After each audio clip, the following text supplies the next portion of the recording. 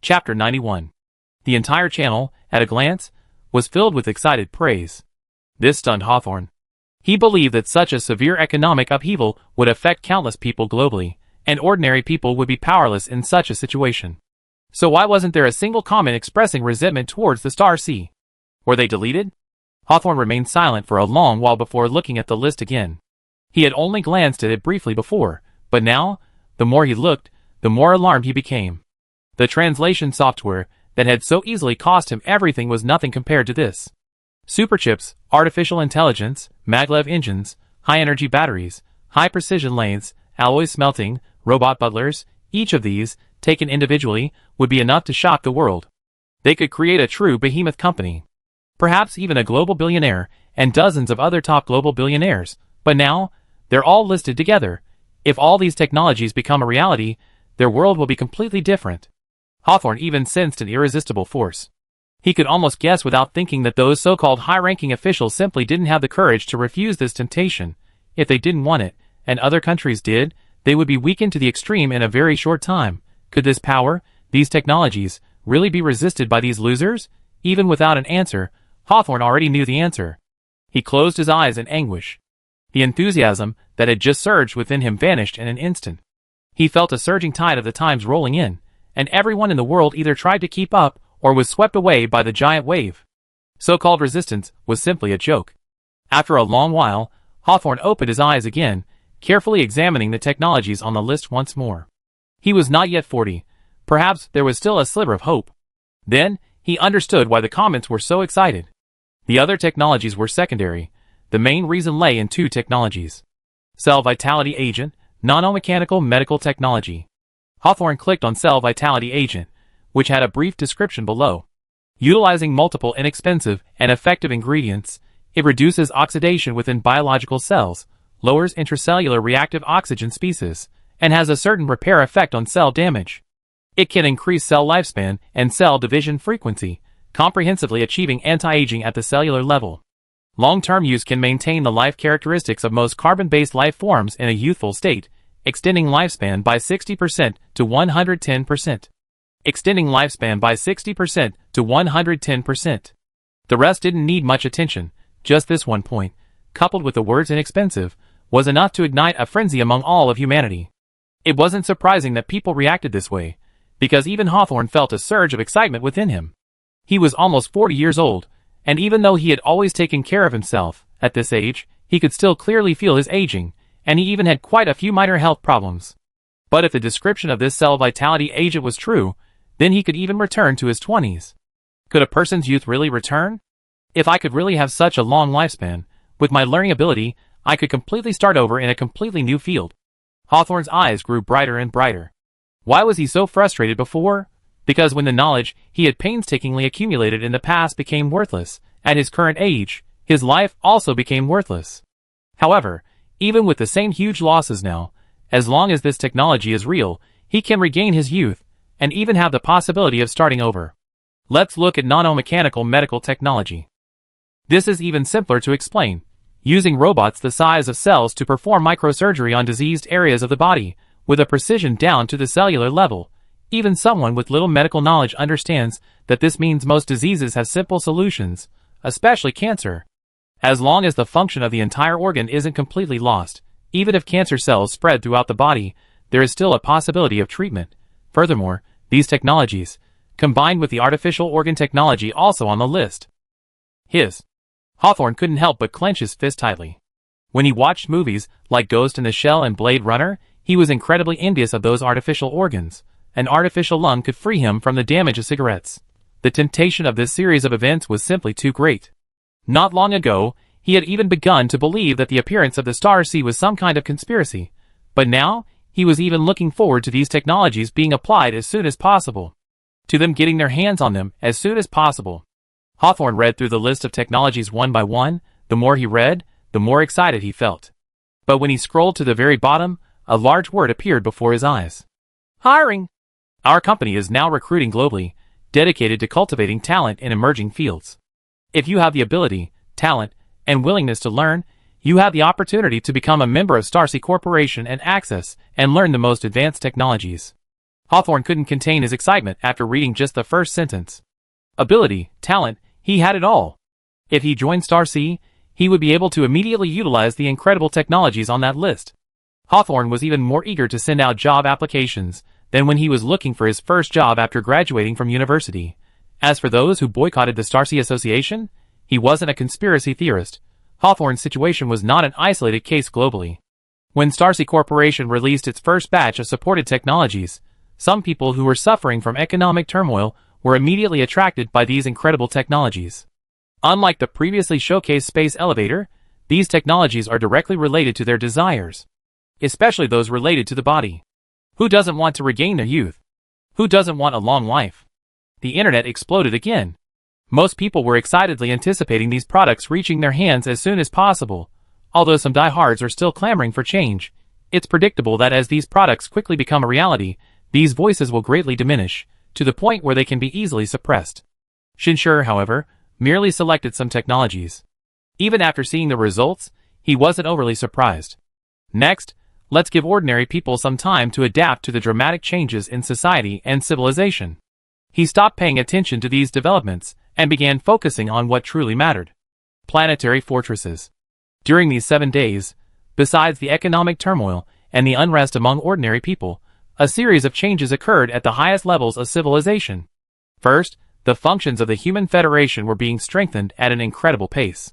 Second, various countries announced a series of cooperative projects with Shanghai. Finally, hundreds of space elevators appeared across the globe.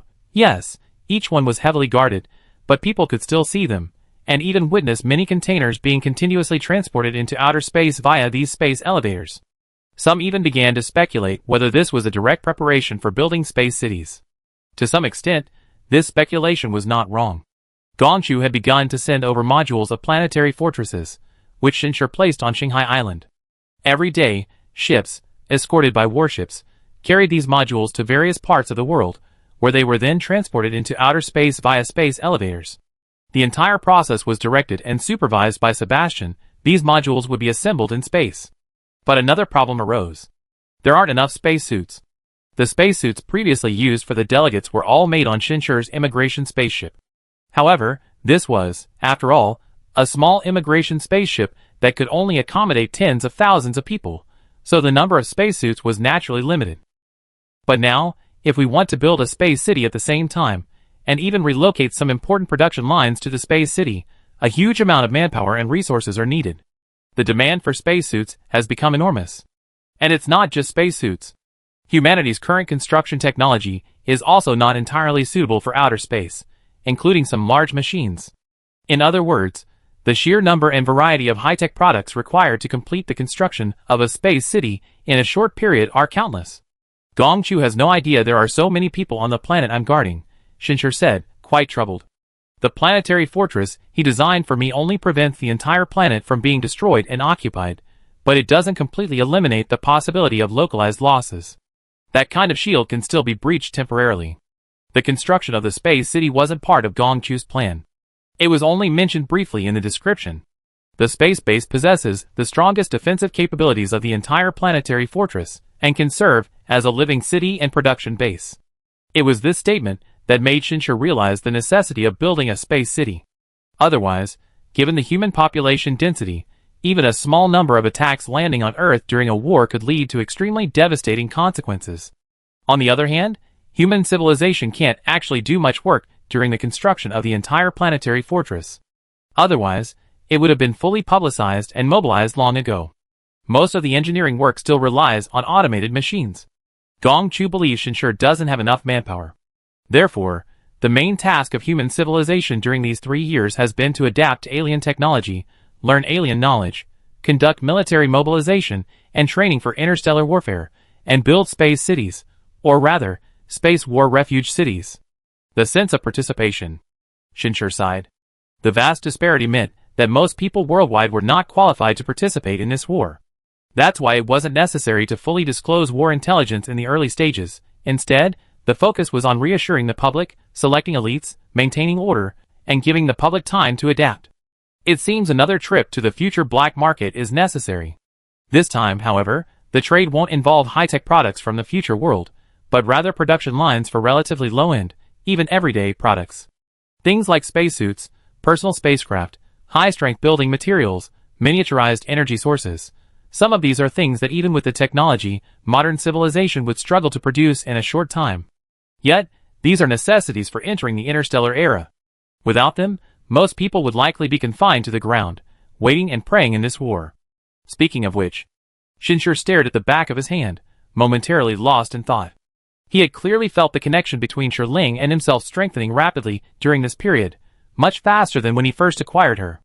Was it because of his recent major actions? When Shinshur decided to try and change humanity's fate, he had always had a question. If he truly changed humanity's fate, would future generations of humanity also change? What he was doing now was already enough to secure his place in human history. If the future he traveled to truly was the future of his own world, then there was no reason why things wouldn't change after he made such a significant move. Shirling's recent action seemed to suggest something. After pondering for a while, Shinshur gave up speculating. The relationship between time and the future was still too profound for him at present. Not to mention him. Even humans in the future didn't have a deep understanding of time. Most of their knowledge was based on conjecture. It seemed to be an extremely profound and mysterious realm, further highlighting Shirling's extraordinary nature. However, there were ways to verify this. Let's go, Shinshur murmured to himself, closing his eyes slightly as his consciousness returned to the black market. He wasn't sure if it was just his imagination. The streets seemed unusually quiet today. He didn't see many people. The few he did see were hurrying along, giving him an impression of extreme urgency. Many shops were even closed. This was something he never encountered on his previous visits. What had happened? Shinshur suddenly had a very bad feeling. He thought for a moment, then instead of wandering the streets, he went directly to the shop where Gong Chu was. Fortunately, the shop was open. The moment he stepped inside, Gong Chu opened his eyes.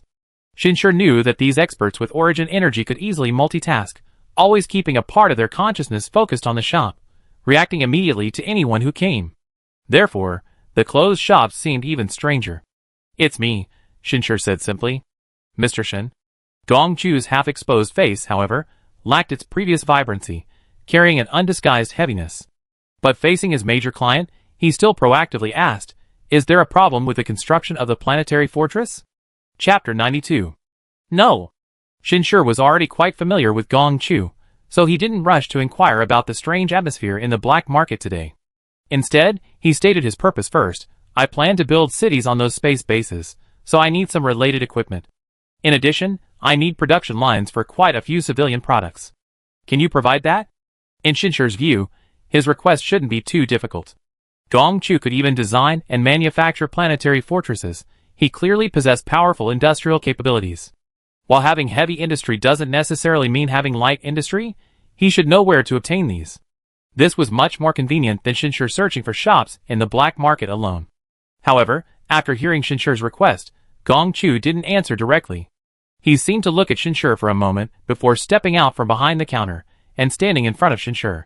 He asked in a slightly cautious tone, "Please forgive my intrusion, Mr. Shin. Have you discovered a life-bearing planet outside the sphere of influence of the mud system that hasn't yet been occupied by other powerful civilizations?" Shinshur's brows furrowed slightly. He knew that his continuous, targeted transactions might allow people in the future world to guess something. But there were other explanations. As long as he didn't reveal his true identity, no one could guess that he came from 3,000 years ago. Even if they did, it would just be speculation. However, according to the rules of the black market, Gong Chu shouldn't have asked that question. Since he was anonymous, it meant he had many secrets he didn't want others to know. Prying into a client's secrets was a major taboo, let alone for such an important client as him. So Shinshur remained silent, but this silence itself was an expression of dissatisfaction. "Mr. Shin, haven't you received the news?" Gong Chu seemed to sense Shinshur's attitude, a hint of realization dawning on him. His tone then turned somber. "Humanity within the solar system may face annihilation. That's why I asked. If you, sir, have indeed discovered and taken control of a life-bearing planet outside the control of the mud system, then many people on your home planet might be willing to pledge allegiance to you. These people will bring abundant resources, and might even be willing to inscribe their primal energy seals, which could bring enormous benefits to your clan." Annihilation. Shinshur was stunned, then his heart tightened. He knew that the future of human civilization wasn't good either. After all, even at D level, within the mud system, they were still merely a civilization being raised by ranchers. Moreover, a powerful sea-level civilization was nearby. But judging from Gong Chu's tone, it was already annihilation? No wonder the black market had suddenly become so deserted. But what exactly is going on? His biggest trump card right now is the future human civilization. The planetary fortress's defense system isn't even fully built yet. If something happens to this future human civilization, and consequently these transactions also fall apart, it will directly impact this defensive war in modern society. What's going on? Shinshur asked. His voice was emotionless in his anonymous state, but he was indeed anxious. Gong Chu gave the distinguished guest before him a deep look. In truth, even if Shinshur hadn't come today, he would likely have had to take the initiative to approach him under the guise of a transaction in a few days. He had a hunch about the guest's origins. It was probably an ancient clan that had fled to other star systems hundreds of years ago. Their strength might not be great, but their cultural heritage was profound. If they had indeed discovered a life-bearing planet, it could even serve as a crucial spark for human civilization. At this moment, Gong Chu slowly explained, since defeating the Voran fleet, for over 2,000 years, we have been under the supervision of the Dake civilization. Every 12 years, we have been forced to offer a portion of our people to the ranchers. Our civilization's culture, heritage, and history have also been highly controlled, all to prevent our civilization from producing true origin masters. If it were only this, we could have survived within the mud system like other D-class civilizations. However, we have this place. He pointed to the ground. Shinshur seemed to understand. Yes, as mentioned before, this black market possesses power that shouldn't belong to human civilization at all. This technology, capable of massive material transfer regardless of distance, is a remarkable black technology in future human civilization, and even within the entire mud system. It gives humanity another trump card, and also a possibility of escaping the mud system. Shinshur had a vague idea of what Gong Chu was going to say next. Sure enough, Gong Chu continued, although the Dake civilization has always maintained strict control, not allowing us to possess any immigrant ships, even for long voyages, we can only rely on the logistics system established by the mud system. However, the emergence of the black market terminal has broken this restriction. Even without immigrant warships, we can resupply during long voyages through black market transactions. Furthermore, if someone settles down in a safe place, we can use the powerful transfer capabilities of the black market terminal to relocate a small number of people there. Shinshur nodded slightly. Actually, he had this idea after learning about the definition of a migration ship last time. After all, the difference between a migration ship and a regular ship lies in their ability to be self-sufficient. Energy, living supplies, even research bases and production lines can all be obtained through the black market. As for migrating people, judging from the situation with the energy batteries, it seems that as long as they remain in a dormant, sealed-off state, it can be achieved, even if the fleeing humans can't bear too much. At least this is a possibility. But if the disaster Gong Chu mentioned is related to this, Shinshur had a very bad feeling. Gong Chu continued, therefore, most humans who obtained black market terminals began attempting to escape the mud system. They relied on the black market and ordinary spaceships to undertake long-distance voyages, ultimately claiming crashes to evade the monitoring of the Dake civilization. However, even though we have maintained strict control over these numbers, the Dake civilization has still managed to detect something over the centuries. We received news a few days ago that 2 years from now, during the offering ceremony, humanity may face its most severe investigation yet. Gong Chu's tone carried a barely concealed despair. Even though they had been extremely careful in their concealment, they couldn't escape this day. But the more this was the case, the more everyone who obtained a black market terminal wanted to escape. Staying in the mud system meant that humanity would forever remain merely a pampered asset, subject to strict surveillance and constantly at risk of being reduced to batteries. Before stronger races and civilizations, they were as insignificant as ants. Given the opportunity to escape, who would choose to remain? For centuries, this had been the case. But now, the Dake civilization had finally discovered something. Although there was no evidence that they had discovered the black market, the next offering, at the latest the year after, would inevitably trigger a full-scale investigation by human civilization. At that time, no matter how secretly the black market was hidden, it would inevitably be exposed. Because the massive transactions that had been taking place for centuries could not have been without any trace. And once this black technology was exposed, given the weakness of human civilization, destruction would be almost inevitable. Humanity at present was simply powerless to resist a powerful civilization like the Dake civilization. To call it a catastrophe would not be an exaggeration. Is there only 2 years left until the next investigation? Shinshur asked. He was equally alarmed by this situation. And wasn't this too much of a coincidence? Human civilization had possessed this black market for centuries without any problems, but now that he had acquired it, problems were about to arise. Even if there was no logical flaw, it still gave Shinshur a strange feeling of why did I have to encounter this? They probably don't have concrete evidence. According to the Supreme Treaty of Mud, aside from the time for offering sacrifices, they can only monitor our civilization and cannot interfere too much. But judging from the sudden increase in surveillance during this period, and the intelligence we obtained through certain channels, the intention of the large-scale investigation is quite clear. Many people on our home planet are already making their last stand. If Mr. Shin really has control of a life-bearing planet, this is a good opportunity to profit, Gong Chu said again. In Gong Chu's mind, Shinshur's clan might have acquired the black market hundreds of years ago, enabling them to sail so far. Perhaps they had already escaped the mud system. As for why Mr. Shin only recently reappeared in the black market, it's possible that the black market's legacy was lost during this long voyage and was only recently recovered. This could explain why Mr. Shin, despite possessing such a rich cultural heritage, was unable to contend with an enemy roughly equal in strength to the former Voran fleet. However, none of this is important. What truly matters is, judging from the construction needs of the planetary fortress and the space city, Mr. Shin and his group have very likely discovered a life-bearing planet with an indigenous civilization. Even if not, they have a long-term plan to establish a foothold. And if it truly is a life-bearing planet far from the mud system surveillance area, inhabited only by an enemy roughly equal in strength to the Voran fleet, then many on their home planet would be tempted.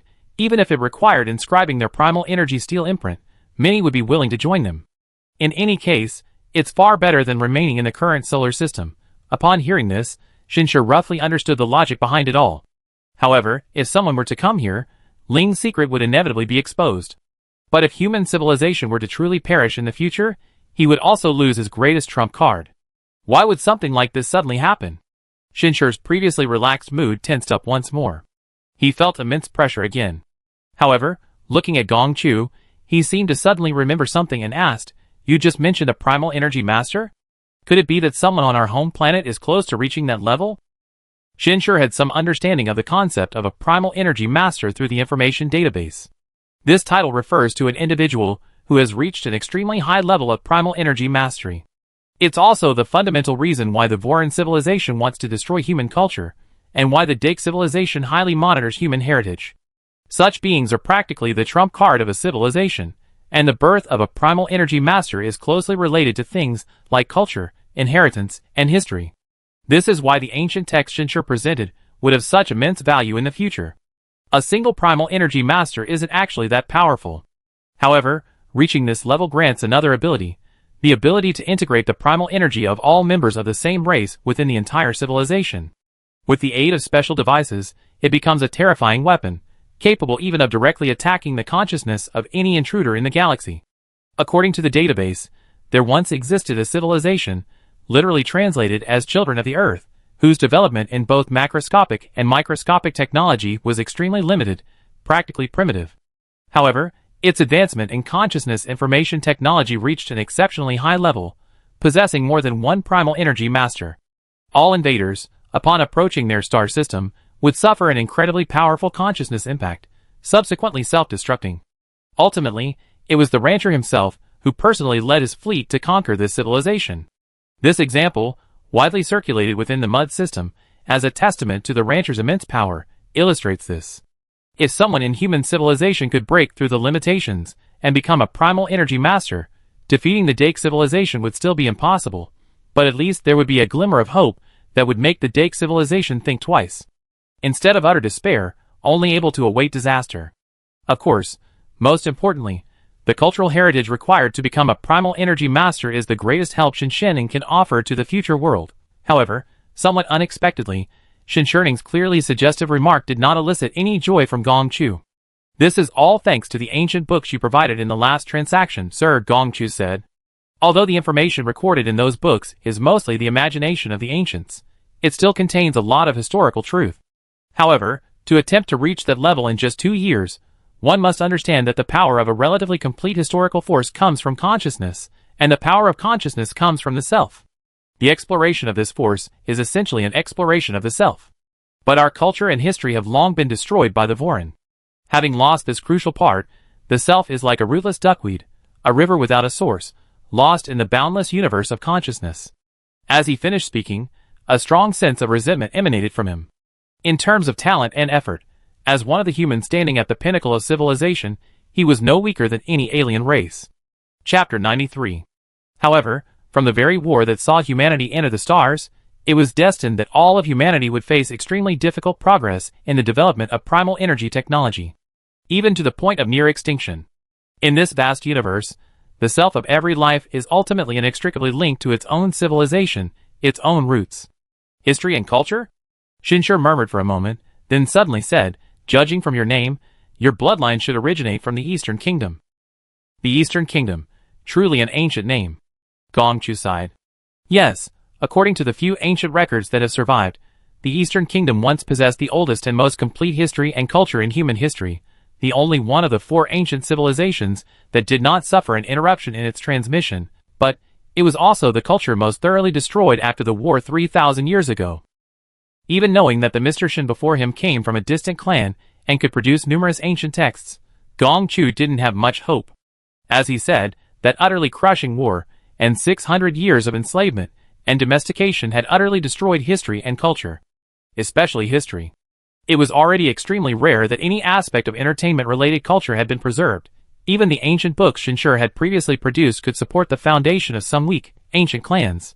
Given enough time, perhaps he could have used the information extracted from these ancient books to barely sketch out his own origins.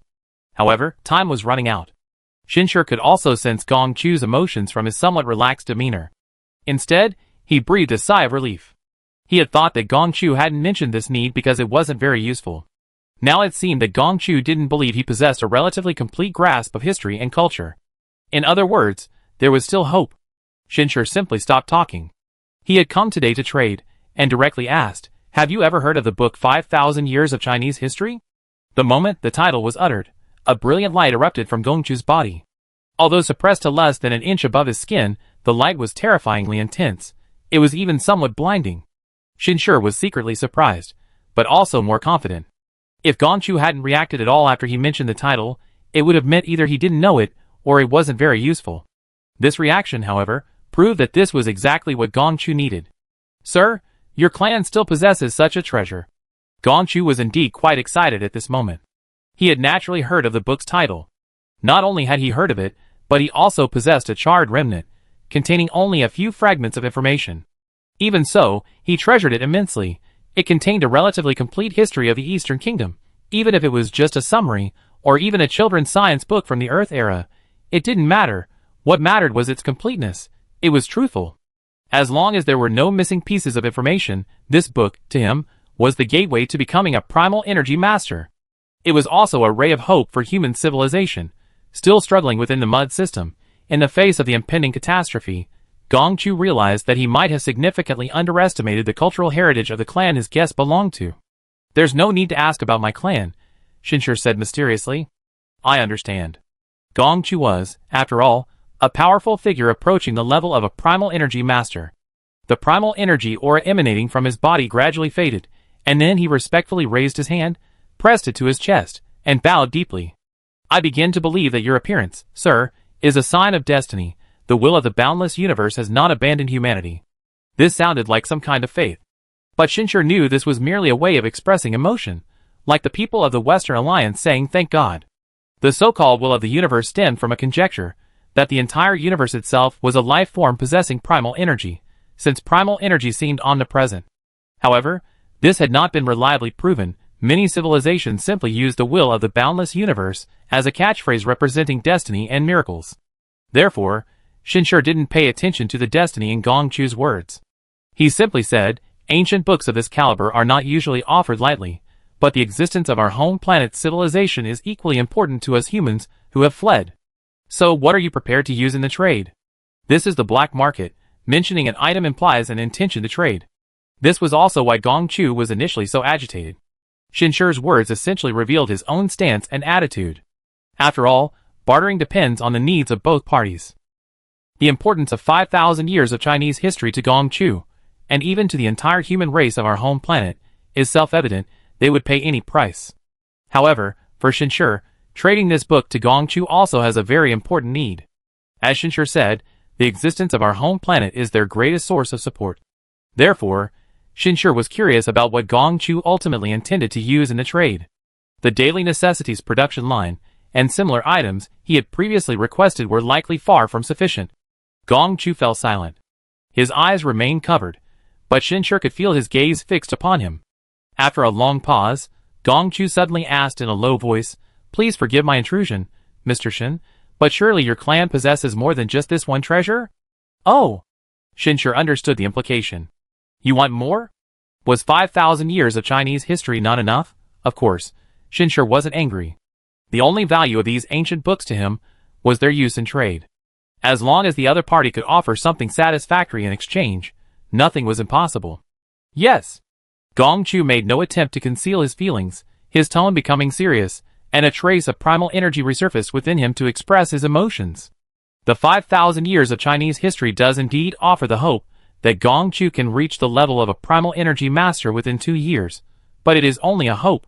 The exploration of one's own roots and the understanding of one's own race require more than just a simple introduction to history. Culture is equally important. If your clan has preserved more of humanity's past, then every bit more increases humanity's hope. This was complete openness, even a heartfelt confession. Everything was laid bare. And now, Shinshur also admitted, "Indeed, my clan has preserved many cultural traditions, especially those of the Eastern Kingdom." Since that's the case, Gongchu took a few steps back, and the intense light of primal energy once again emanated from his completely mechanical body. This time, it wasn't due to emotional excitement. It was a transmission of emotion. Yes, at this moment, Shinshur felt his excitement, joy, and determination. Gongchu even knelt on one knee before him, speaking in an ancient ritualistic tone, almost chanting, "The bargaining chip I offered is the entire Dongfeng Legion, including myself. I am willing to be inscribed with the primal energy seal of submission, forever obeying your commands." Shinshur remained silent, but not overly surprised, because he had actually guessed this possibility. After all, according to Gongchu, the future of humanity was already precarious. In fact, from the beginning, he had said that some people on the home planet wanted to use the black market to join the forces of those who had fled abroad, and had even asked Shinshur if he was willing to accept them. The some people Gongchu spoke of might very well include himself. Therefore, Shinshur's current silence was actually a sign of deep thought. He didn't understand what Gongchu meant by the primal energy seal, but he could roughly imagine it as some kind of primal energy technology used to restrict individuals. After all, primal energy technology is about exploring consciousness, and control is one of its most fundamental applications. The existence of such a technology wasn't surprising. But if the effects were significant and reliable, could they consider bringing some people from the future to the present day 3,000 years ago? This was the first time Shinshur had considered this possibility. He had always been extremely cautious about this question. If the black market is a treasure capable of destroying future human civilization, then Ling is countless times more powerful. This is a treasure whose leakage would inevitably trigger disaster. However, even if future human civilization possesses origin masters, it's not guaranteed they can survive this crisis. If future humanity truly faces extinction, absorbing some of the future world's elite, their equipment, and support might be Ling and the black market's last chance to exert their influence. If anonymity were removed, one could see Shinshur's brows were tightly furrowed. At this moment, Gongchu also understood that Shinshur was pondering. Maintaining his half-kneeling posture and head bowed, seemingly misunderstanding Shinshur's thoughts, he suddenly spoke up. "Mr. Shin, all transactions within this black market are protected by the black market terminal." "What do you mean?" Shinshur asked. "The transaction of the primal energy seal can also be completed under the witness of the black market," Gongchu said. In his view, Mr. Shin's biggest concern was probably that he, a quasi-primal energy master, would tamper with the primal energy seal. But Gongchu didn't have such thoughts.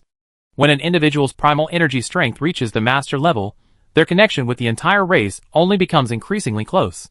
Therefore, the importance of this being who holds the remnants of the race's culture in his hands to him, and to the entire race is self-evident.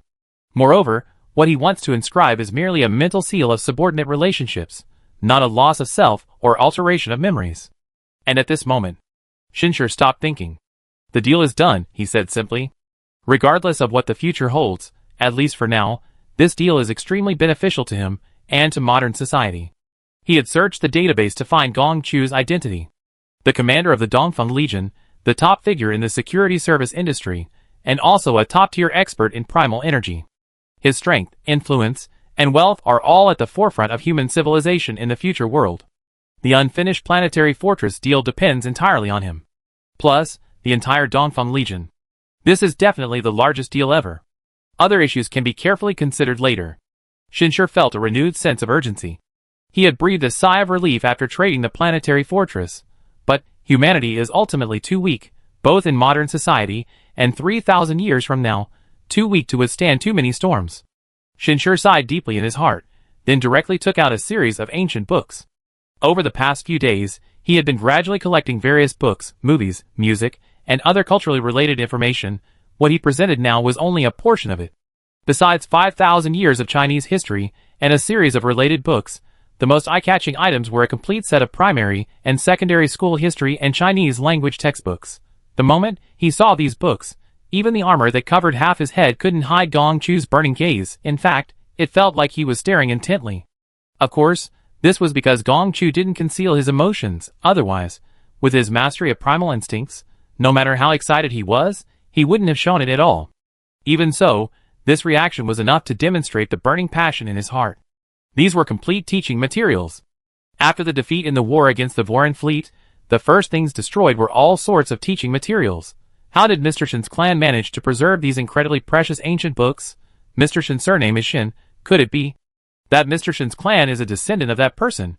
If so, then it seems not inexplicable. Just for these ancient books to have survived to this day, you and your clan deserve the gratitude of all humanity. Gong Chu remained kneeling, looking up at the books, murmuring as if talking to himself, hopefully, this can change the fate of humanity. Change the fate of humanity. Shinshur listened to these words, speechless.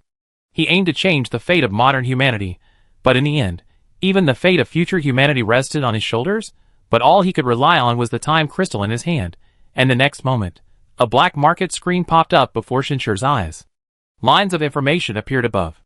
A user named Gong Chu is requesting your consciousness information to inscribe the primal energy seal. Transaction confirmation received. Information being transmitted. Information transmitted. Transaction verification in progress. Transaction verification complete. The primal energy seal has self-inscribed and is under review. Review complete. Confirmed as a subordinate primal energy seal. According to the seal's contents, you can issue any command to the user named Gong Chu, provided it does not endanger the survival of the human race. Compliant with transaction terms. Transaction complete. Chapter 94. Is that all? Shinshur felt nothing at all.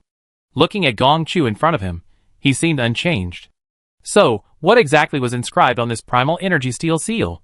Shinshur felt completely bewildered. He already knew quite a bit about the future, but clearly, he was completely ignorant of some higher-level information, such as this primal energy steel seal. Finally, looking at Gong Chu, who remained in the same posture but whose emotions had changed to obedience and respect, Shinshur decided to ignore it for now. Even without this thing, he had to trade these ancient books as much as possible. Otherwise, if future human civilization were to truly perish, all the ancient books and antiques he possessed would become worthless. However, this transaction at the black market was truly unexpected. The gain seemed substantial, but the single, terrible top-ranked news of the crisis of the future world overshadowed all the gains. With all this, how confident are you? Shinshur asked. I can only be absolutely certain. Gong Chu's words sounded full of confidence, but Shinshur could see that what truly swelled within him wasn't confidence, but determination. Humanity's hope was inextricably linked to his success. Shinshur could now understand this feeling. He nodded, saying nothing more. He knew that if these ancient texts weren't enough, Gong Chu would speak again. Since there weren't enough, it meant the remaining issues weren't about the ancient texts themselves. Then, there was nothing he could do. After some thought, since he had Gong Chu as a subordinate, Shinshur decided to be more direct. He said, "We have indeed discovered a habitable planet, with some indigenous inhabitants, who haven't yet left. However, this planet has also been targeted by another civilization with an interstellar fleet." This provided a new explanation for their previous transaction and his own identity. Gong Chu wasn't surprised. This aligned with his suspicions. He maintained his composure and asked respectfully, "Does the captain intend to support the development of that indigenous civilization?" "That's right," Shinshur replied, adding, but more importantly, in this interstellar war, that habitable planet has also been discovered by an interstellar fleet. If we can't defeat that fleet, then this habitable planet, along with its indigenous civilization, will have to be surrendered. The most difficult lie to expose is one that presents the truth in a similar way. A mix of truth and falsehood, as long as it makes sense, won't be easily suspected. Especially since Shinshur could roughly guess Gong Chu's thoughts, and had some basic understanding of interstellar affairs. The scenario he described is actually quite probable. Short-distance planetary exploration isn't particularly difficult, and if two civilizations are close enough, discovering each other and then starting a war is a highly likely event. Gong Chu naturally had no doubts. In fact, his mind was racing. He knew that the new commander's clan's military strength was probably not very high. That's why he was hesitant and unwilling to let the Dongfeng Legion go directly there. This is normal. The primal energy seal only represents the individual commander, not everyone in the Dongfeng Legion. Furthermore, if the Legion commander isn't the most capable, various problems are bound to arise. He thought for a moment, then looked at Shinshur and suggested, the Dongfeng Legion has a batch of old warships that don't have high requirements for their users. Since there's an indigenous civilization on that planet, perhaps the commander could select elites and use learning devices for rapid training to establish a space fleet. Because of the high cost of engines, the actual cost of warships far exceeds the defensive systems associated with planetary fortresses. Moreover, although those warships are outdated, they can still perform some relatively simple tasks to train new recruits, and their technological imprints might conceal Dongfeng Legion military secrets. Therefore, Gong Chu hadn't brought this up before. But now it's different. The entire Dongfeng Legion belongs to Shinshur. Gong Chu has even changed his form of address. Let alone some old warships. If Shinshur agrees, he wouldn't be able to refuse even if he brought the entire Dongfeng Legion along. This news brought another sigh of relief to Shinshur. Although he didn't know the level of the old warship Gong Chu mentioned, he figured it wouldn't be too different. With the planetary fortress and these warships, dealing with the Voran fleet from 3,000 years ago shouldn't be a problem. However, Gong Chu's next sentence filled Shinshur with horror. However, Commander, you still need to be careful.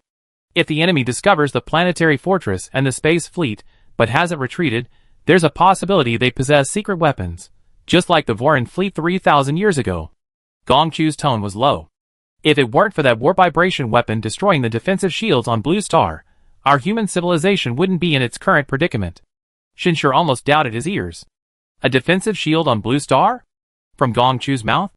If it weren't for the anonymity of the light, Gong Chu could even see the incredibly sharp gaze of their new commander of the Dongfeng Legion. Shinshur remembered very clearly the history he had seen in the future. The Voran fleet directly descended upon Blue Star, and within a week, humanity surrendered without any resistance. Where did this defensive shield come from? These few words alone can only mean one thing. The future of history has been altered, but why hasn't humanity's future changed at all?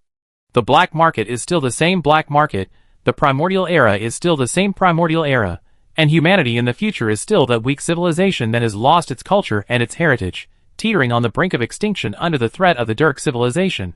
Wait, the Voran fleet's secret weapon destroyed the defensive shield on Blue Star? That means, even with planetary fortresses and a space fleet, humanity still lost? Shinshur's honed mastery of primal energy was of great help at this moment. Although his heart was in turmoil, he forced himself to calm down as quickly as possible. Indeed, we must be careful, he said slowly. But even your planetary fortress design can't withstand this secret weapon? Because the previous deal, Commander, used the Voran fleet from 3,000 years ago as the hypothetical enemy, my planetary fortress design also imitated the defensive facilities of Blue Star 3,000 years ago. Although the specific details of that design have been lost, it is said to have come from another mysterious and powerful interstellar force, and every aspect was considered very thoroughly, Gong Chu replied. However, that warp oscillation device comes from the Dike civilization, and the technological level is no longer the same. The outcome of that war 3,000 years ago was already predetermined when this weapon came before Blue Star. Shinshur remained silent for a long time. He suddenly thought of a sentence. Time is an unchangeable, unbreakable circle. Imitation? The planetary fortress of 3,000 years ago originated from the future, yet the design of the future imitated the past. There's one more thing. I realized I know too little about the situation on our home planet. Prepare a top-level information database for me, preferably. One that can be updated in real time. Shinshur controlled his emotions. He needed to know what had happened in the altered history of the future world. Yes. Gong Chu had already assumed the posture of a subordinate. Then keep these ancient books safe. I hope you can take that step. After Shinshur finished speaking, and after Gong Chu's reply, before even leaving the shop, his figure slowly disappeared. He had logged off. Back in his body, looking at the back of his hand, Shinshur's gaze still held an uncontrollable horror. So, it wasn't that his changes to the modern world hadn't affected the future. Human history in the future world had already been changed. But the future world 3,000 years later remains unchanged. Yes, there's only one explanation. He failed. What exactly happened? Shinshur clenched his fist slightly. If it really came to that, would I have stubbornly refused to bring the entire Dongfeng Legion over? Yes, the next investigation by the Dake civilization is in 2 years, and the Vorin War is in 3 years. If Gongchu also fails, or succeeds, but it's still useless, then I have no trump card left for the deal. No, I can't just stand by and watch the Dongfeng fleet perish. His mood was extremely agitated. After trading the planetary fortress, he felt that the war with the Vorin fleet, while not foolproof, was at least highly probable. After all, this planetary fortress was designed by humanity in the future world with the Vorin fleet as their hypothetical enemy. If the Vorin fleet possessed such a powerful secret weapon, why didn't they reveal it during the last trade? No, perhaps history hadn't changed to this extent during the last trade? So, the oversight still occurred in the present? Is the future truly unchangeable? He stared intently at the time crystal in his hand, his mind churning. If it can't be changed, then what's the point of this thing in my hands? No, the history of the future world has been changed, which means the future should be able to be changed. But what about the Vorin fleet's secret weapon? What happened in the war 3 years later? Just as Shinshur was trying to sort out this drastically changed situation, Gongchu brought a completely new database. It wasn't the database from the last collector's trade, but a database backed up with Gongchu's own permissions. It was even updated periodically. Shinshur couldn't wait to use the black market terminal to access the information. Then he searched for the war from 3,000 years ago. The history of the future world had indeed changed. Shinshur saw himself within that history. A human surnamed Shun, returning from a mysterious interstellar force, warned the higher echelons of civilization.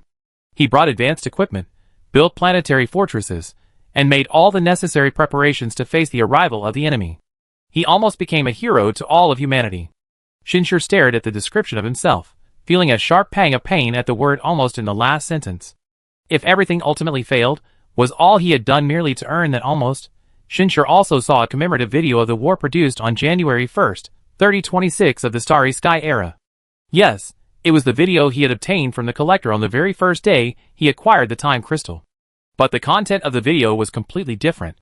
Above a city engulfed in flames, the wreckage of space cities plummeted, trailing long plumes of fire, engulfing countless human remains. Higher still, the azure shields crumbled, and ferocious warships tore through the sky, crashing into the fallen planet. This was the final scene of that battle. Then, lines of text appeared. April 25, 2028 AD, and human history was forever altered. The long dark period of the Starry Sky era began with the complete fall of Blue Star. The founder of the Star Sea Corporation, once a savior of hope, has vanished without a trace. On May 27th, the Earth Federation Command, representing 198 nations worldwide, announced its surrender. On the same day, the Star Sea Corporation dissolved. 1.3 billion people lost their lives in this war. The survivors lost everything, including dignity, freedom, hope, culture, and history. We did nothing wrong. Our only fault was our weakness. This image commemorates the beginning of the Starry Sky era. Produced January 1st, Starry Sky era 3026. Looking at the lines of text, everything had returned to square one. He seemed to have changed something, yet he hadn't changed anything at all. A strange thought suddenly surfaced in Shinshur's mind. Time has a binding force. While he peered into the future, he also gave birth to destiny. Shinshur couldn't help but ask, could this destiny be broken? The answer was yes. This altered history before him was the best evidence. However, he couldn't give destiny any chance. Shinshur stared at the back of his hand. He had a feeling that the thought that had just surfaced in his mind was a message from Shi Ling, and even more so, a warning. Wanting to be a changer of destiny, it really isn't that easy. Shinshur closed his eyes slightly, as if to etch this sense of defeat into his heart. Wait. Shinshur suddenly seemed to realize something, and carefully examined this sparsely recorded history again. Sure enough, it only mentioned the planetary fortress he built, but not a single word mentioned a space fleet, But the warships Gong Chu mentioned would arrive soon. Could this mean this future didn't fully account for the decisions and transactions he made 3,000 years in the future? A sudden realization dawned on him, telling him that this conjecture was correct. Each use of the time crystal is a shake of fate. Whoever wields the time crystal holds the power to change destiny. But if he doesn't continue to change it, everything will return to its original fate. Chapter 95. It's like this. Shinshur closed his eyes again. This was undoubtedly good news. It told him there was still hope. But it was also bad news. It told him everything was incredibly difficult. But he had no choice. The savior who had brought hope, the founder of Starcy Company, had vanished without a trace. These words pierced Shinshur's heart deeply. He created Starcy, changed the world, built the planetary fortress, and brought hope. But all of this, in the future history of humanity, was reduced to just vanish without a trace. So he understood. This was a war where, if they failed, everything they had done was meaningless. The words he had once spoken to others, he now had to say to himself. It's too early to talk about victory. Shinshur looked once more at the new information database. It contained a wealth of information, although some required payment. Given Gongchu's financial resources, it wouldn't be a problem. First, let's compare it with previous history. Humanity's defeat was delayed by 2 years. It was originally scheduled for 2026, but now it's 2028. The war lasted for 2 years, but all human records were destroyed after the defeat. Only centuries later, after humanity defeated the Vorian fleet, were records of the war found within the Vorian archives. Shinshur read through all this information carefully, word for word. This was the war record told from the Vorian fleet's perspective. Upon entering the solar system, 2 years travel time at sublight speed from Earth, the Vorians discovered that their reconnaissance units were losing contact one by one. They began to collectively slow down and halt their advance. Increased the deployment of reconnaissance forces. These reconnaissance forces became even more cautious. They quickly discovered a black box released by one of the missing reconnaissance units before its destruction. The black box revealed that a small warship equipped with advanced weaponry had destroyed the reconnaissance force. This intelligence underwent a specialized assessment, determining that the small warship possessed warship technology at least at the Mud D-class level. It had faster acceleration, better stealth, fiercer firepower, and even carried energy weapons. This last point heightened the alert of the Vorian fleet leader. The target planet had very likely already been discovered by other civilizations, or perhaps a civilization at least at the D-class level had already developed there. The Vorian chieftain consulted the Dake civilization about their space base at the nearest node. Subsequently, the Dake base, using powerful warp technology, delivered a secret weapon, a warp oscillation device. This device could completely destroy most entities within a specific area by oscillating the warp of space. By reducing its power and adjusting its range, it could even be used to restrict the use of warp engines, and even warp engines, within a certain range. Analysis in the database suggests that this device, within the Dake civilization, is not considered a weapon, but rather a warp adjuster for the node. This indicates that the Dake base at this node was likely not a military base 3,000 years ago. However, even as an adjuster, it's not something a planetary fortress of Earth's caliber could withstand. However, according to Vorian records, the Dake base's original purpose in sending this device was not to help the Vorian civilization defeat humanity, but to capture Shinshur's warship to investigate the origins of this unknown vessel. They couldn't find any supply information for the warship at any of the dozens of nearby supply points, suspecting it was an illegal immigrant warship. So, the Vorian fleet continued its journey. The war began. With the planetary fortress in place, the Vorian fleet faced numerous attacks and traps, making their journey difficult. However, they also noticed that the planetary fortress was Blue Star's greatest defensive force. Therefore, they changed their war strategy, focusing all their efforts on escorting the warp oscillation device to Blue Star. Activate the device. Then, the scene recorded in the image unfolded. The heavens fell, Blue Star collapsed. Shinshur finished reading all the information and remained silent for a long time. From his current perspective, there were too many unexpected things in this war. Not just the secret weapon. There was also the Vorian fleet's vigilance, the Vorian fleet's connection with the Dake civilization, the existence of the Dake civilization's node base, and the Dake civilization's support for the Vorian fleet. It was ironic. It was clearly the Dake civilization that destroyed the Vorian civilization, yet, in his previous impression, the Vorian fleet, whose civilization had been destroyed and could only wander eternally in the endless sea of stars, responded without hesitation when requesting help from the Dake civilization. And the Dake civilization's response was just as swift. The two seemed to be like master and servant, trusting each other implicitly. This message didn't mention the status of the spaceship, but Shinshur could roughly guess. Aside from being used to destroy the reconnaissance force, it was probably hidden away as his last escape route. So, he successfully escaped, perhaps? He took his family, took AIXINR, and fled far away, just as he had initially planned. However, this future was not the future he wanted. This future seems as if I haven't conducted any further transactions through Shirling since then, not even obtaining this current intelligence through Shirling. Shinshur looked at the back of his hand again, pondering, what exactly is it? Some kind of prediction of the future? A parallel world line? But I did change the history of the future world. Never mind, I observed later. Right now, I just need to know that I can't let it become my future and humanity's future.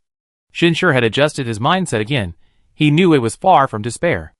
Facing this history, he was now more prepared. The space fleet was one thing, but more importantly, it was this intelligence. Yes, Shinshur had seen another huge trump card the future world offered him. Intelligence obtained directly from the enemy's perspective could play an incredibly significant role. However, he had already seen the flaws in the planetary fortress from this future. As long as the Boran fleet disregarded sacrifice and costs, it could still reach Blue Star. After all, Earth's defenses should be the strongest possible. Realizing this, the most urgent task was to build a qualified interstellar military. He pondered for a moment, and then sent a message to Todd and the others. Come to the island and prepare for military preparedness.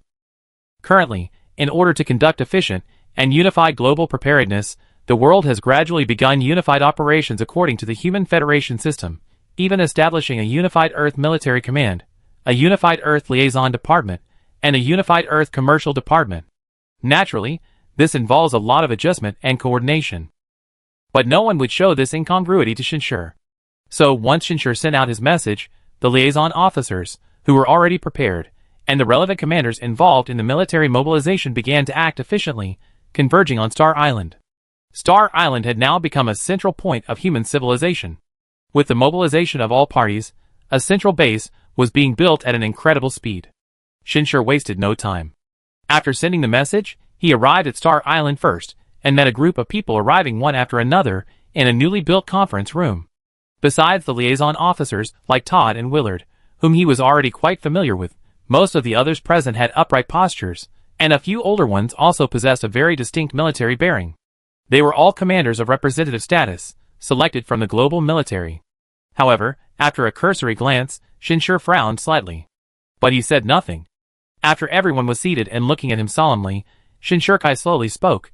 Without further ado, I have two things to announce. First, I rented a fleet of spaceships. His very first sentence moved everyone present.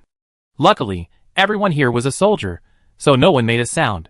But their expressions alone revealed the turmoil in their hearts. Spaceships. Shinshurkai's arrival, while ushering humanity into the interstellar era, also brought immense suffering to these people before him. Because their once proud armies, the Navy, Army, and Air Force, had all become utterly meaningless. In the starry era, only interstellar legions could be considered true armies. They had thought this would take a long time, but unexpectedly Mr. Shin possessed such extraordinary abilities that he could even rent spaceships. Whatever the reason, this was incredibly good news for them. Seeing the crowd gradually calm down, Shinshur nodded slightly and continued, the second matter is that I need to select soldiers for the interstellar legions from across human civilization. They will be trained and cultivated to build a qualified interstellar legion in the shortest possible time. This matter moved the crowd again. But still, no one spoke. Until Shinshur spoke, if you have any questions, raise your hands. Although you are all first-class commanders of the Human Federation, in this war, you are still just trainees. You need to learn everything quickly. This was true, so a flurry of hands shot up. They seemed very eager. Shinshur looked at a man from the east sitting on his far right, about 40 years old, with a square face, a resolute expression, and a robust physique. In the current Human Federation Army, individual ranks are no longer considered. Instead, a unified rank system is used, with grades 1 through 9 for greater simplicity. Therefore, the people here are not wearing any of the old rank insignia. However, Shinshur guessed that his former rank must have been quite high. Glancing at the command badge on his chest, Shinshur said, Commander Lu Jiaming. Lu Jiaming stood up with perfect posture, his voice loud and clear. I hope Mr. Shin can explain the specific requirements for soldiers in interstellar warfare.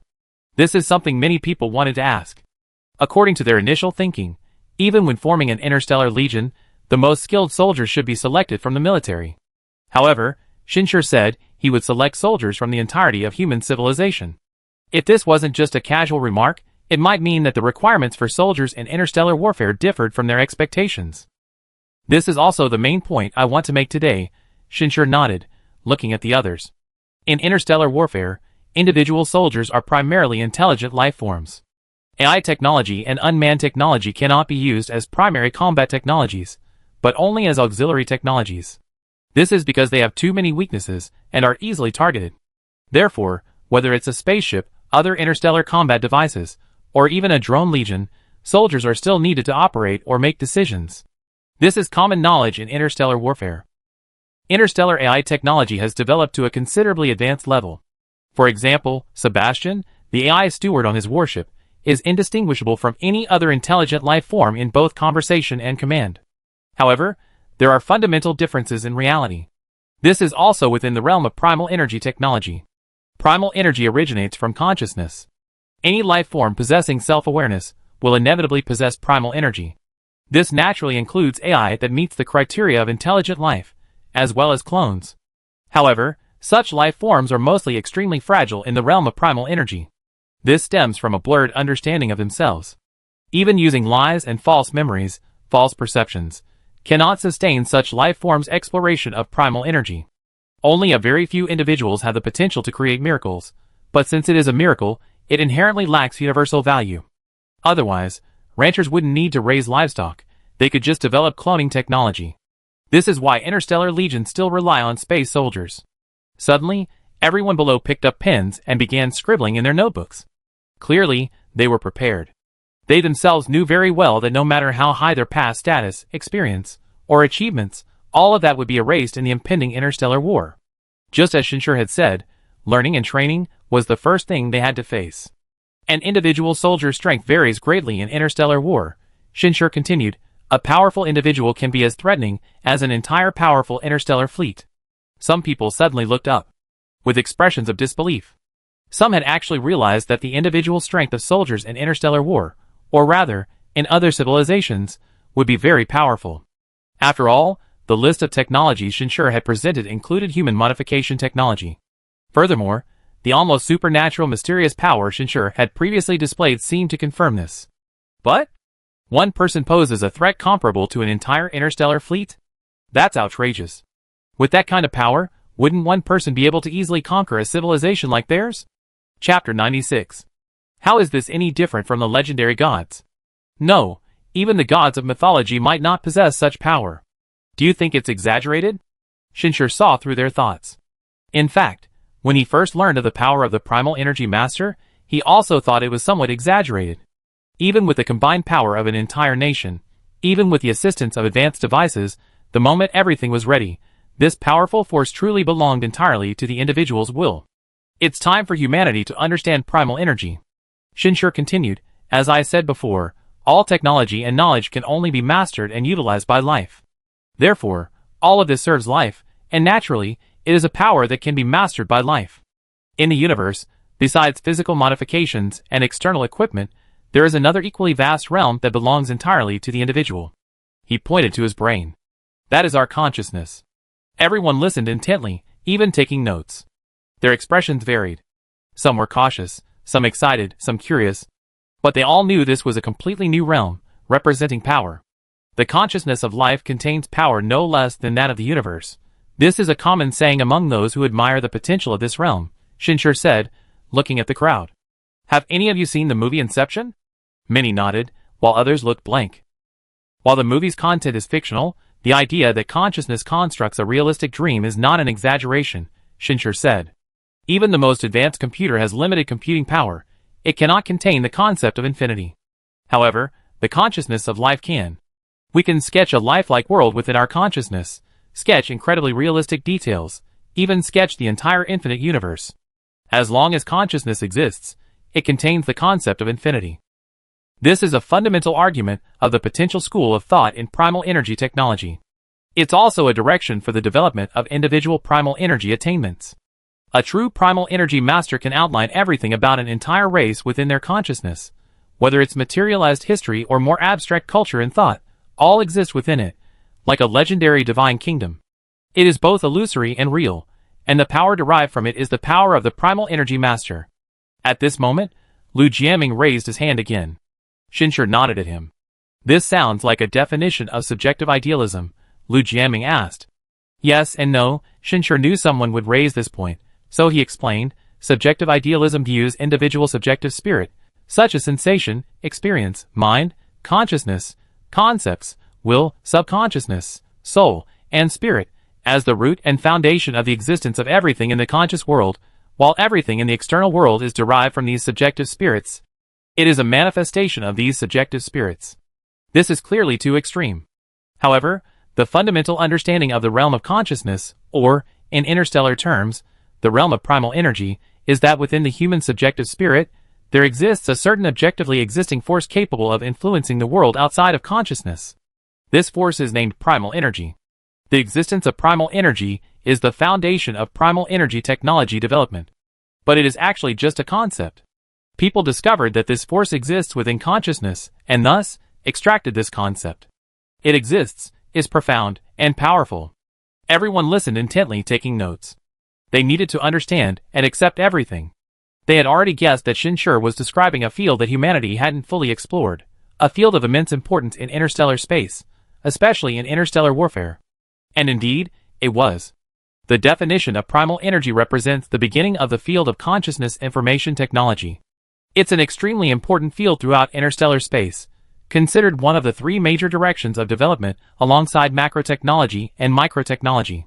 Any one of these three directions, once developed to a certain level, can shape a powerful civilization. The mud system I told you about before, its leader was an incredibly powerful primal energy master, known as the Rancher. Xinshi was introducing the Rancher for the first time. Everyone was taken aback. Soon, someone raised their hand. Speak, Xinshi simply gestured. Rancher, that sounds like a figurative translation. Asked a commander from the Western Alliance. Why this name? That's exactly what I'm about to say. Xinshi looked at everyone, emphasizing each word, and said, because the entire mud system is, in reality, just a rancher's farm. And all intelligent life, including the Voran fleet about to invade Blue Star, the Dake civilization that easily destroyed the Voran civilization, and countless other more powerful civilizations, are actually just livestock being raised by the rancher. This was undoubtedly an extremely shocking and dark reality. Some people couldn't help but show expressions of horror. What was shocking was not only its darkness, but also the fact that it was a real environment that tightly enveloped Blue Star, an environment from which there was no escape. Interstellar society, so cruel. Part of the reason for this cruel order lies in primal energy technology. The consciousness of all intelligent life can be extracted to produce this special and powerful force. Xinshi lightly waved his hand on the table. A projection of a planet, resembling Mars, and completely enveloped in a dark red atmosphere, appeared before everyone. As the projection zoomed in, everyone could clearly see that on the surface of this unknown planet stood countless metal structures, like tree trunks, densely covered with countless cylinders. When one of the cylinders was opened, everyone tensed sharply. Because inside was an alien creature with its eyes tightly closed, its expression one of immense pain. Aside from its blue skin and slender physique, its features looked remarkably similar to a human. This is aquaculture. If they are defeated, will all of humanity, everyone, face the same fate? The development of primal energy technology allows the consciousness, self, and thought of intelligent life to be stripped away, controlled, and no longer belong to themselves. The more intense their emotions, the more primal energy is extracted. Yet, primal energy technology prevents you from even collapsing or becoming numb. Xinshi then gave a general overview of the entire mutter system and the truth about primal energy batteries. Everyone was deeply shocked by this cruel reality, including Todd and the others. They already knew that intelligent life was a crucial strategic resource in the entire interstellar space, originally assuming this referred to the labor force or development potential possessed by intelligent life. But unexpectedly, this so-called strategic material actually refers to primal energy batteries? Using the consciousness of life as batteries? Currently, the 256 primal energy probes distributed in outer space each possess 3 to 4 high-quality primal energy batteries, Xinshi said, looking around and presenting another harsh reality. No matter how much you hate it, how much you oppose it, it is an indispensable force. This is another contradiction. In interstellar space, countless civilizations are both victims and perpetrators of primal energy technology. The weak have no room for mercy, but in the vast, mysterious, and dangerous universe, who can say they are not weak? They perpetrate because they fear being persecuted. To some extent, this is one of the reasons why this universe is so cruel. Everyone remained silent, but their expressions and clenched fists revealed the heaviness in their hearts. Those present were all officers. They knew the cruelty of war. Some could even coldly face the sacrifices of soldiers, regarding them as mere numbers. But now they knew that interstellar war brought cruelty far greater than death. The entire universe is fraught with peril. Can they truly protect their home? Then, let's return to our previous topic. Shinshur didn't give them much time to adjust to this reality, continuing as if what he had just described was merely a casual remark about reality. But this tone only highlighted the darkness of interstellar society. Interstellar forces have many requirements for soldiers. Force energy is a crucial part of it. It not only represents a strong will but also resistance to force energy attacks. Besides that, space warriors need strong physiques. This strength includes human enhancement, human modification, and external equipment. This increases their survival rate in interstellar warfare. Being able to survive in the space environment is just the most basic requirement.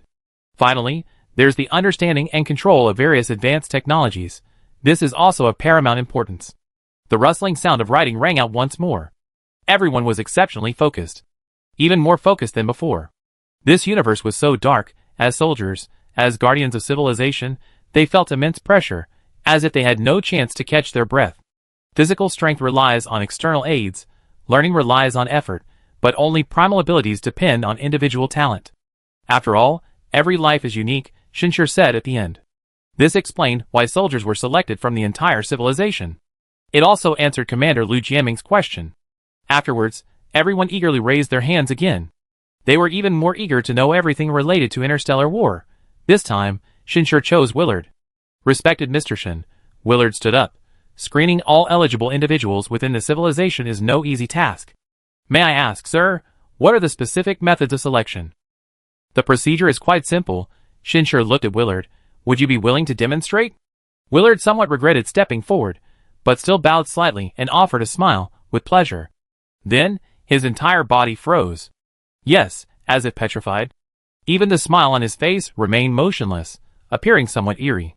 The others noticed Willard's state. Many were taken aback. One person sitting next to Willard even waved his hand in front of Willard's eyes. But there was still no reaction. There wasn't even a conscious movement of their eyes. When did this happen? What happened? Is this primal energy technology? Everyone's expression turned serious. Compared to Shinshur's description, seeing it with their own eyes undoubtedly provided a more direct experience. Willard, Shinshur said calmly, what's your biggest regret? My biggest regret? Willard's expression changed, his eyes filled with sorrow. Is that I couldn't protect my youngest daughter, my Raphael? Is this hypnosis? If hypnosis were this fast and effective, why would there be any need to design a lying device? Besides, Willard is an intelligence officer, he's received rigorous training. Some people immediately realized. From now on, wouldn't it be incredibly easy to detect traitors, or find out the true thoughts of suspected individuals? No one could easily hide their thoughts anymore. This alone could have a series of consequences. However, compared to the astonishment of the others, Shinshur was somewhat surprised by Willard's answer. His daughter, Shinshur, looked at Todd. Willard's youngest daughter was murdered 10 years ago, at only 9 years old. Willard withdrew from the intelligence system after that, Todd explained softly. As Willard's longtime adversary in his work, he naturally knew this. Shinshur nodded slightly, indicating she understood. Looking at the others, he said, primal energy is the exploration and control of consciousness. The Voran civilization was destroyed by a primitive energy weapon. Everyone in the entire race was easily controlled, without any power to resist. Fortunately, the Voran fleet didn't possess such power. If the Dike civilization were to invade us, the fate of the Voran would be the fate of humanity. Isn't there any way to resist? Someone couldn't help but ask. They now deeply felt the terror of primitive energy. Especially imagining that all of humanity in the world would become like Willard overnight, sent chills down their spines. This kind of warfare, these weapons, are completely beyond their comprehension. It's like an omnipotent god unleashing a dimensional attack. Weapons from the primal energy realm must naturally be countered with primal energy realm technology. Even if it can't become a strength, it absolutely cannot become a weakness, Shinshur said. The more one understands this realm, the more one realizes the importance of developing primal energy technology. Chapter 97. From another perspective, if the entire world, all of humanity, were masters of this, then the entire civilization could truly unite as a whole. There would be no need to worry about internal chaos occurring before any major crisis. This is undoubtedly a different level of progress. It's like anyone in modern society with a good education going to ancient times. Their perspective alone would allow them to surpass most ancient people in ability. The future 3,000 years later seems to have reached this level. At least, Shinshur didn't see much of the chaotic information like the modern internet in his database. The others looked at Willard and nodded solemnly. Clearly, they also realized the importance of the primal energy domain. Not to mention the entire civilization, just considering themselves, without this ability, they would likely quickly lose their current power and status. After all, who would allow someone so easily controlled to hold a high position? At this moment, Shinshur looked again at Willard, who still maintained a sorrowful expression, seemingly completely immersed in his own consciousness, oblivious to the outside world. Without asking any further questions, he calmly stated, "Break free from control and return your consciousness to reality." The others were stunned. Commanding the controlled person to break free, but after uttering these words, Willard's expression contorted into a grimace, yet strangely, apart from his expression, his limbs remained relaxed, arms hanging naturally, hands loosely clenched. It was as if his body and consciousness had been separated. After about several tens of seconds, Willard's expression suddenly returned to normal. He looked at Shinshur in front of him, a hint of confusion in his eyes. A total time of 34.5 seconds, not bad. You have the potential to become an interstellar commander in terms of your talent for controlling consciousness, Shinshur said. Willard immediately reacted, replying, "If needed, I can change professions at any time." But in reality, he had no idea what had just happened. In his perception, it was merely a momentary daze. Then you need to work harder. Talent and consciousness is just one of the hard requirements. There are many other requirements as well. Shinshur shook his head. This isn't cultivation. Talent in primal energy is important, but it's not absolute. An excellent interstellar soldier, or even an interstellar commander, needs conditions in many other aspects, especially command ability in combat. Sometimes, the difference in a commander's decisions can even directly determine the outcome of an interstellar war. Shinshur looked at the others again and added, "I just gave a demonstration. The actual process is much simpler. It only requires one image, which contains two complete commands, consciousness invasion and the command to break free. Breaking free within 60 seconds meets the minimum requirement and allows you to participate in other conventional skills assessments." 1. Image. Some people paused, seemingly incredulous. That's right. Shinshur glanced at the speaker. Images, sounds, these are all basic carriers of primal energy weapons. Silence fell, until someone solemnly voiced what everyone was thinking. This is indeed an area where weaknesses are unacceptable. Imagine, in a space war, someone magnifies such an image and projects it onto the scene. Just seeing it means certain death. Then even the most powerful device becomes meaningless. Of course, this kind of thinking still reflects a lack of understanding. For every spear, there is a shield. The energy chamber on Shinshur's warship was prepared for this purpose. It is both a weapon and armor. We still have much to learn, Shinshur said slowly, looking at these human elites. Energy domain, weaponry, interstellar warfare command experience. Without sufficient ability, even with more powerful weapons and equipment, we cannot use them. Therefore, we must improve our capabilities as quickly as possible. The we in Shinshur's words seems to represent humanity, but in reality, it also includes himself. He was no different. In the failed history he had recently witnessed, the influence of fate was certainly present, but his own inadequacy could not be denied. The Voight, as a top-tier spaceship of a Class D civilization within the Mulder system, was indeed an immigrant ship.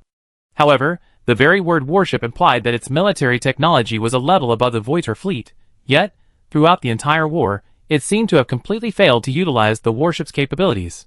It even left traces, while dealing with enemy reconnaissance forces, alerting the enemy. It wouldn't be an exaggeration to say that it indirectly contributed to the war's defeat. Shinshur was now gritting his teeth, determined to correct this. The others nodded in agreement. The initial excitement at the mention of the spaceship had completely faded, replaced by a heavy pressure. "Let's continue," Shinshur said. "Now that we have the spaceship, we have a lot to do. We must speed things up. Any questions or discussions, please raise them." Everyone raised their hands again. Under this immense pressure, They dared not slacken in the slightest. In fact, they were eager to learn everything about interstellar warfare, wishing they could immediately become qualified and powerful interstellar commanders. Ultimately, the meeting lasted a full day. The main focus was on selecting space soldiers. The final decision was to start with the military, prioritizing active duty soldiers, then gradually expanding to civilians. Those remaining would be reserves. The key was to select the best soldiers in the shortest possible time for training and development, maximizing the effectiveness of the spaceship Shinshur was about to bring. After the meeting, everyone rested on Star Island. They had many more things to discuss in detail later. As for Shinshur, he hovered alone under the night sky, gazing at the mysterious, vast sea of stars, trying his best to compose himself. His phone was playing a beautiful piano piece. It was a gift AIXINer had given him a couple of days ago. The piece was called AIXINer's Gift. The main theme of the piece was a powerful and sweeping melody, yet it subtly incorporated delicate and poignant emotions at its turning points. Shinshur didn't know much about music, but he could still hear AIXINer's wishes in the music. That was happiness amidst a grand era, tenderness behind lofty ambitions. Shinshur cherished this gift, because it told and conveyed his own wishes. What he wanted had always been simple: a magnificent, legendary career, a happy and fulfilling life. Even fate cannot stop me from obtaining all of this, Shinshur murmured softly, his voice carried on the wind by the surrounding music, lingering for a long time. Then, his figure soared into the air, flying back towards the spaceship. The learning device hadn't arrived yet, but the spaceship contained a new information database, also filled with new knowledge. Especially all the information about the future war. He had to find it all and memorize it word for word. Time flew by as he focused intently on his studies. A day later, Gong Chu delivered the first batch of supplies, including some light industry materials, to build related industries, complete production lines from raw material processing to final products.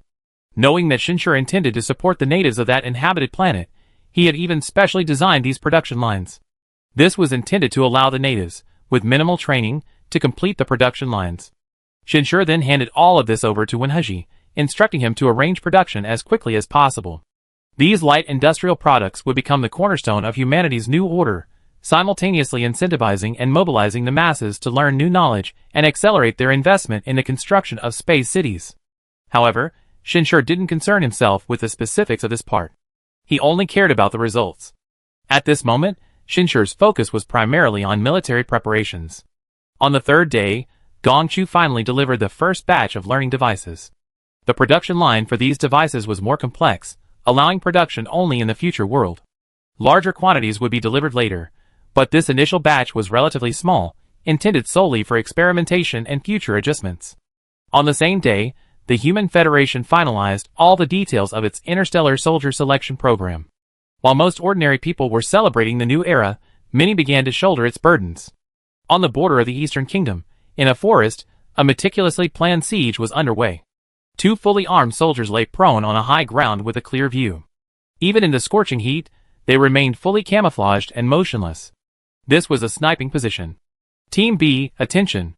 An enemy truck is entering your sniping range. Attack authorized. The voice from the command center came through the communicator. Team B, retrieval. 3 days of continuous lying in wait had made the observer's voice incredibly hoarse. Both men had chapped lips, bloodshot eyes, and faces covered in dry, fine beads of sweat. But upon hearing that the target had appeared, they showed no joy. So calm and collected, they seemed less like living beings and more like machines. Old Chun, I spotted the target. Spotter Liao Ding, binoculars in hand, pointed to a truck in his line of sight. 3 people, a driver, a co-driver, and one in the back, operating a heavy machine gun with a belt-loaded magazine. Give me the coordinates, Chen Feng, the sniper, replied, his voice equally hoarse. Liao Ding glanced at the terrain map he'd drawn beforehand and quickly relayed a series of parameters. 870 yards, approaching, wind force 3/4, target moved forward 2 minutes, 900 yards, wind force unchanged, unobstructed view. Understood, I locked on. Chen Feng's tone was calm, radiating obvious confidence. Bang! A muffled gunshot rang out, and through the binoculars, a cloud of blood and mist could be clearly seen exploding from the head of the criminal sitting in the truck bed. Bang! Another gunshot rang out, and blood splattered again from the driver's seat. The truck spun and crashed into a ditch beside the road. The passenger in the passenger seat fled in terror, but another gunshot followed. Reporting to command, all 3 are dead, hit in the head, confirmed dead, Liao Ding reported. Command received, prepare to move. After receiving the instructions from command, Liao Ding breathed a slight sigh of relief. Did you hear that? Old Chen, let's move. He maintained his disguise, observing while slowly moving his body, and said in a low voice, I don't know what's gotten into these criminals lately. Human lifespan has doubled, isn't living good enough? Since the emergence of Shanghai Company, international criminal organizations along the border have become much more active, with various actions occurring one after another. This was already the 4th special operation their Snowwind Special Forces team had conducted in recent times. Perhaps this is their final madness, Chen Feng said, shifting his position cautiously as he retreated, his tone somber. These people probably realize that the difficulty and cost of committing crimes now are different from before, so they're trying to make a few last-minute profit. TSK, do they think we're just sitting around doing nothing? Liao Ding said expectantly, seemingly having thought of something. I wonder if Shanghai Company will provide military equipment. They probably will. It might make things much easier for us. Just training to use the new equipment is exhausting. I finally mastered it. Shanghai Company's equipment is from outer space. TSK, if it falls into the hands of criminals, it'd be a real problem. After completing the mission, Liao Ding became noticeably more talkative. Chen Feng, however, remained silent. As one of Donghua's top snipers, he had ample confidence in facing any changes. Just then, a new order came from command post. All members of the Yukake's special forces, return to headquarters immediately. Repeat, all members of the Yukake's special forces, return to headquarters immediately. Return to headquarters? Liao Ding and Chen Feng were both taken aback. Their headquarters wasn't on the border, but in a much more distant location. Why return to headquarters under such intense fighting? They already had a vague suspicion that something might have happened. And when they arrived at the rendezvous point, they were even more certain, because several military helicopters were parked there. Don't assume that Special Operations Forces always deployed by helicopter. These armed helicopters are only used in emergency missions. It couldn't be that headquarters had been breached, could it? Everyone, including Chen Feng, was somewhat surprised, but no one said anything. They boarded the plane in an orderly fashion, and arrived at one of the main bases of the Xiefeng Special Operations Unit in the shortest possible time. Upon arriving, they discovered that it wasn't just Xiefeng who had returned. Dragon Fang, Blood Sweat, Red Wolf, all the Special Operations units trained here have been recalled. Chen Feng's expression was serious. What exactly happened? Chapter 98. He noticed that some people, like himself, were covered in a layer of dust, meaning they had come directly from the battlefield. This gave everyone a strong sense of urgency. As the crowd quickly assembled in the square, several middle-aged men in new military uniforms walked towards them. Those were the command uniforms of the Human Federation. Chen Feng stood ramrod straight, hands tucked into his trousers, but his eyes held undisguised surprise. He recognized the men. They were the instructors from their Special Forces training base. He knew about the global military reforms, and had even heard that active-duty soldiers, like himself, might be given a Human Federation rank, obeying the Federation's command when necessary. But here in a secret military base in the Eastern Kingdom, these men were also Eastern Kingdom soldiers. Why were they wearing Human Federation uniforms? Was a unified global military administration really in the works?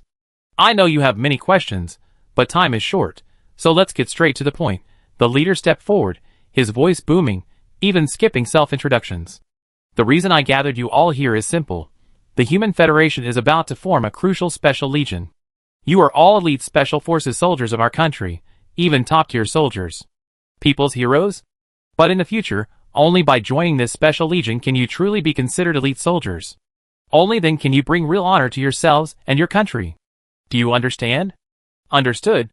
Chen Feng and the other soldiers shouted in unison. But their faces betrayed their astonishment. These words elevated this special legion to an unrealistic level.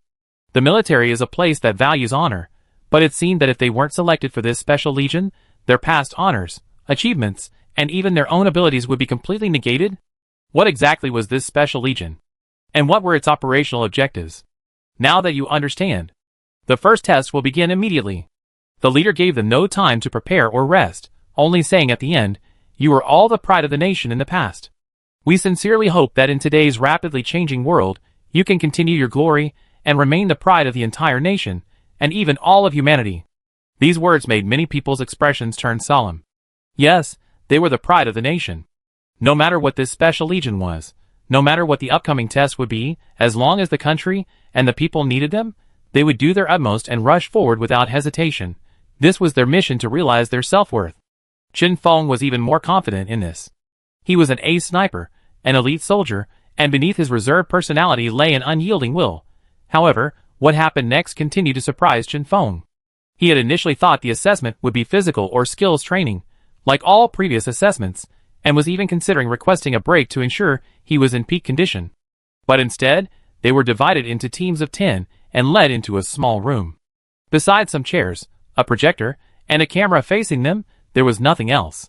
Was it a knowledge-based assessment? Please concentrate and focus on the screen, a person in a Human Federation command uniform said to the group from a corner.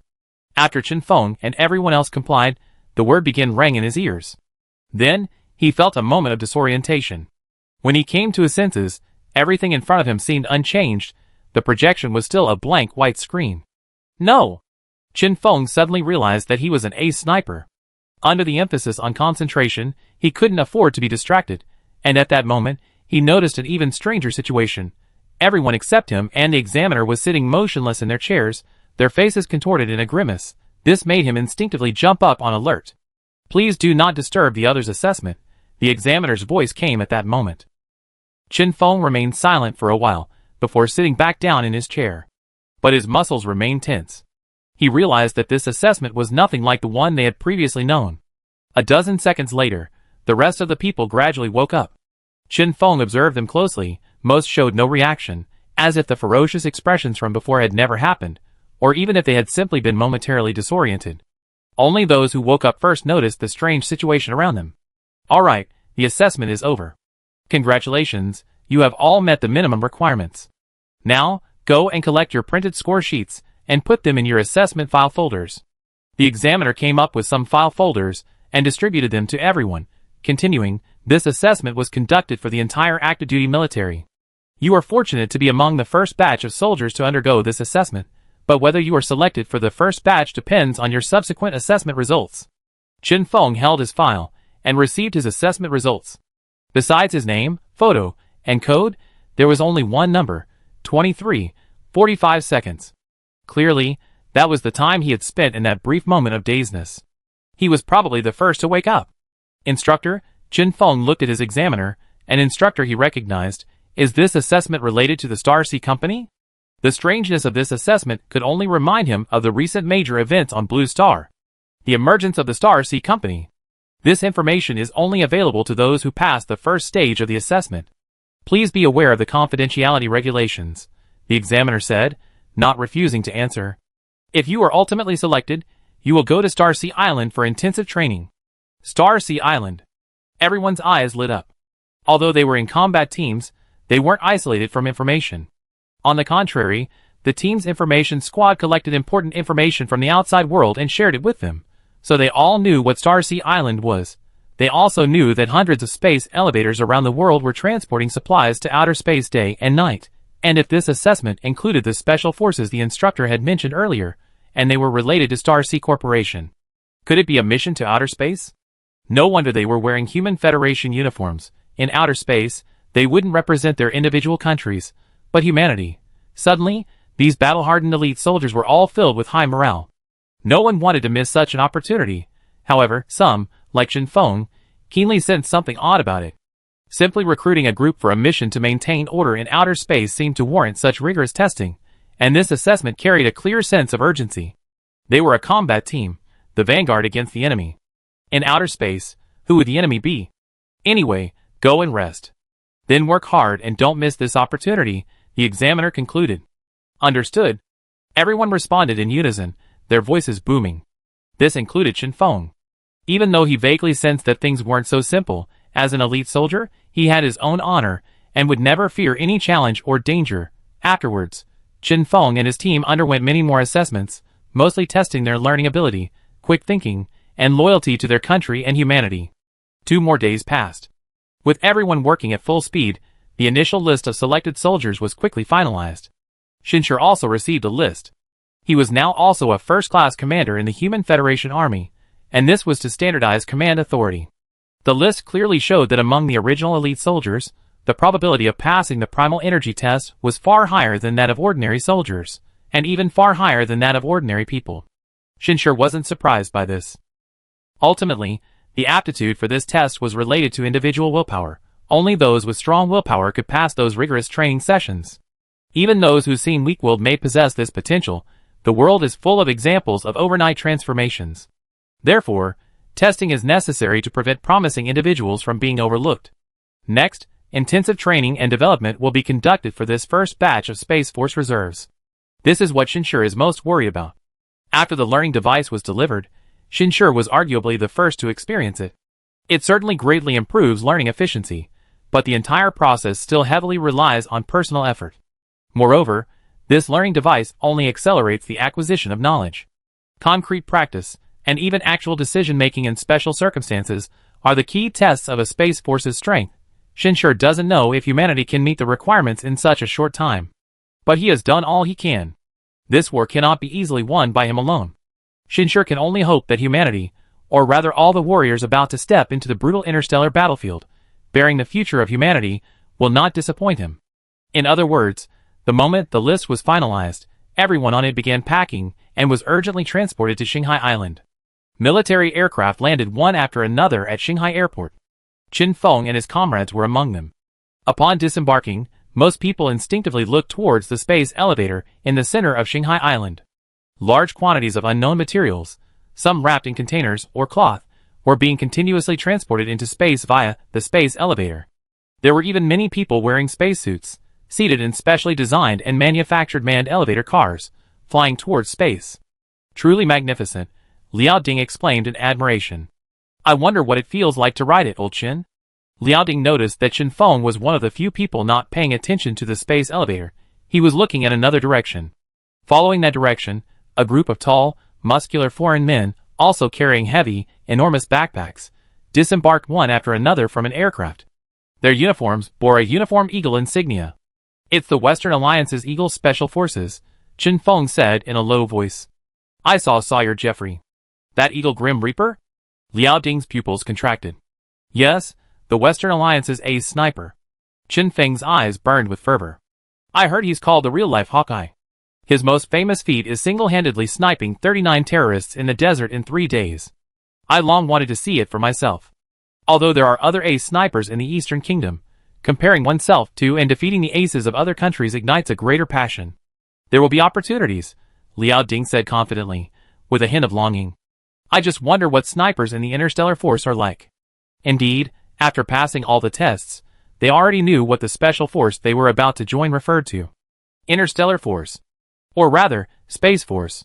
A force whose battlefield is the infinitely vast universe. Just thinking about becoming a part of it, as a soldier, the anticipation, the sense of honor, is indescribable. In fact, it wasn't just them. The soldiers from various countries couldn't hide their excitement either. Even after they had put away their personal belongings and arrived at an open area on the island, this excitement hadn't completely subsided. And just as everyone had assembled, a figure slowly emerged from midair. It was Shinshur. All the soldiers looked up at this Eastern man, many realizing something, and their gazes changed. There was anticipation, scrutiny, respect, and even fervor. This person could very well be the one who changed the world. Sure enough, Shinshur, maintaining a distance of half a meter, calmly stated, I am Shinshur, the founder of Shanghai Company. It really was him. The soldiers, whose ranks were relatively relaxed, began to stir slightly. But some, looking at Shinshur's almost solemn gaze and expression, had a vague, ominous feeling. This feeling was quickly confirmed in Shinshur's next words. Most people in the world believe that I brought powerful high-tech products and advanced technology, but that's not entirely true, Shinshur said, looking at the soldiers before him, emphasizing each word. I also brought a warning about war. Sure enough.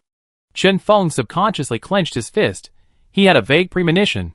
Seeing Shinshur appear before them in person only strengthened that feeling. At this moment, the atmosphere had changed. Everyone stared silently at Shinshur. Chapter 99.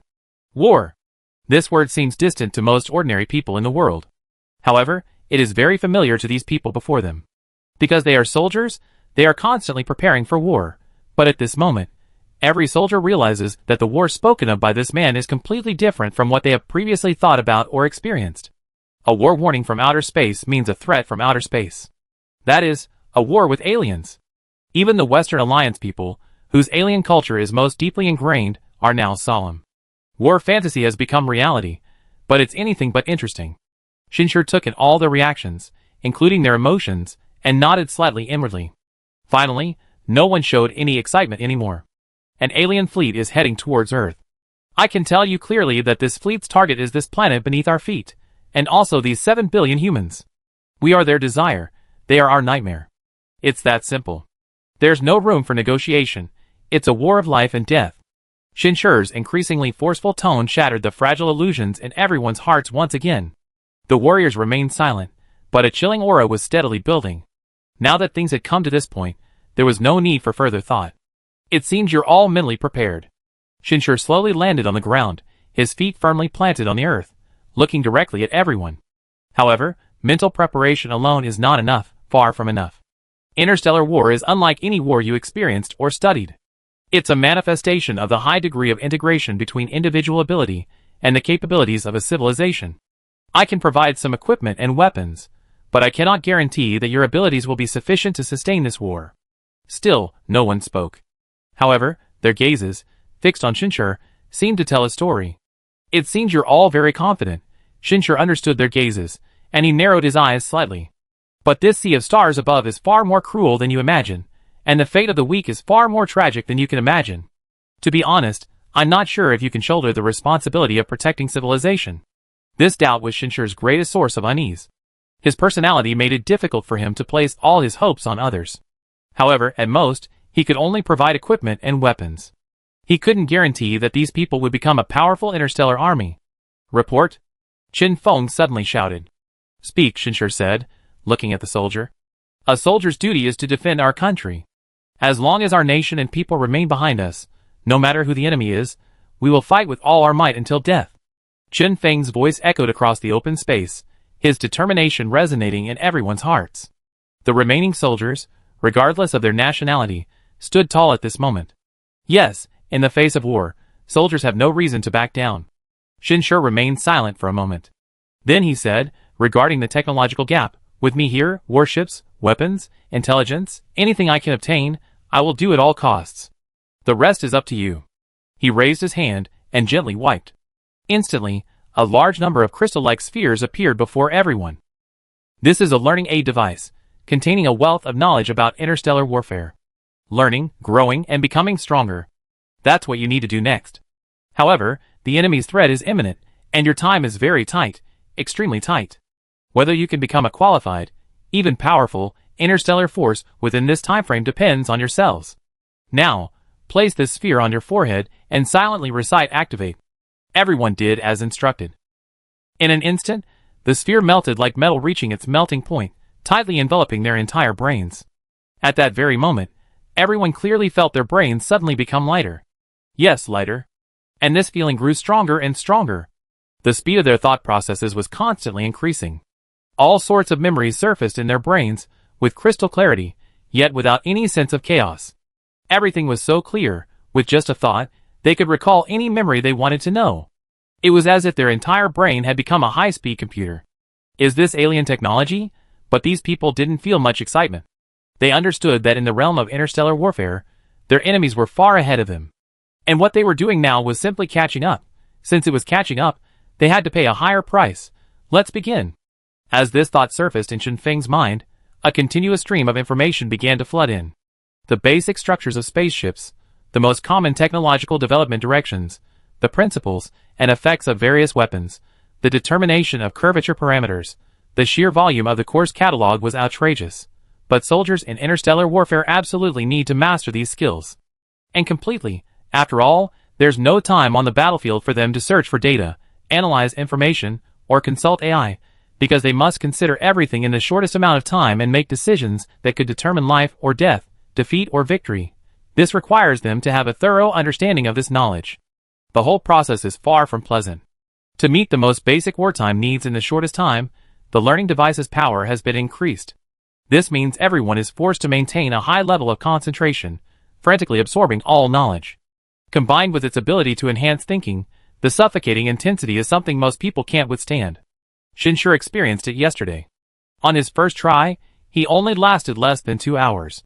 You see, under the powerful effect of the life evolution device, his body is now practically a different species from other humans. Even a short rest of a dozen seconds can provide the equivalent of an hour or two of rest. Even so, those 2 hours felt like 2 whole days to him. 2 days without rest. A full 48 hours of uninterrupted, high-intensity study. 15 minutes later, the first person to give in appeared, a royal guard of the Nia Empire. After letting out a painful groan, the learning device was forcibly logged off, returning to its spherical form, revealing the man's gasping, pained expression. Immediately, medical personnel, who were already prepared, rushed over and administered a nerve-stimulating drug, relieving his pain. Those mere 15 minutes felt to him like 10 hours of intensive study. In terms of the amount of knowledge imparted, it was even more intense. However, this seemingly young soldier glanced at those around him, a look of shame on his face, and he pressed the sphere back onto his head, resuming his study mode. Throughout the entire process, Shinshur remained silent and did not intervene. Only after a long while did he give an order to someone beside him. Increase the number of medical personnel to guard them. Prioritize supplying them with all the advanced drugs produced on the production line I brought. Understood? The instructor nodded heavily. He had also experienced this learning device, so he understood even better. These soldiers were risking their lives. The significance of this lies not only in themselves, but also in the fact that these people were the first warriors to use the learning devices. They would be the first human interstellar troops. Their choices, their sacrifices, could become a spirit that continues to this day.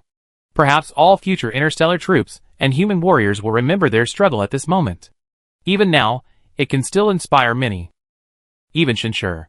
Yes, Shinshur took to the air again, ready to continue his studies. He had far better conditions than these warriors, and shouldered a greater responsibility. He could no longer afford to slacken. In the following days, these soldiers further demonstrated to Shinshur the spirit of those who persevere despite heavy burdens. Without instructors forcing them to train, they spontaneously reached a point of neglecting sleep and meals. They only rested briefly when forced to withdraw, quickly returning to their studies. They even formed teams, preparing their own prizes for rankings, competing fiercely. Several pushed themselves to the point of dizziness, and upon regaining consciousness, relied on advanced medication to continue their studies. This level of effort, this willpower, even exceeded Shinshur's initial best expectations. The more these soldiers understood interstellar warfare, the more they understood the vast gap between humanity and the enemy, and the more they cherished the opportunity Shinshur had provided to catch up. They wouldn't allow themselves to wait until they lost everything, until the day they were powerless, to begin to regret not fighting harder now.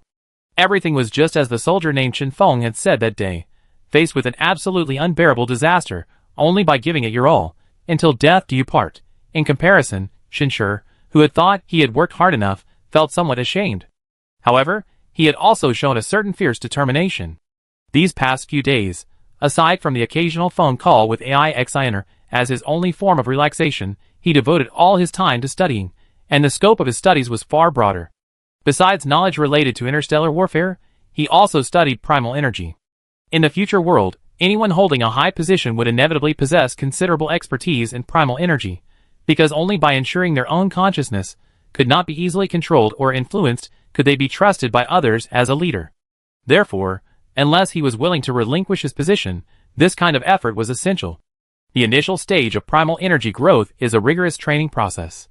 Shinshur closed his eyes, immersing himself in his consciousness. At first, it was complete darkness, only chaotic thoughts.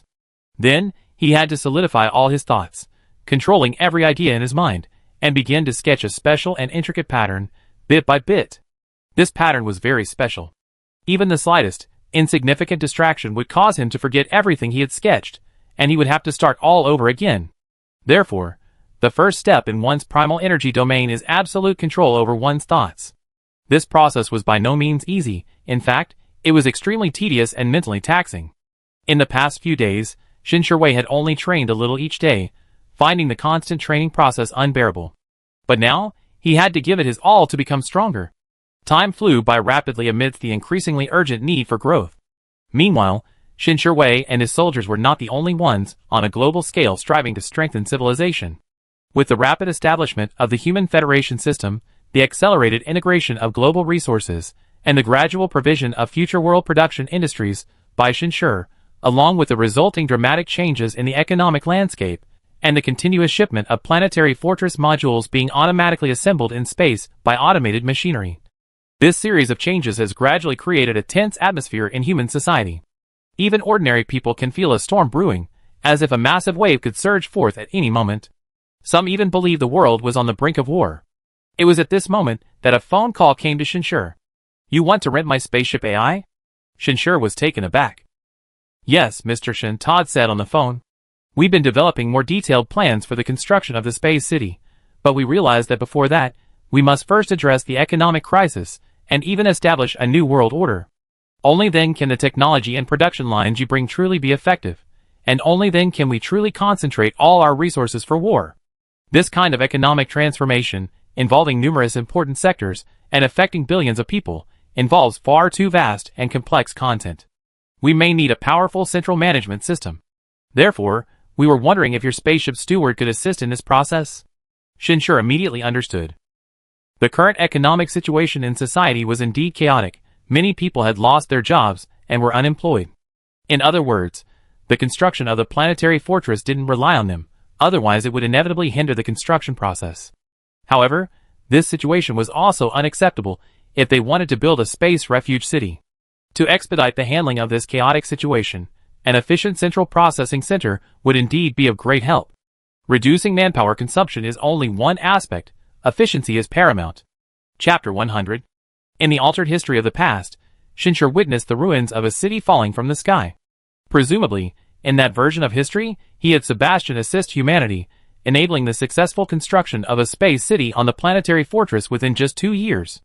Unfortunately, humanity's defeat and the fall of the planetary fortress rendered these so-called space war refuge cities meaningless. However, the current Shinshur would not think that way. He also clearly understands how convenient a powerful AI capable of rapidly processing vast amounts of information could be during economic transformation. Moreover, as long as the planetary fortress doesn't fall again, these space cities will still hold a strategic position in the war. Therefore, Shinshur thought for a moment and said, "There's no need to use the spaceship's AI. I provide you with a supercomputer equipped with an AI system. It can easily support global information management, and even assist in construction, development, planning, and managing a large number of network machines. It's even more powerful than Skynet in the movies. Moreover, this AI's self-awareness is restricted, so there's no need to worry about a so-called machine crisis. It should play a significant role in human development. Similar central AIs exist in many interstellar civilizations, and their technology and applications are already quite mature. Just as Shinshur had said before, intelligent AI is too fragile in the realm of primal energy. The prerequisite for a machine crisis is that an intelligent AI's self-awareness surpasses that of its own species. This situation does exist in the universe, but it's a miracle, and the probability of it occurring in the conventional sense is almost zero. There's no need to worry too much." Todd had no objections, and was even somewhat pleasantly surprised. "Won't this consume too many of your resources, sir?"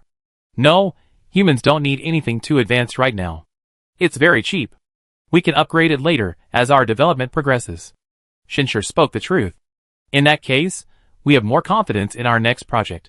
Todd smiled, his voice sounding very tired all day. "The next project?" Shinshur's mind raced. Combining this with what had happened before, he seemed to have guessed something. "Yes," Todd said in a deep voice, "the project is called Full Preparation for War.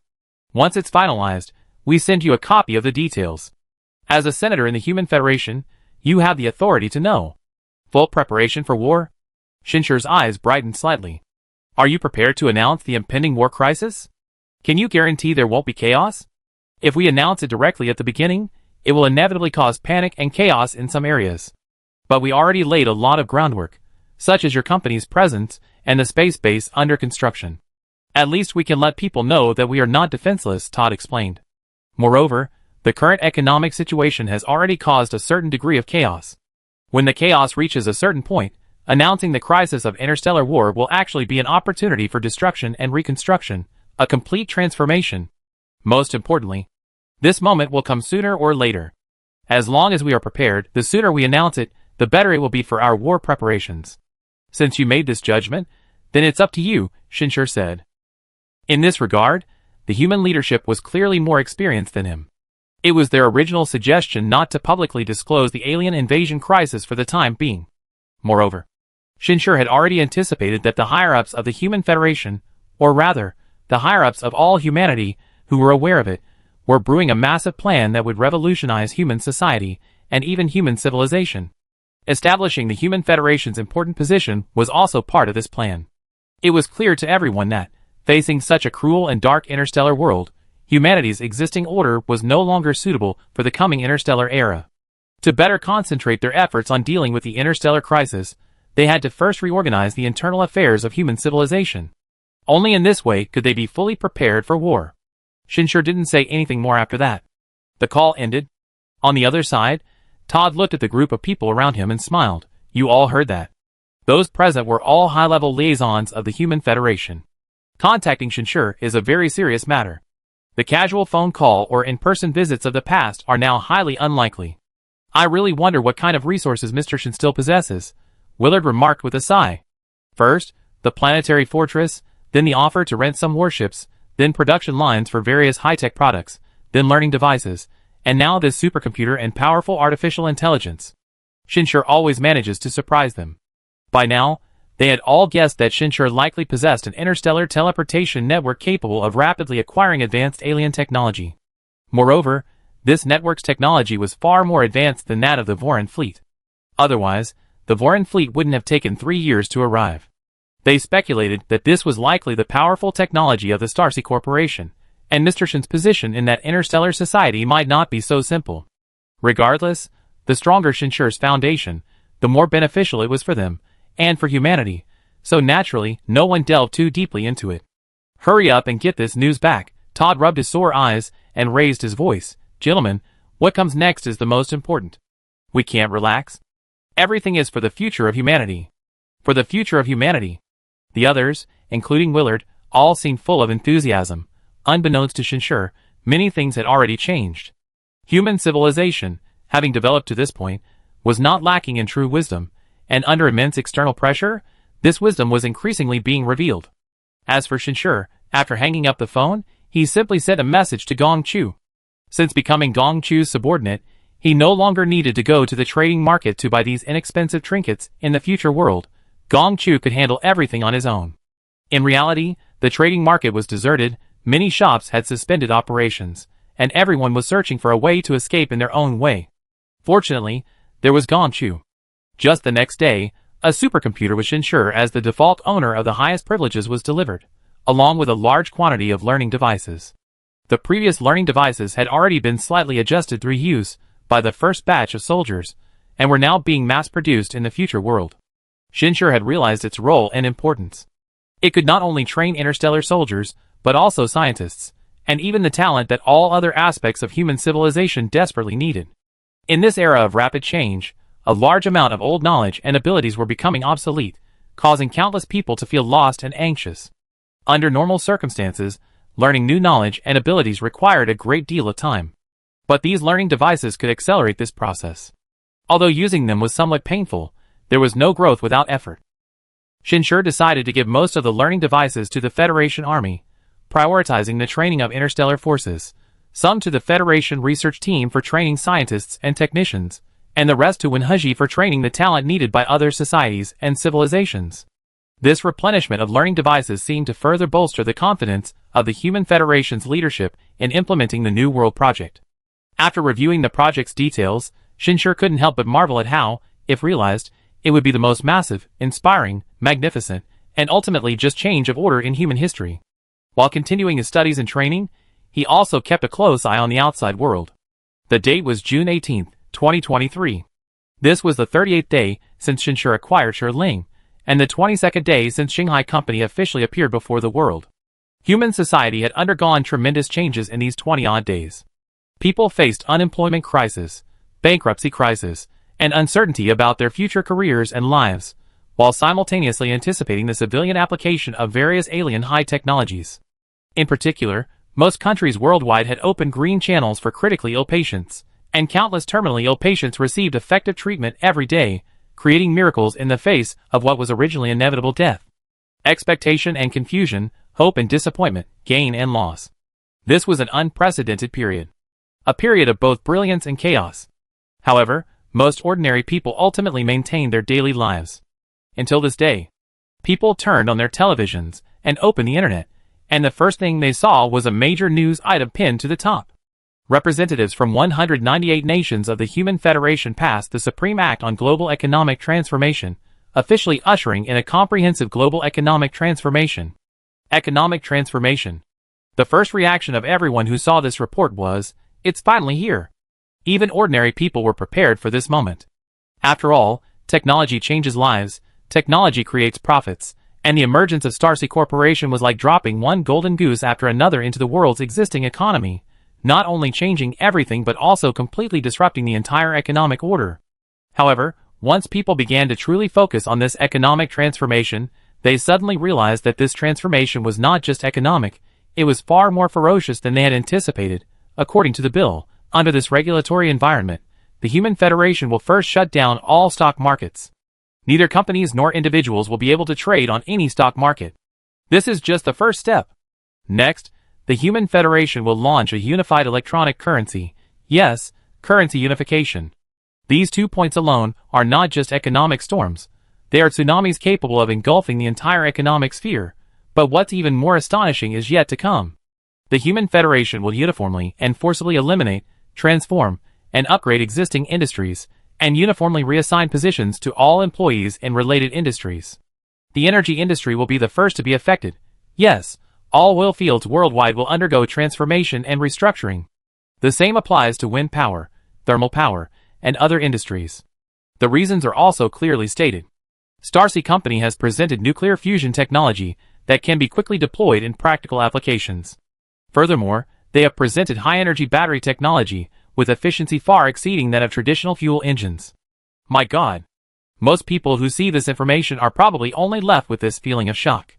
Each clause in this bill, taken individually, would have been enough to cause a major upheaval in the past, even triggering a war. But now, they all been put forward at once. The biggest problem isn't the sheer number of clauses, but the interests they involve. In the past, even small interests could spark fierce clashes, even wars. Imagine the sheer scale of these interests. From the wealthy, corporations, and nations to ordinary people, almost everyone's interests will be affected by this bill. In the short time since the bill was enacted, the internet has completely exploded. Just found out, the stock market really has completely shut down. It's incredibly fast. Half my fortune is in there. My company has received a notice from higher-ups to cease operations and prepare for transformation. This was definitely planned in advance. I just arrived at the construction site and was told to stop work, and all the workers have to participate in unified training. Then they go to work in a new place. Wow, I'm speechless. I just finished my thesis defense, I already have my degree. And now they're telling me I don't need to look for a job anymore. I can just choose a new field for training. I don't want to be a translator. Can I take the civil service exam instead? Too fast. Didn't you guys notice? The bill just passed, and the instructions came down immediately, even sent directly to my phone via text message. Taking such a big step all at once, aren't they afraid of messing things up? Brothers, have you downloaded that personal economic transformation app? That Celestial Spirit wants me to go back to school. I graduated 10 years ago. Celestial Spirit is so cute. Celestial Spirit is my wife. I'm addicted to chatting with her. Some people are right. This was indeed planned in advance. Long before anything even began, a comprehensive calculation was performed by the central AI, named Star Spirit, provided by Shinsure. This included currency exchange for every country, transformation plans for every industry, and even the future careers and asset swaps for every individual. Everyone could check the impact on them and receive targeted advice through the Human Federation's official website, which even offered options for training and job assignments.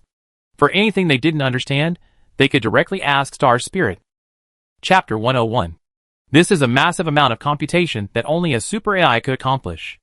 Only such a super AI could respond to and process the demands of every individual and every enterprise so efficiently and accurately, striving to enable the entire society to quickly navigate this transformation. However, naturally, specific interests are involved. No matter how reasonable the calculations and processing are, many people will inevitably feel their interests have been harmed and find it unacceptable. The Eastern Kingdom, relatively speaking, is temporarily more stable.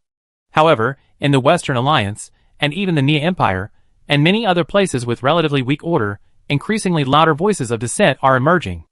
especially those wealthy individuals, conglomerates, and powerful groups whose own interests have been harmed, or who see this as an opportunity to gain even greater benefits, are stirring up trouble one after another, openly proclaiming their righteous stance while secretly taking various actions.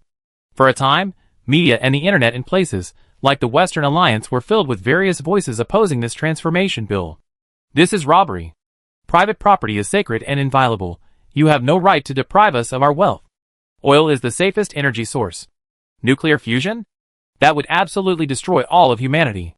This is all a conspiracy by the Starsea Corporation. The aliens want to conquer Earth through this method.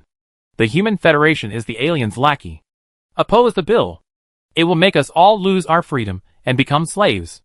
Among all the voices, the loudest was that of the Starsea Association, which had appeared but remained silent for a period of time. This association even openly raised its banner, directing all its criticism at the Starsea Corporation, attributing all the chaos to the Starsea Corporation's emergence. Riding this tailwind, they surprisingly amassed a large number of supporters in a short period of time.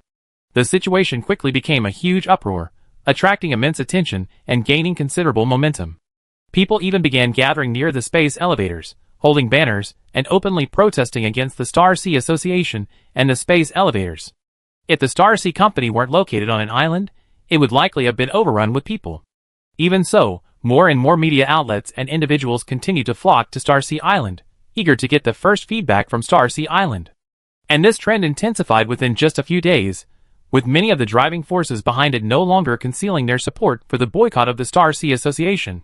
Later, every news report was filled with images of various demonstrations. Even AI-XINer expressed concern during her call with Shinshur about the changing situation.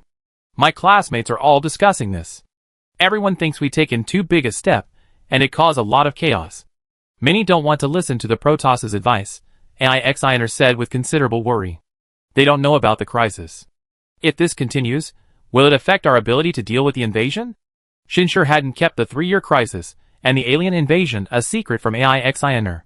He had told her about it during their previous phone call. As a normal person, AI-XINer naturally showed concern about the crisis. Specifically, she began to pay increasing attention to related developments, including all reactions from the Starsea Corporation and the Human Federation. Although Shinshur had said that even if they were defeated, he would take her and her family with him, it was clear that AI-XINer still didn't want to see that future. It not only meant she would have to give up her dreams, but it also meant the end of humanity, and the despair and suffering of countless people around the world. Don't worry too much, Shinshur comforted her. People sometimes yearn for chaos when they're in a state of order, and they yearn for order when they're in chaos. Right now, everything is still under control. Is that so? AI-XINer breathed a sigh of relief, then said weakly, isn't talking about this a bit boring? You're clearly very busy right now, and you still have to explain all this to me. I am very busy. Shinshur's voice betrayed his weariness. I'm so busy I can barely breathe, but chatting with you is the most useful rest for me. But I can't help much. AI-XINer felt a sense of helplessness, but more than anything, she felt sorry for Shinshur. She knew that Shinshur carried the weight of the entire world, the entire civilization, on his shoulders, yet as his lover, she couldn't even help with his daily life. Shinshur was now not eating or sleeping, devoting all his time and energy to studying and training. How could I not help? Shinshur's tone softened. I talked to my mom on the phone a couple of days ago, and she told me that you've been video chatting with her every day lately. With you around, I can focus entirely on my studies without any worries. Andy isn't old at all, and chatting with her is quite fun, AI-XINer said somewhat shyly, then continued, by the way, your younger brother, Ziyuan, has finished his college entrance exams and is preparing to apply to the National University of Defense Technology. Auntie is very supportive, but I heard he had a girlfriend in high school. Her family wasn't well off, and she didn't get into university, but Auntie really likes her. I told you not to object, since Ziyuan listens to you a lot. Shinshur listened attentively to AI-XINer's rambling about family matters without the slightest impatience, occasionally interjecting a few words. Despite his current studies in interstellar warfare, his interactions with key officials of the Human Federation, and his review of comprehensive war preparedness projects, it was precisely this environment that made him appreciate the warmth and significance of such family conversations. This was also his motivation to continue his efforts and dedicate himself to saving the world. The soldiers must feel the same way. Defending their homeland meant protecting not only their families and country, but also everything they cherished. However, Towards the end, Shinshur suddenly remembered something and asked, Xiner, would you like to try primal energy training? Primal energy? AI Xiner knew what it was. Shinshur had mentioned it during their previous conversations. Your self-control and willpower are quite good, and your talent shouldn't be lacking. Honing your primal energy will not only protect you, but also strengthen your mind, offering many benefits. It might even help you gain a clearer understanding of yourself, greatly aiding your musical dreams. Shinshur's idea wasn't a sudden inspiration, he had considered it for a long time. In the future world, almost everyone undergoes such training. After all, the body can be protected in many ways, but the fragility of the mind can only be addressed by oneself. Shinshur didn't intend for AI Xiner to become a primal energy master. As long as she could develop a stronger will and protect her mind, that would be enough. And AI Xiner didn't hesitate much. Okay. Her voice didn't sound like a resolute decision, but rather like a sigh of relief. She whispered, I work hard with you, just like before. True love allows two people to grow together and become better versions of themselves, especially under immense pressure. If they can encourage and support each other, even without time for romantic moments and sweet nothings, their feelings will only deepen. In the end, the call, as always, didn't last long. AI Xiner always ended it first, understanding that Shinshur didn't have much time to rest. This was a testament to AI Xiner's understanding and tacit agreement with Shinshur. After hanging up, a thought suddenly occurred to Shinshur. Would AI Xiner be remembered in history? If humanity could defeat the Vorin, she certainly would, though he wondered if it would be as a piano master or as the wife of the founder of Shanghai Company. Shinshur thought about it, then couldn't help but shake his head and chuckle, before returning to his studies. Throughout the entire process, he truly paid no attention to the escalating resistance in some regions. After all, just as he had told AI Xiner, everything was under control. The Starsea Corporation's silence, to some extent, intensified the resistance. In some areas, attempts to storm the space elevators even began, though these were thwarted by tight security, adding to the chaos. Industrial transformation in some regions came to a complete standstill. Some people were simply unable to start new businesses. But it was precisely at this time that the resistance against the Starsea Association achieved what they considered a significant victory.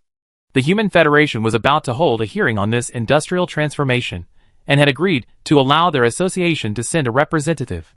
This victory even prompted the boycott of the Shanghai Association to convene a celebration party with most of its key members. The entire banquet was extremely lavish. They even booked an entire 5-star hotel, inviting a large group of bikini-clad women to hold a wild party by the hotel pool.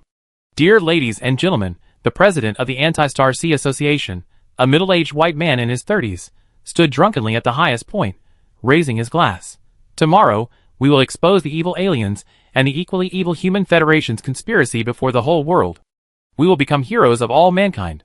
We have protected humanity's freedom and wealth. Cheers to the heroes! Cheers to the heroes!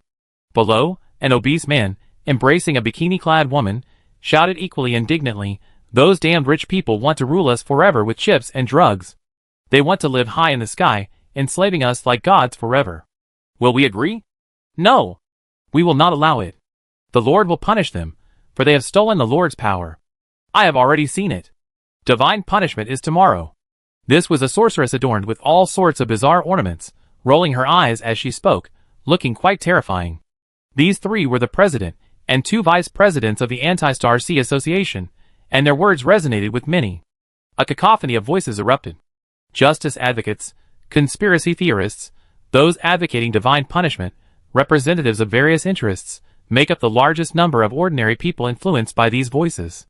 But in a corner, a middle-aged black man, with a full beard and a rather decadent appearance is helplessly calling out, President Lori, we can't drink anymore. We need to discuss in detail what we be saying at tomorrow's hearing. Hey, Attorney Quint, don't worry, there's plenty of time. Lori grabbed the black man's shoulder. By tomorrow, we have succeeded. I guarantee you be back in business. Of course, I never doubted it. The lawyer named Quint narrowed his eyes and smiled. But we still need to confirm tomorrow's details. First, what makes you so sure your proposed transformation plan is fair and just, and not an infringement on our private property? Lori, dressed in a suit, stood in the spacious, brightly lit conference hall, facing the representatives of the Human Federation, and behind them, a dense crowd of representatives from various parties and media cameras. His voice was loud and clear, and he exuded an imposing aura. This was the scene of the hearing. Even before the announcement of this hearing, there had been extensive publicity. At this moment, the viewership of this hearing had completely broken the viewing record for conference videos. After all, it involved the real interests of countless people, and countless people around the world were watching. And the representative of Starsea Company was not Wenhezhi, but Song Yao. By this time, Starsea Corporation was no longer the makeshift operation it once was. In just over a month, it had recruited thousands of employees, all elites from around the world, and established a highly efficient operating system. Under these circumstances, Song Yao, the chairman's secretary, was indeed qualified to represent Starsea Corporation at the hearing. Faced with Lori's questioning, a representative from the Human Federation stood up to answer. We only customized a transformation framework that conforms to the economic model. However, the transformations of individuals and specific enterprises were not formulated by us, but were handled entirely by the super AI, the Protoss. The entire process was absolutely fair and transparent. The representative's voice was equally loud and firm. But aren't the Protoss still under your command and controlled by you? Lori immediately followed up. As the central AI of the Human Federation, the Protoss's control is shared by 198 countries worldwide. Each country can send a representative to apply for review of the Protoss's core permissions and the relevant instructions it receives, following established procedures. Furthermore, the transformation-related plans, reasons, and even the transformation framework jointly developed by global economists have all been fully disclosed at the start of the hearing. Any individual or company can inquire with the Protoss through the Economic Transformation app. This representative seemed to need no time to even think. Chapter 102. Upon hearing this, many viewers immediately pulled out their phones to check. They discovered that the Protoss even offered two versions, a simplified version and a professional version. The simplified version used concise and easy-to-understand language to explain in detail which industries still had room for development and had relatively higher replacement ratios, while which sectors would be completely eliminated, thus having the lowest effective replacement ratios for existing assets. Take oil, for example. This is an area destined for complete elimination, including oil extraction technology and related equipment design industries, areas that will inevitably be completely phased out and cannot obtain a high replacement ratio. However, equipment manufacturing plants, oil processing plants, and even the transportation industry, which also belong to the oil sector, have different replacement ratios because they still have other functions. All of this has been comprehensively analyzed and calculated by economists and intelligent AI. Furthermore, it is completely public and verifiable. No matter how much the stakeholders themselves feel it is unfair, at least ordinary people don't feel that way. In fact, many people think the replacement ratio is still high. Ultimately, it would become a completely useless industry. At this moment, during the hearing, Lori's forehead was already sweating. He had thought the Human Federation would be unable to explain it, but unexpectedly, they would directly disclose all the transformation plans and conversion formulas. Even if further questioning of these specific plans were to be done, it would only be possible with the help of experts and scholars in the relevant fields. Before founding the Anti-Starsea Association, he was just a small-time actor.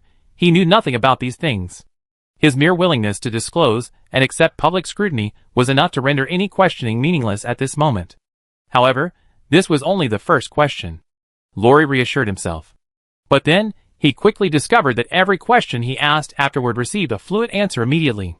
For this short appearance today, Lori and his colleagues in the association had carefully prepared a number of questions. Naturally, there were no questions like "what if you anger God?" But rather, these were questions that the Starsea Corporation's resistance fighters truly cared about and genuinely opposed. These included questions about the security of the technology, questions about the allocation of resources in the new industry, questions about the series of social problems brought about by high technology, and questions about the direct invalidation of skills that people had painstakingly learned and trained to acquire. But all of these questions were answered quickly. All publicly sold civilian products have undergone our systematic testing, and even the technology itself has been thoroughly analyzed. There are no problems whatsoever. Moreover, we can see that to date, over 10,000 terminally ill patients have received effective treatment, extending their lives. Over 2,300 disabled people have regained their complete bodies, and nearly 100,000 volunteers have used cell-activating agents, showing a significant rejuvenation. They have regained their youth and health. Each and every one of us will benefit from these high-tech products. The allocation of new industries is a long process, and the current allocation is not the final solution. If anyone has questions about this, we welcome them to negotiate. However, It should also be noted that we have allocated a large number of important industries to the non-governmental sector, while still strictly adhering to anti-monopoly laws. There are no issues of dictatorship or monopoly, as you have mentioned. We have established a high-tech review department within the Human Federation to rigorously review all high-tech crimes, including those involving ethical and moral issues. Technologies such as clones, androids, and any other technologies that may cause social problems are currently not permitted for application. If you discover or believe that a technology could cause social problems, you can submit suggestions and reports through the Protoss, who will respond immediately. With the development of science and technology, the obsolescence of some old skills and knowledge is an inevitable trend. Everyone's life is a continuous process of learning. Of course, we are keenly aware of the enormous amount of energy and time required to learn new skills. Therefore, Starsea Corporation has launched a personal learning device that can increase learning efficiency by up to 15 times. So, everyone will have the opportunity to experience the joy of rapid growth. Furthermore, I think the cell-activating agent should be able to compensate for the learning time you have spent in the past. With this question and answer, many issues began to become clearer. Even many viewers began to realize that this comprehensive economic transformation was well prepared. Instead of appearing chaotic on the surface, or as some had portrayed it, many problems caused by high technology can be solved with high technology, especially that learning device. If it can truly increase learning efficiency by 15 times, wouldn't that mean that just 1 year of study is equivalent to 15 years of study in the past? Suddenly, many academically struggling students were tempted. Many people, after entering the workforce, begin to regret not studying harder, not learning more knowledge, and not developing their skills. Now, they have another chance to strive. The emergence of Starsea Corporation has brought about a massive change in the world, and this change has brought countless opportunities. Even those who were academically weak in the past can become strong and elites in this new era. More and more people are beginning to take Star Spirit's suggestions for career transition seriously, and their voices are starting to appear online. Star Spirit just told me that if I want to be a doctor, I could consider developing in the field of prosthetics. My God. I'm a car mechanic. Is it really possible for me to become a doctor in this lifetime? Haha, the taxi industry won't be eliminated. I can directly switch to learning to drive maglev flying cars. Star Spirit suggested I study urban construction, saying it will be an extremely popular industry for the next few decades.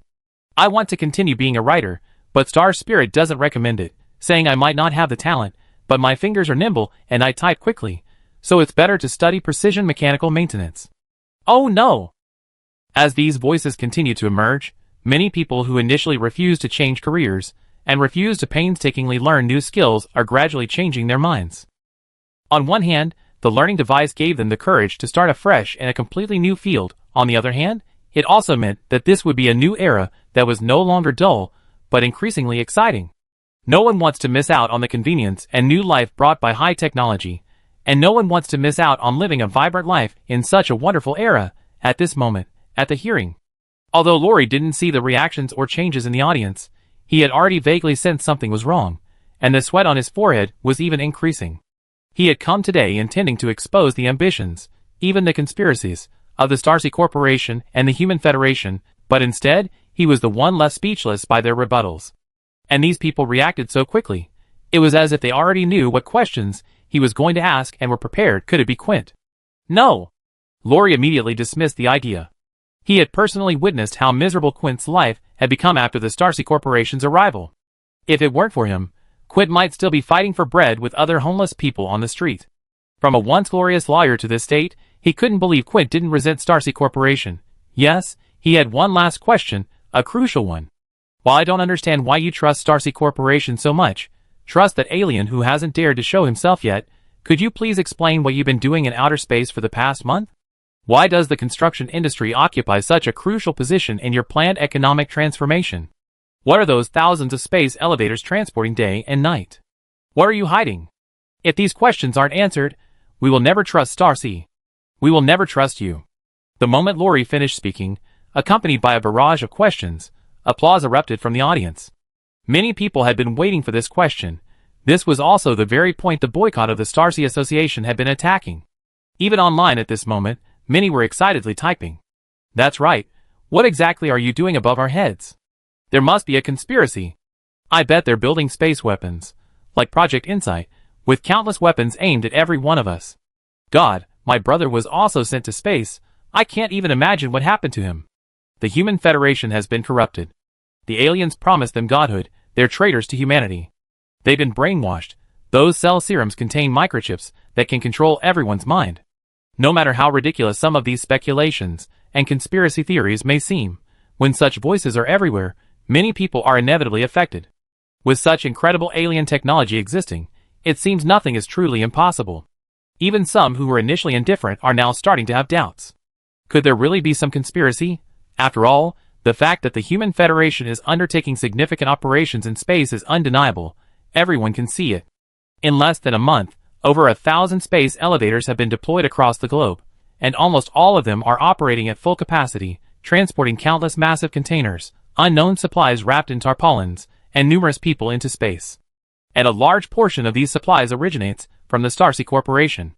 Even now, with growing calls for resistance against the Starcy Corporation, countless cruise ships and airplanes from various countries continue to transport goods to and from Starcy Island. Even in broad daylight, when people look up, they can see some silvery white lights on the horizon. These are even more noticeable at night. If the Human Federation claimed they weren't up to anything significant in outer space, no one in the world would believe them. Therefore, those who had faith in Starcy Corporation, or even felt gratitude towards them, had few who could refute the protesters online. They could only stare intently at their screens, hoping for a response from the Human Federation and Starcy Corporation. However, the Human Federation representatives, who had just answered fluently and exuded confidence, fell silent one after another. This included Song Yao, the representative from Starcy Corporation. They even muted their microphones, seemingly engaged in a closed discussion among themselves. This reaction made Lori involuntarily smile. Guilty. In his view, this was a sign of guilt. Lori really had to thank Quint. That series of questions he just asked was something Quint had personally instructed him on last night, explaining even the tone and emotion perfectly, and making him practice repeatedly. That's how he delivered that satisfying interrogation. Quint had even said that after he finished speaking, everything would be over. It seemed that was indeed the case. The Human Federation would absolutely not reveal their secrets. However, what Lori didn't know was that while he was silently thanking Quint, he was also letting out a huge sigh of relief in the audience. This guy finally got to this point, Quint said, genuinely worried that Lori had been too intimidated by his smooth responses to ask this question. That would require finding someone else to go through the procedures, and the results might not be as good as with Lori's status. But since it had been said, for Lori, it was truly over. At that moment, the representative of the Human Federation, seated in the center, suddenly stood up from his chair. Numerous cameras focused on him at that instant. Gentlemen, just now, the Human Federation Senate held an efficient online vote. Finally, a majority of members agreed that, at this moment, I, on behalf of all the members of the Human Federation Senate, would publicly announce to all humanity worldwide an extremely important event, one that even concerns the fate of all humankind. He used a series of prefixes and adjectives, instantly elevating the atmosphere in the room, and even the atmosphere of the global audience, to a peak. After all, the build-up to his statement was too exaggerated. An emergency online meeting, unanimous agreement, extremely important, and concerning the future of all humanity. Even Lori, who had just been smiling, couldn't help but swallow hard. And the next moment, audiences worldwide could clearly hear the Human Federation representative speak in a loud and solemn voice. With the help of Mr. Shin, the founder of Starcy Corporation, we are undertaking a grand project in outer space called Planetary Fortress. Yes, we are transforming our planet into a powerful military fortress. This is a defensive project that will protect our planet and our entire civilization in the upcoming interstellar war. Chapter 103. Although the representative's voice and wording were very clear, a brief silence still followed his speech. Then came a tsunami-like uproar.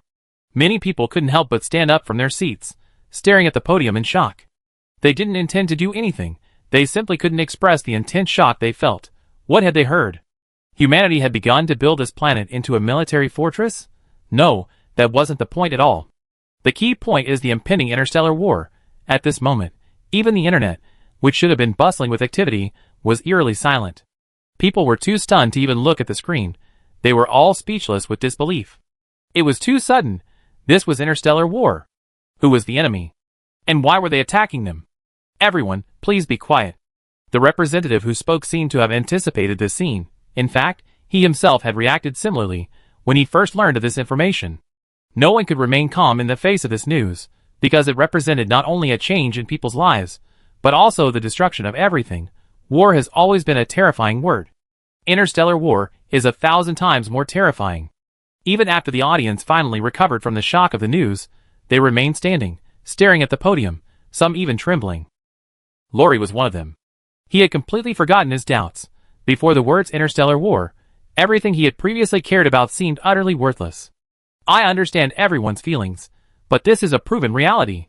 The representative spoke from his prepared statement, his tone heavy and solemn. Mr. Shin's return has lifted a corner of the veil of mystery surrounding this vast galaxy above us. We now know that humanity is not the only intelligent species in this universe, but also incredibly weak. Behind the various powerful technologies you have witnessed recently lies a vast, prosperous, powerful, yet cruel interstellar civilization. Everyone listened in silence.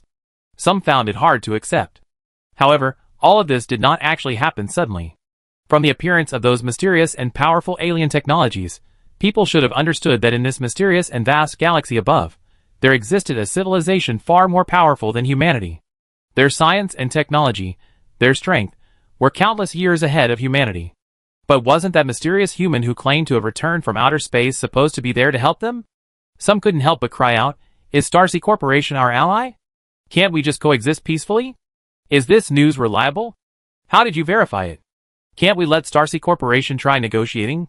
Yes, faced with the term interstellar war, people had completely forgotten their resistance to Starsea Corporation, instead seeing it as a lifeline. And indeed, this was the only sense of security in the face of this reality. Without Starsea Corporation's appearance, without its continuous provision of technology, products, treatment of patients, and various forms of cooperation, people would likely have been swallowed up by the despair and fear brought about by the news of interstellar war. Therefore, this is indeed the best time to announce it. I know everyone has many questions. The representative raised his hand again, silencing the crowd. Since we've chosen to release this information, we will answer everyone's questions one by one. First of all, interstellar society is far more than just one civilization. According to the information Mr. Shin brought, in the Milky Way alone, there are no fewer than several hundred civilizations that have already entered interstellar space. Several hundred civilizations that have already ventured beyond interstellar space? Some people opened their mouths, unable to utter a single word. When they were told they were incredibly weak, they didn't have a very clear reaction, but now, faced with this number, they clearly understood this. Humanity has only just begun its journey through interstellar space. This means that among these hundreds of civilizations, they belong to the weakest tier. Suddenly, their entire worldview is no longer confined to this planet. The word world will henceforth represent the vast universe and countless interstellar civilizations. A wave of fear washes over them, as if their beautiful world has collapsed in an instant. Even the most fervent extraterrestrial enthusiasts trembled before this reality, perfectly embodying the proverb Lord Ye's love of dragons was terrified at first glance. I know everyone is scared, and so are we. The representative's voice changed, becoming more steady and powerful. In this vast universe, the blue planet beneath our feet is like a small boat in a storm, and each of us is like an ant inhabiting that small boat. We mistake that small boat for our entire world, unaware that this world could be submerged by a small wave at any moment. But we are also fortunate, because before the storm arrives, we have found an anchor, a support point, the return of Mr. Shin and the Shanghai Company. At the final turning point, the representative's tone suddenly rose. It seemed to stir the emotions of the crowd as well. It injected a powerful boost of confidence into everyone. Indeed, that Mr. Shin and Shanghai Company were their lifeline. Didn't they see that even the planetary fortress had begun construction? Then who is our enemy? Someone couldn't help but ask loudly. It's an interstellar nomadic fleet. They've lost their home planet, and live by plundering civilizations weaker than themselves. They discovered Blue Star. They even reached the solar system. Mr. Shin noticed the fleet's movements and returned to Blue Star ahead of time to provide us with assistance and make preparations. The representative quickly replied. Is it really impossible to negotiate? Someone else asked. Such interstellar nomadic fleets are like ravenous wolves in space. They will plunder and wage war until they are destroyed. This is their way of survival. Does building the planetary fortress guarantee victory? No, interstellar warfare is fraught with uncertainty. However, the planetary fortress is our greatest hope. It can close the gap between us and the enemy in the shortest time, ensuring we are not utterly defenseless, and even giving us a considerable chance of victory. With a rapid exchange of questions, the crowd gradually came to their senses, and a barrage of questions arose. The representative had to shout several times to quiet the room again. Gentlemen, since we have chosen to go public, we will soon produce a special column to introduce some information. You can also ask the Protoss, who will answer. And here, on behalf of all the senators of the Human Federation, I would like to say something to everyone in the world. The representative raised his voice, speaking slowly. From this day forward, the word humanity will have a completely new definition. Whether we like it or not, in interstellar space, we are humanity. Mr. should return from the sea of stars for this very reason. Humanity is weak, therefore we must unite. We can no longer kill and fight each other over trivial matters. Humanity lags behind, therefore we must do everything in our power to catch up. We absolutely cannot let go of any opportunity to become stronger. Humanity is fragile, therefore we must give everything to protect our lives, to protect everything around us. We cannot be slaughtered, we will not be bound. Surrender? As long as there is even the slightest hope of victory, we will seize it at all costs. And from this day forward, the Human Federation will unite with other nations to launch the largest war preparation project in human history. Economic transformation is merely the first step. We must build planetary fortresses and space cities within a limited time frame. We must also train a powerful interstellar force. This time, all of humanity will fight for the common good. This spokesperson was clearly carefully chosen. His tone was deep and passionate, steady and resolute. Everyone could feel a determination emanating from his brief speech. A determination originating from the highest levels of the Human Federation. Yes, humanity has not given up. Humanity has not despaired. Even facing unprecedented difficulties, hope still exists. Even after the hearing concluded, many people were still reeling from this shocking news. However, voices completely different from before began to emerge online. I don't want to die. I want to live to be 200. So I do anything just to win. I decided, I'm going to join the army. Even if I die, I don't want to die at home. The Protoss suggested I study architecture, and I actually refused. I was so stupid. This is about building planetary fortresses and space cities. Being able to participate would be an honor for a lifetime. Just a pack of interstellar wolves. What's there to be afraid of? We will definitely win. Everyone, it's time to unite. Every one of us must give our all for this war. No one can stand aside. Just as the Federation's High Command had planned, announcing the impending interstellar war at this time would unite humanity under external pressure, allowing everyone to find something to do. It would inspire people to channel their passion and fighting spirit into the transformation and development of civilization. Once this atmosphere spreads globally, many subsequent tasks, including the massive war preparations, will become much easier. Of course, not all of the world's 7 billion people are willing to fight for the common good. Some still prioritize personal gain. Fortunately, in this phishing scheme, most of these individuals have already given themselves away. For example, Lori, after the hearing, was completely dazed. But no one approached him anymore. Those who had been incited by Lori quietly disappeared one by one. Because everyone had realized that in the face of crisis, Starsea Corporation was no longer just a company, but the savior of human civilization, the anchor they absolutely had to rely on. Without Starsea Corporation, all of humanity would be utterly vulnerable in this vast galaxy. Under these circumstances, boycotting Starsea was almost tantamount to being anti-human. At that moment, several people dressed in Human Federation uniforms handcuffed Lori. Lori Alfred, you're under arrest. The main charge is inciting people to storm the crucial planetary fortress construction base. In addition, you are also charged with fraud, tax evasion, establishing an illegal organization, and having anti-human tendencies. No, I didn't. Lori shuddered, wailing, you have no evidence. You have no evidence. No, they have evidence.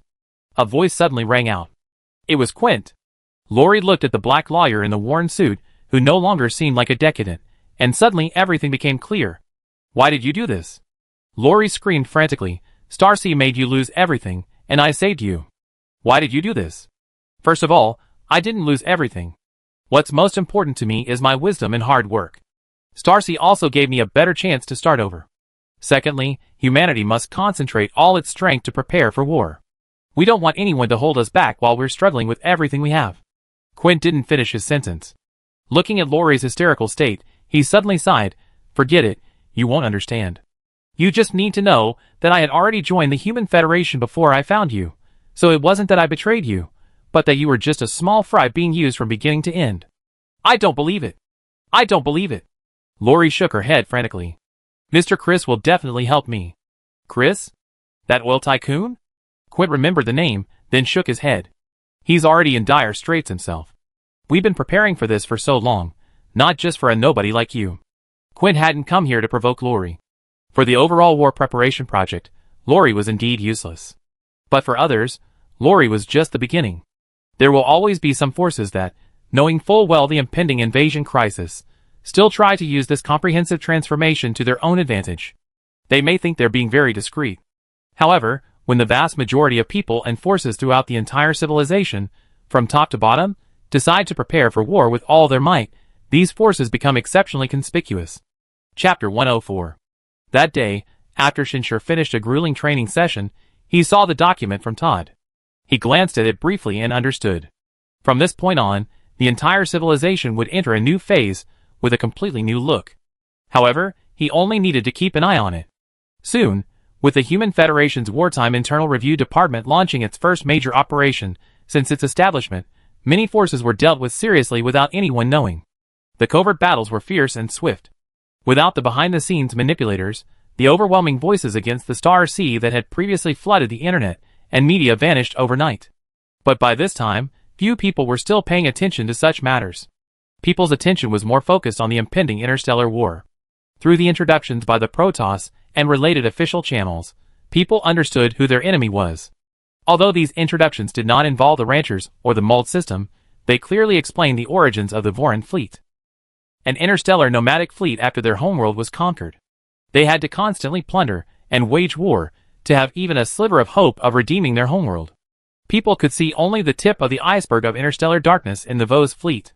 Initially, it wasn't that no one tried to find a solution outside of war. Why don't we negotiate with the Vo, unite with them, and fight the Dake civilization together? Someone asked. Because the Vo dare not.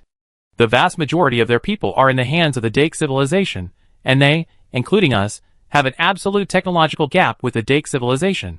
When the Vo civilization was destroyed, they didn't even see a single Dake ship, not a single Dake. This was the Protoss's answer. Even the most beautiful voice couldn't mask the despair revealed in the answer. Behind the Vorian fleet lay such a cruel and powerful civilization. This disparity was even greater than the gap between the strongest and weakest nations on Earth. They were like the overseers of this war, or perhaps the laughing nobles in the gladiatorial arena of ancient Rome. And Earth and the Vorians were merely pitiful and pathetic gladiators. If we successfully build the planetary fortress, and the Vorian fleet sees it, will they leave? Someone suggested. To make a hungry pack of wolves give up, you have to kill most of them, or kill their alpha wolf. The Protoss's answer shattered these illusions once again. Is it possible to unite with other civilizations? I mean, other interstellar civilizations also threatened by the Voran fleet? Uniting the weak is meaningless. It will only lead to mutual destruction. What about Mr. Shin's faction? They can provide a planetary fortress, so why can't they send troops to help us? The planetary fortress was acquired by Mr. Shin through personal opportunities and resources, but he has already done everything in his power. In the perilous interstellar world, every civilization seeks its own interests and strength. No one will sacrifice themselves to help others for nothing. Mr. Shin's only reason for doing this is because he is human.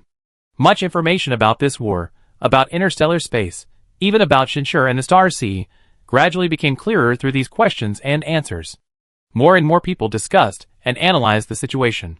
Finally, they could only despairingly realize that this war was inevitable, and humanity's only hope now lay with the Starsea Company and Mr. Shin, who had returned from interstellar space. More and more people eventually abandoned their illusions. All humanity could do was grasp the hope Mr. Shin brought and win this war. Naturally, the planetary fortress under construction gradually gained worldwide attention. After a period of industrial transformation, the Human Federation also accelerated its construction across the board. We are now recruiting a large number of staff for the construction of space cities. Such announcements began to appear in major regions around the world. Because the production line for the spacesuits that Shinshur brought had been tested, set up, and started full-speed production during this period.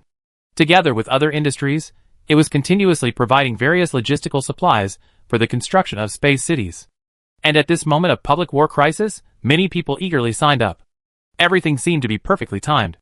The number of applicants far exceeded the actual number needed in a very short time, allowing for careful selection.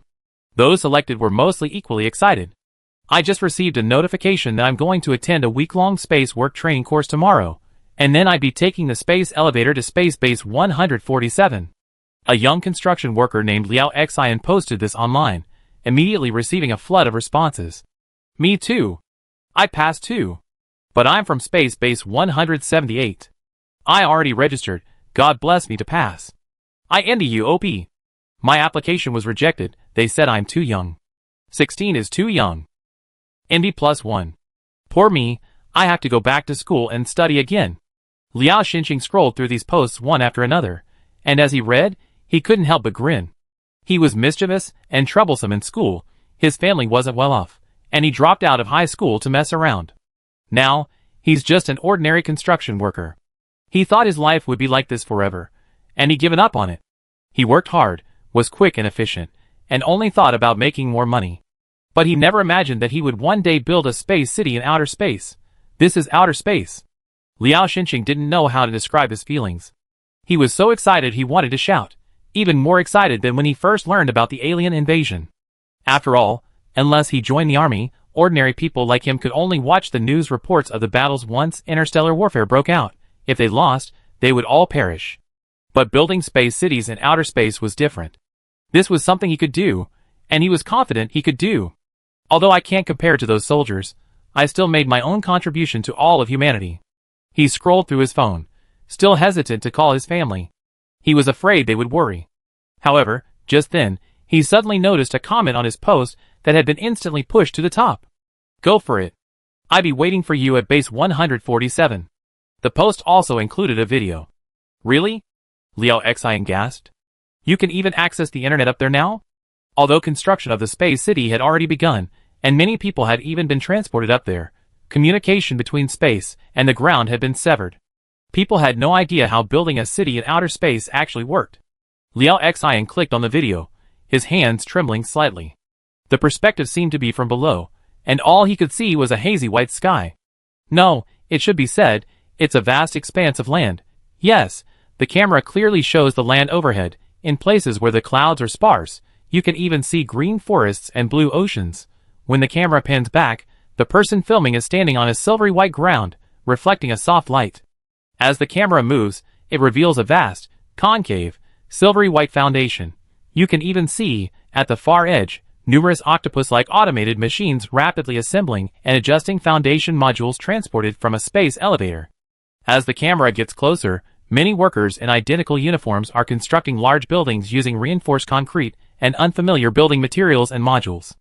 Some high-rise buildings have already been erected, and everything is in a state of weightlessness. Each worker carries a pneumatic launcher on their back, freely gliding through the space. One worker in the shot even effortlessly pulls a large bundle of steel bars, precisely entering the building. This is what the construction of the space city looks like. There's no need for an official promotional video. This casually shot scene from a passerby's perspective delivers a visual impact far surpassing any previous film. Because it's grand, spectacular, magical, and most importantly, incredibly real. Real enough to get your blood pumping. People are even eagerly anticipating what it will be like to live in such a place once it's completed. And below this video post, there are countless comments and reflections from people. So magnificent, so spectacular. If we win this, we can brag about it to our descendants for a lifetime. Are you still there, OP? Tell us about life up there? Yes, but I have to go now. The internet just went live, and there are no security restrictions, so I just post a video. Also, the workload up there is huge right now. We're actually very tired, and there's a severe shortage of manpower. But there's no other way, time is too tight. We must relocate all the important production lines to the space city before the war reaches Earth. The boss even gave a military order. I might not dare to fight, but I can't back down when it comes to logistics and construction. Thank you for your hard work, OP. OP is right, we can't back down. I signed up too. Just this kind of experience is a stroke of luck in this lifetime. Liao Xian looked at these comments, typing on the keyboard, seemingly wanting to say something, but racking his brains, he couldn't come up with anything that seemed reasonable. He regretted once again not studying harder when he was young. In the end, he sent out 6 words. All-out preparation. Go for it. It wasn't just Liao Xian. At this moment, many people were encouraging others and themselves in various ways. With the gradual establishment of the space internet, Various messages and videos from space kept coming in, and the number of people signing up was increasing. All the space elevators were already fully operational, almost running at full capacity.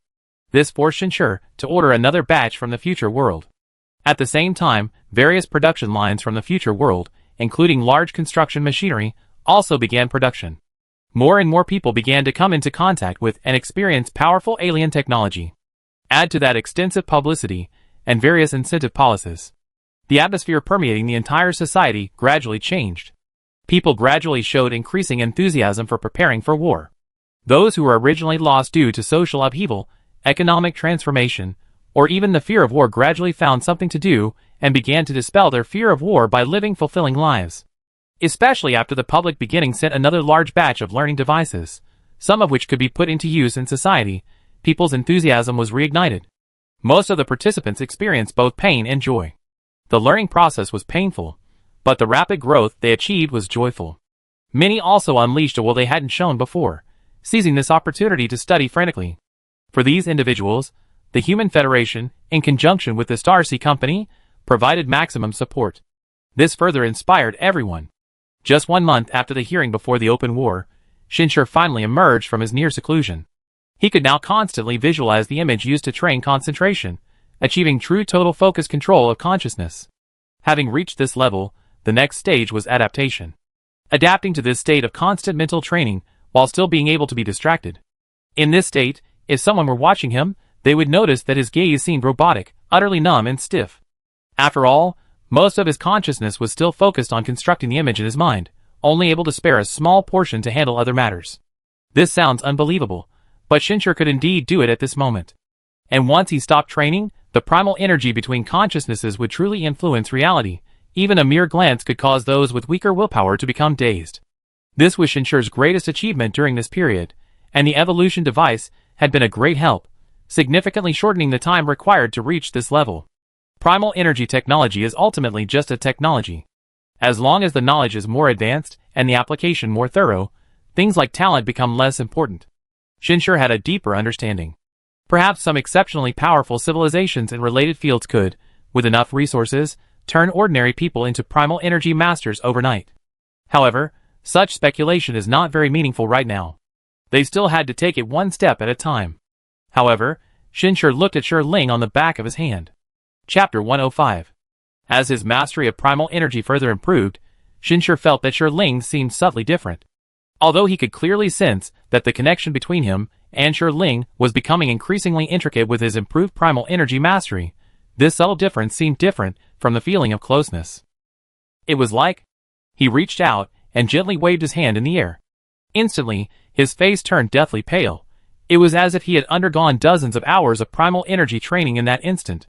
The mental exhaustion nearly made him collapse. But compared to this exhaustion, what happened shocked him even more. Yes, although extremely faint, he was certain that in that instant, he felt as if he was about to touch time. That feeling, if he had to find a description, it was like about to touch another dimension. Time, which should be formless and intangible, became a tangible existence in that dimension. Although he was probably still a very long way from actually experiencing it, this feeling was unmistakable, and his current state spoke volumes. No, I must never try this again. The life evolution device within Shinshur's body was continuously surging into his mind, barely keeping him from fainting, but he still felt waves of confusion, demonstrating the damage this attempt had caused him. He was far from being able to reach this realm. However, despite this, he was quite excited. As his greatest trump card, the time crystal in his hand clearly possessed incredible power, a level that perhaps even the rancher had never reached. Even though its current function seems limited to traversing 3,000 years through black market terminals, Shinshur has always believed it possesses far more than just the ability to travel through time. To traverse 3,000 years, to change the future, to change destiny. What immense power that is. If it can achieve this, there's no reason it can't do other, seemingly simpler things. Especially since he's always felt his connection with Shi Ling is continuously strengthening. And today, this feeling has finally been confirmed. Touching time, could it also manipulate time? Could he reverse time, or even pause it? Although it seems to have no effect now, it has already shown Shinshur a possibility, and he's filled with anticipation. Unfortunately, he doesn't seem to be at a level where he can explore these things yet. Existence is its own justification, I explore it slowly later. Shinshur closed his eyes, taking a rare nap to allow himself to recover. Upon waking, he returned to his numb gaze from training, his emphasis on primal energy now even stronger than before. He maintained his training, while observing the various changes in society. He hadn't looked closely before, only picking out some key points. But this time, his eyes lit up. In just 1 month, society feels completely different. People's fighting spirit is rising higher and higher. Excellent. War is all about passion. And Todd's progress report, in another half-month, the core parts of all the space bases will be completed. Does that mean we can activate the protective barrier? The protective barrier is a phase-specific goal in the construction of the planetary fortress. Once the shield is activated, at least there's no longer a fear of the Voran fleet's reconnaissance forces suddenly appearing before Earth and bombarding human cities from outer space. Even if Shinshur manages to eliminate all the enemies in his warship, it will still inflict enormous casualties on humanity. For the next 2 weeks, keep those energy detectors operating at full capacity, Shinshur informed Sebastian. The detection system is the first step in the construction of the planetary fortress. Shinshur had already placed 256 energy detectors in the space base under construction from the very beginning. And they're operational now.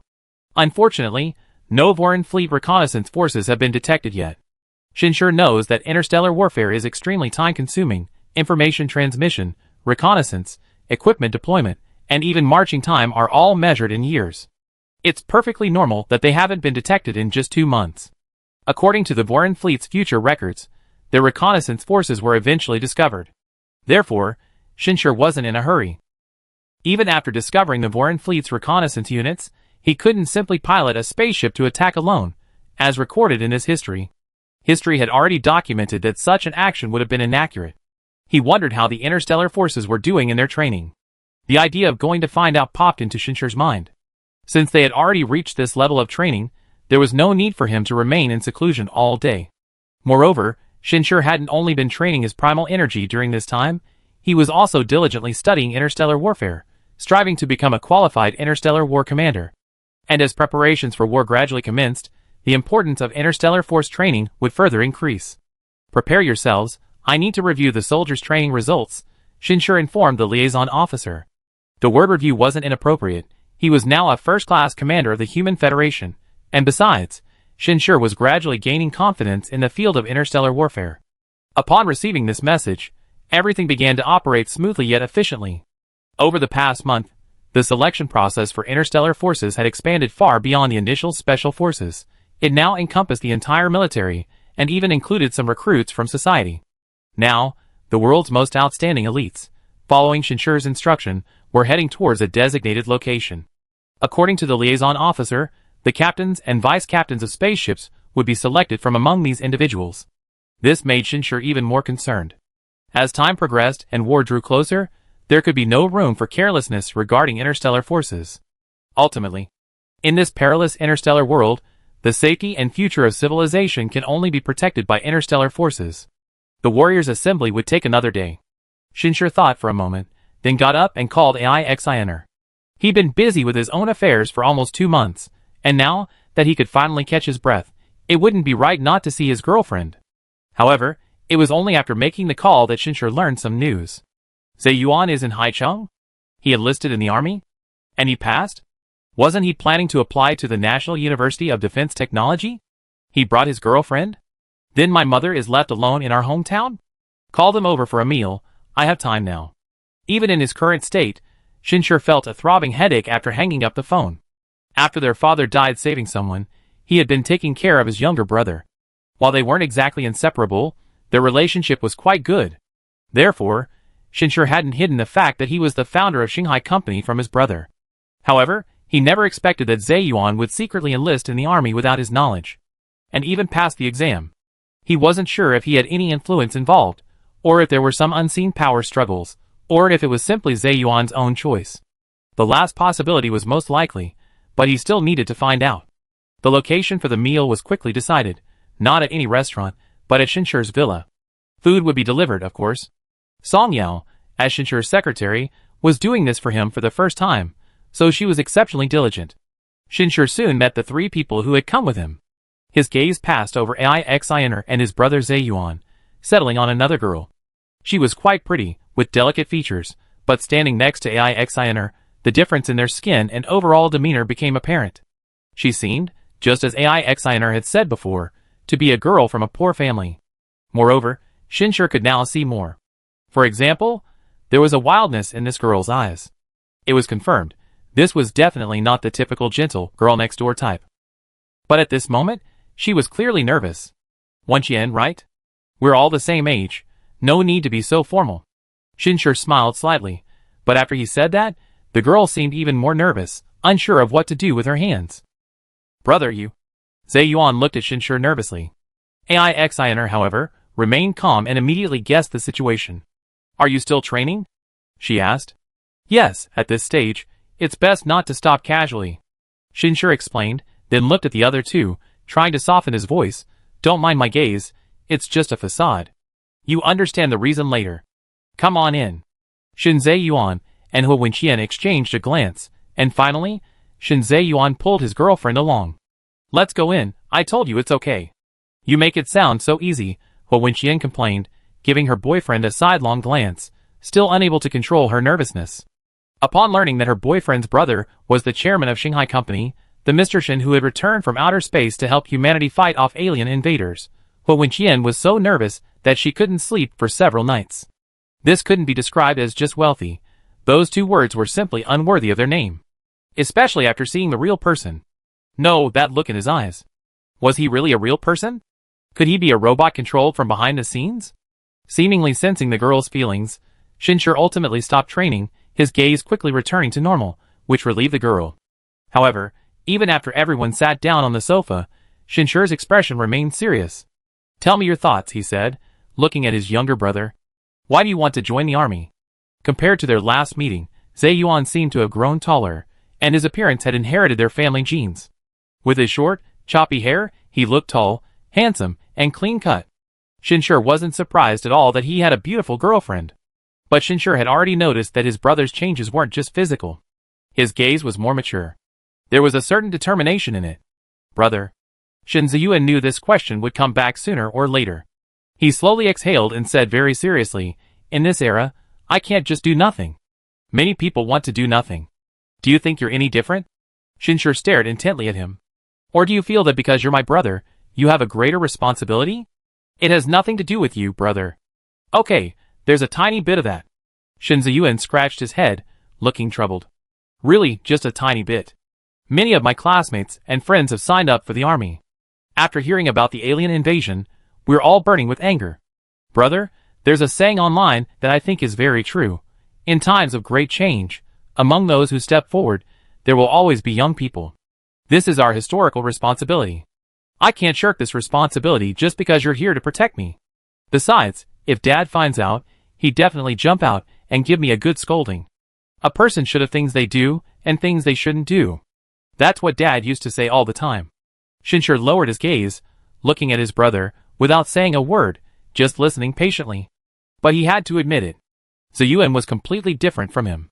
He idolized his father, he was courageous in taking responsibility, and his heart held much more courage and passion. Just then, Shinshur suddenly felt his hand being held. It was AIXINR, looking at him with some concern. It's nothing, Shinshur shook his head at her, saying calmly, I'm not angry.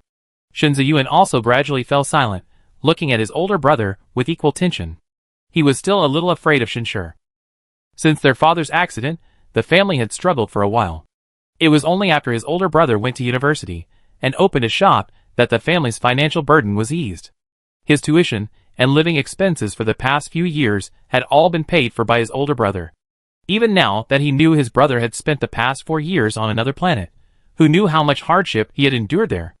I only have one question for you, Shinshur said, looking at his younger brother, enunciating each word clearly. Have you thought about what would happen to Mom if you sacrificed yourself?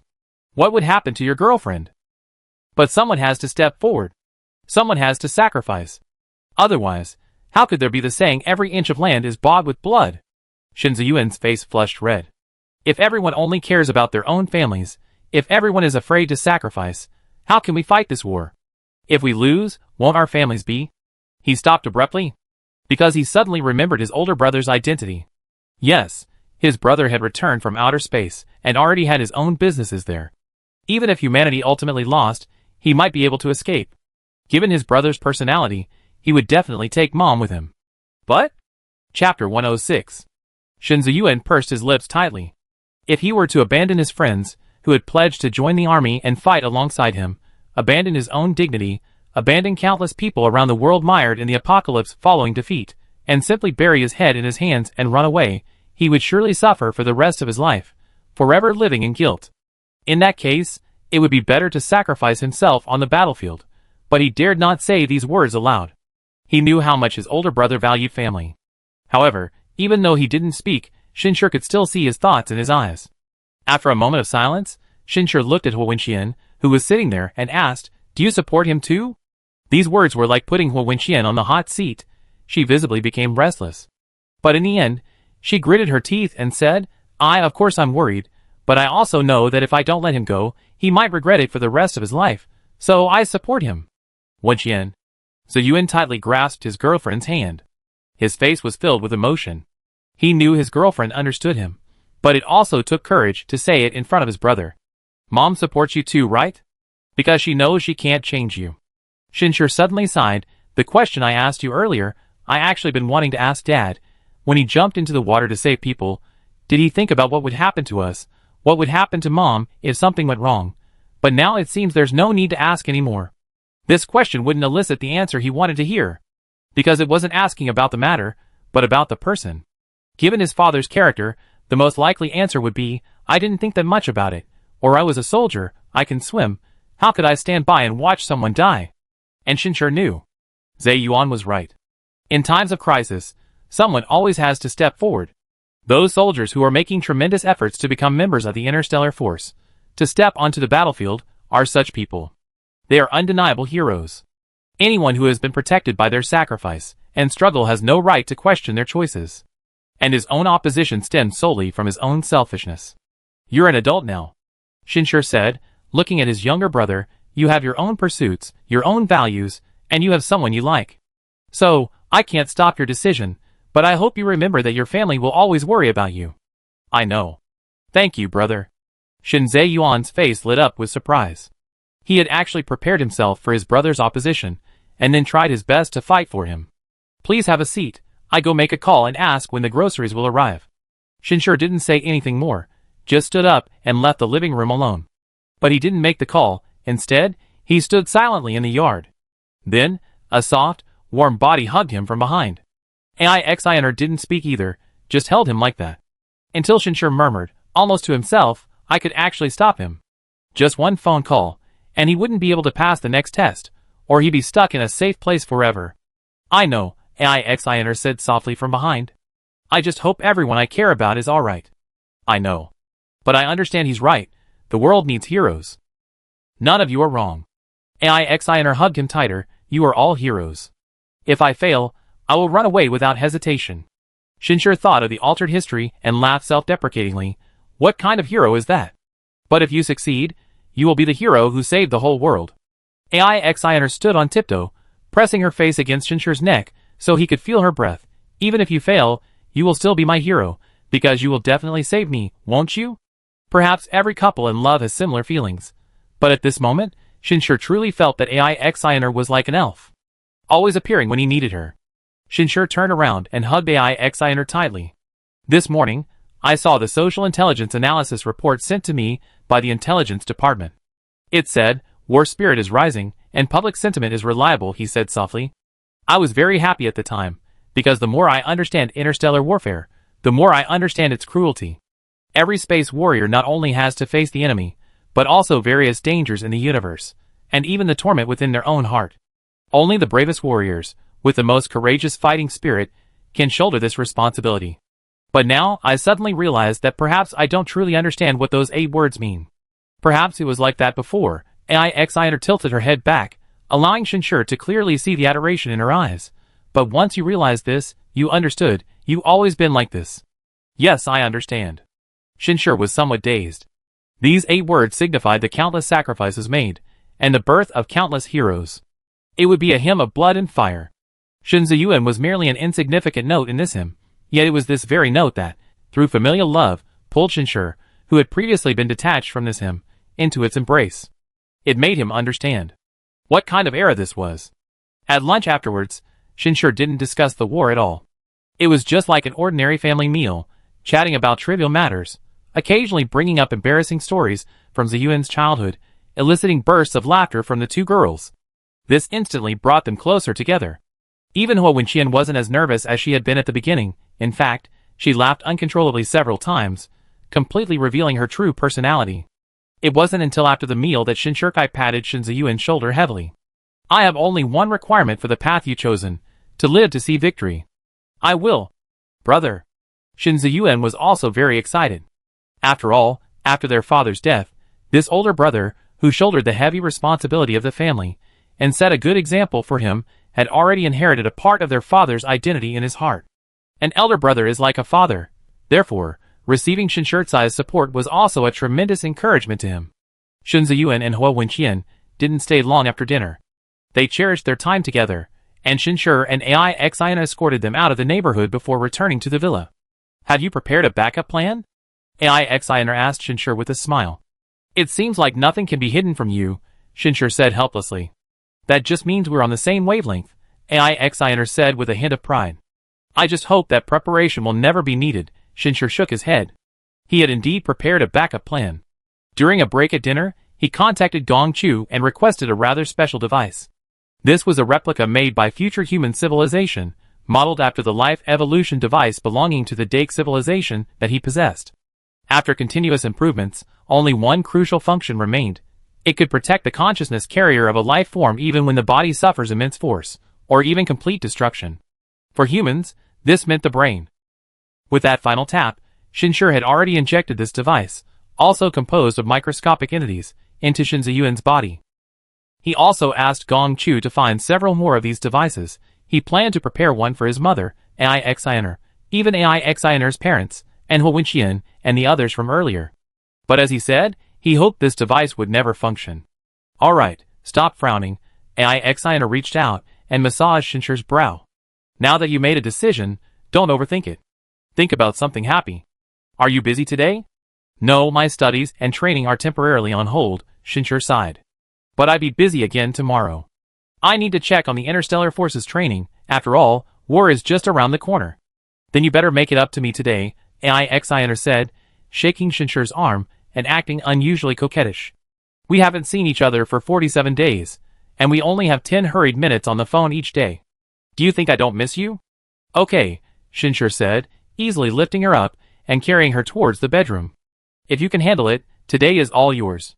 Wait! AIXINer panicked a little. What are you going to do? Of course, I'm going to do something fun.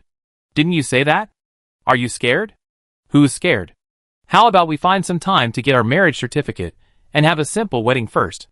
Otherwise, if things get too busy, we might have to wait until the war is over to get married, which would be too dangerous. I'm fine with anything. Ugh, be gentle, don't be so rough. The couple, deeply in love, hadn't seen each other for over a month and a half. It was impossible not to miss each other. Having a rare moment to relax, Shinshur no longer suppressed his feelings. AIXINer was actually in a similar situation. Some things don't depend on time or place. As long as the feelings are there, things will naturally fall into place. So, they had a great time. However, no matter how sweet the embrace was, Shinshur still crawled out of bed on time the next day. Clean, get dressed, adjust his state. Before leaving, Shinshur took one last look at AIXINer, who was still fast asleep. A gentle smile appeared on his face. He then left a note, and some simulated shape-shifting materials around the villa to keep watch. After leaving the house, he immediately became invisible and flew into the air. The void was waiting for him there. The rest time was over. At this moment, elite soldiers were gradually gathering at the designated location, a military base in the desert. Chen Feng was one of them. In the short month and a half of selection, his former teammates, those equally battle-hardened elite soldiers, were eliminated one after another. In the end, only he remained in the entire Snowwind Special Operations team. After all, the captain of the space fleet's warships would be selected from among them. But precisely because of this, he also carried the hopes of his comrades on his shoulders. He must obtain the qualification to pilot a space warship. This qualification was the highest honor for these soldiers who had strived for it. They were not afraid of sacrifice, only of not having the opportunity to personally defeat the alien invaders and bring victory to humanity. However, Even though he attached great importance to this selection, Qin Feng felt no nervousness at this moment. All unwanted emotions were suppressed by an image in his mind. Therefore, he was able to maintain his peak condition at all times. The changes over the past 2 months didn't stop there. For example, right now, as the helicopter approached the designated location, he immediately ordered, "Open the hatch." "Yes, sir." The crew complied, and just as they took out their parachutes, they discovered that the officer they were escorting had simply jumped out of the open hatch. But instead of plummeting straight down, blue flames erupted from his feet, and he sped off in a certain direction, leaving a loud whooshing sound. He wore an exoskeleton directly manufactured on an alien production line, granting him not only the ability to fly but also formidable combat capabilities. His body had also undergone significant modifications. While not a large-scale replacement, his bones and muscles had been strengthened, and with the use of biological agents, his physical abilities were now many times greater than before. In the real world, he would be a mini-Superman, capable of things that seemed unthinkable in the past. And for the Space Marines, this was just the beginning. According to their training in interstellar warfare, being able to fight in outer space with their bare hands was merely the most basic requirement. Sometimes, they even needed to land on unknown planets without protection and utilize the planet's environment to aid in combat. These requirements were incomparable to their past ones. This was also the reason why many of his comrades were gradually phased out. The captain of a spaceship doesn't necessarily have to be the strongest person on board, but he must be the most well-rounded. Only in this way can one successfully handle the various unforeseen situations in interstellar warfare. In short, Qin Feng's current goal is singular, to become the captain, and the final decision likely rests with Mr. Shin. As they advanced, a scanning image appeared on Qin Feng's retina. He easily discovered the previously deeply hidden military base. This step couldn't even be considered a test, as it was far too easy for them at this point. Qin Feng also saw many other people, arriving in various ways. Chapter 107.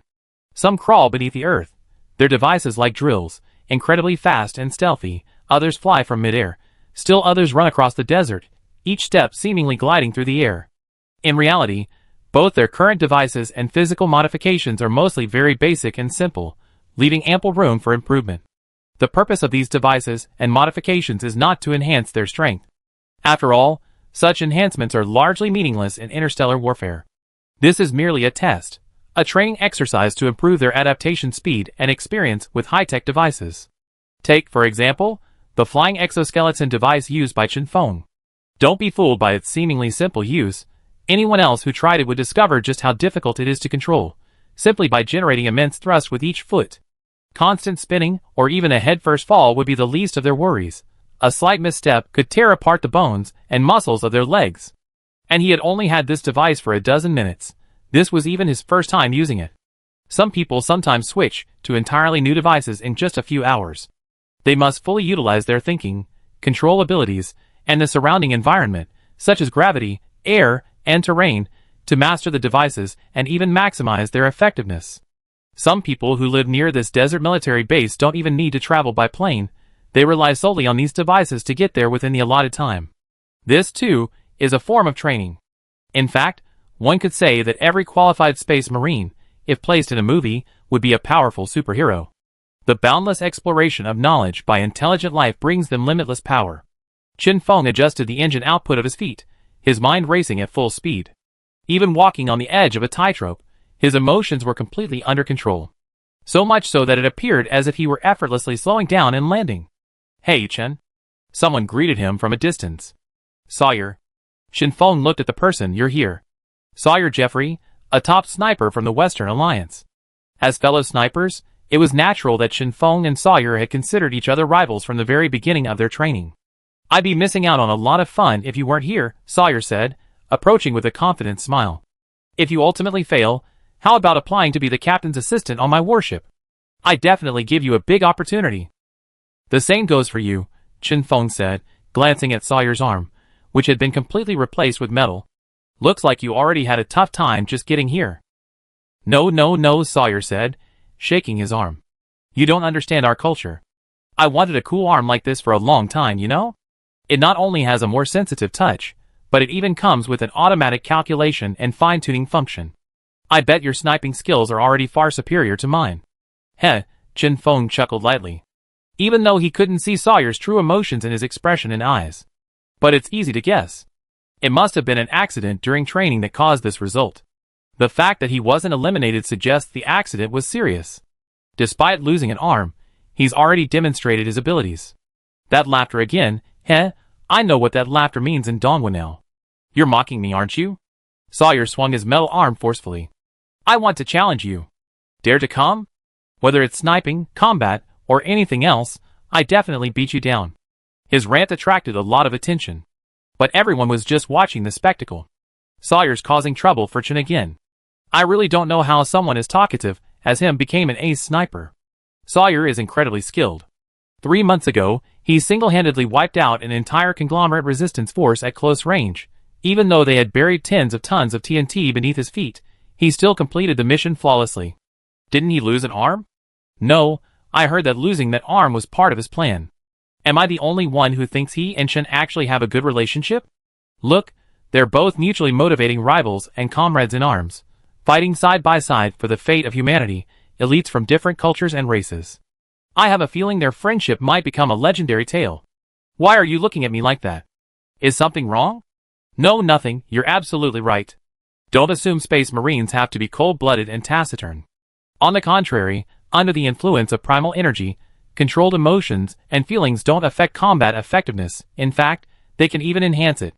Therefore, without instructions, these elite warriors are always so active. Although Chen Feng didn't particularly like being watched, looking at Sawyer's arm, he was also curious to see what the effects of such a complete body replacement would be. The interstellar warfare knowledge they learned through the learning device came from a civilization whose technology leaned more towards biomechanical modification. Therefore, they highly valued such body replacement, considering it the simplest, most direct, and most efficient method of enhancement. In internet parlance, its flesh weakens, machinery ascends. While this didn't suit Chen Feng's tastes, if the need arose, he would also apply for the modification. Everything was for victory. 2 hours until the assembly time. Chen Feng glanced at the time through the projection on his retina, his fighting spirit growing stronger. How about a combat exercise? Live ammunition? Sawyer's eyes also brightened. Who wants to apply? Chen Feng asked more decisively. The onlookers also became increasingly excited. Live-fire combat. At a time like this? That's incredibly brave. A coward wouldn't go to space. The higher-ups won't approve, will they? After all, commandership is coming soon. No, it's already been approved. So fast, wow, I'm almost tempted to participate. The application was approved faster than they expected. Some people seemed to realize something, looked up at the sky, and although there was nothing there, they were still annoyed that they hadn't stepped forward. Yes, the application was approved by Shenshur. He had already arrived in the sky. They also wanted to see just how far these elites, chosen from among the world's soldiers, had really gone.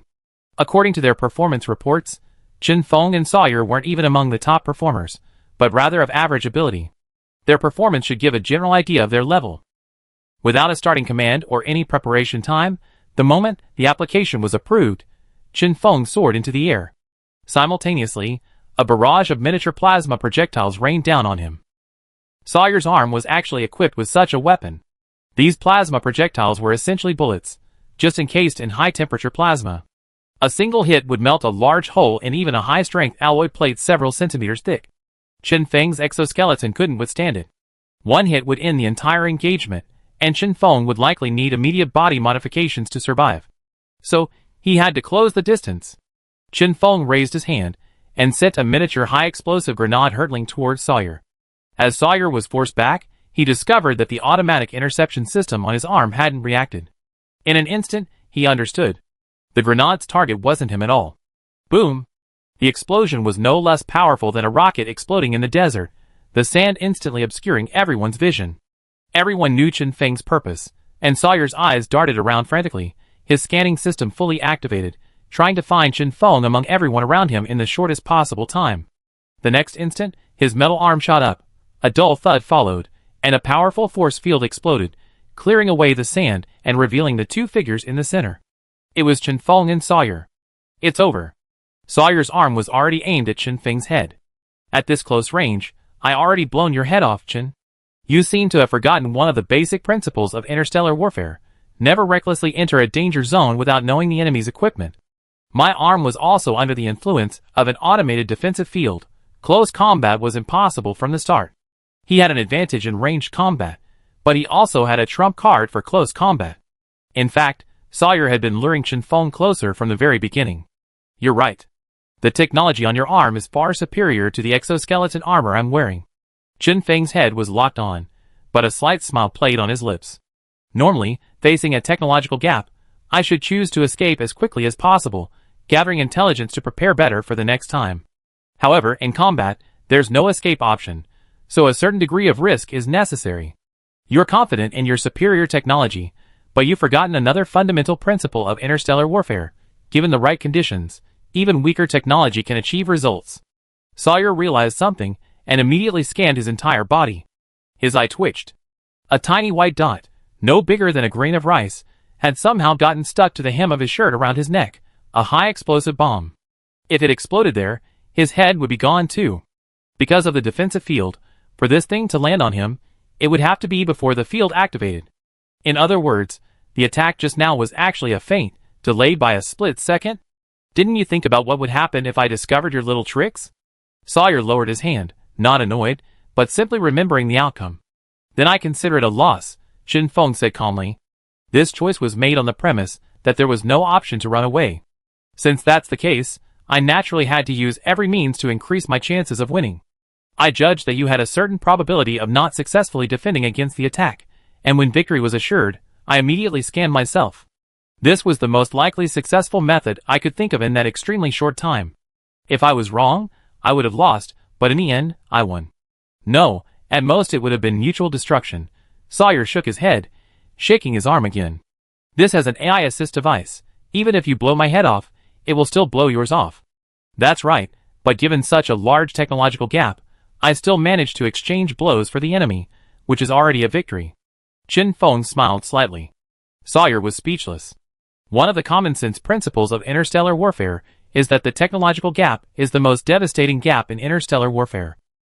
Both are interstellar civilizations capable of space warfare, yet in combat, the weaker party sometimes feels as if they are trying to cut down a mech with a knife. Even if the life controlling the mech is an incredibly fragile, stupid, and clumsy ant, it can still bring endless despair to the weaker party. Their relentless training was solely aimed at bridging the technical gap as much as possible, even if it meant risking mutual destruction. Therefore, Chen Feng was not wrong. Given the clear technical gap and the absence of escape as an option, risking a mutual destruction was actually a wise choice. Especially since he succeeded. Well, you got lucky this time, Sawyer said, his tone slightly sour. But I get my revenge soon. Don't be so sour, Sawyer. Old Chen is wearing a training exoskeleton. Laughter erupted from the crowd. I almost tore my balls when I used this thing last time. Bart, don't be so rude. I'm sorry, beautiful queen, but I'm serious. Chen Feng is really amazing. The training device he's using is at least 10 technological levels behind Sawyer's arm. If you're referring to the carat difference, I think it's more than 10. Chen's armor doesn't even have a field generator, and it's not fully covered. The application of technology as an exoskeleton is very crude. Conversely, Sawyer's arm is equipped with a field generator, a miniature high-energy plasma weapon, and an auxiliary AI program. Just those few things alone account for at least 15 carat technological differences. The so-called carat difference is a numerical standard widely used in the MUD system to quantify technological gaps. It is generally believed that a carat technological difference of 100 means that it is impossible to overcome by factors other than technology. Chapter 108. For example, if an ordinary person pilots a Gundam-like mecha, and another ordinary person is unarmed, the difference in their skill level, karma, can be roughly estimated to be close to 100. Even if the person in the mecha stands still, the latter can hardly harm them. Similarly, if the mecha is replaced with a spaceship, the difference is still close to 100. 100 is a number that can never be truly reached. But in reality, a skill level difference of 20 or more usually makes victory difficult. Of course, this number is only for ease of communication and expression. There is no standard for judging the skill gap. The specific division depends on individual experience or comprehensive data analysis through detailed intelligence. The final number can be used to assist people in judging the battle. And this is also a test of the individual qualities of the Space Marines. Just then, a short instruction suddenly came through everyone's communicators. Assemble. In an instant, the crowd, which had been enthusiastically discussing, fell silent. Everyone moved quickly, forming an incredibly neat formation in less than 3 seconds without any rehearsal. A man arrived in a jeep before the group. This was the head of the base. Although his rank wasn't actually higher than these elite soldiers selected from around the world, he had the authority to issue basic instructions to everyone here. Sirs, the head of the base stood ramrod straight at the front. There's less than an hour until the assembly time. Since this has been chosen as the inspection location, as the head of the base, I expect you all to prepare yourselves for Commander Shin's inspection with the utmost seriousness and excellence. Understand? Understood. Everyone shouted in unison. Maintain formation. The person in charge shouted again, then turned sharply, and stood at the very front of everyone. They stood still as well. Shinshur, who had been observing the scene from high above, frowned slightly. His first reaction was that this guy was wielding his authority too much, but after observing more closely, he realized that this person genuinely valued this inspection, and wanted to show respect for Shinshur in every word and action. Shinshur also discovered that this wasn't just his opinion. Even many of the standing soldiers maintained an excited demeanor, standing ramrod straight, looking as if they were about to receive a review of honor. So, in just a month and a half, he had actually gained such a position in the hearts of these soldiers? Shinshur was momentarily at a loss for words. He did intentionally elevate his image in front of Todd and the others, even fabricating his background and identity to secure his authority. However, he had no such intention in front of these warriors, because they were the true heroes of this civilization, the true givers and sacrificers. Compared to them, he had only contributed some books that held little value for modern people. However, Shinshur quickly realized what was happening. Yes, he would become their commander, and they would become captains of the human fleet, facing alien invaders and even more interstellar crises alongside him to protect all of humanity. His relationship with them needed to be closer, built on trust. Thinking this, Shinshur didn't immediately summon the warship. Instead, he left it, landing stealthily before the group, then slowly emerging. Salute! The commander shouted, suppressing his excitement. In a flash, all the soldiers simultaneously raised their right hands, placing them across their hearts. This was the unified salute established by the Human Federation Army, symbolizing their commitment to protecting the world with their hearts. Shinshur was silent for a moment. He also raised his hand, returning the salute in a military manner. He knew he had to adapt to and accept this respect, because in the war that would soon determine the fate of all humanity, he too would be a soldier, a comrade in arms, and even a commander. He could no longer remain aloof and superior. He had to build a relationship and trust with the entire legion. However, Shinshur was now perfectly in control of his emotions, so even though he felt complex emotions, he showed none of them. He had already determined to achieve his goal today. Then, gazing at the 100-odd soldiers, he slowly said, "Today, ostensibly, we are examining your qualifications to become captains of the human space fleet, but in reality, this is just a formality, because I can now announce that each and every one of you will command a spaceship, participating in the upcoming war against aggression." Even faced with such words, few present showed much emotion. Due to their training in primal energy, their control over their emotions had reached a certain level. However, Shinshur's mastery of primal energy was now far superior, so he could still see the excitement and elation in many people. He could even discern the reason for their excitement. Having a spaceship meant they finally possessed the true qualification to protect civilization, instead of feeling powerless and desperate due to the vast technological gap. The more one understands interstellar warfare, the more one understands the significance of technology and equipment. This was a truly insurmountable chasm. But now, this enormous chasm had been bridged because of Sherling's appearance. I'm not saying this to imply that you all already meet the requirements to become a spaceship captain, Shinshur paused, then emphasized. It's simply because you are the most outstanding elite selected from all of humanity, my and humanity's only choice. But I believe you yourselves understand that you are still a long way from being a qualified spaceship captain. Everyone fell silent. However, their previous excitement had vanished without a trace. Yes, they understood. Forget about bridging the technological gap. Their own quality as an interstellar force is actually hindering it. Their enemy is the interstellar hyenas, seasoned by countless years of interstellar travel and interstellar wars. They are highly trained and possess formidable skills. And they have only been involved in this field for a month and a half. This isn't Shinshur intentionally trying to dampen their enthusiasm. It's a stark reality, one of the biggest challenges they face. Even Shinshur himself felt the same way. That's why he had previously devoted himself entirely to his growth, disregarding everything else. I can tell you definitively that the warships you will possess will, in terms of technology, surpass the Vorin warships by approximately 30 technological levels, Shinshur stated again. Suddenly, some people couldn't even control their emotions. Shock, surprise, excitement. They had thought that possessing some space warships and being able to build humanity's own space fleet would already be a miracle. But their soon-to-be-owned fleet, in terms of technology, actually surpassed the Voran fleet, and by more than 30 technological levels.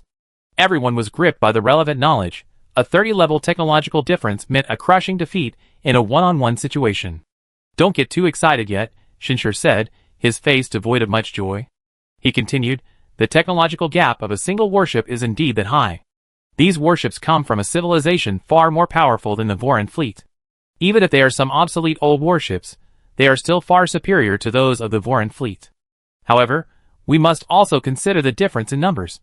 We are facing a massive fleet with tens of thousands of warships. Considering the entire fleet, the technological difference should only be within 10 levels. Within 10 levels. Some people felt a chill. Just now, a battle with a technological difference of about 13 or 14 levels had taken place right before their eyes, and they had already witnessed the result. Mutual destruction. This is a gap that can be bridged by the soldier's own qualities. So you understand? Shinshur sensed the emotional fluctuations among the soldiers and spoke calmly. I won't say anything inspiring, and you don't need it. I just tell you the reality I know, let you understand where hope lies, where the key to our victory lies, and then all of you, including me, including all of humanity, must do everything in your power to grasp hope and victory. Actually, before coming, Shinshur had planned to say something inspiring. Like a general giving a pre-battle pep talk. However, after his conversation with his brother Zayuan yesterday, and after witnessing the soldiers' enthusiasm, their respect and gratitude, Shinshur suddenly felt he didn't need those prepared speeches. He only needed to tell these people the intelligence and the reality. Then, work together, face it together. This is the best way to build rapport and trust. Shinshur keenly noticed that some soldiers seemed to want to say something. Ask whatever you want, Shinshur said, walking up to them. Disperse. No need to maintain formation.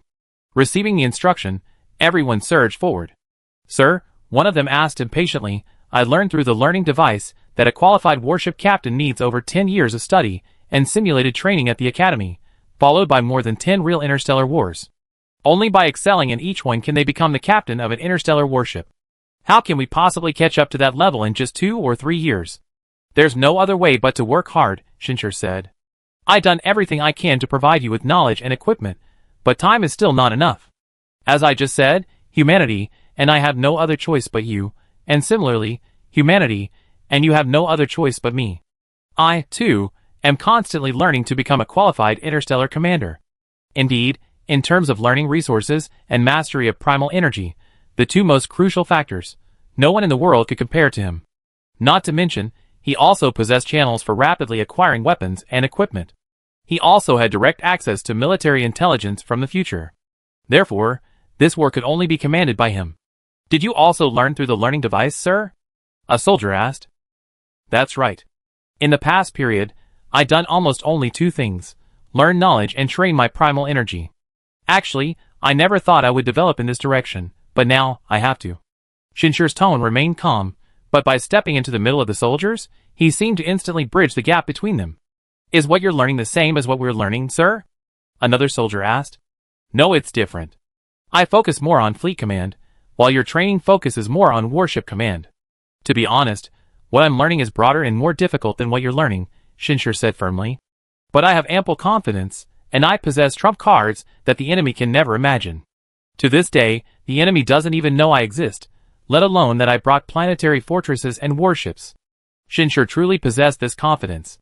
Even knowing the world's destiny, and the influence of fate, it only made him more cautious and more diligent. He remained steadfast in his belief. As long as he did his utmost, he could change fate, otherwise, he would have failed Ling's existence. Although some reasons couldn't be stated, he still needed to convey this confidence to the soldiers before him. And he quickly discovered that these soldiers didn't doubt it. The commander's appearance is like a miracle for all of humanity. A rather young soldier said, looking at Shinshur with admiration.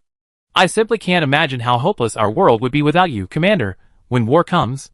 This wasn't flattery. Everyone truly believed it. This was also why they respected Shinshur. That's right. It was the commander who brought hope. If it weren't for the commander's return, no matter how hard we tried, we could only helplessly watch our homes be destroyed. I believe the commander can lead us to victory. The more we understand interstellar space, the more we understand what the commander has brought us. One soldier's tone was even quite serious. No other primitive civilization that has been invaded has ever possessed warships far more advanced than the invaders. The commander has brought us such a miracle. How can we lose? Chapter 109. Today's meeting was less of an inspection, and more of a meeting where Shinshur could deepen his understanding and build trust with the future captains of the human fleet. And now, he had felt the emotions in these warriors' hearts. He felt their gratitude and trust in him. This made him feel once again that his initial decision not to flee was absolutely correct. The future remained difficult. But at least for this moment, he had ultimately brought hope to so many warriors worthy of being called heroes. He remembered what EP91 had told him yesterday. As long as the invaders were ultimately defeated, he would be the undisputed hero who saved the world. You're right, we can't lose. Shinshur showed no emotion. There wasn't even a smile on his face. He remained calm and composed, because he knew these warriors weren't saying these things to move him or make him smile. They were simply strengthening their will to fight and finding more reasons why they couldn't lose. I have another purpose for coming here today. After a brief chat, Shinshur didn't elaborate further and got down to business. During this time, you all learned about, and even experienced, various interstellar technologies. Basically, aside from the field of primal energy, individual soldier enhancement in interstellar warfare falls into a few categories: biological modification, mechanical replacement, and external equipment. But regardless of the method, the goal is the same. We should determine a unified individual soldier device. The benefits of standardized equipment are obvious, offering immense convenience in mass production and maintenance management. Shinshur would directly bring over production lines capable of operating in modern society. For others, where modern society couldn't meet production requirements, Shinshur would place orders in the future world. Regardless, the goal was to create a standardized and powerful interstellar force, not a ragtag army like some space pirates. Mentioning equipment ignited the warriors' enthusiasm. I think we should focus on mechanical replacement. Sawyer even eagerly raised his metal arm. Seriously, it's not only cool, but also powerful. It's perfectly comfortable for everyday use. I even feel like I was born with this arm. Many from the Western Alliance or the Nia Empire were intrigued. They didn't have the traditional Chinese saying, "Our bodies are gifts from our parents, we dare not harm them," but rather admired such modifications, especially after witnessing the technological prowess of Sawyer's arm. Even their acquired knowledge demonstrated the power-enhancing effects of mechanical modifications. If their entire bodies were replaced and modified, they would possess immense power. That would allow them to fight in space using only their physical bodies. Even if their spaceship was damaged or destroyed, they could continue fighting, evacuate from space, survive, and await rescue. Shinshur was also pondering this.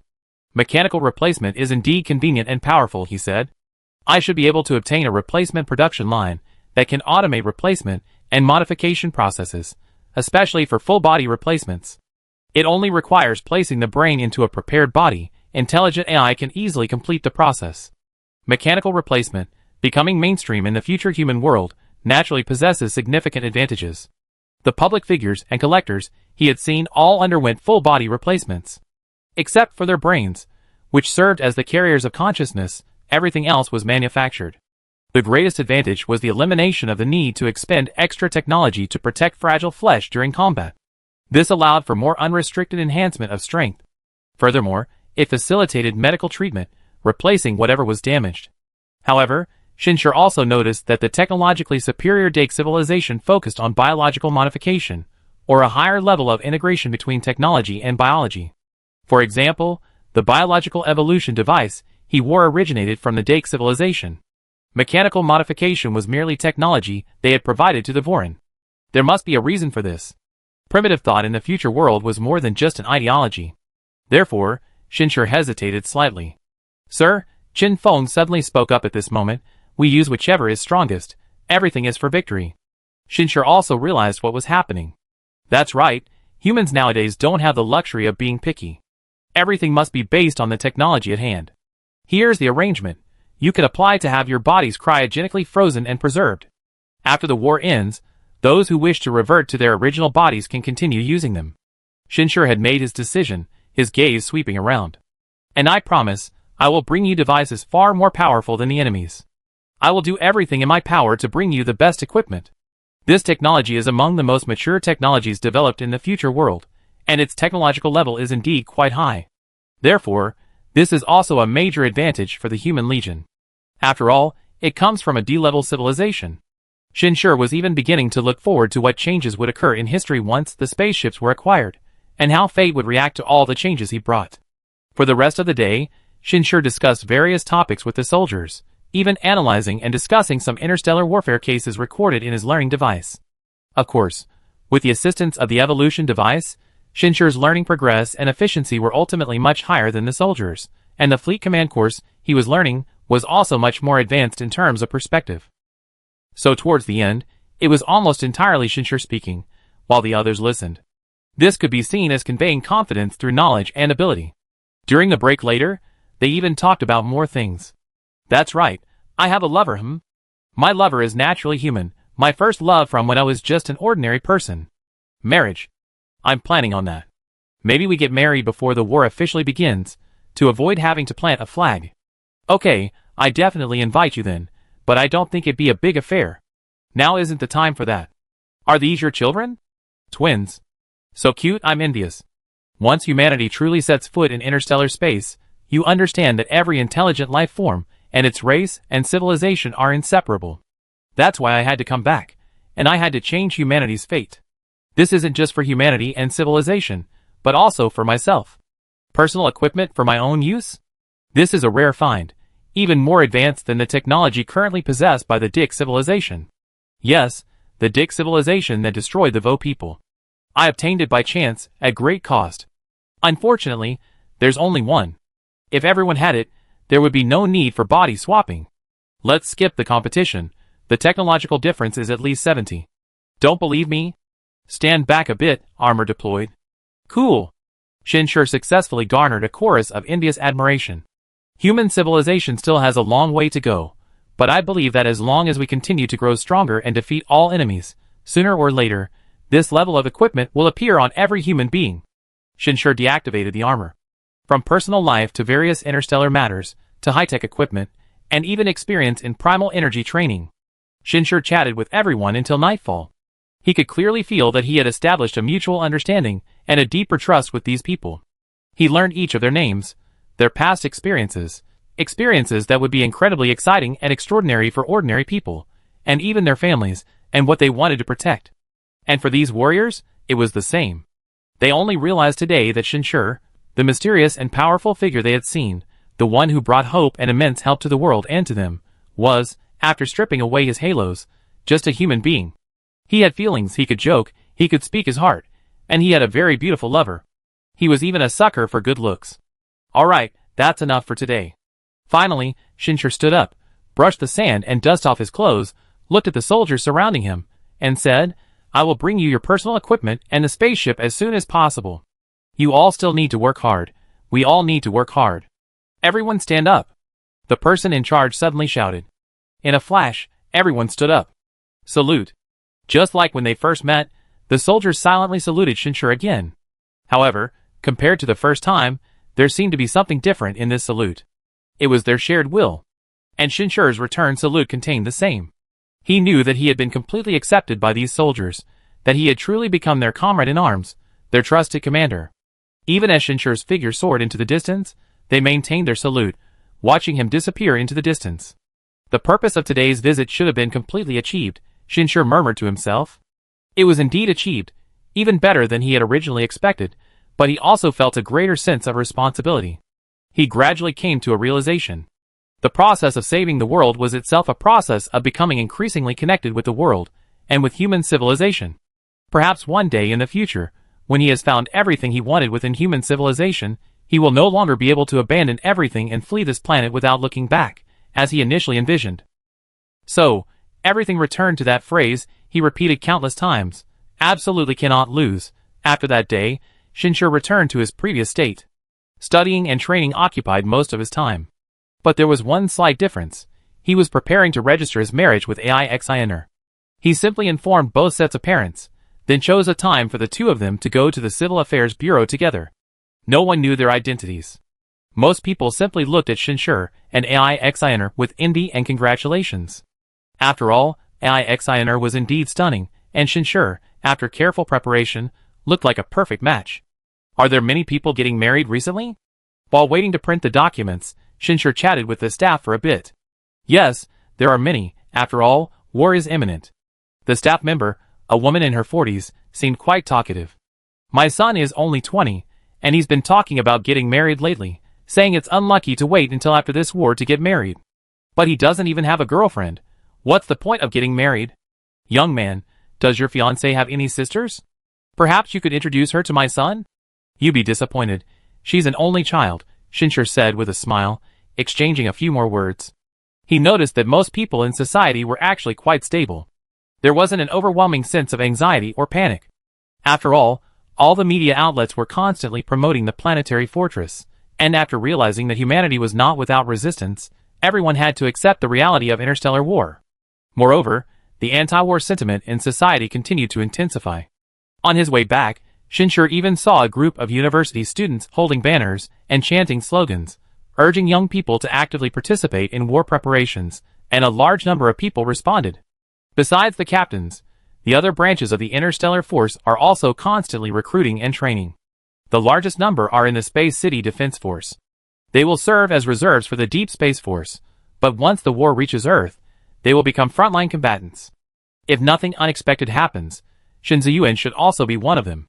Although his younger brother, Shinshur, is quite capable among his peers, becoming a member of the Deep Space Force is not easy.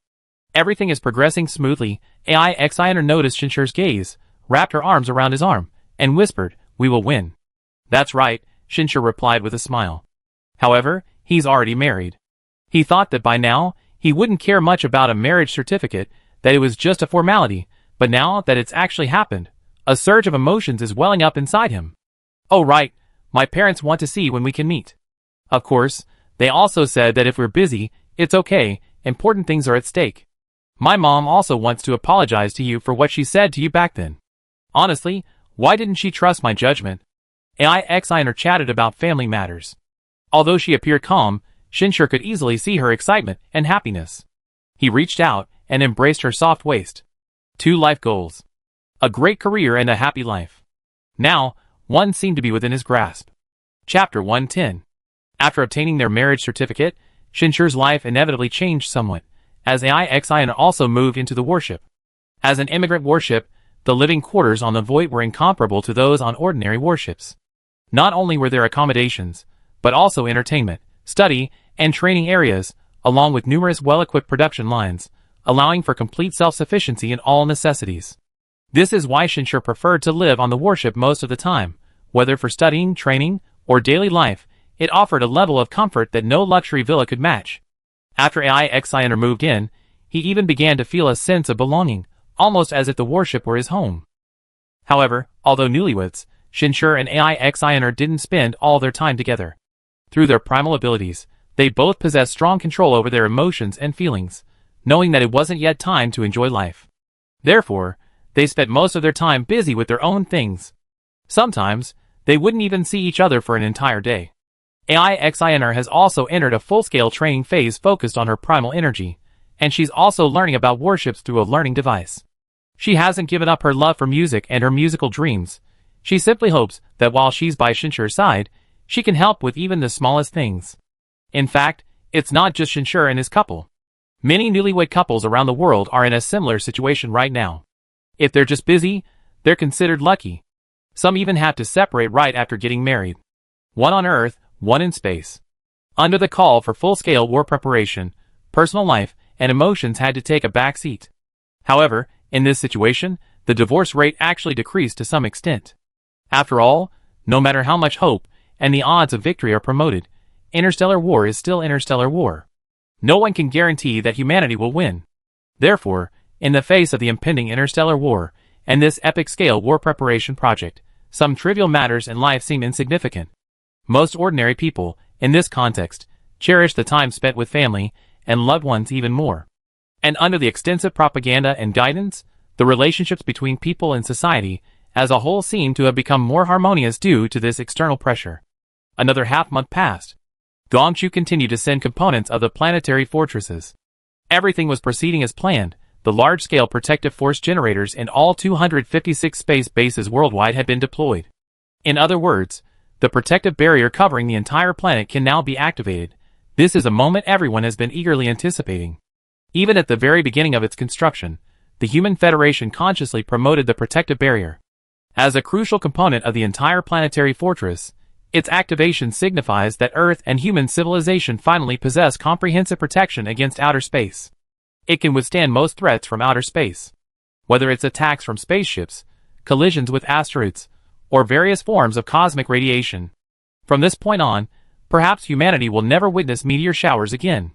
Even the aurora borealis may disappear forever. However, humanity will be able to witness even more beautiful and dazzling sights. On the same day, Shinshur held a simple wedding. Naturally, the time was deliberately chosen.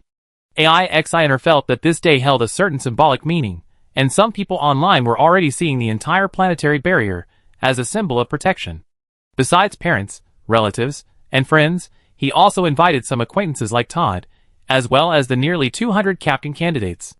This group of guests from all over the world, dressed in suits, with strong physiques and a steely demeanor, startled some of the unsuspecting relatives, but Shinshur explained it away with a simple colleagues. Although Shinshur hadn't fully revealed his identity, his former friends and relatives knew that he had joined the Star Sea and had indeed made a fortune. He was like any ordinary groom, smiling and warmly greeting each guest, chatting and boasting with classmates and friends, toasting relatives, and basking in the awe and envy of everyone when AI-Xiner made her stunning entrance. Then, at a certain moment, he stood arm in arm with his breathtakingly beautiful bride, and together with all the guests, and even countless people from around the world, they looked up at the sky. The resolute voice of the head of the Human Federation Space City Construction Project rang out on the television. Activate Global Protective Barrier. In that instant, the vast majority of people around the world, whether it was day or night, could clearly see ripples of sky-blue light spreading across the heavens, slowly expanding until it covered the entire sky, as if another ocean was rippling in the heavens, a breathtaking sight. I declare the protective barrier successfully activated. It has been verified to be functioning correctly. It will be the Great Wall of Blue Star, forever protecting human civilization from harm. Accompanying the announcement from the television, cheers gradually rose from afar. The wedding guests seemed to be caught up in the excitement, especially the group of young people, the most enthusiastic about the preparations, always cheering for each stage. Shinshur, though not as excited as the other young people, also looked up, staring blankly at the rippling sky. He had seen similar scenes in films and television shows set in the future. But those were the dissipation of the shield. This was humanity's last barrier. From now on, whenever people looked up and saw its existence, they would know that civilization was safe, and its destruction would be a catastrophe for humanity. It's really beautiful, AI-Xiner said, tilting her head back. Will the sky always be like this? Of course, Shinshur said, squeezing her hand tightly. Even on Blue Star 3,000 years from now, it will still exist. Yes, on Blue Star 3,000 years from now, there would be a similar barrier. And what Shinshur needed to ensure was that it would exist for those 3,000 years. For the rest of the day, whether on television or mobile phones, discussions and reports about the protective barrier were everywhere, with all sorts of photos and videos. People gradually began to call it the Sea of the Sky, because it not only looked like an ocean suspended high in the sky from the ground, but also, from within a space station, resembled a real ocean. There were no storms, no towering waves, only a calm, protective presence. And then, people's enthusiasm eventually faded. The barrier in the sky remained unchanged, but people had grown accustomed to it, and gradually, to life under this state of preparedness. Some even felt that life now was far better than before. People were more united. From the highest levels of the Human Federation to the most ordinary person, everyone was working towards a common goal. People began to enjoy all sorts of high technology, smartphones far more advanced and efficient than before, star spirits that could chat 24/7, with various personality options, even cell-activating agents that restored health, and learning devices that rapidly enriched the brain. All these brought experiences unimaginable in the past. The more this was the case, the more people craved victory. Only by defeating the enemy could they truly possess this better era, otherwise, all of this was nothing but a mirage. On the other hand, as the supreme commander of the Deep Space War, Shinshur also knew that the moment of departure was approaching. This was a calculation he made based on future historical records. If in that historical account he attacked the Voran fleet's reconnaissance force immediately after finding it, then the detection system should have discovered the reconnaissance force within the last few days. Meanwhile, the soldiers of the human fleet were also making various preparations. Through Gong Chu, Shinshur acquired a biological replacement military factory from the future world. It was placed in a sky base under construction. This factory used native humans as its products. Every soldier who entered would possess a steel body specifically designed for deep space warfare, discarding their weak flesh and blood. This not only increased their combat power, but also their survival rate in space battles. At this point, humanity's fleet only lacked space battleships. The first batch of old battleships has been completely modified and tested, Gong Chu reported to Shinshur at his black market shop. Considering that those piloting them are natives, who have only undergone a few months of training, we have locked down some of their performance capabilities. These locks will automatically unlock as the pilot's abilities improve. This is also to protect the pilots. Shinshur listened, feeling somewhat helpless. He already knew that Gong Chu's battleships, or rather, the battleships of future human civilization, were very different from the Voight. Human civilization, which inherited the Voight fleet, was also developing towards biological modification technology. In other words, while their warships may be more aesthetically pleasing in appearance, their internal technology is not much different from the grotesque and monstrous biological warships that Shinshur had seen in the images, a mix of flesh and machinery. Such warship technology naturally has its advantages. For example, in combat, the operator can directly connect with the warship's neural pathways, transforming the entire warship into an external armor plate. Even more so, it can become an integral part of the operator's body. Not only does it allow the operator to command and control with near-instinctive efficiency, but it also enables them to participate in combat with extreme agility. However, the downsides are also obvious. The captain, as the primary operator, is the core of the warship system, and all other personnel, including all the warriors who go into battle in small individual warships, will be part of the warship system. It's somewhat similar to the relationship between a Zerg hive and the Zerg. One can imagine the immense mental pressure that the core captain bears. Even with the assistance of intelligent AI and the distribution of most of the work to the other secondary commanders on the warship, this pressure is still beyond what ordinary people can bear. Therefore, in the early stages of humanity's development, restricting certain functions, and even some of the secondary warships on board was an unavoidable necessity. Even though human warriors are in the early stages of rapid growth, time is still very tight. How many warships are there in this first batch? Shinshur asked. 212 fully loaded secondary warships, Gong Chu replied. Enough to deal with enemy reconnaissance forces. Shinshur quickly grasped the concept. Don't be fooled by the mere 200-odd ships. These secondary battleships are dozens of times larger than the Voight. A single secondary battleship, at full strength, carries 5,000 small, individual warships, over 1 million unmanned combat units, and at least 8,000 personnel of various types. In other words, these 200-odd secondary battleships alone would require at least 1.7 million soldiers, and this is only the first batch. According to Gong Chu, if all the old warships were sent, the total number would be approximately 1,100. To achieve full combat readiness, at least 10 million well-trained interstellar troops would be needed, and that's the minimum. Ideally, at least 15 million would be required. Therefore, the biggest problem for humanity now is whether it can train such a massive naval force. Humanity's current population of 6 billion is extremely small in the context of true interstellar civilizations. After all, they are confined to a small planet. They cannot compare in terms of resources or space. The Voran fleet has over 10,000 warships of various types. This refers to warships equipped with sublight-speed engines, excluding small, individual warships. The number of Voran in the entire fleet is at least 200 million. And this is just a relatively weak fleet, merely a small number of survivors from the Voran civilization. In an interstellar war between two D-class civilizations, the loss of hundreds of millions of lives and the destruction of nearly 10,000 warships might only be considered the losses of a medium-sized local war. Even the Dongfeng Legion of the early Gong dynasty had nearly 30,000 warships in service, and this was just a private security company. Even the strongest of these couldn't compare to the entire civilization's regular army. Of course, the actual value of spaceships doesn't lie in their quantity. The resources in the universe are immense. The mass of Jupiter is more than 300 times that of Earth, and the asteroids within the solar system alone are countless. For a civilization with microscopic technology reaching the proton level, turning lead into gold is an easy feat.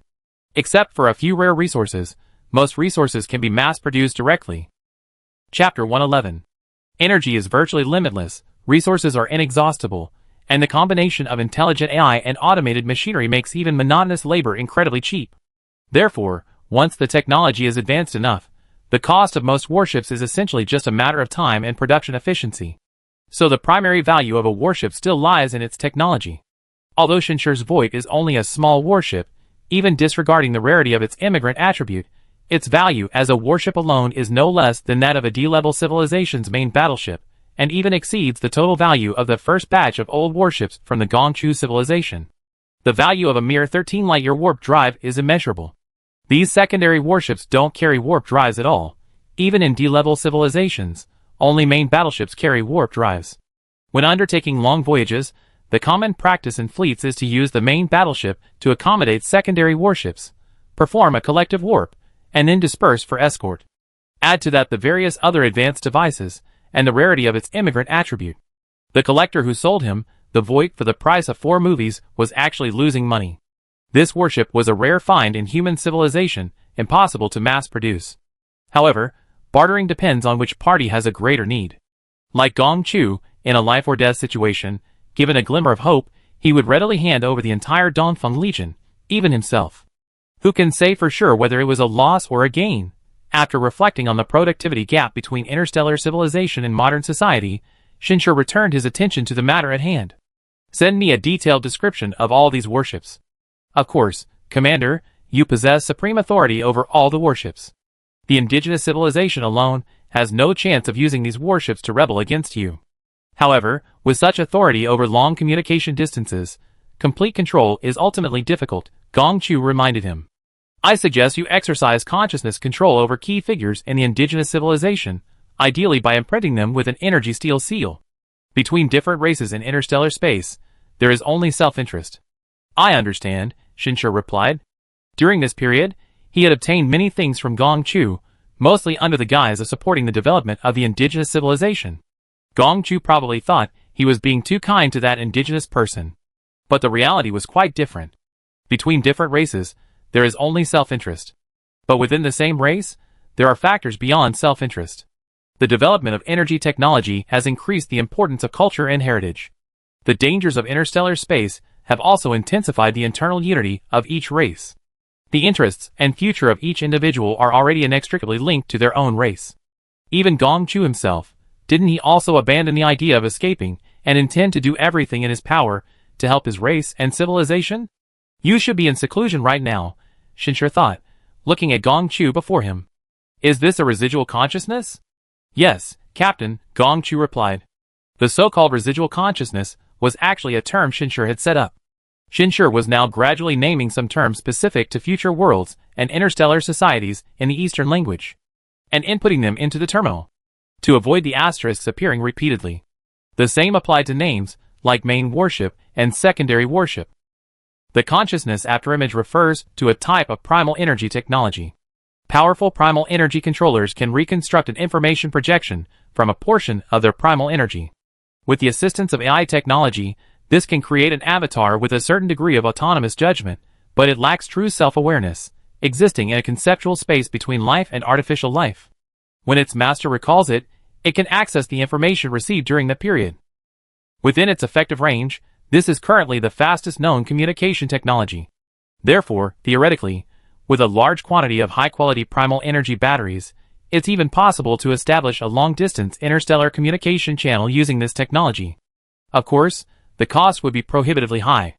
Even the Dake civilization might not possess such primal energy resources. Perhaps only a Class B or even Class A civilization could make such communication a routine practice. However, besides this, it also has many uses in daily life. For example, right now, without this technology, Shinshir would have had to rely on others in the black market for transactions while Gong Chu was in seclusion, because the personal terminals in the black market can only be used by the user. But now, Shinshir is more concerned with another very important matter. Once he takes this batch of warships out of the trading space and into modern society, it will inevitably cause significant changes to the course of history. He's unsure whether these changes will further impact this moment, 3,000 years later. If they do, will Gong Chu still be the same Gong Chu we see now? Will his primal energy seal still exist? And will Gong Chu's mastery of primal energy even affect his current process of striving to become a primal energy master? Could this even trigger a crisis in the future world, preventing humanity from having a future 3,000 years from now? Shinshur wanted to proceed step by step, but considering the existence of complete planetary fortresses in history, this kind of transaction might be viewed as a whole and altered by history. In other words, by offering just one warship, in the altered history, there would be an entire fleet. After a moment of silence, Shinshur continued, more than a month has passed. Can you estimate the exact time of success? He knew that, besides completing a large amount of cultural and historical heritage, becoming a primal energy master was only a matter of time for Gong Chu. Furthermore, if there was a need, the entire human civilization of the future world would do its utmost to supply him with all the resources he needed to train his primal energy. This wasn't just Gong Chu's matter, it was the greatest hope of the entire civilization. As expected, Gong Chu gave a more specific time frame. It will take approximately 1 year and 8 months. It can't be any earlier, any faster, and problems might arise. 1 year and 8 months. If he were to lead his fleet to engage in battle proactively, or establish defensive lines further away, by this point in time, he should already be engaged in combat with the main fleet of the Vorin. The impact on the future would be immeasurable. However, this was something that had to be done. Having received an answer, Shinshur stopped hesitating and directly said, all the warships that are ready, trade them directly to my personal space. Also, expedite the production of the planetary fortresses as much as possible. Understood, Gong Chu replied. After leaving the black market, Shinshur didn't wait long before seeing a large number of massive warships appear in his black market space. Unlike the Void, these warships resemble behemoths, like orcas, with an overall oval shape and a flowing, liquid-like metallic surface. However, deep within each side were two flat, fin-like devices, which is why he thought these ships looked like orcas and sharks. According to the instructions, those two devices were the warship's main weapons, high-energy annihilation cannons. If hit, given the technological level of a mere Void warship, destruction was the only outcome. However, hitting them was no easy feat, thus severely testing the pilot's skill. This design was chosen because space warfare at the D-class and E-class civilization levels is primarily close-quarters combat. Close-quarters combat in space refers to combat between opposing forces within a distance of 98 seconds at the speed of light. Beyond this distance, the demands on weapon technology rise significantly. With ordinary weapon technology, it's like two men standing 2 meters apart throwing punches at each other. Neither can hit the other. Clearly, this technology was beyond the capabilities of the Vorin fleet, or even human civilization 3,000 years in the future. Therefore, from the perspective of a more powerful civilization, this battle was roughly equivalent to watching two men exchange wild punches from a dozen meters away while holding a machine gun. Even so, these warships were still far too powerful and advanced for humans 3,000 years ago. Even modern soldiers would struggle to utilize their full capabilities. One wonders how excited those soldiers would be upon seeing these warships. This thought crossed Shinshur's mind, but before that, he had to do one thing. Xiner, we're going to space, Shinshur said to the only crew member currently on board. What's wrong? AI Xiner was studying in another room, but her voice still came through clearly. Nothing, just that a batch of the warships I rented arrived, Shinshur said, feigning calmness. Really? In an instant, Shinshur received AI Xiner's excited shout. Then our space fleet is officially established. She immediately put down what she was doing and rushed towards the captain's cabin. On the warship, she wasn't wearing light, flowing clothes, but rather a blue and white bodysuit, plus a loose jacket that concealed her figure, making her look quite dashing and spirited, with the air of a spacefaring crew member. Yes. Shinshur's smile gradually faded. That also means the war is about to begin. Yes. AI Xiner looked up at him. But it also means we can thoroughly crush those invaders, and make them regret targeting our blue star and humanity. That's right. A smile returned to Shinshur's face, but this smile also carried a hint of murderous intent. Humanity is ready for war. There may be sacrifices, but the enemy must suffer even greater pain. In the time it took to say these words, the spaceship had already crossed the atmosphere and arrived in front of the shield. This shield not only blocked external enemies, but also intercepted human spaceships within the planet. It was essentially the planet's customs, requiring permission for entry and exit. Shinshur naturally had such authority. He went directly to a space base serving as a gateway, issued a request, and then departed while remaining invisible. It didn't affect the people actively building the space city. Having found a secluded spot on the far side of the moon, Shinshur flew out of the warship alone. Only AI Xiner was watching him from the captain's cabin. Although she didn't know why he chose such a place, AI Xiner was still full of anticipation. Having studied various things about warships recently, she felt that Shinshir's void looked too small, not imposing enough, and she didn't know what humanity's first space fleet space warship would look like. Then, her eyes widened suddenly. Because in the previously empty universe, a truly colossal object had suddenly appeared. At such close range, AI-XINR could see its massive size, stretching 10 kilometers, and the black, metallic-like liquid on its surface. If it weren't for the red markers on the void's display screen, she might not have noticed the warship until it was right in front of her. It was as if it were just a part of this dark universe. This is the human fleet's warship? So big. AI-XINR couldn't help but exclaim. In comparison, her own warship looked like a tiny speck, lacking any imposing presence. However, she knew that her warship's technological level far surpassed that of the others. Space warships weren't necessarily better the bigger they were. On the contrary, with equal levels of technology and equipment, a smaller size meant greater concealment, greater maneuverability, and less vulnerability to attack. Large spaceships generally served as motherships. The mothership carries superior engines to reduce the fleet's overall engine costs and reduce wear and tear during long-distance travel. It also typically serves as a supply depot for smaller warships, provides post-battle repairs, and offers heavy fire support. In other words, the warship is a multifunctional base, while the Void is a highly skilled assassin. In a direct confrontation, the Void would undoubtedly have a greater chance of winning, given the technological gap. Even so, who doesn't prefer a larger warship? At this moment, Shinshir was unaware that his wife was complaining about their warship's lack of imposing presence. His attention wasn't even on the warship in front of him. It was focused on the black market. It seemed nothing had changed. This initially brought him a sense of relief, followed by a sinking feeling.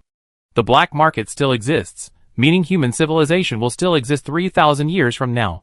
But does the existence of such a fleet mean that human history 3,000 years from now will remain unchanged? Shinshir, through the black market terminal, connected to the Gongchu database and discovered that his information access as the commander of the Dongfeng Legion was still intact. He searched again for human history from 3,000 years ago. Upon opening the search results, he felt a slight tension. Just one glance was enough for him to know that the future would change once again, because the very first sentence of the war's description clearly stated, this racial war between humanity and the Voran fleet lasted from Star Era 0 to Star Era 388, and the entire process can be divided into 3 stages. Chapter 112. Shinshir remembered clearly that one thing remained unchanged in the previous 2 historical accounts, the exact time when humanity finally defeated the Voran. Even in the last historical alteration, when humanity's fall occurred 2 years later than the first, the exact time of the final victory over the Voran remained unchanged. It was approximately 600 years ago. The reason it didn't change was simple. Humanity's ultimate victory was based on the sudden death of the Voran fleet leader and his fleet in another interstellar battlefield. This was a chance event, but also the decisive one in humanity's ultimate victory over the Voran. However, the historical record before him clearly stated that the racial war between humanity and the Voran only lasted until the year 388 of the Star Era. According to the calculations of the future world, the year 0 of the Star Era should be 3 years earlier than initially stated. That is, this year. Because he caused humanity's Star Era to arrive prematurely. In other words, the war against the Voss was won approximately 200 years earlier than originally recorded. This doesn't just mean 200 years, it means that the sudden death of the Voss leader was eliminated, and humanity truly defeated the Voss on its own. It sounds like a good change. But this is all predicated on humanity having a fleet. Shinshir continued reading. And the next sentence made his pupils shrink slightly. Here, we pay tribute to the great hero who led human civilization to final victory, Shinli. Shinli, that name? Shinshir's own name was actually a homophone for prosperous age. He was born at the end of 2000, right at the tail end of the first year of the new century, so his father hoped that this new century would be a time of prosperity, hence the name. However, this name was always criticized for being too simple. So, after his younger brother was born, they gave him Zeyuan, a name that, while not simple, was equally unremarkable. But this Shinli, victory? Perhaps it also meant power. Shinshir already had a premonition about who this Shinli was. He remained silent, hovering in space, meticulously studying the historical summary word for word. This war, which fundamentally altered the fate of humanity, can be divided into 3 phases. The initial space battle phase from the first year of the Starry Sky Era to the 24th year, the phase of the fall of the home planet from the 24th year to the 56th year, and the phase of reclaiming the home planet from the 56th year to the 388th year. In the first year of the Starry Sky era, Shinshur, the father of heroes and also a changer of humanity's destiny, led 212 warships and 2 million human warriors on a deep space expedition. Initially, they achieved victory after victory, and the human fleet grew increasingly large. However, in the 20th year, Shinshur, the then commander-in-chief of the fleet, sacrificed himself. From then on, the human fleet suffered a crushing defeat. In the 24th year, Blue Star fell, and humanity plunged into the darkest 32 years of the Starry Sky era. In the 56th year of the Starry Sky era, Shinli, a human hero who grew up in interstellar space, relied on the prestige, authority, armor, and outstanding personal abilities inherited from his father to unite humanity's remaining 632 warships and 132 million human warriors, launching a counterattack against the Vorin and beginning a 332-year reconquest. In the year 378 of the Starry Sky era, during the fate-changing Martian War, human hero Shinli single-handedly defeated and captured the Vo's leader, Walkley. For the next 10 years, the Vo, leaderless, descended into chaos, and the human fleet began its triumphant advance towards victory. In the year 388 of the Starry Sky era, humanity officially reclaimed its home planet, liberating all of humanity. Thus ended the 388-year war with the Vo, and humanity entered a new era. In the year 392 of the Starry Sky era, the great human hero Shinli passed away. Human civilization surrendered to the Dake civilization and officially joined the Mud system. Afterwards, humanity lost its history, its culture, its heritage, and many more precious memories. But we will forever remember humanity's great heroes, and we will forever remember this long and arduous war. This summary of history is remarkably brief. So brief that some important points are only described in a few words. However, Shinshur remained silent for a long time. So he sacrificed himself, his child, ultimately leading humanity to victory over the Vorin. The binding force of time was even stronger than he had anticipated. Even with a fleet, humanity's fate remained so difficult, like an incredibly viscous lake. The power that should have overturned all its waters, when poured into it, only caused a slight tremor in its destiny. Shinshur composed himself, opened the details page of this historical event, and began to read carefully. Just as he had guessed, this period of history had been subject to special restrictions, offering little explanation for certain events. He couldn't even find a single photo of Shinli as an adult. He only found one photo of him as a child. The child in the photo stood before a young woman, whom Shinshur recognized immediately. It was Aixiner. But compared to the gentle and charming new bride before Shinshur, Aixiner in the photo resembled a fierce female leopard, clenching her fists and staring sternly at the child before her. The caption read, "In the 26th year of the Starry Sky era, a 10-year-old human hero is receiving training from his mother on a spaceship. 26 years, 6 years since his sacrifice." A pang of sorrow welled up in Shinshur's heart. He found it hard to imagine how Aixiner would face this perilous world after his death, and how she would raise their child into a human hero. But this future could still be changed. Shinshur clenched his fists. But how exactly did he sacrifice himself? Even if he did, why did humanity suffer such a crushing defeat afterward? Why did Shinli die just 4 years after humanity's victory over the Vorin? Shinshur pondered for a moment. He tried to find the records of the Vorin fleet again. He knew that to avoid being discovered by the Dake, some information in human civilization's database was highly hidden. It could only be viewed offline with high-level access. Fortunately, thanks to Gongchu's high-level access, he was able to conduct a highly precise search of the entire database offline, and finally found more detailed information about this period of the war in a file labeled confidential. It was still from the Vorin's perspective. According to the Vorin fleet's records, their reconnaissance missions had proceeded smoothly for the first year. Until they had only 1 year and 8 months left to reach their destination, suddenly, amidst all the normal feedback, a different voice broke the silence. The message repeated only one sentence: "The enemy has a fleet." This sentence was inconspicuous among the vast amount of information, but the Vorin leader became alert. They slowed down, paused, and dispatched a large number of reconnaissance units again. They eventually found the source of the signal, the remains of a Vorin floating alone in space. But before dying, this Vorin had recorded everything he had experienced. It was a fleet. Their numbers were unknown, but their technology surpassed theirs, and they possessed primal energy technology. In a very short time, they attacked and captured all the reconnaissance units, using this to send a false message. This Vorin, carrying a communicator, had barely escaped. Seeing this, Shinshur understood that this was the end of their destiny. Including the black box omitted from the previous history, fate seems adept at using these low-probability events to pull everything as close to the origin as possible. But such changes are rare. They often only occur at crucial points. This record put the Voran leader on high alert. He judged that the enemy's warship technology was very likely at or near D level. Therefore, he sent a report to the nearest node, the Dake base. An unknown D-level civilization's fleet had appeared within their jurisdiction. The Dake base became interested. This time, instead of sending advanced weapons to the Voran fleet, their base leader brought a warship. Yes, only one. According to the Voran's records, this was the only warship of the Dake civilization within that base. It was also a small warship equipped with a warp drive. Using its powerful warp technology, it directly warped from the node to the vicinity of Earth. There, it saw the completed planetary fortress and gathered some information about Earth. This Dake individual became highly wary of Shinshur, who had returned from the Star Sea, suspecting that the civilization behind him might have reached Class C, or even higher. Otherwise, it would have been difficult for them to warp in and deliver such a large amount of supplies despite the node's surveillance. Thus, this Dake individual set his sights on Shinshur. What followed was a nightmare for the human fleet. Warship after warship was inexplicably destroyed, as if an unseen ghost existed in the dark universe. The Dake individual did not conceal his purpose. He demanded that humanity send Shinshur out, or he would destroy all the warships, and then the entire human civilization. Shinshur could even sense his own despair within this history, expressed in the calm tone of this record. The Dake civilization, a nightmare for humanity 3,000 years in the future. Even if the Dake civilization 3,000 years ago wasn't as powerful as it is now, at this point in time, they were still a sea-level civilization, a level higher than future humans.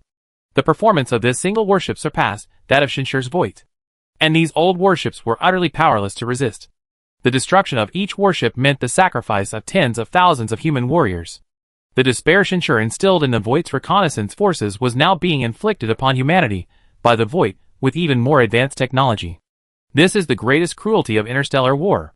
After struggling for a period of time, in the 16th year of the Star Era, Shinshur escaped. Yes, according to the records of the Voran fleet, that's exactly it. Escape my ass. Shinshur suppressed the urge to curse. He knew himself perfectly well. If he were truly confident of escape, he wouldn't have left without his wife and children, because as long as he lived, nowhere would be safer than by his side. This wasn't escape at all.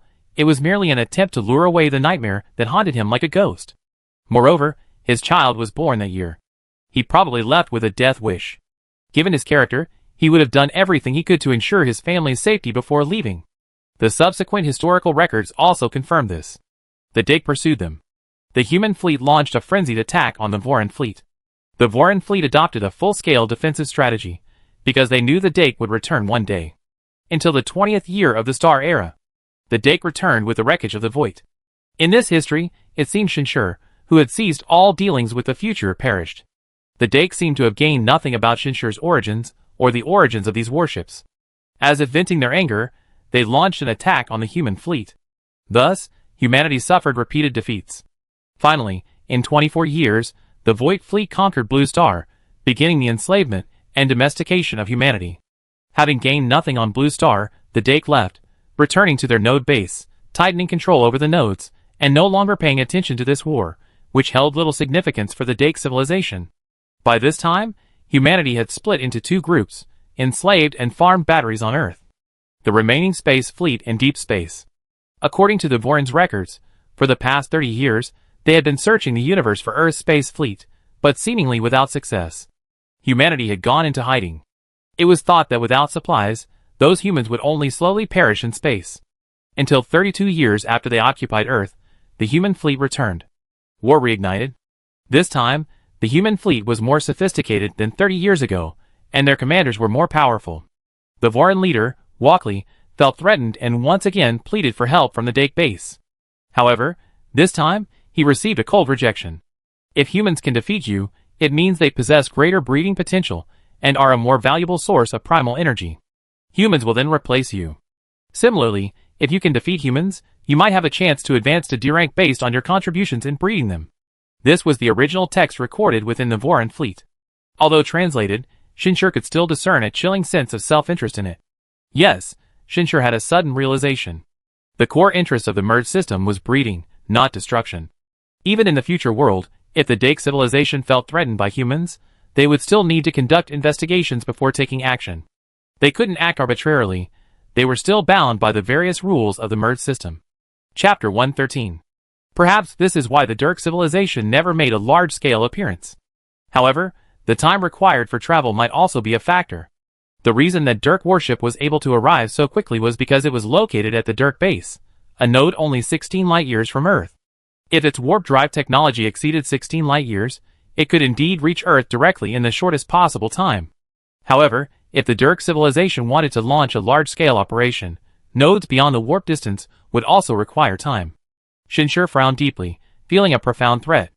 This meant that once the Dirk base knew about Earth's situation and its existence, the warship that had truly caused Earth's fall would appear directly before him.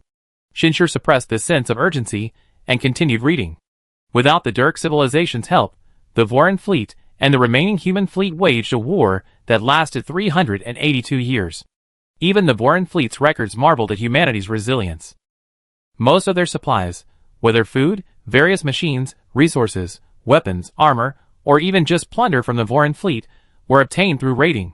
Shinli wasn't in a hurry. He waged war while simultaneously building space bases, striving to achieve maximum results through small-scale battles.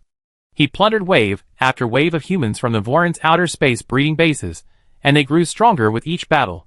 The subsequent large sections record the various battles fought over these 332 years. Until that crucial battle. In the year 378 of the Starry Era, the human fleet obtained critical intelligence. They subsequently launched an attack on the Vo's leader in an asteroid belt near Mars. Led by Shinli, the leader of the human fleet, an elite squad successfully stormed the Vo's mothership under the fleet's cover. With his mastery of origin energy and a powerful suit of armor, he ultimately defeated and captured the Vo's leader. This propelled humanity's final victory forward by a significant step. Yes, without any lack of cultural heritage, Shinli became an origin energy master. He was also humanity's first origin energy master. Shinshur roughly understood why Shinli had died after the war's victory. The Dike civilization would never allow humanity to possess a true origin energy master. Even though the strength of an origin energy master highly depended on the population and other devices of the race, they still wouldn't leave themselves even the slightest threat. Even E-class and D-class civilizations, which were essentially raised for cultivation, were not qualified to possess their own cultural heritage, much less a true origin energy master. In the videos and images documenting this battle, Shinshur clearly saw that Shinli was wearing the armor of the Life Evolution device. Clearly, this device he left behind was one of the reasons Shinli became a hero and an origin energy master. This was a precious device even in the Dake civilization 3,000 years later. The boost to combat power was secondary. The key was its powerful auxiliary effect on learning and origin energy training. Regardless, watching the video of Shinli, victorious and cheering amidst the people's reverence, Shinshur's expression was complex. He couldn't quite describe the feeling. Regret? Relief? But gazing at the face that bore a 6 or 7/10 resemblance to his own, clearly inheriting AIXINer's genes, possessing a touch of gentleness, and even more handsome than his own, Shinshur felt a connection.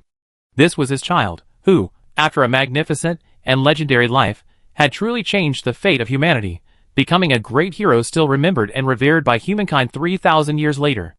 Perhaps his own father, seeing him now, would feel the same way. But after his father's death, the thing Shinshur least wanted to do was abandon his loved ones and family to embark on a reckless adventure. Even if Shinli in this historical version ultimately became a hero of humanity, it would still be the same. Because those who truly cared about him wouldn't only see this final glory. Shinshur saw in this history over 300 years of struggle, bearing the weight of humanity's hopes, facing countless crucial choices, and enduring constant peril on the battlefield. Even if hardship can foster growth, given a choice, who would choose such suffering? Shinshur stood in space, silent for a long time, until he had composed himself before returning to the void. What happened? AIXINer was still very perceptive.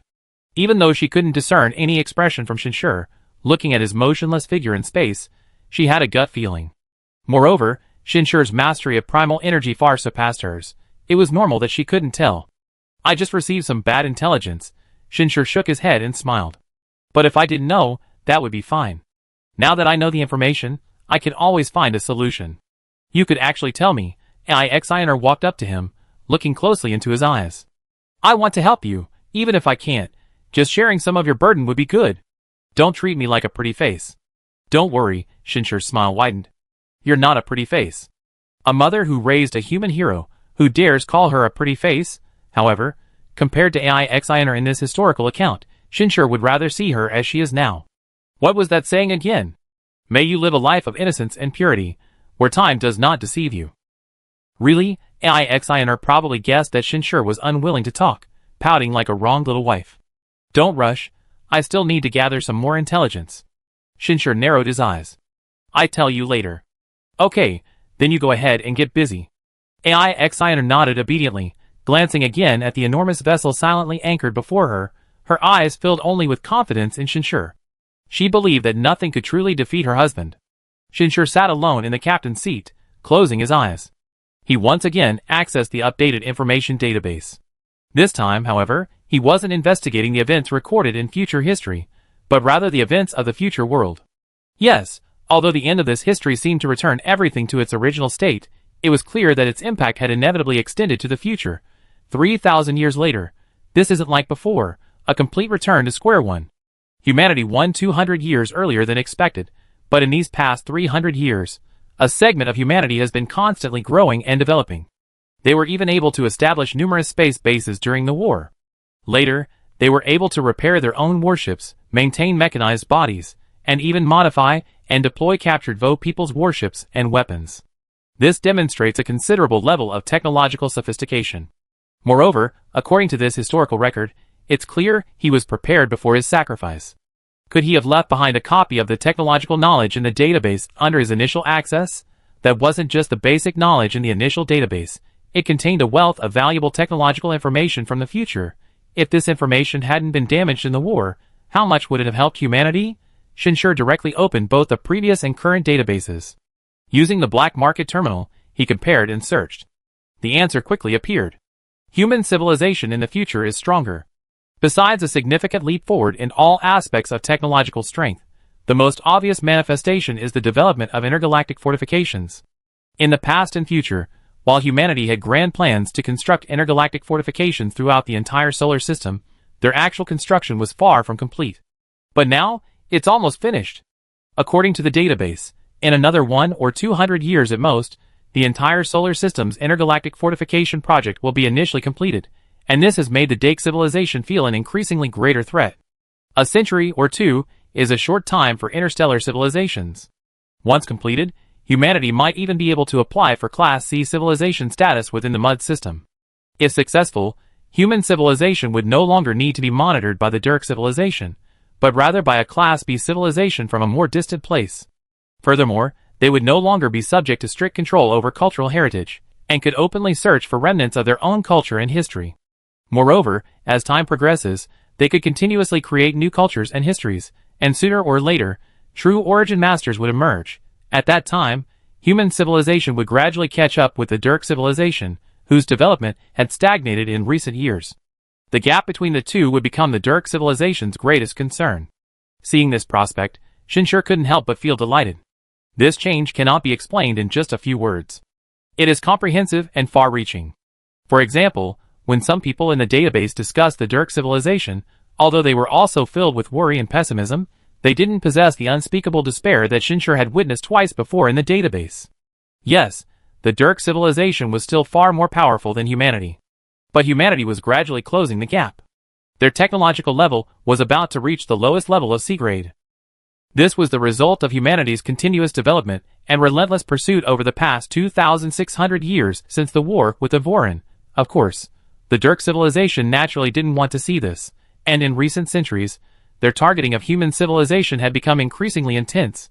They not only incite, but also secretly support some D-level civilizations hostile to humanity, and have comprehensively increased their surveillance and investigation of humanity, attempting to find a reason to launch an attack. And they're almost there.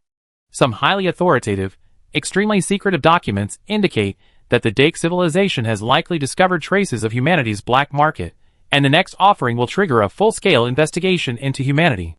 Once confirmed, according to the rules of the MUD system, the Dake civilization can directly wage war against humanity.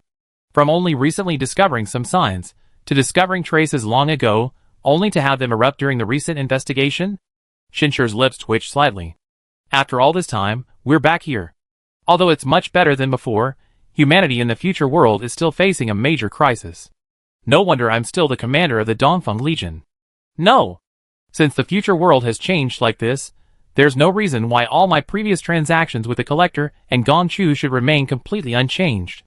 To be honest, Shinshir had already prepared for the future world to change and the timeline to be completely reset. But it seems that's not the case now? At least it hasn't been reset yet. In a future world that has already changed, how could his previous transactions remain completely unchanged? Even though Gongchu, the Collector, and his family didn't disappear from the future due to the constraints of fate, they shouldn't recognize him anymore. Shinshir racked his brains, but couldn't come to a conclusion. He decided to go to the black market again. Perhaps talking to Gongchu would reveal something. The Ling in his hand slowly reappeared, but the moment he entered the black market again, he was completely stunned. The surrounding environment seemed unchanged, yet he had a vague feeling. Within the personal terminal of the black market, there existed another self. Was it his future self? No, it wasn't that feeling. It was as if it were a part of himself, his own thoughts, his own clone. Wait, could this be a residual consciousness? Realizing this possibility, Shinshir involuntarily gasped. He had no idea what the feeling of the primal energy skill he named residual consciousness was like. After all, his primal energy mastery was far from reaching that level. His understanding of it came entirely from Gongchu and the descriptions in the information database Gongchu provided. However, this feeling was indeed extremely similar to the feeling of residual consciousness described in the descriptions. Probing it was also very easy. If it truly was a residual consciousness, then it meant it was a part of himself, a divergent thought of his, which he could retrieve at any time if he wished. So in a flash, Shinshir felt a refreshing coolness wash over him, his thoughts suddenly becoming clearer, and the connection between himself and Ling on the back of his hand seemed to strengthen as well. But these things seemed unimportant. What truly mattered was the information surging into Shinshir's mind. It was the memory of another him trading in this black market. It seemed that the transactions he had made weren't too different from his own, but certain subtle changes were enough to move Shinshir deeply. Chapter 114. For example, the initial deal with the Collector. Although it was still those 4 movies, Shinshir remembered clearly that he had asked if there were any better warships, and the Collector's emotions and words at the time conveyed that the Voight was the best immigrant warship he could offer, even stating that no civilization within the rancher's sphere of influence would dare sell us an immigrant warship. But in this memory, faced with the same question, the Collector did not give such an answer. He even asked if he had any better antiques. So, the Voight was still acquired through a transaction from this new future, only it was no longer the best warship the Collector possessed. Yes, this future was ultimately more powerful than the future he had previously arrived in. The deal with Gongchu had also undergone this subtle change. For example, the batch of ships traded to him, which were supposed to be old warships used by the Dongfeng Legion hundreds of years ago, have now been transformed into antique warships designed and manufactured 1,200 years ago, when the Dongfeng Legion was first established and built its first warship manufacturing plant, modeled after humanity's earliest fleet designs. Gongchu's reaction to the deal that supported his becoming a primal energy master was far more urgent than Shinshir's previous experience. Because last time, a primal energy master only brought a glimmer of hope. This time, given humanity's strength, the appearance of a primal energy master could very well be the final straw that breaks the scales. Therefore, Shinshir remains the new commander of the Dongfeng Legion. Incredible, Shinshir murmured to himself. He could feel that this was indeed a remnant of his own consciousness, only its creation seemed to differ from the normal process. It was as if his part of himself in the future world was altered along with it, forming this remnant under the influence of the world's changes. It was both a part of himself and his altered self on the changing timeline. More importantly, the supporting AI for this remnant of consciousness was the black market itself. Yes, Shinshir clearly sensed that the black market itself possessed an intelligent AI without self-awareness, operating according to a specific program. This AI, when the timeline changed, assisted the remnant of Shinshir's consciousness born from the shift in the world line, to a certain extent repairing the transaction logic and resuming historical transactions under the changed world line. It's almost as if it was specifically designed to serve Ling. Shinshir had always had a question: why did Ling appear on him along with the black market terminal? Ling was a device unique to him, capable of traversing 3,000 years of time. The black market terminal is possessed by many humans in the future world. On the surface, the two seem unrelated, but in reality, they form a powerful force capable of trading across the past and future, easily altering the timeline. And at this moment, the black market terminal seems almost designed specifically for Sherling's use.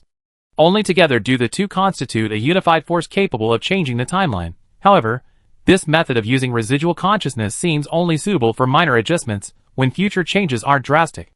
If future changes expand further, the value of traded items will inevitably change even more drastically. For example, if humanity ultimately achieves true victory and the lineage is no longer severed, then even if Gongchu truly exists 3,000 years from now, he wouldn't be willing to trade himself for ancient texts, let alone the entire Dongfeng Legion. At that time, how will the future world, including past trades, change? Shinshur couldn't predict at this moment. But at least for now, the current changes are more advantageous to Shinshur. Now that he knew what had happened, Shinshur didn't stay in the black market any longer. After glancing at the collector's shop, which was still closed, he sent a message to the collector, requesting a better warship. This was naturally specifically prepared for that dinky warship. Historical records indicate that while the technology of that Dark Knight warship was indeed superior to the Void, it could only force Shinshur's appearance by attacking human fleets. Even then, it took 4 years to complete the pursuit of Shinshur during his escape. This demonstrates that even though the Dark Knight warship was stronger than the Void, it wasn't overwhelmingly superior. After all, it was merely a warship from the Dark Knight node base. In today's more powerful future world, finding a warship more powerful than the Dark Knight shouldn't be difficult. If the collector doesn't have it, then let Gongchu find it. If all else fails, other weapons and equipment capable of dealing with this mere dink warship will suffice. This dink warship, which brought immense suffering to him in another timeline and to another human civilization, will not be spared if given the chance. Revenge for the future seems worthwhile now. Shinshur opened his eyes again. He could clearly feel that after absorbing the residual consciousness born from the timeline shift, his mastery of primal energy had increased dramatically. The exact increase was still uncertain. But now, he had completely shed that numb gaze. Unexpectedly, Sherling had this effect. The more Shinshur understood, the more he could feel the power of this device. Unfortunately, he was still far from being able to investigate Sherling's origins. He could only study how to use it. 382 years of war is still too long. Shinshur narrowed his eyes slightly, then sent a message to the communications department. The first batch of warships has arrived, totaling 212 fully loaded vessels. A full complement of 2.1 million soldiers is required. Prepare for receipt as soon as possible. This message caused a sensation within the Human Federation's liaison department. The warships have arrived. A full 212 ships. A full complement of over 2 million soldiers. Just how large are these space warships? Although those responsible for liaising with Shinshur were elites like Todd, they couldn't suppress their excitement and joy upon hearing this. Because it meant that humanity would have its own fleet. Even Todd, the Federation's highest liaison officer, called within minutes. Congressman Shin, do we really need 2.1 million soldiers for this batch of warships? That's right, Shinshur said. Each warship is 20 kilometers long, containing 5,000 smaller warships, a full complement of 10,000 men. If reserves are included, 12,000 would be ideal. By current standards, we don't have that many interstellar troops. Todd's voice remained calm. Should we lower the requirements? We can lower them a bit. If we can't meet the requirements, we can intensify training en route, which will be more efficient, Shinshur said. You mean? Todd seemed surprised. That's right, we need to prepare to assemble and set off, Shinshur said. But the probes haven't detected any enemy reconnaissance forces. Todd had been closely monitoring the probes. I obtained additional intelligence, which roughly pinpoints the location of the Vorin reconnaissance forces, and even the main force. I adjust the search range of the detectors, and we should be able to confirm the intelligence's accuracy soon. Shinshur wasn't going to delay any longer. According to future historical records of the Vorin fleet, he should be officially setting sail around this time. Moreover, he had already witnessed the changes the traded goods would bring to history. But what about the intelligence existing in his mind? Theoretically, the intelligence he possessed could also alter history. For example, the Vorin who successfully escaped the human fleet's attack seemed to still exist in the future. Shinshur refused to believe that, given his knowledge, the Voman or the black box could reappear. This required further experimentation. Understood, I contact all parties immediately. Todd replied swiftly. After the communication ended, the repercussions spread rapidly across Blue Star. Within just a few hours, all relevant personnel knew about it. While assembling their troops, they discussed whether to hold a grand departure ceremony. Ultimately, they decided that a departure ceremony was necessary, but it should be urgent and efficient, not grand. After all, the purpose of such a ceremony was to ignite the soldiers' fighting spirit and instill confidence in the people. Thus, which ensures approval, all parties began to act swiftly. At this moment, it was noon in the Eastern Kingdom. In a Space Force training camp, all the soldiers suddenly received marching orders. Moreover, it was a massive, complete relocation march. Yu Wenhua was a 40-year-old veteran who had been discharged 8 years prior.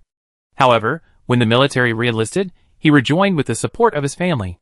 Thanks to his exceptional military skills, he quickly rose to the rank of 7th class commander in the Human Federation, holding the rank of lieutenant. Upon receiving the order to march and assemble, he soon shouldered a backpack taller than himself, weighing over 300 kilograms. Besides his personal belongings, the truly heavy items were his personal equipment. In the past, this weight, even if he managed to carry it, would have made him blush and speechless. But now, carrying such a heavy backpack, he remained calm and even had time to reprimand his soldiers. Speed up. You only have 3 minutes left. Don't panic, be precise. Efficient. Sergeant Yuan Ji. Don't you need your son's photo? He didn't just reprimand, he also helped some soldiers who were truly overwhelmed. Sir, your physique is almost at the standard for modification, isn't it? One soldier, finally finished tidying up, panted and looked at Yu Wenhua enviously. We all use the same drugs. Why is yours growing so fast, sir? You talk too much. You're done tidying up. Why don't you go help? Yu Wenhua glared at him, but still explained. The course in the learning device has explained it very clearly. The effects of the general-purpose bioenhancing drugs vary from individual to individual, and largely depend on training. So, if you want to modify faster, go and intensify your training. Go help out in the public transport group later. Yes, sir. The soldier grimaced, but still accepted the order. Their training time together wasn't actually very long, only a little over a month. However, the content of the training was completely different from before. Putting everything else aside, the various bioenhancing drugs alone, combined with the use of the learning device, transformed these soldiers within that month. And those who met certain requirements and underwent modification were even more drastically different. In an instant, they became superhumans. They can easily leap over 10 meters high, run at speeds comparable to a high-speed train, and their reaction time is increased tenfold. To put it bluntly, one could take on 100, and this is only the initial modification. It's said, they had their bones replaced, artificial muscles implanted, some internal organs modified, and their skin completely covered with nanotechnology to adapt to space warfare. These warriors have been selected for the Warship Force, and will board spaceships to go into space and fight alien invaders on the front lines. On the battlefield, every bit of strength is a glimmer of hope for killing the enemy and surviving. No one craves power more than these warriors about to step onto the battlefield. As everyone quickly prepared, they soon arrived at the assembly point.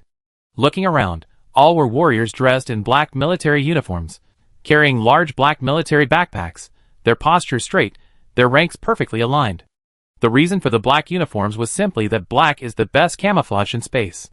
After everyone had assembled, a similarly black figure descended from the sky. Thump, a dull thud echoed. Everyone could see a full-body suit of armor, over 3 meters tall, also black, but without many menacing mechanical structures. Instead, it was covered in a liquid-like metal. Everyone knew that this liquid metal was the best defensive material in space. Furthermore, its internal equipment could instantly deploy whenever needed. For example, the flight just now involved a force field engine appearing on its chest. Even within the atmosphere, it could easily break supersonic speeds. This was the external device of a fully modified elite human warrior. Yes, this wasn't a modified body, but merely an external device.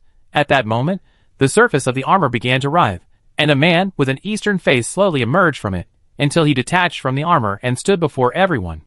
It was Chen Feng. Chapter 115. Chen Feng, dressed in a black, form-fitting suit, displayed a strong and muscular physique. He appeared virtually identical to his former self, both in limbs and appearance.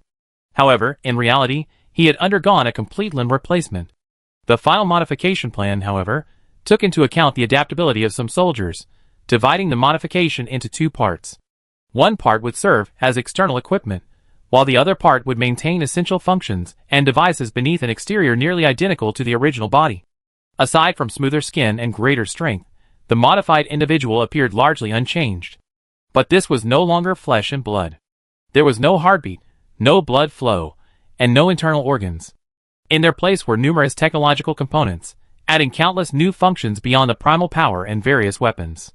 These functions weren't entirely driven by programming. In fact, they still relied on human consciousness. This was perhaps the only thing that allowed the modified individual to feel they hadn't completely become a robot. They could control every part of their bodies rapidly and swiftly with their own will, not just by pressing a button in their minds. This method of modification had already been publicized throughout the army. Perhaps some were still reluctant, but in the context of war, most soldiers harbored a certain yearning for such power. Therefore, when they looked at Chen Feng descending from the sky, their eyes burned with a certain fervor. But what ignited their passion even more was Chen Feng's next words. "Gentlemen, the time to set out has come." Chen Feng didn't use a microphone, yet his voice echoed clearly in the air. "We are about to head to the front lines. I know you are afraid, and so am I. But we have no way back. In this war, behind us are not only our motherland and people, but the entirety of human civilization, the entire human world we know, depend on, and live in. So, just hold your heads high and move forward. Our cosmic warship, belonging to humanity, awaits your arrival." Chen Feng's tone wasn't fast, nor was it particularly impassioned, but these concise and powerful words completely stirred the soldiers' blood. After all, they had been waiting for this moment ever since they learned of the alien invaders. Since there was no turning back, they could only move forward with their heads held high, and Chen Feng's last sentence ignited the soldiers' anticipation even more. "The spaceship has arrived? What will it look like?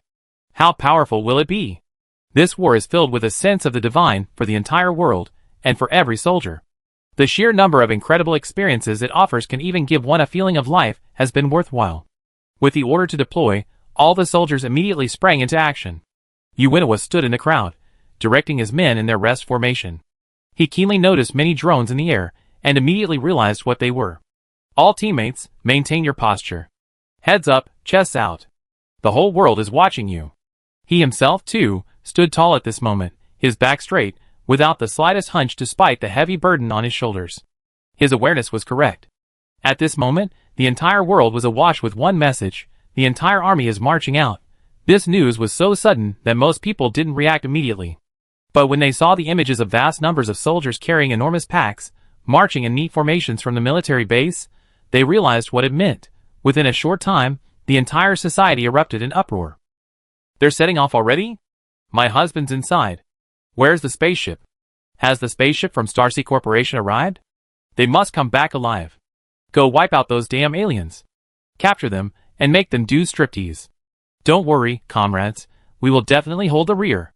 We accelerate the construction of planetary fortresses, ensuring the safety of our land and the peace of humanity. The human alliance will prevail. Humanity will prevail." Although it came suddenly, thanks to over a month of propaganda, the whole world knew this day would come sooner or later. A flood of encouragement appeared online in a short time. Never before had people around the world been so united. Their hearts seemed to be with the departing warriors, heading towards the mysterious and vast universe, towards the dangerous and bizarre interstellar war.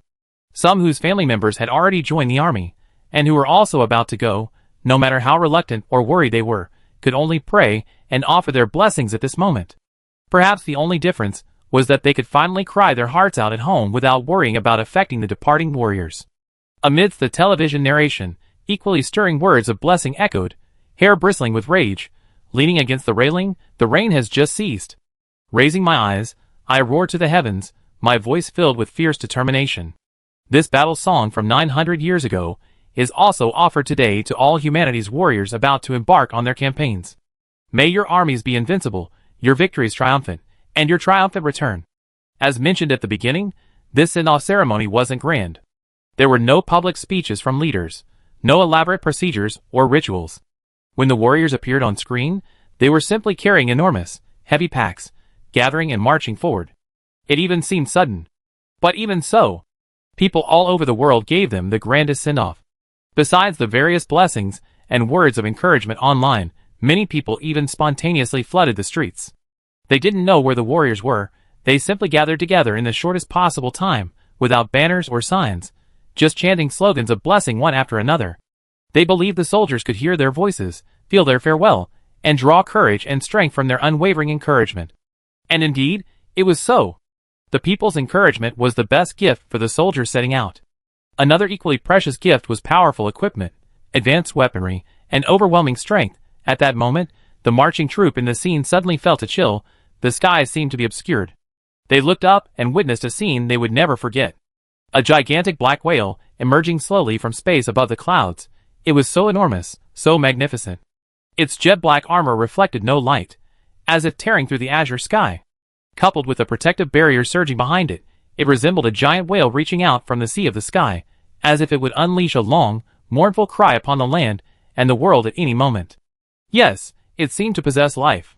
Not only the soldiers on site felt this way, but all the spectators around the world thought so too. 212 colossal ships, each 20 kilometers long, descended slowly from the skies around the world like creatures from mythology. These were humanity's warships. History will forever remember this moment. Everyone who witnessed this scene will forever remember it. It's magnificent. I can't even describe my feelings right now.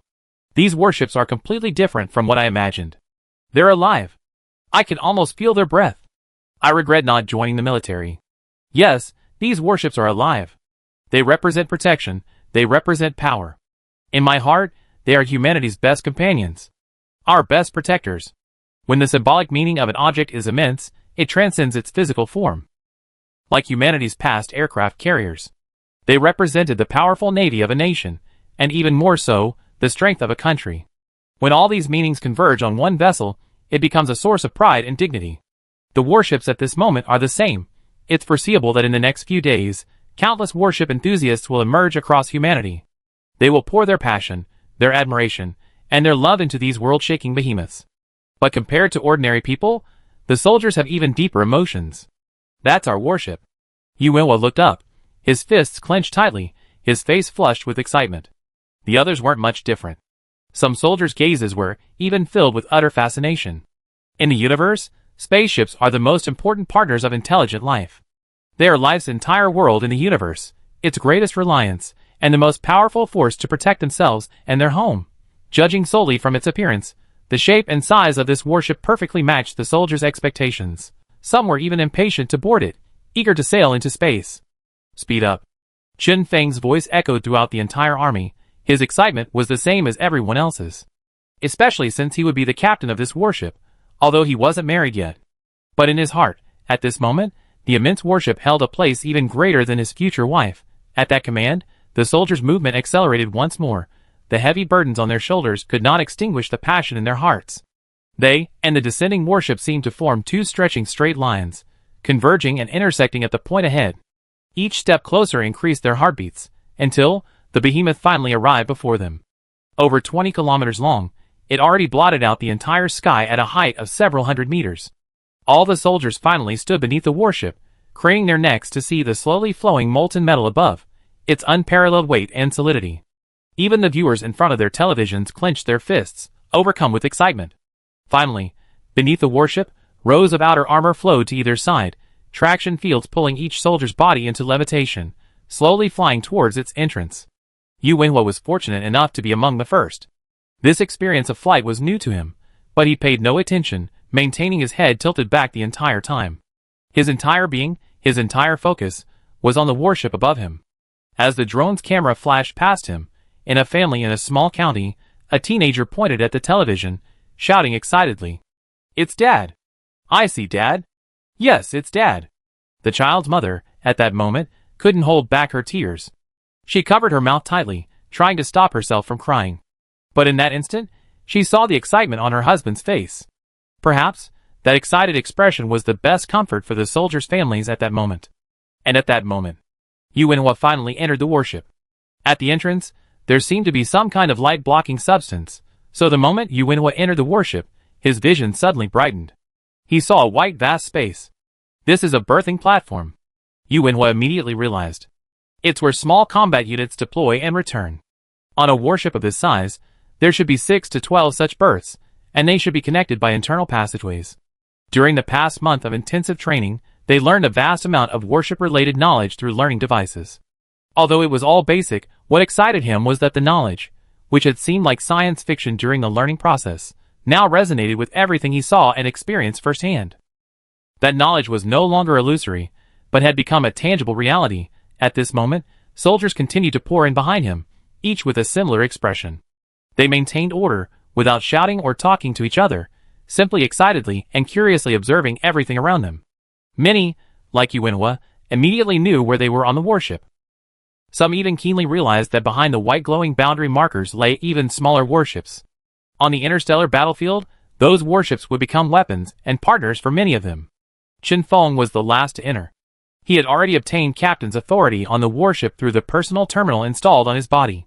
Even with mental preparation, it was still an incredibly strange feeling, as if his own brain had become the brain of the entire warship.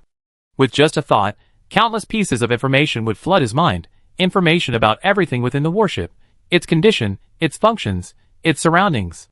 Compared to the feelings of others, he understood with unparalleled clarity and reality. It had become a part of him. Chapter 116. This is the biological spaceship. It's practically become my new body, a part of me.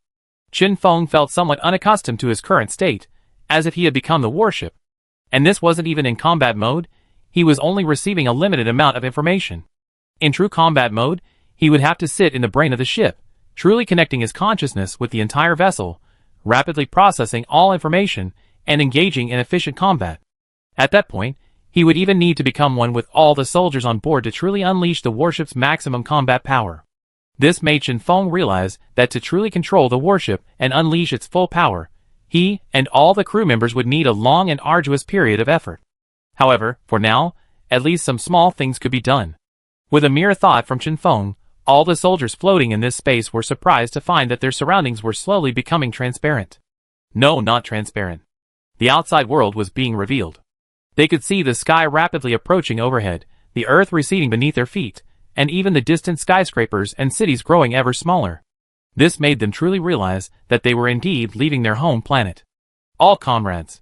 Chen Feng's voice echoed throughout the warship, salute to our home planet. Swish. Everyone simultaneously raised their right hands.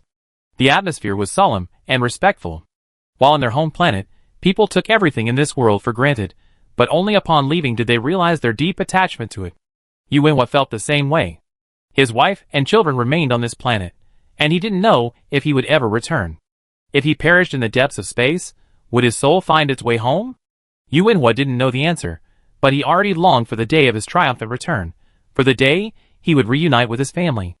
The spaceships continued to ascend higher and higher. When they reached a certain height, countless spaceships simultaneously emitted bright lights, allowing those on the ground to witness their departure, appearing like another star in the night sky.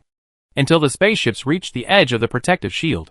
Every soldier could clearly see the massive sky city under construction. As the spaceship slowly passed by, countless workers stopped what they were doing, saluted the departing soldiers, and watched them go. Then, Yuinhua and the others began to experience the wonders of space. They saw the sun. After processing, the sun's light wasn't blinding.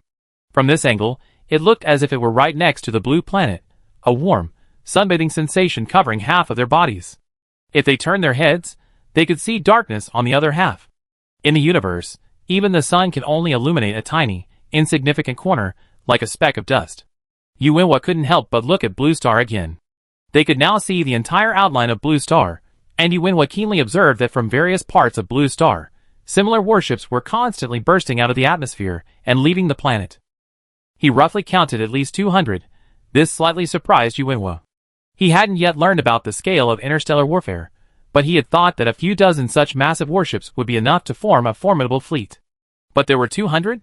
If each one carried over 10,000 men, wouldn't a single expedition involve over 2 million soldiers?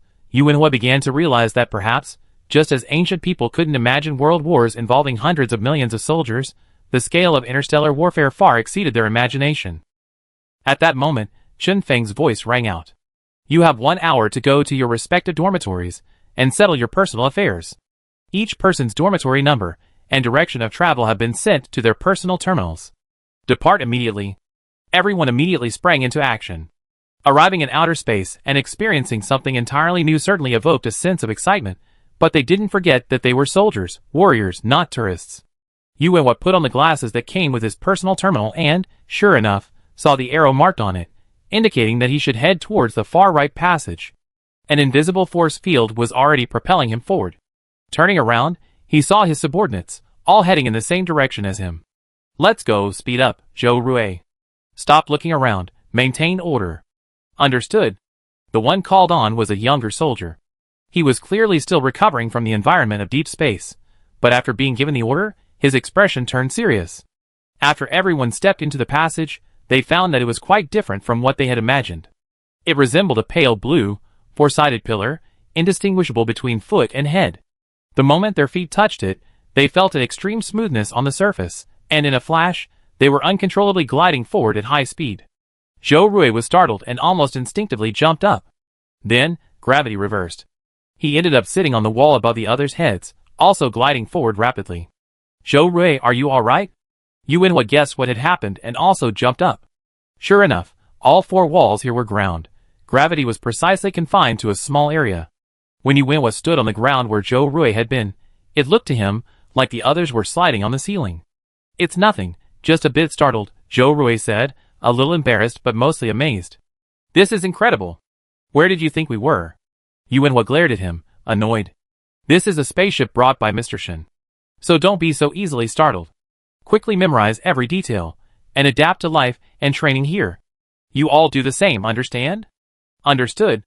The other soldiers replied in unison. In their company, Captain Yuanhua was the oldest. Although he was a bit stern during training, everyone could feel his care, so his words carried weight. However, what no one knew was that the seemingly calm Captain Yu had quietly touched the ground, finding it unusually soft and smooth, capable of propelling a person forward quickly. His excitement and curiosity were no less than anyone else's. Although they had seen many incredible high-tech gadgets during their training, nothing compared to this spaceship, where seemingly every corner was filled with unimaginable advanced technology. The same was true upon entering the rooms. Each person had their own room. Although small, they were very clean and tidy, with soft, gravity-defying surfaces on all four sides. The bed looked like a sleeping bag. He wondered what it would feel like to sleep on it. If time weren't limited, Yuanhua would have loved to try it out. But just then, the voice of Captain Chen Feng suddenly rang out throughout the room. Everyone, lie down on your beds in your rooms. Yes, those sleeping bags. That's a consciousness connector. It will pull your consciousness into a common area. A consciousness connector? Yuanhua took a slight breath.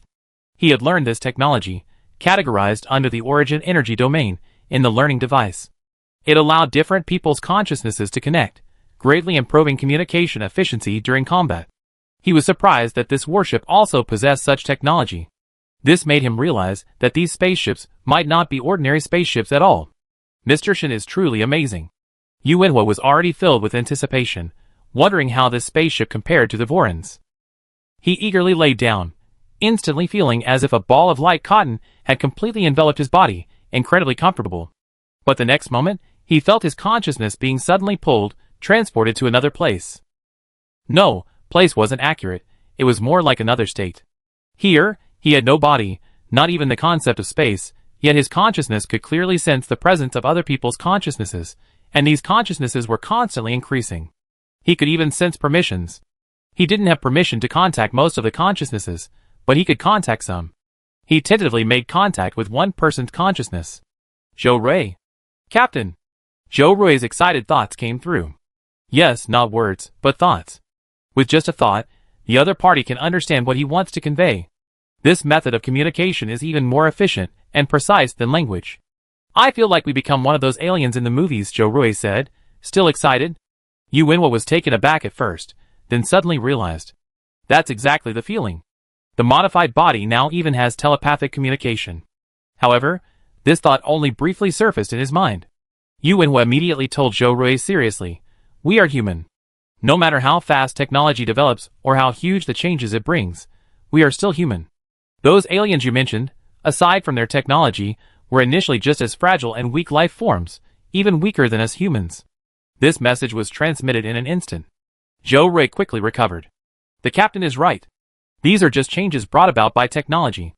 I understand. I'm just a little too excited. Even in excitement, don't forget, this is war. I hope we can all return alive with victory. Captain Yu, don't mind him. Zhou Rui is just a kid at heart. He joined the army with nothing but enthusiasm. We supervise his training. I'm 20 already. I'm not a kid anymore. That's right. We're all greenhorns on the interstellar battlefield. Everyone has to work hard. As the communication increased, Yuanhua had almost adapted to this method of communication, and he found that the information transmitted this way was more emotionally genuine. Because transmitting a message only requires a thought. Emotions are always inevitably attached. However, if it takes too long, or if the amount of information transmitted is too large, there will be a noticeable sense of strain. He had already realized that the solution to this problem was either modification or energy training. Sure enough, everything was just as the lessons had taught. In interstellar warfare, the individual strength and qualities of warriors, especially their energy abilities, were subject to considerable demands. They really were just a bunch of greenhorns. And at that moment, a consciousness suddenly entered everyone's mind. Gentlemen, I am Shinshur, the current Commander-in-Chief of the First Fleet of the Human Federation. Yu Wenhua was only stunned for a moment before immediately realizing who this Shinshur was, the founder of Starsea Corporation. And Mr. Shin, who returned from space at humanity's most perilous moment, bringing warnings, a series of planetary fortresses, and even these massive interstellar warships. Yu Wenhua's heart surged with emotion. It wasn't starstruck or idol worship. This excitement stemmed from gratitude. Gratitude for the hope Shinshur brought to humanity. Everyone could imagine how hopeless their world would have been if Shinshur hadn't returned, if he hadn't brought all this, when the alien invaders arrived. Yu Wenhua would rather die on the battlefield than helplessly witness his family and children burned in the flames of war. As for the previous conspiracy theories, what if Mr. Shin himself was an alien? What if it was all a conspiracy by alien forces? What if it was just to use humanity as cannon fodder to fight for aliens? Even when these conspiracy theories were at their peak, Yu Wenhua paid them no heed. The reason was simple. The more he understood the technology of interstellar society, the more he understood how weak humanity truly was. For the weak, mere survival is a blessing. To be used? To be deceived? Compared to the hope of survival, compared to the power they hold in their hands, such worries are utterly foolish. Therefore, Yu Wenhua believed in the reality he saw and experienced. Mr. Shin's appearance had made humanity stronger, giving them a glimmer of hope to protect themselves in the dangerous and dark universe. At this moment, many warriors shared Yu Wenhua's excitement. After all, even the warship they were currently aboard was brought by Shinshur. Chapter 117. At this moment, Shinshur wasn't on the Void either, but on a biological subship. After all, the Void and these biological subships didn't belong to the same warship system. They lacked a consciousness-linked device that could connect the entire fleet. Shinshur's highest fleet authority was only truly effective on these series of warships. At this moment, he was simply sitting in an ordinary linked device, sending his consciousness to the entire army. We are leaving Earth, leaving our home planet. We will rest for a short time in Earth-Moon orbit until we confirm intelligence related to the enemy. Then we will immediately depart. Our crucial mission is to keep the main battlefield as far away from Earth as possible to protect our home planet to the greatest extent. Shinshur's consciousness was firm, clear, and carried an undeniable emotion, demonstrating his superb mastery of primal energy and giving everyone greater confidence. He also sensed the emotions of the soldiers. He did indeed hold a certain prestige among the soldiers. However, this prestige wasn't due to his command abilities. It stemmed from the fact that he had brought weapons and equipment to all of humanity, giving them hope for protection in the face of interstellar war. Even so, Shinshur, along with the highest levels of the Human Federation and even all senior commanders, were perfectly aware that Shinshur was the sole candidate for Fleet Commander-in-Chief. Perhaps he wasn't a proven, outstanding commander, but who among all of humanity was? Within the realm of human choice, Shinshur's advantages are stark. He possesses the most powerful primal energy mastery and personal equipment among all humankind, access to intelligence sources unmatched by others, and channels to acquire various equipment and logistical supplies. Furthermore, aided by the evolution device, he also boasts the highest learning efficiency among all humankind. All these factors combined mean Shinshur must shoulder this heavy responsibility. From this moment on, whether Shinshur likes it or not, the lives of 2 million, and perhaps tens of millions more, warriors in the future, as well as the future of 6 billion humans, are firmly fixed on his shoulders. I am now honored to inform you all definitively that our biological type A-234 class warship far surpasses the enemy's spaceship in technological performance. In interstellar terms, the technological gap is at least 30 levels higher. This message, once conveyed to the entire army, naturally elicited a wave of astonishment and delight. A 30-level technological gap. This meant that in a one-on-one situation, their warship could crush the enemy simply by virtue of its superior technology. Even a veteran like Yu Wenhua clenched his fist, his face beaming with excitement. It was indeed true. He had initially suspected that the warship's technology was extraordinary, but possessing a spaceship was already a huge surprise, so he hadn't dared to overthink it. He hadn't expected that the warship Mr. Shin brought would be so much more powerful than the enemy's. No soldier dislikes a more powerful weapon, because it means a higher probability of victory and a higher probability of survival. Unconsciously, Shinshir's prestige soared once again. Even the high-ranking commanders, who were already aware of this, were somewhat excited at this moment. A promise is a promise, but the greatest joy comes when it is fulfilled. After a brief silence, Shinshir said another thought. This is the best weapon I can offer, but a good weapon needs good soldiers. Currently, most of the warship's capabilities are locked down, because we cannot withstand its full power. Because of our weakness, we can only shackle it. Therefore, for a long time to come, training and becoming stronger will remain our primary tasks. We may have to grow stronger through the flames of war, but when we remove all the shackles and truly unleash their power, I believe that the Voran invaders will no longer be a crisis for humanity, and we will become the enemy's nightmare. This long thought, sent out in one breath, clearly conveyed to Shinshir that the soldiers' emotions quickly shifted from excitement to fervent motivation. With the priceless sword in their hands, how could they not hone their skills and repay the gift of this blade? How could they do justice to the families and homes that this sword was meant to protect? Therefore, even though everyone knew the commander-in-chief was simply trying to inspire them, and even Shinshir himself didn't hide his emotions, they still had to muster their passion. Even just for the phrase to become the enemy's nightmare, it was enough to ignite the soldiers' blood, driving them to become stronger at all costs. After conveying these key messages, Shinshir quickly concluded this brief exchange with the entire army, because he had already achieved the purpose of the exchange, to gain the recognition of most of the soldiers, and to raise his prestige to the level required of a commander-in-chief. What the soldiers needed next wasn't encouragement or empty platitudes, but tangible victory. However, Shinshir didn't immediately disconnect. Instead, he opened a high-privilege channel, gathering all the captains, first officers, and high-privilege liaison officers, including Todd and others. Yes, Todd and Willard, along with several high-privilege liaison officers, also boarded the warship. Their mission was to maintain communication between the fleet and Earth, and to transmit classified information. Although they weren't soldiers, each of them possessed a will and determination beyond that of warriors. They were always ready to sacrifice themselves for humanity. Should the warship be lost or captured, they would immediately end their lives to protect humanity's secrets. Every intelligence liaison officer was prepared for this. At this moment, Shinshir had gathered them all together, naturally to share crucial intelligence and determine the core of the upcoming strategy. Now, as Commander-in-Chief, I hereby order the Human Federation's First Fleet to officially enter wartime status. Everyone, weapons, legions, intelligence, everything is ready. All subsequent actions are for humanity's victory. Shinshir's opening remarks further heightened the morale of everyone involved. They understood that everything from now on would be conducted according to wartime standards. They also vaguely sensed that this was likely an extremely important meeting. And indeed, it was. After confirming that everyone was on the right track, Shinshir transmitted his thoughts again. Currently, I possess crucial intelligence that could potentially impact the entire war.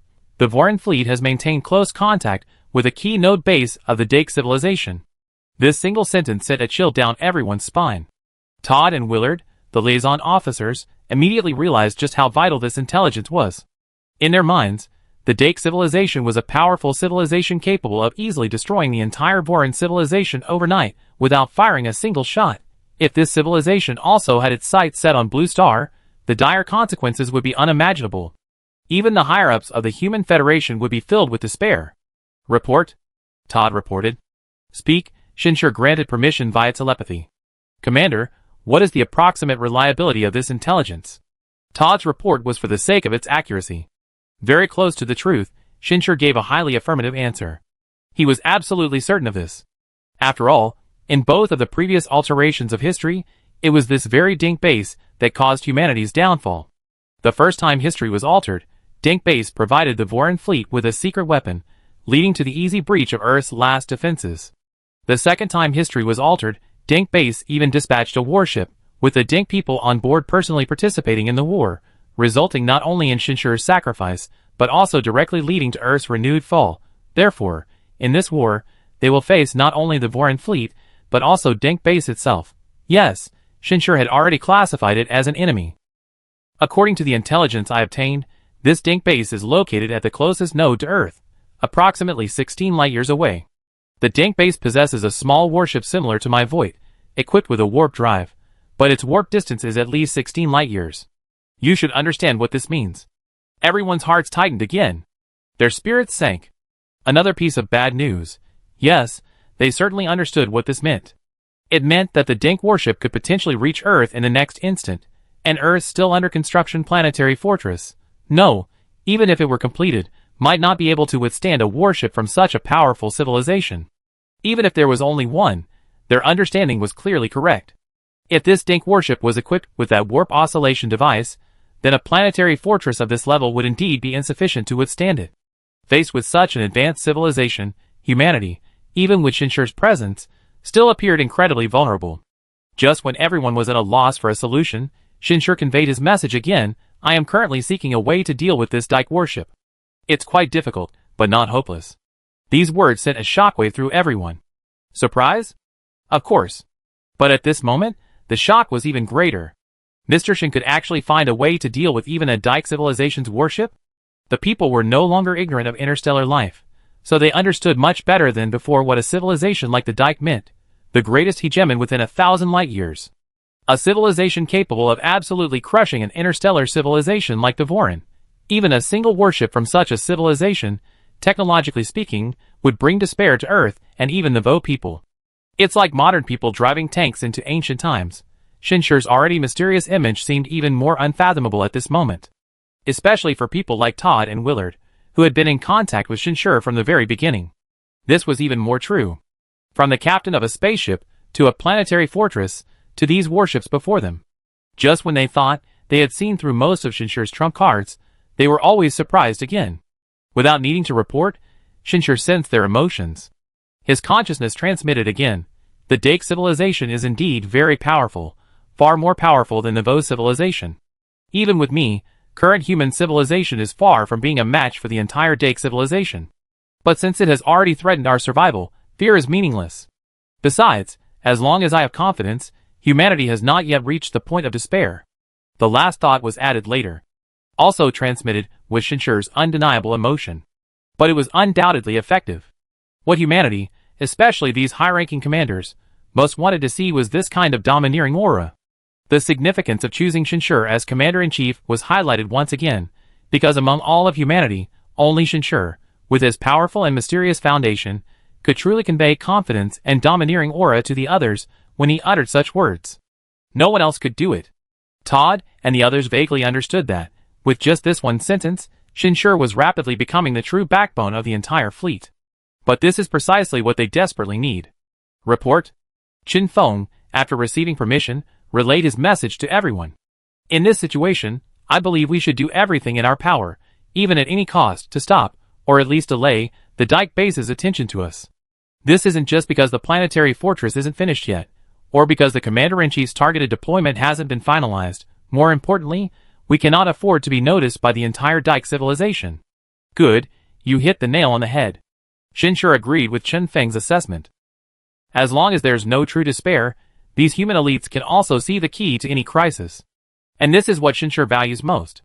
With the future world undergoing significant changes, the Dike base at this recent node no longer seems like the biggest problem. However, Shinshur must consider the Dike civilization behind it. Even if the Dike civilization of 3,000 years ago was far less powerful than the Dike civilization of 3,000 years later, it was still an insurmountable force for humanity at this time. The best outcome would be to control this Dike node base, while keeping the Dike civilization unaware of what's happening here. At the very least, we need to delay the time it takes for them to learn of this. Information transmission from Class C civilizations is equally slow. Even a short delay would be extremely valuable to humanity. Chapter 118. Therefore, the strategic objective of this battle, besides completely eliminating the threat posed by the Vorm fleet, is to delay the Dike civilization's attention to us as much as possible. With this overarching goal in mind, dealing with the Vorm reconnaissance forces becomes even more crucial in the present situation. We must do everything in our power to delay the time it takes for the Vorm to inform the Dike civilization of our existence. Shinshur finally returned to the first battle they were facing. Intelligence from the Dike base meant they had to be even more cautious with the Vorm reconnaissance forces. Therefore, the upcoming battle was not merely a crushing victory against a weaker enemy. A slight misstep could plunge them into a huge crisis due to the Vorm reconnaissance forces. The two historical events Shinshur had witnessed both illustrated this point. Understood. Everyone replied simultaneously. They all felt the pressure. But they had to bear it, and could only bear it. Therefore, what we will face next are multiple prisoner-of-war operations, with the core tactical objective of blocking information and seizing enemy communications, Shinshur relayed again. This type of battle is quite typical in interstellar warfare, but typical only means there is a clear direction of action, not that it can be easily achieved. Therefore, our soldiers' subsequent learning and training need to be geared towards this direction. Previously it was intelligence analysis, now, it's about determining strategic objectives based on intelligence and conducting targeted strategic preparations. Every step requires as much preparation as possible. This is the first lesson commanders learn in the course of interstellar warfare. Next, Shinshur and numerous high-ranking commanders detailed the upcoming training plan. Initially, the focus was naturally on familiarizing themselves with the entire warship. A human aircraft carrier carries countless instruments and weapons of various functions. From its initial deployment to achieving actual combat capability, it requires up to a year of sea trials. A space warship is countless times more complex. After all, the complexity of the situations encountered in interstellar warfare is incomparable to sailing on the seas of a planet. Just becoming fully familiar with the warship would take a considerable amount of time. The immediate task was to reach a level where initial combat capability could be achieved as quickly as possible. Thus, for the next week, these more than 2 million interstellar recruits, without even having time to experience the novelty of being in space, were thrown into various high-intensity training exercises.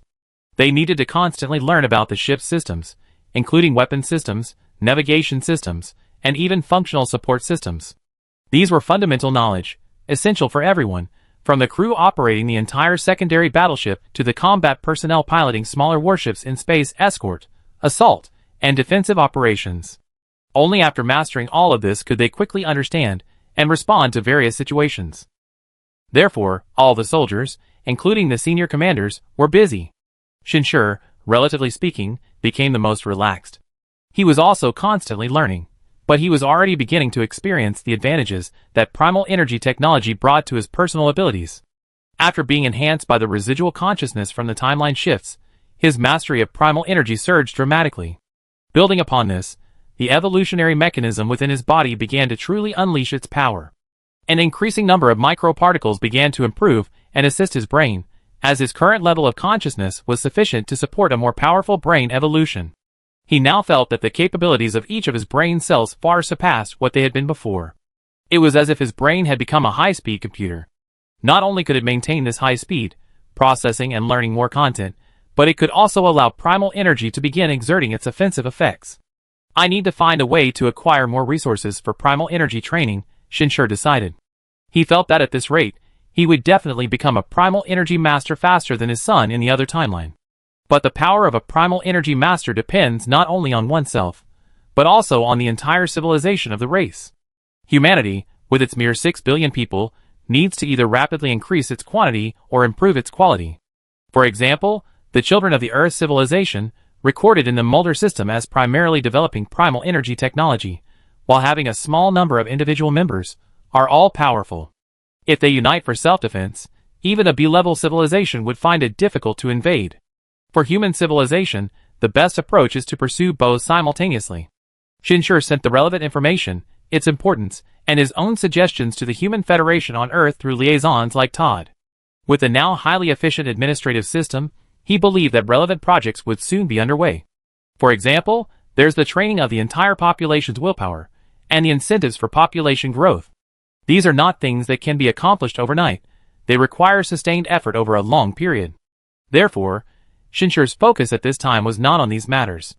However, while the human fleet awaited confirmation from the detection system in Earth-Moon orbit, a new wave of enlistment swept across Blue Star. This was not only because the Human Federation announced that there were still significant shortages in the interstellar fleet, but also because the recent deployment of a million-strong army had ignited even greater fervor among the people. They were unaware that the fleet was still near Blue Star, but they had already begun to pay attention to and worry about the soldiers who had gone to war. The related discussions online remained extremely heated. Anyone who opened a post could see a large amount of discussion. I don't even know if we can win. 2,201,000 soldiers. Although I know it's impossible, I still hope they can all return safely. While I'm very grateful to Mr. Shin for everything he's brought to us and to humanity, does Supreme Commander Shin have any interstellar command experience? How do you know Mr. Shin doesn't have experience? Even if he doesn't, are there more experienced people on Earth? What I mean is, why can't we hire some more experienced interstellar combat commanders from other interstellar civilizations? Are you going to entrust the lives of 2 million soldiers to aliens? And don't worry about that. If you can think of something, wouldn't the Human Federation and Mr. Shin think of it too? Good news. The Letters Home project has been launched. We can record videos and send letters to the families of those on the front lines. Although each soldier only has 10 megabytes of storage per month, with compression, we can record a short video. Brothers, I'm also planning to join the army. My younger brother has already gone to war, and as his older brother, I don't want him to be alone on the battlefield. Not only were the soldiers rapidly adapting to training life in the space fleet, but the people of Earth were also adapting to this era of war. They cared about news from the front lines, families eagerly awaited replies from their soldiers, more and more people enthusiastically signed up for military service, and more people devoted themselves to active war preparations. War brings immense destruction to any civilization, to any era. However, most people still strive to make things better. This is a comprehensive change, affecting every aspect of life. 2 or 3 days later, the soldiers of the First Fleet received their first letter home.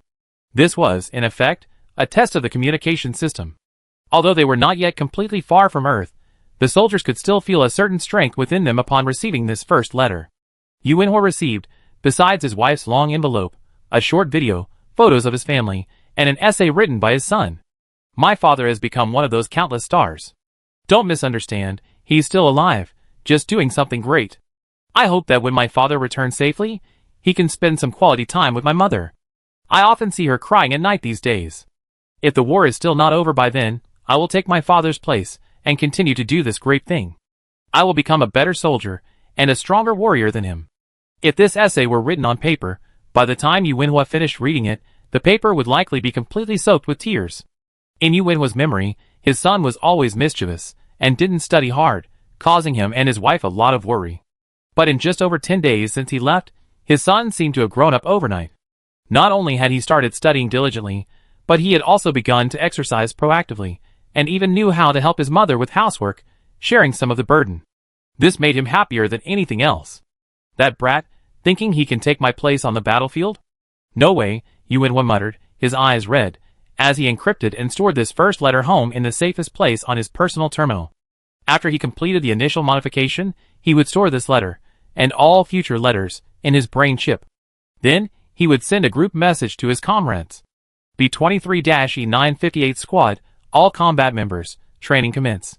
Log into the training space. 10 minutes of rest time left, Captain. Training isn't considered rest? This is a virtual training space, a simulated space battle. Isn't this much more enjoyable than the games you used to play? Playing games isn't stressful, and it's never this tiring, Captain. Besides, getting blown up really hurts every time. Enough talk. If you don't want to get really blown up on the battlefield, get to training. Yes. Since there's even a consciousness link, a virtual training space is naturally available. This is the most efficient way for combat units to conduct initial training in space warfare.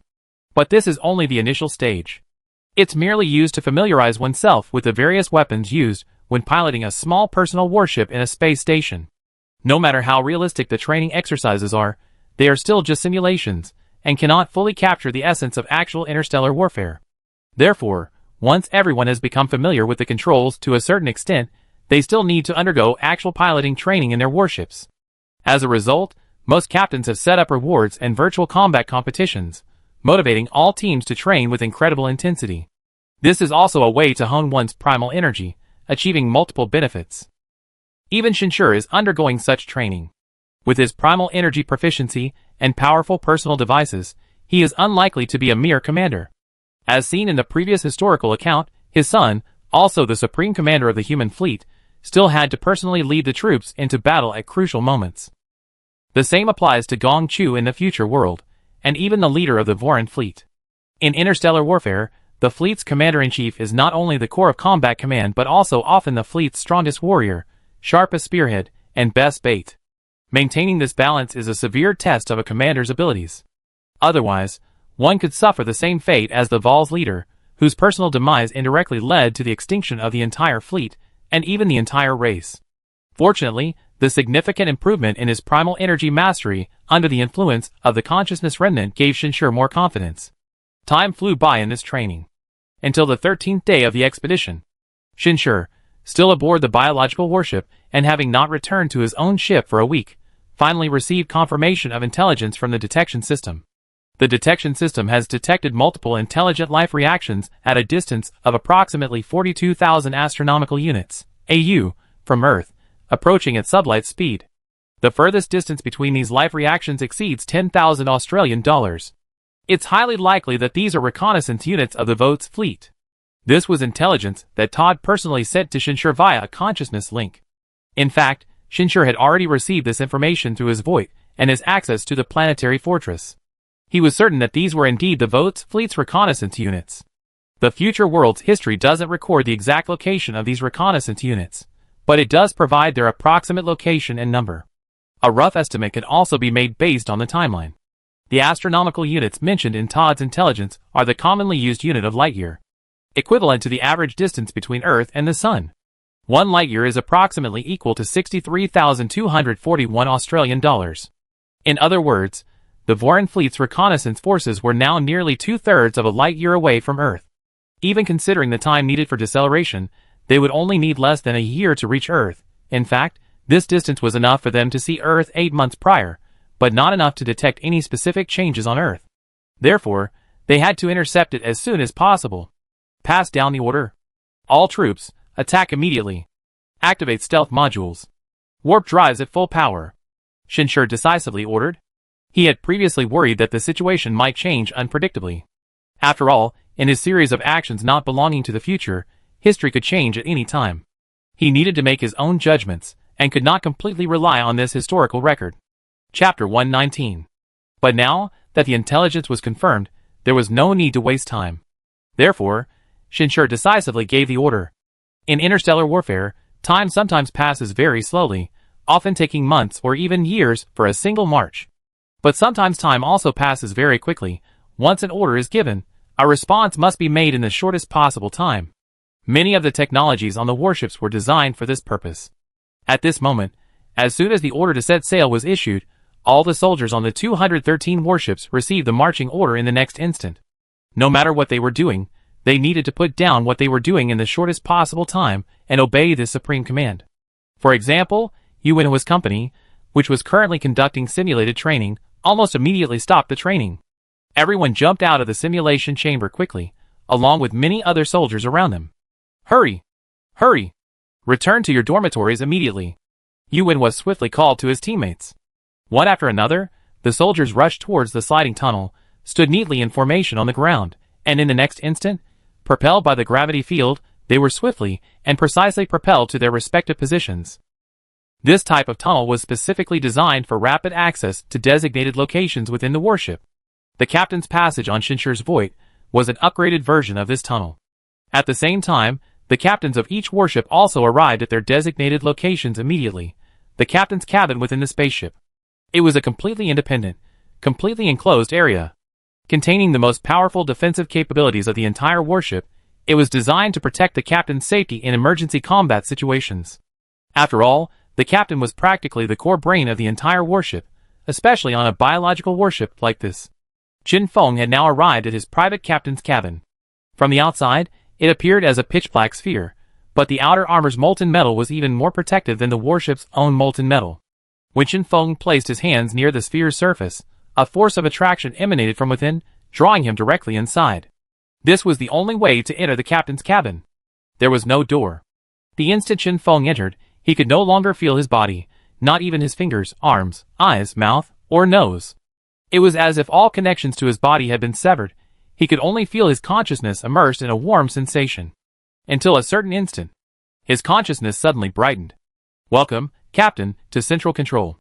A thought flooded his mind, the warship's auxiliary eye. But Qin Feng didn't need an interface or explanations to assess the warship's overall situation, because at this moment, he was the warship. He could even see all the surrounding warships through a 360-degree, unobstructed gaze, various advanced detection instruments, and a connection originating from his consciousness. He could even hear the captains of those warships greeting him.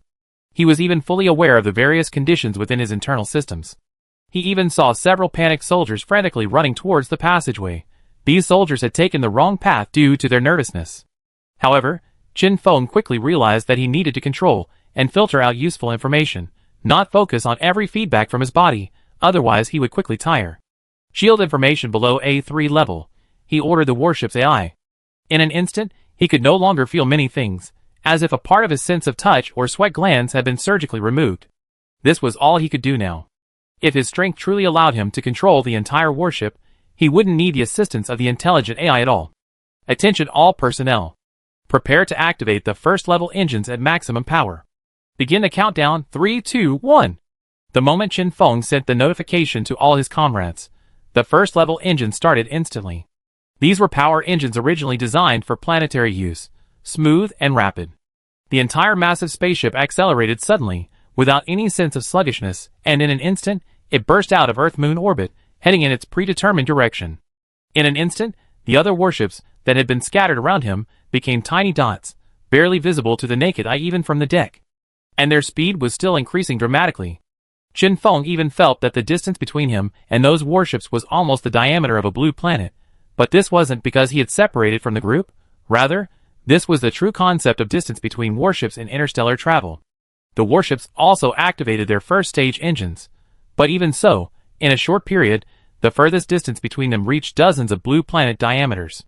At this distance, it would be impossible for the human eye to detect the other warships, yet in reality, they were still traveling in extremely close proximity, with the distance between them differing by only a second or two of travel time as they accelerated. So, Qin Feng's voice rang out again. Activate the second-level engine. 3% initial acceleration, double boost. Begin countdown. 10, 9, 81.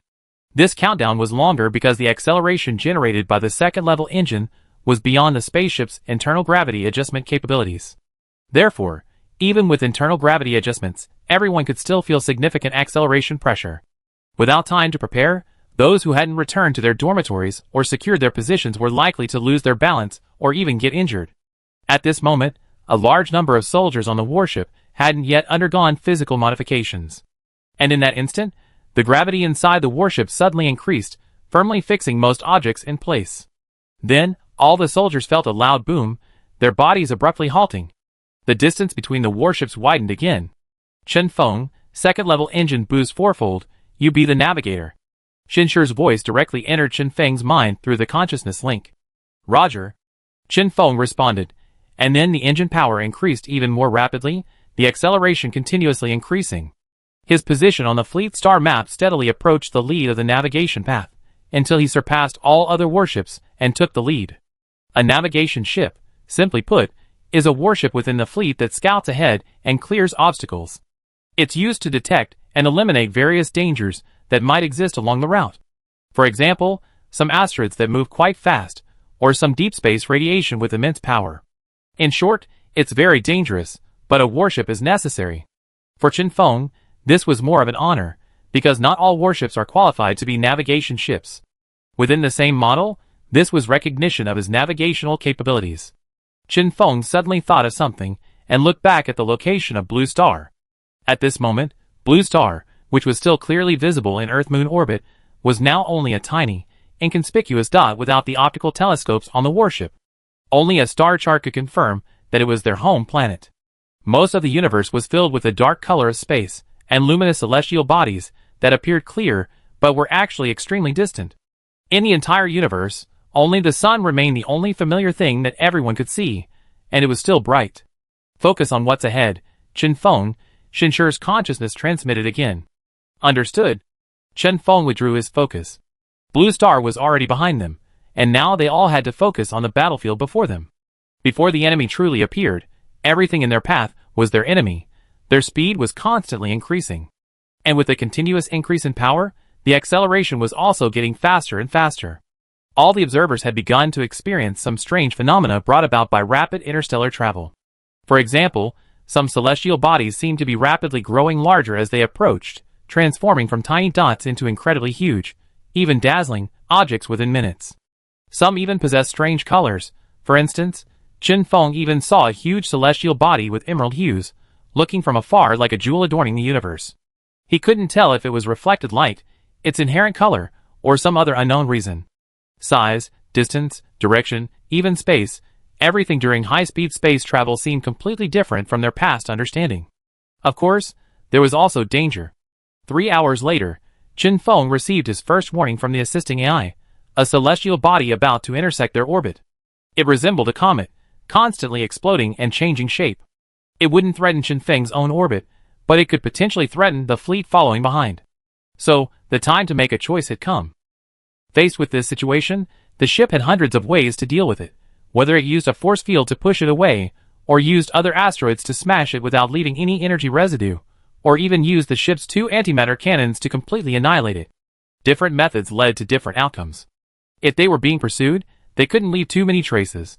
Using other asteroids to smash it was the best approach, since celestial collisions were ubiquitous in the universe. The captain, or rather, the navigator on the ship, needed to make the most appropriate choice in the shortest amount of time. This time, Chen Feng chose to use a plasma weapon.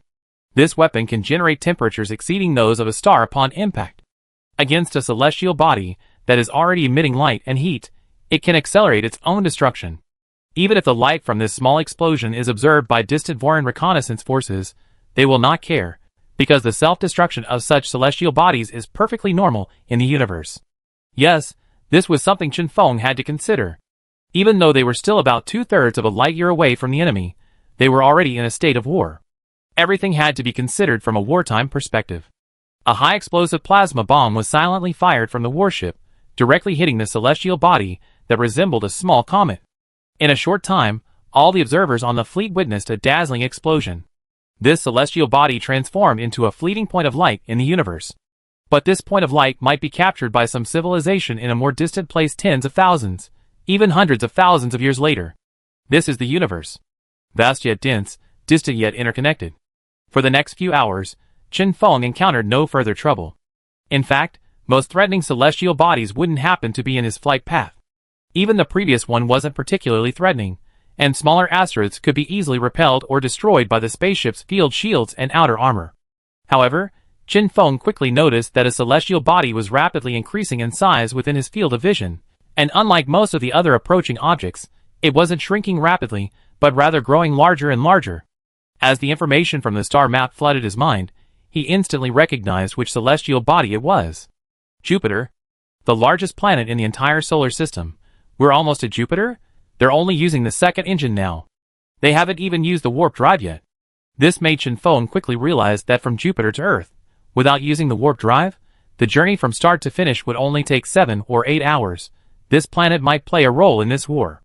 Just as this thought surfaced in Chen Feng's mind, C-23 to C-42, U-20 warships, immediately slowed down and remained near Europa for training, while closely monitoring enemy positions. Shinshir's consciousness was transmitted to all captains in an instant, along with an explanation. Jupiter's trajectory in recent years has been precisely between Earth and the Voran fleet. Jupiter contains abundant heavy elements, and Europa has natural icebergs and oceans. If any of the Voran fleet's small reconnaissance warships haven't been detected, they will likely be approaching Jupiter to explore whether it can serve as a resource base. You can then gain the initiative and conduct interception operations. At this point, the transmission of consciousness between different warships has begun to show a delay of 1 or 2 seconds. After all, the distance is starting to increase significantly. But this is where the advantage of consciousness connection becomes apparent. Chapter 120. In a mere instant, an entire consciousness could be sent out, without interruption, minimizing any communication delays. Received. The captains of the 20 warships simultaneously relayed their messages. Then they began to decelerate. Shinshir's arrangement was naturally well-founded. In the historical records of the future world, Jupiter and Saturn, these two giant planets, have always been battlegrounds fought over by the Vo people and human fleets, resulting in countless wars. The reason is simple. They possess abundant natural resources, and are very close to Earth, making them ideal locations for establishing forward bases and even defensive lines. In simpler terms, they are strategically vital locations in interstellar warfare. While converting elements isn't difficult for civilizations that have mastered the proton level, allowing them to mine even the most common rocky asteroids in space to smelt metals and produce weapons of war, this ease of mining doesn't mean costs can be completely ignored. The Voran fleet, being a long-range fleet, doesn't possess advanced technology for interstellar travel, and it's impossible for them to carry high-powered mega-factories with them at all times. Therefore, they still need to establish resource supply factories. These two giant planets not only have abundant, densely packed resources, but also offer heavy materials and water resources with very low extraction and smelting costs. Therefore, this area is inevitably a route the Voran fleet must take, and reconnaissance forces will undoubtedly arrive first to conduct resource surveys and analyze factory construction. Nothing is easier to intercept than standing at the enemy's destination. Even without enemy reconnaissance, Jupiter will remain positioned between Earth and the Voran fleet for the next few years, making the establishment of an outpost there highly necessary. Currently, the 20 warships began to decelerate, departing the fleet's original orbit and heading towards the enormous and beautiful planet.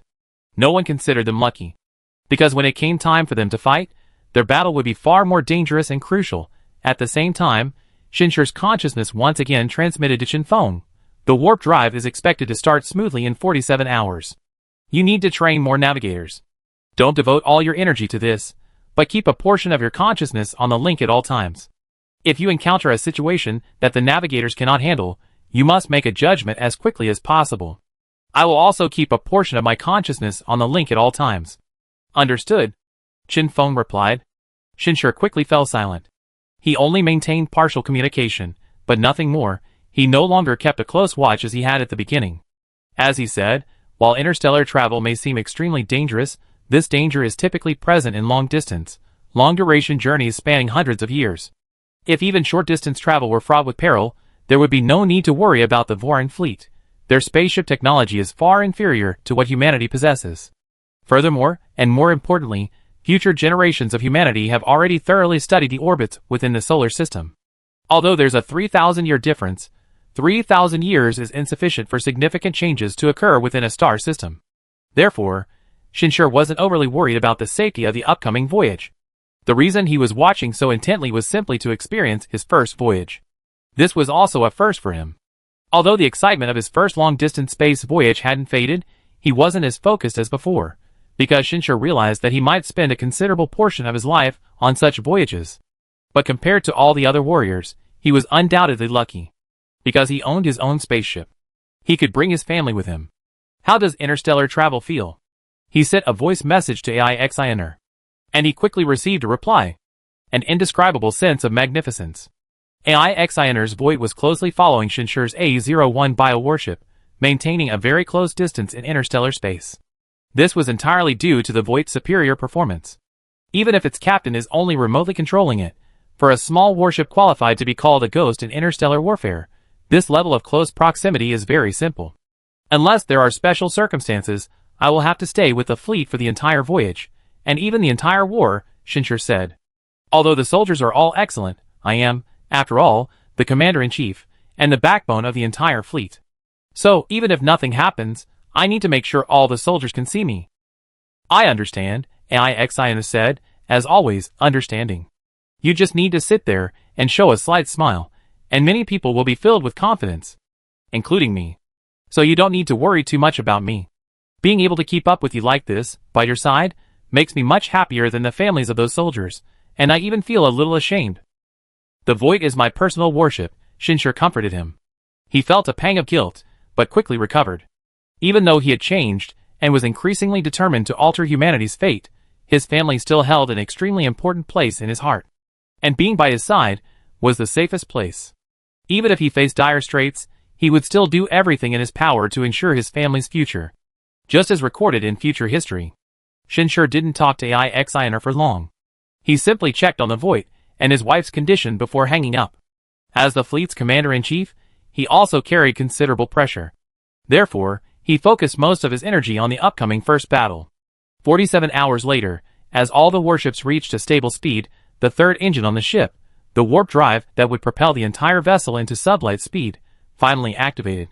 Unlike the first and second engines, the warp drive's activation, despite its terrifying acceleration, did not place a tremendous strain on the ship's interior or the entire vessel. In fact, it was far smoother than previous accelerations.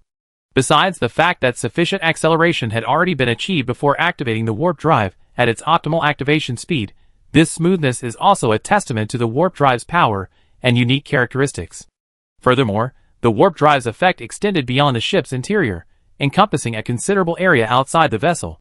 The soldiers, finally freed from their previous high-intensity work, left their load-reducing sleeping bags and returned to training. It's worth noting that, despite the increased distance between fleets due to the warp drive's acceleration, communication delays were actually reduced. The reason is simple. With the warp drive activated, our spatial perception changes, Shinshur explained briefly at the high-ranking commanders' meeting. Some may not have learned this yet, but the fundamental theories are crucial for our upcoming operations, as we will be attacking enemies also traveling at near light speed. Every captain listened attentively. Some had already learned this, but others were not yet familiar with it. Moreover, the learning devices only crudely imparted knowledge. They didn't teach understanding or application. Discussion on this point would undoubtedly be vital for our upcoming strategic objectives.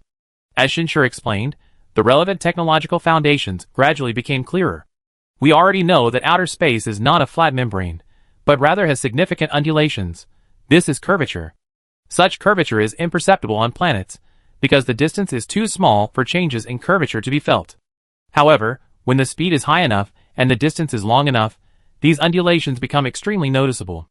It's like driving a car on Earth over uneven speed bumps, or craters and potholes. It's fine at slow speeds, but once you speed up, you experience a direct sense of spatial dissection.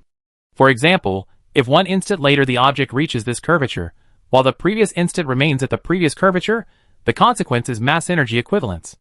The mass constituting our bodies would become infinitely large, and then, under the drastically changing curvature fluctuations at high speeds, it would be continuously dispersed, fragmented, or even annihilated by space.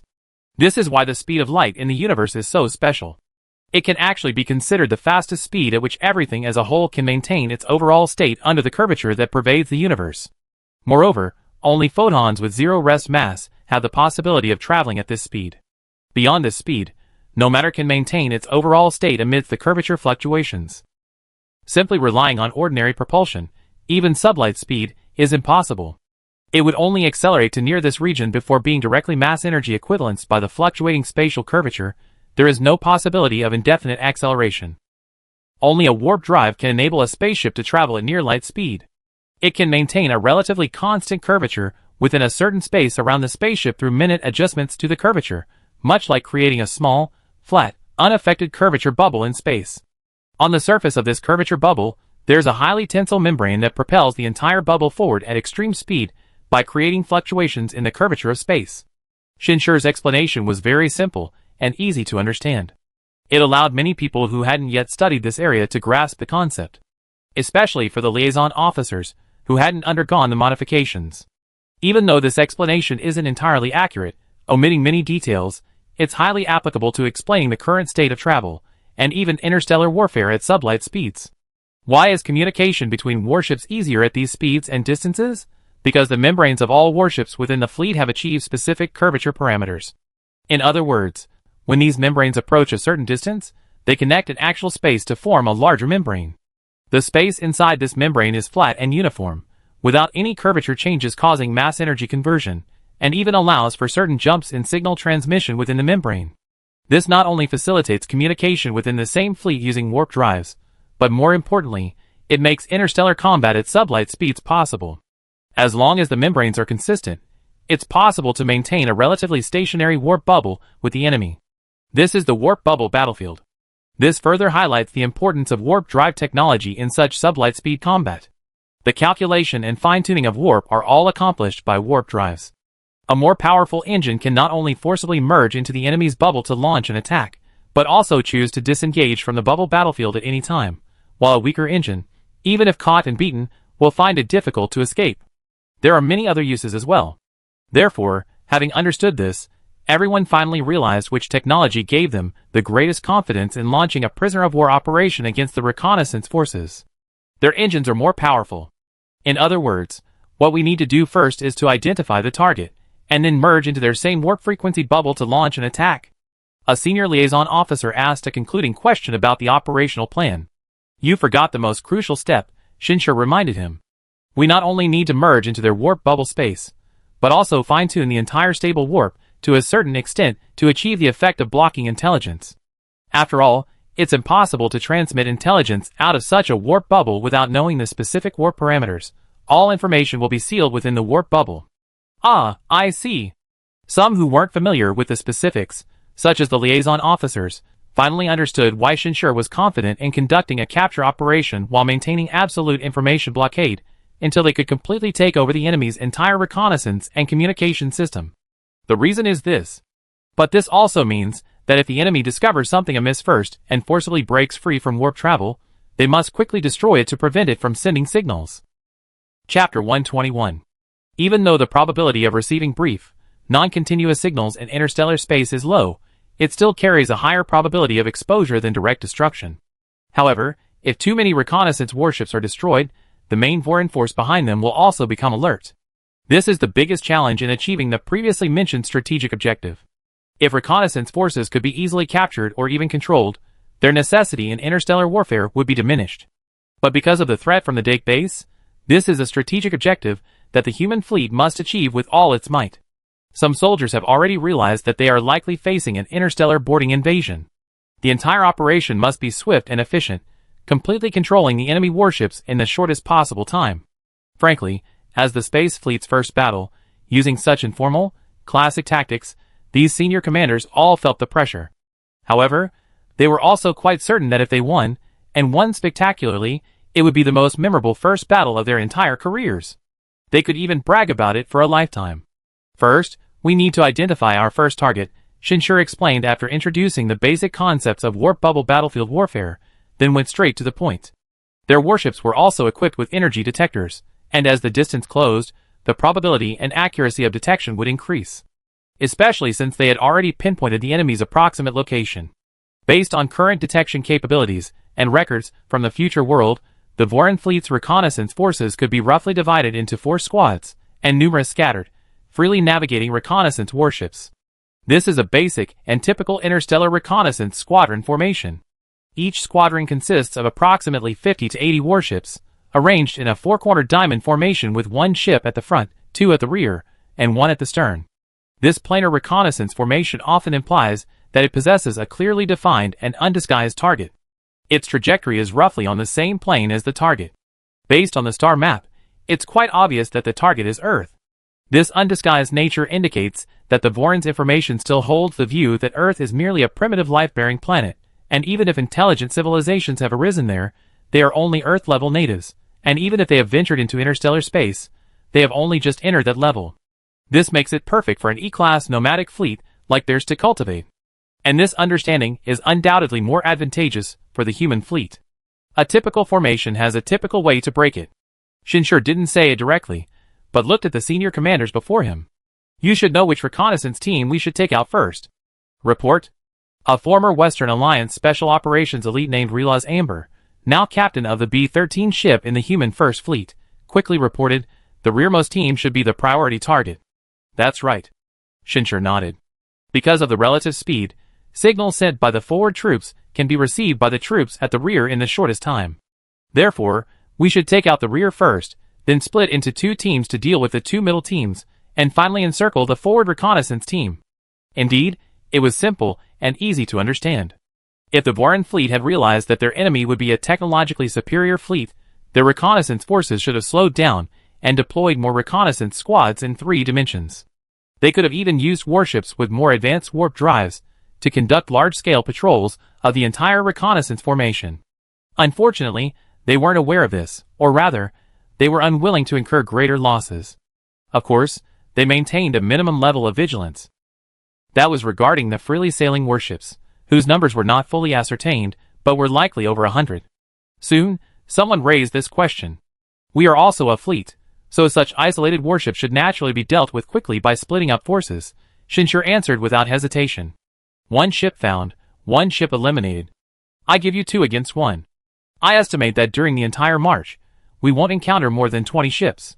When we reach the core target, we will still maintain a near 2-to-1 numerical advantage, plus a significant technological advantage. Don't tell me you lack confidence. A light laugh, brimming with confidence, rippled through the crowd. However, their level of attention has been steadily increasing. They understand this perfectly well. Don't be fooled by the fact that everyone is currently at the same level, all captains. As the war progresses, the differences between captains and between warships will become increasingly apparent. And this kind of battle will highlight these differences particularly sharply. Everyone has the same warships, the same technology, and it's a 2-on-1 situation. If I perfectly capture the enemy, you have to annihilate them. Isn't that a significant difference? Furthermore, if anyone allowed an enemy warship to send a message before it was destroyed, it would be considered a failure of the operation and would inevitably be punished.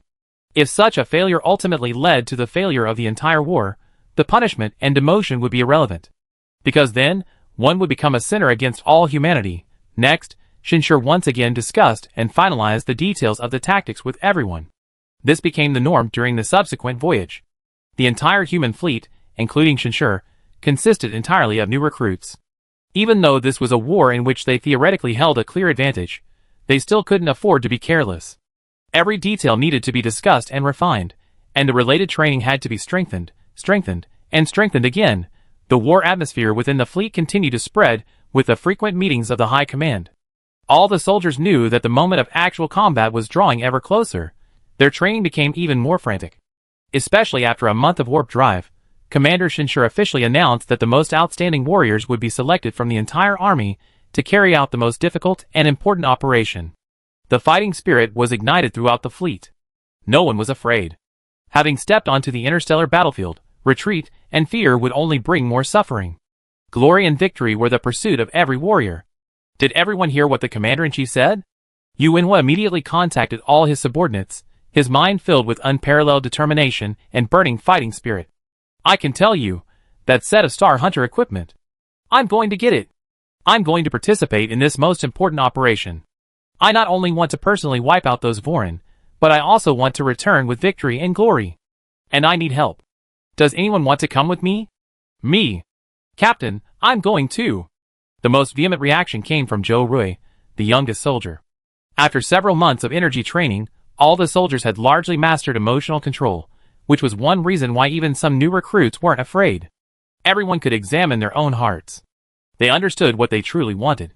Some people, with their unwavering will, become increasingly excellent and powerful. Some are born warriors.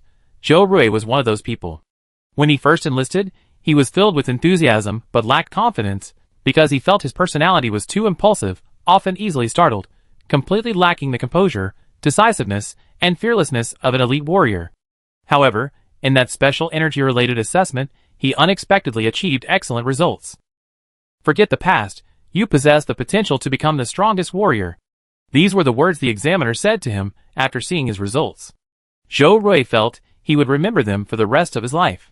In the month that followed, he could clearly feel the change within himself. From a skinny college student initially powerless, he quickly built muscle. From a previously easily startled personality, he began to understand his own heart. Don't let his constant complaints about the captain's strictness and his constant grumbling fool you. He was actually the most rigorously trained and fastest-growing soldier in the entire company under Yu Wenhua's command, and just now, after hearing the commander-in-chief's notification, the emotion surging within him, though firmly under control, clearly told him he had to go. No other reason was needed. It was simply an instinctive fighting spirit. Good. Yu Wenhua offered Zhou Rui no words of encouragement. His message was brief and firm. Then you need to train even harder. You need to grow stronger faster. I can tell you very clearly, because you are the youngest, and you want to step onto the most dangerous battlefield, my expectations of you will be higher than the others. Yes. Under normal circumstances, Zhou Rui might have verbally complained about the captain's unfairness, but now, his only reply was this. Perhaps from this moment on, he truly began to say goodbye to his past self. He began to become the strongest warrior he wanted to be. Inspired by Zhou Rui, the others, even those who had remained silent, gritted their teeth and pushed their will even harder. If the youngest warrior was like this, how could they fall behind? Similar situations occurred in more than one place throughout the fleet. Shinshur remained in the consciousness link. With his high privileges, he could clearly perceive the emotions of all the warriors. These warriors knew they were humanity's first space marines. Their spirit and their actions will shape the very soul of the human fleet, and will be passed down through the ages, along with the entire human civilization. For soldiers, this is both an immense honor and a tremendous burden. In fact, Shinshur is probably the only one among all humanity of this era who truly understands this. These warriors have indeed achieved it. Everything they displayed during that 382-year war will still be remembered by all humanity, by all human legions, even 3,000 years later. Shinshur felt as if he were witnessing the birth of history. He could clearly sense that, with the passage of time, a great soul was gradually forming within the entire human fleet. I will also become a part of this history, and a very important one at that, Shinshur realized. He silently awaited the moment of battle. 2 months, 3 months, 4 months. The enemy was now upon them. The human fleet's flight path, in reality, circled around all the Voran reconnaissance units, traveling in opposite directions, directly outmaneuvering the enemy's rear, and then pursuing them, targeting the last reconnaissance unit. This also relied on the human warship's more advanced engine technology. After all, in interstellar warfare, technology and equipment are the foundation of all tactics, even all victory. Even traveling at the same sublight speed, the speed difference between them was enormous. At this level, even a mere 1,000th the speed of light would result in a massive relative speed, enough to easily execute various tactics. For example, right now, calculations of the star chart's orbit clearly show that the human fleet is steadily approaching its target. They have entered the final pursuit phase. As early as half a month ago, Shinshur had devoted all his time to the command channel linked by his consciousness. Without sleep or rest. Under the influence of primal energy, he felt no tension or anxiety, but instead unleashed all his knowledge and abilities to their fullest potential. 2 enemy ships have been detected sailing side by side in relative area A, A12, B08, D34, and E25. You are to handle them. Their coordinates and course have been sent to you. Understood? The 4 warships broke away from the fleet's course. This wasn't the first time this had happened. Just as Shinshur had said in the previous operational meeting, any small reconnaissance units encountered along the way were to be assigned combat missions at a ratio of 2 to 1. This was already an extremely cautious approach. If it weren't for the fact that everyone was still a rookie, and couldn't even use all the warship's functions, a 1 to 2 ratio would have been the optimal allocation. After all, their current detection system had the enemy firmly locked onto, but the enemy hadn't even detected their presence. This was almost reaching the relative standard of a ghost warship. Finally, with further approach, the most crucial moment arrived. Prepare to adjust curvature parameters and enter the curvature bubble battlefield. All captains, maintain high concentration. All concealment systems, activate at maximum power. Shinshur's mind also became extremely serious. According to his intelligence, the Voran's conventional warships do not have energy detection systems, and even if they do, human warships have activated energy shielding. However, enemy warships must possess curvature monitoring devices. Chapter 122. The so-called warp monitoring device is actually a device for monitoring the stability and boundary parameters of the warp bubble.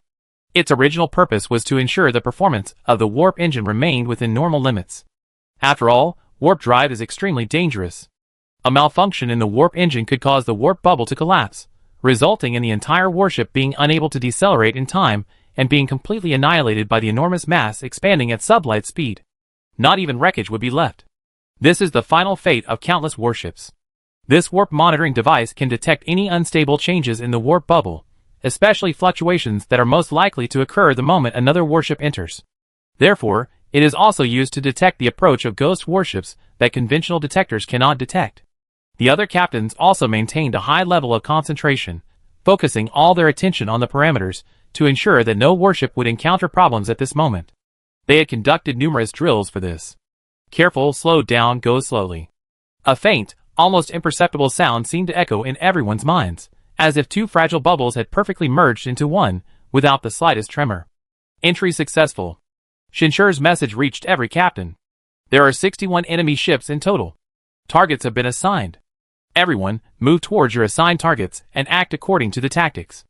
Remember, the first to control the warp drive is to seize control. Once the warp drive is controlled, these enemy ships will be like dumplings wrapped up. Roger. Over 4 months of pursuit, over 4 months of grueling training, all for this moment. They activated full power stealth and moved towards their respective targets.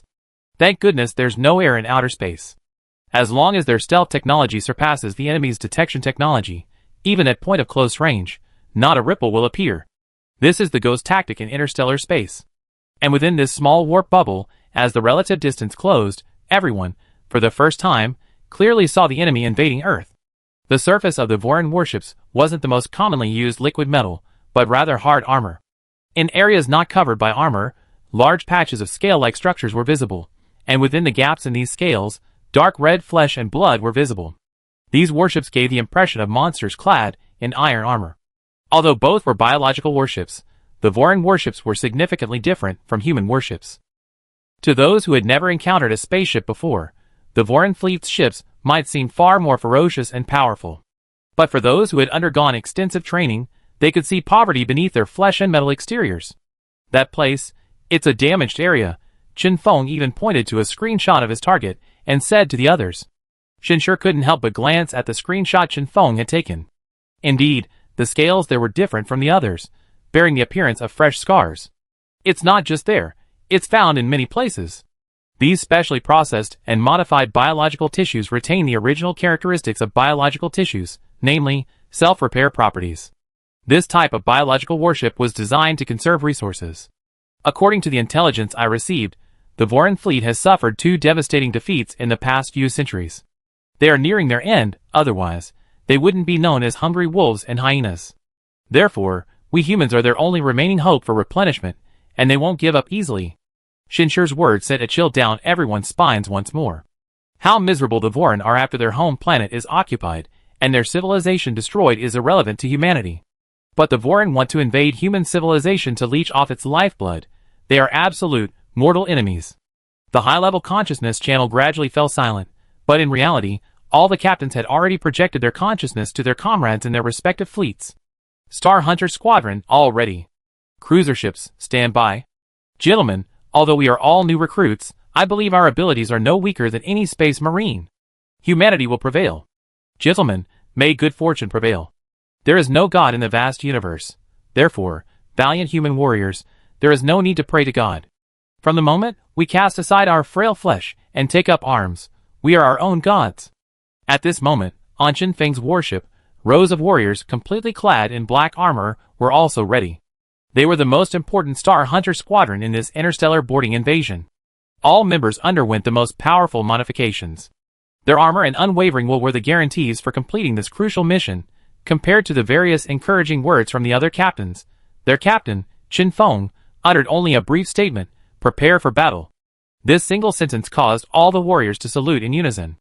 In truth, Chen Feng had originally intended to say something encouraging, but when he connected with his crew's consciousness, he was startled. The fighting spirit of the entire crew was surging to an indescribable level, like a raging fire, eager to strike the enemy. This made Chen Feng realize that he didn't need to say anything more. Meanwhile, Yuanhua, one of the Star Hunters, was making final tactical confirmations with his dozen or so teammates. The warp drive is our team's target. You all memorized its approximate location. No matter where we enter from, we must get there as quickly as possible. Until we control the warp drive, we continue to operate stealthily. Understood? The loudest response came from Zhou Rui. Yes, Zhou Rui had finally succeeded. The Star Hunter armor he wore was the best metal for his 4 months of hard work. At this moment, he suppressed all his fighting spirit deep within his heart, focusing most of his attention on his mission, just like the elite warrior he had always aspired to be. Calm, rational, efficient. The Voran had absolutely no idea.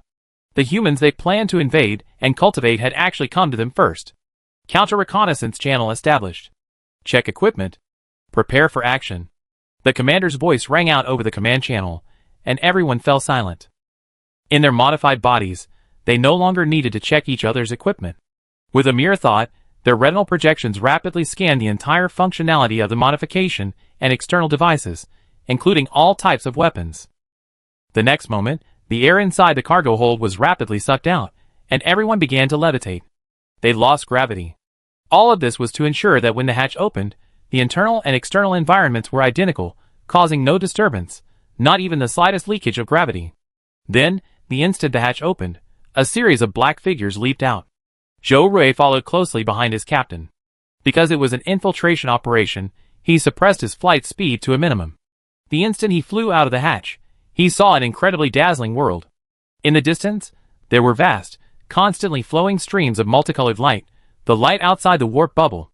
These rays traveled faster than the warp bubble and the warship, but only a small portion could penetrate it. Most were absorbed at the edge.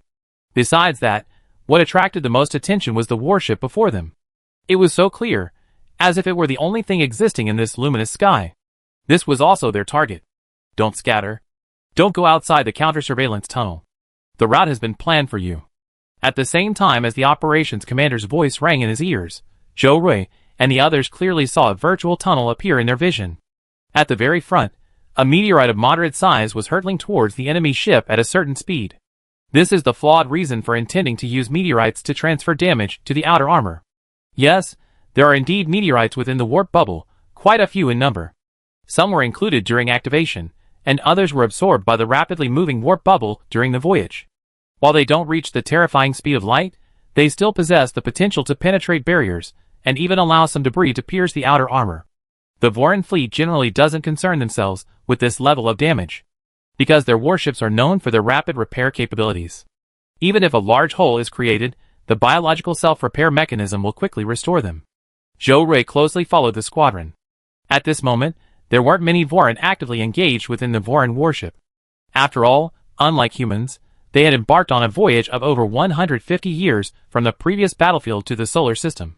Few intelligent life forms could endure such a long and monotonous journey. Therefore, most of the Voran were actually in hibernation. This was also part of Shinshur's intelligence, and one of the reasons he was confident in formulating this plan. At this moment, the captain of this Voran fleet, the target of Shinfeng and another warship, was in a semi-dormant state. Semi-dormant meant blurring his consciousness, maintaining only basic vigilance, and not focusing on much unless there was a crucial reason. This state had only recently begun. He had previously been in deep hibernation, and this semi-dormant state was simply due to their approaching destination. As a reconnaissance unit, he needed to meticulously map the star map of this area and also investigate resource-rich locations suitable for building factories, such as the largest planets in this star system. Although not a habitable planet, it has great potential as a resource-rich area. Suddenly, Captain Voy, a Voy human, received a warning from the AI. The warship had sustained minor damage. This level of warning wouldn't normally be enough to wake him from his semi-hibernation, but he did anyway, as his shift was almost over. Glancing at the logs, he found that the warship had been struck by a high-speed meteorite. One section had been punctured, leaving a small, inconspicuous hole in the bioarmor. This place had a problem not long ago, Voy thought, not paying much attention. However, the unpleasantness of waking up early still prompted him to notify the shift supervisor of the warship's repair department, instructing them to inspect and repair it as soon as possible. These kinds of incidents were common. Their warships had been used for far too long without maintenance and upgrades, and they always managed to find vulnerable spots. However, it wasn't a serious problem. But now that he was awake, he couldn't help but check the schedule. The destination, that azure planet, was very close. What a beautiful planet! Voy was somewhat dazed. The syllable Vo in their language means star. When the Voy were still a primitive, Earth-based civilization, incredibly ignorant, they regarded that beautiful star in space as the supreme being. Thus, from that time on, the entire race began to call themselves Vo people, and the most noble members of the race were entitled to include the sound Vo in their names. This was the symbol of their noble and high status. However, as a member of the nobility, Voy had never seen the star that had given rise to the Vo civilization. He knew nothing of the related myths and history. He was born on a warship, and by the time of his birth, the event that would change the fate of the entire Vo civilization had already occurred. At this moment, they were an interstellar nomadic fleet, hyenas registered within the mud system, raised by the Dike civilization. That beautiful planet also has a beautiful star, Voy said with growing anticipation. That star could become our new Vo.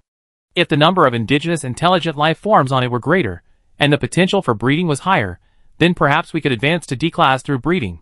Then, we would end this eternal wandering, and even regain our home planet, liberating most of our people. Only then could he, this noble, truly be considered a noble. The future of the Vo lay on that blue, beautiful, life-bearing planet. However, as Voy continued recording the star map for this distance, he discovered that the damaged area on the spaceship had not yet been repaired. Stampek, he warned the ship's on-duty chief repair engineer, "Didn't you see that big hole? Or do you want me to throw you out through it? If so, I grant your wish." Chapter 123. I'm terribly sorry, Captain. I dispatched personnel to repair it immediately. Perhaps something went wrong. I go check it out myself. Stampek, in charge of repairing the entire ship, was extremely anxious. Although he was an important officer on the warship, his life was still in the captain's hands. In interstellar travel, the captain possesses the highest authority within the ship. He can execute anyone the captain deems worthy of execution. Therefore, after hanging up the phone, Stampek immediately contacted the repairman he had dispatched. Jeff, what are you doing? Didn't you see that big hole? Or do you want me to throw you out through that hole? If so, I grant your wish. I'm very sorry, sir. I'm trying my best. I'll be there immediately. You better fix this damage completely before I get there. Stampbeck hung up the phone and immediately set off. Since he had promised the captain he would come, he dared not lie. Because the captain knew perfectly well whether he had gone or not. However, what Stampbeck didn't know was that behind the Vorman named Jeff, whom he was speaking to, stood a warrior over 2 meters tall, jet black, and optically cloaked. This warrior controlled the Vorman before him, a man with pale gray skin, less than 1.5 meters tall, whose arm had been modified into twisted, intertwined mechanical tentacles, with one hand, while his other hand was placed in front of the Vorman's eyes, his palm projecting an image that seemed both still and constantly moving. Yes, this was a single soldier energy weapon. Behind them, through the large, damaged hole, one Star Hunter warrior after another silently entered and quickly dispersed. They each had their own mission. The mission of the Star Hunter squad guarding the entrance was to ensure its opening. Who are you speaking to? The warrior's voice entered precisely into the ear of the Vorm in his hand, without any sound leakage. And he was speaking the Vorm's language. The highest-ranking officer in our warship repair department. The Vorm named Jeff looked dazed, clearly under the control of the energy weapon. The highest-ranking officer, how many people will he bring? What's the status of the weapon modifications? What's his energy proficiency? The warrior asked a series of crucial questions. The answers surprised the Star Hunter warriors. Although they didn't know the exact status of the Vorm's warship repair department, this was at least the highest-ranking officer of a department, yet he hadn't undergone any weapon modifications, and wasn't accompanied by any guards. Regarding their mastery of primal energy, the ordinary Vorin before them, though unaware of the details, remarked, only the Vorin lords and their guards are qualified to wield primal energy. Upon hearing this, even those managing to control their emotions were speechless. Good heavens! Your Vorin civilization is extinct, yet you still cling to this aristocratic air? They couldn't help but feel grateful once more for the presence of Commander Shin. Otherwise, if such a group of people had truly conquered Blue Star with their warships, humanity's fate would not only be tragic, but utterly miserable. This intelligence, along with other relevant reports, was quickly relayed to all the Star Hunter teams. This was naturally good news, meaning that the vast majority of the Veronians couldn't withstand the invasion of the energy weapons, providing them with more opportunities for infiltration. Then, the Star Hunter team leader waved his hand. A dozen or so Star Hunter warriors followed him forward. Since a toothless fish had appeared, they couldn't let it go. Perhaps they could extract more important information from it. Did you all hear that? Yuinhua and his team were moving rapidly, while remaining fully concealed, constantly scanning the terrain to find a way to the warp engine's location. They actually already knew the exact location of the warp engine, as it could be calculated based on the warp adjustment points. Now they were just finding a route to it. If they couldn't find it, they had to get as close as possible. If their infiltration was exposed and a battle broke out, they would have to resort to destructive methods to reach the engine's location in the shortest possible time. Because the warp drive's deceleration isn't instantaneous, even with the Vorin fleet's technology, it takes at least 2 minutes from the captain giving the order to disengaging from the warp bubble. And those 2 minutes are their final window of opportunity to disrupt the advance. Of course, more than one team is responsible for infiltrating and controlling the warp drive. This is a saturation mission. But each team must treat this as their top priority, and not rely on other teams. Captain, we can control some people to interrogate them, a teammate suggested. That's right, 3 people per group, spread out, share intelligence. Zhou Ruiyu and I will go together. Yuinhua waved his hand. We try to target lone individuals. Instantly, figures concealed in space began to disperse. They had discovered that there seemed to be very few active people on the entire warship, indicating that most were dormant. This was a truly surprise attack. But any carelessness could lead to failure. Meanwhile, the other warships were also approaching their targets, beginning their infiltrations to varying degrees. Within the entire warp bubble, hundreds of times larger than Earth, a silent but massive infiltration operation involving hundreds of thousands of people was unfolding. Shinshur, as the commander-in-chief, was also closely monitoring every battlefield. He had another important task. According to the intelligence he obtained from the future world, the Vorin, who ultimately escaped with the communicator and successfully sent intelligence to the main fleet, appeared in this first battle, appearing when the captains and soldiers were least experienced. To date, this future remains unchanged. This means 2 possibilities. Either even if he knew this information, he was powerless to change the outcome, or the information in his mind wasn't factored into any changes to the future. If it's the latter, then he could use future information to prevent the escape from happening. Shinshur had already ordered his soldiers to infiltrate and obtain the serial numbers of their respective enemy ships as quickly as possible. Because the Vorin had recorded the biography of that Vorin warrior, as well as the serial number of his warship, Shinshur refused to believe that with such intelligence, he could let the guy escape again. As the information gathered, Shinshur quickly found what he was looking for. The very warship Shinfeng was facing. Everyone, when the battle breaks out, I will pilot the Void to provide cover for you. This was actually a pre-planned decision, as Shinshur had been preparing for the so-called Vorger warrior.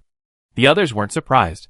The infiltration was only to control the enemy's warp drive, preventing their escape and intelligence transmission.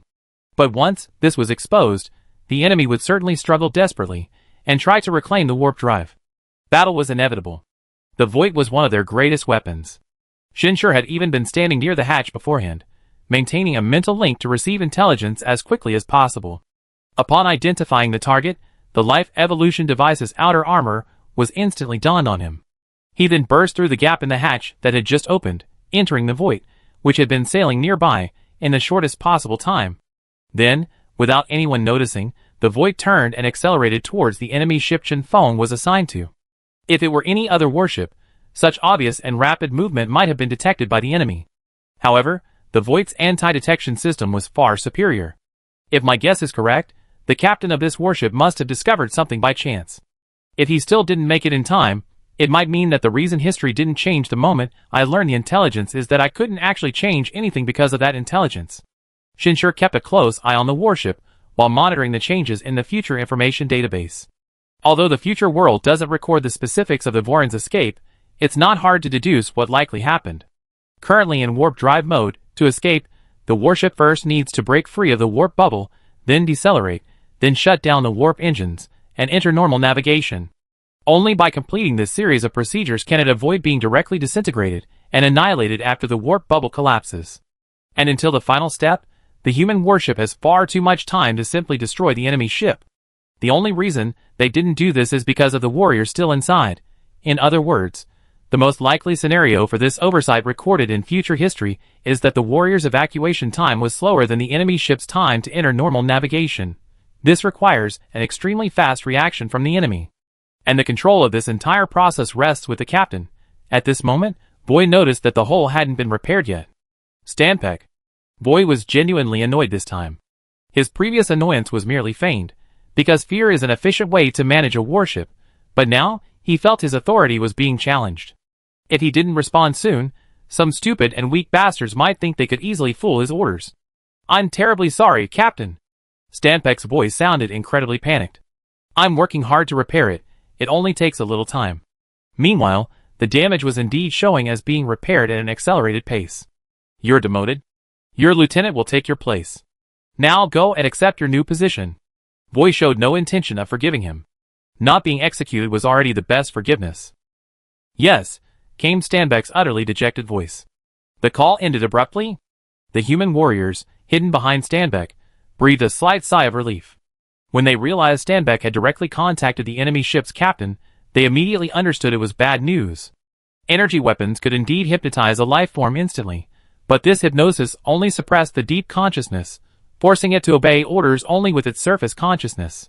However, some deep emotions still originate from the deep consciousness. The more they talked, the greater the risk of exposure. Therefore, their order to Stanpek was to end the call as soon as possible. "All the intruders have entered," a warrior whispered. "The entrance can be sealed. There shouldn't be any problems." "Good." The captain nodded, glancing at the man before him, a vague sense of unease creeping into his heart. Although the Vorian warships are also biological warships, they lack the consciousness-linking devices found on human warships. Therefore, the communication just now was conducted in the Vorian language, which they already understood. The fact that this Vorian was removed from his post simply because the gap lasted a little longer indicates that allowing the gap to persist for this period was a very serious matter, at the captain's request. If this Vorian doesn't usually make such mistakes, then there was indeed an oversight. As long as the captain was vigilant enough in their original assessment, a gap of this magnitude caused by a meteorite impact shouldn't have been enough to warrant excessive attention from the enemy ship's captain. Fortunately, despite the inherent risk, They had just obtained a map of the warship's interior from the high-ranking officer's access, especially the passageway leading to the warp drive, and sent it to everyone, including the human fleet. Obtaining such crucial intelligence in such a short time was undoubtedly a huge help to the mission. There were 20 or 30 other warships of the same type as this one in the entire enemy fleet.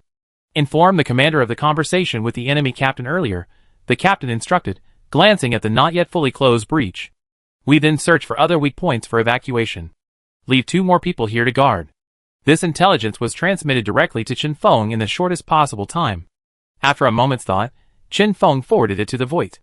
Meanwhile, after closing the call, Voight also sensed something was amiss. Stambeck didn't try to find excuses or plead. Even after being dismissed, he simply said yes. When did Stambeck develop such composure? And why did such a simple breach take so long? Automatic repair should have been sufficient. Woya thought for a moment, then glanced again at the breach's repair log. The biotechnology on the Vo's warships was only for self-repair. It lacked the technology found on human warships that treated the entire ship as a living entity. Chapter 124. Some of the technological aspects involved were beyond the capabilities of the Voran fleet at this time. Even so, Captain Voight could still perceive the state of every part of the ship's flesh through the biological neural network that permeated the entire vessel. After the impact began, for a full hour, no accelerated repairs were undertaken. He considered it and, as a precaution, performed a series of operations. Therefore, at the damaged site, flesh began to churn and churn, countless eyeballs began to grow rapidly under the influence of the nervous system, and various other biological organs used for detection, such as ear-like structures, antenna-like structures, and many other strange organs, grew densely in this area. This was one of the ship's functions. The 2-star hunter warriors, who witnessed the scene, knew perfectly well that the enemy ship's captain had become suspicious. But they dared not move an inch. They didn't even dare send a message to notify the others. Even highly linear message transmission could be detected under this level of surveillance. After a short while, seemingly without any abnormal reactions, all organs slowly disappeared. Then, the 2-star hunter warriors remaining began a slow retreat. All their power was turned down to the lowest possible level. If they still had a heartbeat and were breathing, they would probably have been exposed long ago. But, in the next instant, countless tentacles suddenly sprouted from the flesh, convulsing wildly throughout the area. Exposed. The enemy captain has realized the intrusion. Stealth has been detected. Enter assault phase. 2-star hunter warriors, struck several times by whips, the immense impact directly disrupting their stealth systems. They immediately understood they had been discovered. They hastily notified everyone, their bodies exploding backward as high-radiation bullets hurtled towards all the tentacles, blasting them apart. Countless high-concentration radiations frantically destroyed the deep genetic makeup of all flesh and blood cells, causing them to lose control. At the same time, all the Star Hunters who received the message felt a chill. Especially the team responsible for controlling the warp drive. We reached the liquid metal zone. No one with clearance. Zhou Rui quickly reported the intelligence. Liquid metal. We can only use antimatter bombs. Yu Wenhua immediately made the decision. But we don't have enough antimatter bombs. Another team member's voice was equally urgent. The rest of the teams, load them. Yu Wenhua didn't even have time for further explanation. As the life or death point for a spaceship traveling at sublight speeds, the warp drive is not only located at the very center of the warship, but also boasts the strongest defensive capabilities. After all, if the warp drive is damaged at sublight speeds, unless other warships are maintaining the massive shared warp bubble, instantaneous mass energy conversion will be the only fate for all living and non-living things on board. At that moment, Zhou Rui took the lead, pressing his antimatter bomb tightly against the liquid metal in front of him. Then he quickly dodged. While this liquid metal is extremely expensive to smelt, its energy conversion capacity is astonishing, making it difficult for ordinary individual weapons to be effective. But antimatter can. A single gram of antimatter colliding with matter can generate 180 trillion joules of energy. If used anywhere inside a warship instead of on the enemy's liquid metal, it could destroy the entire vessel. Therefore, the procedures for its use are extremely rigorous. Even individual weapons are equipped with intelligent AI and are encased in liquid metal to prevent activation by brute force. Most importantly, they verify user authorization, review current usage, and perform friend or foe identification to ensure the device doesn't explode inside the user's own ship. And even the most rigorous procedures, no matter how fast, still take time. Can't this thing just explode like C4? Just insert the detonator, and it's off? Joe Ray couldn't help but shout. Don't be silly. Retreat to a safe distance and activate the highest level of defense. Yuanhua's armor was rapidly transforming. All the liquid metal concentrated in one area, activating at full power, along with a defensive field. Even if the energy from the antimatter bomb in front of them would be directed at the enemy's liquid metal, even the residual energy impact would be enough to wipe out everything in a certain area. After all, this was an explosion with the power equivalent to a dozen Hiroshima atomic bombs, and at this moment, Roy finally realized that his warship had been infiltrated without anyone noticing. Who were they? Space pirates? No. This was a reconnaissance fleet composed of dozens of warships. If space pirates could infiltrate their warships undetected, why would they even bother with their Roy fleet? Just looking at the warships, you could tell how poor they were. But then, the entire warship suddenly shuddered violently, and a barrage of warning lights surged towards Voy. The warp drive's protective armor had been attacked. The energy level reaction was antimatter. The enemy's goal infiltrating was to control their warp drives. Why? In typical interstellar warfare, even the boarding raids favored by space pirates wouldn't be conducted stealthily, much less target the warp drives. Because boarding raids are designed to maximize the preservation of spoils and capture enemy personnel. They would also create a small entrance in an instant, then launch a surprise attack, followed by internal combat. Once the internal battle was won, whether the target escaped the warp bubble became irrelevant, as their flagship would maintain pursuit, and combined with the internal fighting, escape was impossible. Unless Voy, in that instant, recalled a classic tactic he had learned in training. By interfering with the warp bubble parameters and infiltrating to control the warp engine, they could simultaneously block signal transmission and capture and take over the entire enemy's communication system. The intruders knew they were a reconnaissance force. Their target was the entire Voran main fleet. Even with his considerable mastery of primal energy, Voy was filled with immense fear at this moment. An unknown enemy had targeted their Voran fleet. Immediately withdraw from the warp bubble. Activate communicators at full power, and transmit the message back to the main fleet. Notify all warships that there are unknown intruders. Suspected to be an EP91 classic communication system takeover tactic. Awaken all guards and immediately expel the intruders from within. Voy made a series of responses. His recent contemplation and analysis, though seemingly lengthy, were actually brief, a quality befitting a warship captain. Soon after, communications from the other warship captains came in one after another. What the hell are you doing? A communications capture tactic? Who uses that anymore? I scouted the area. No enemy ships found. He's right. My warship has a hole from the meteorite impact. Enemies might have infiltrated. Mine too. Me too. I'm still in semi-dormant. Great Voy, bless us. Damn it. My warp drive has been breached. It really is to seize our communication system. Eject the warp bubble. Quick. The enemy's target is our main fleet. We must get the message back. As the captain's voices grew increasingly urgent, Voy's heart sank lower and lower. Because he discovered that he was the first to spot them. What a bunch of idiots. But at this point, Voy couldn't care less about berating his teammates. He realized he might not escape this battle. Even now, the warship's reconnaissance system hadn't detected the enemy ships that were already upon them.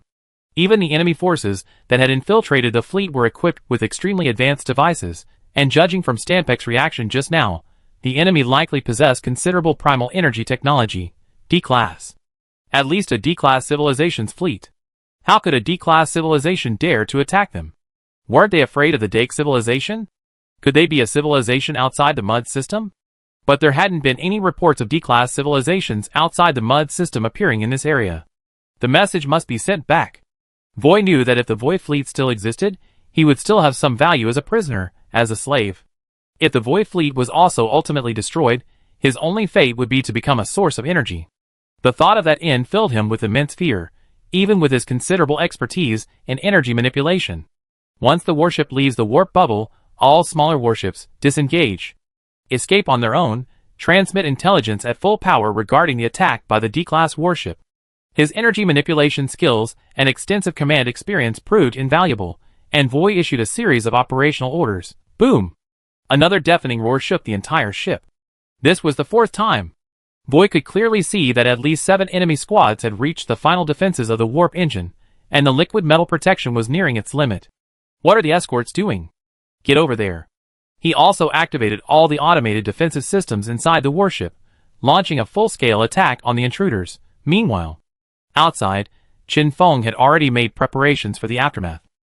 In fact, the moment news of the exposure arrived, the warship's antimatter cannons began charging, but they needed to calculate the positions of their own allies to minimize friendly fire. Then, fire! At the command, the high-density energy generated by the antimatter impact instantly pierced through the entire enemy ship, leaving a gaping hole. The air became unbalanced, and countless fragments were sucked out of the warship, including a large number of Vorons, who had just awakened from their hibernation pods. Some Vorons had neither undergone space adaptation modifications nor had they had time to put on spacesuits. They struggled directly in the warp bubble space environment. Under the pressure decompression, their bodies rapidly expanded, and all the fluids within them, blood, tissue fluid, even cerebrospinal fluid, began to jump and boil, then died painfully within seconds, ultimately turning into expanding ice sculptures. Qin Feng paid no attention to any of this, much less ordered a rescue. His immediate order to evacuate was given after the massive hole was breached, because there was no time to capture and control the warp drive.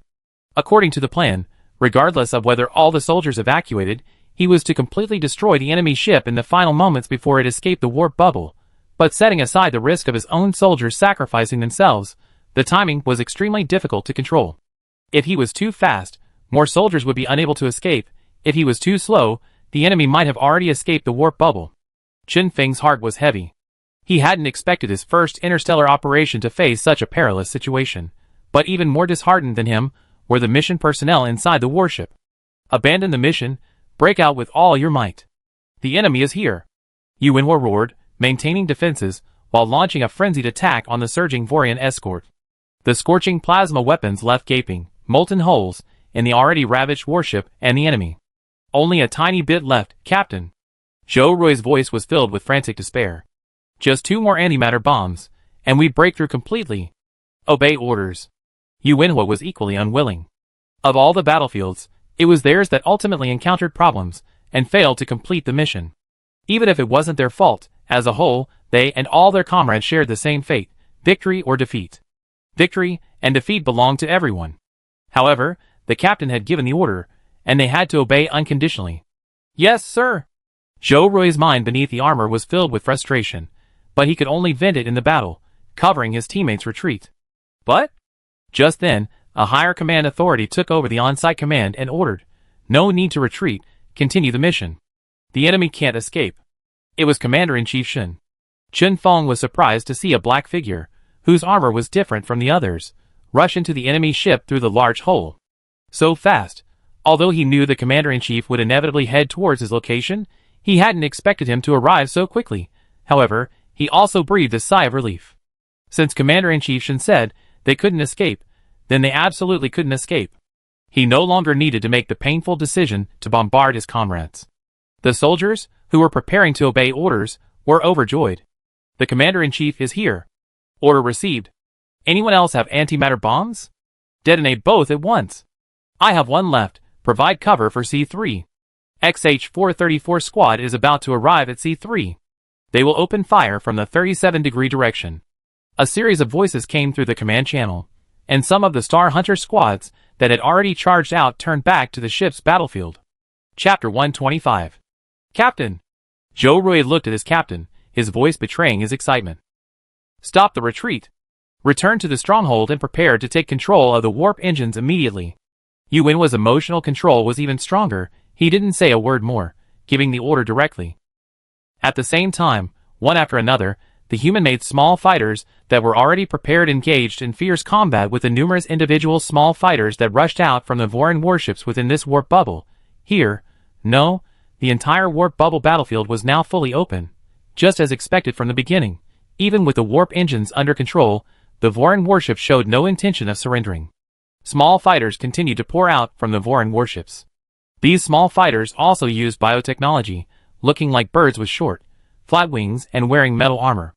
Shinshur had seen such fighters on the 3D projector he received during his first transaction, when he first acquired the time crystal. They once blanketed the azure sky, instilling great fear in Shinshur at that time. He couldn't imagine how he would resist when these powerful alien warplanes reappeared in the skies above Earth.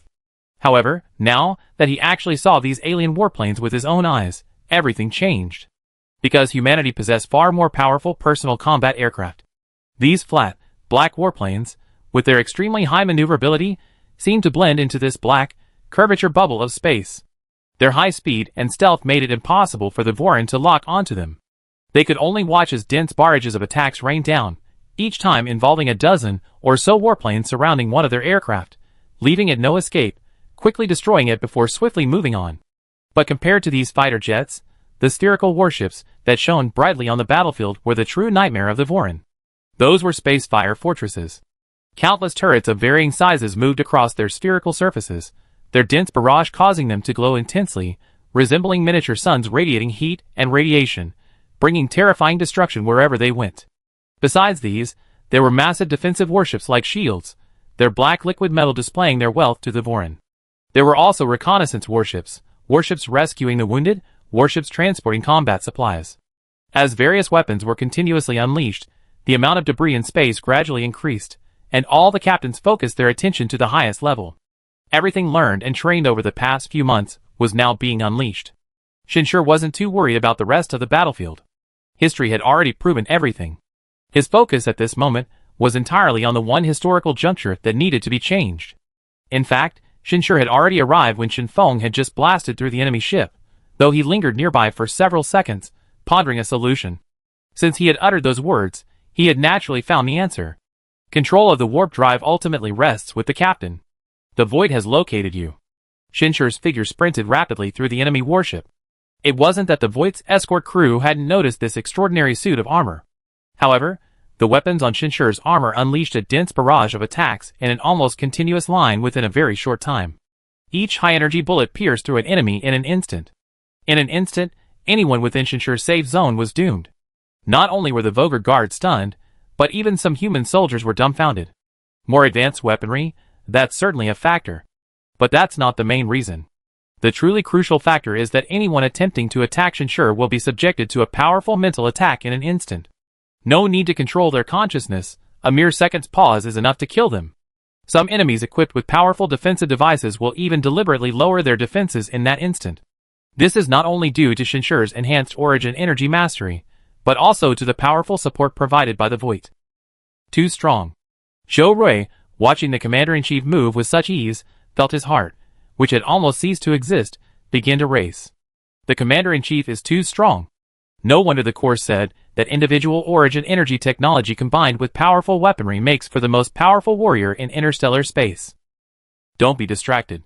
Prepare to charge into the target point, Yuanhua said quickly. He had witnessed the same scene, and he even had a vague guess that the commander-in-chief had gone to cause trouble for the enemy captain. It was practically an interstellar version of taking the enemy general's head from among thousands. Such a commander-in-chief was indeed the greatest fortune for all the soldiers. He was right, Shinshur had indeed located the enemy captain's position. In fact, in interstellar warfare where energy technology is more advanced, the strength of a single soldier, or an individual, would be amplified to a certain extent. Not to mention he also had the Void. At this moment, from the moment he charged into the enemy ship to the mere layer of liquid metal separating him from the captain, only a few seconds had passed. Still struggling? Shinshur hovered in front of the liquid metal, transmitting a faint Voyager's voice. You may be able to kill us all, but the powerful Daikians won't let you go either. Voyager's equally calm voice came through the public channel. To regard the Daikians as saviors, how pathetic. Shinshur turned and simply left. He only spoke 2 sentences from beginning to end. This left Voyager completely bewildered. Had they given up? No, as long as I escape, I immediately send intelligence to the main fleet. Then their communications control tactic can be declared a failure. Voyager looked again at the warp drive's countdown timer. Then he froze. Even his outward composure crumbled. Because the warp bubble detachment procedure had been cancelled. A glance at the operation manual revealed that he himself had cancelled it 2 seconds prior. When exactly did the primal energy attack occur? That's right. From the moment Shinshur entered a certain range, his own primal energy had already guided the Void's primal energy weapons to launch a pinpoint attack on the enemy in an instant. Liquid metal cannot withstand primal energy. An immense sense of fear surged up. Void felt as if he had lost all his strength in that instant. He knew it was all over.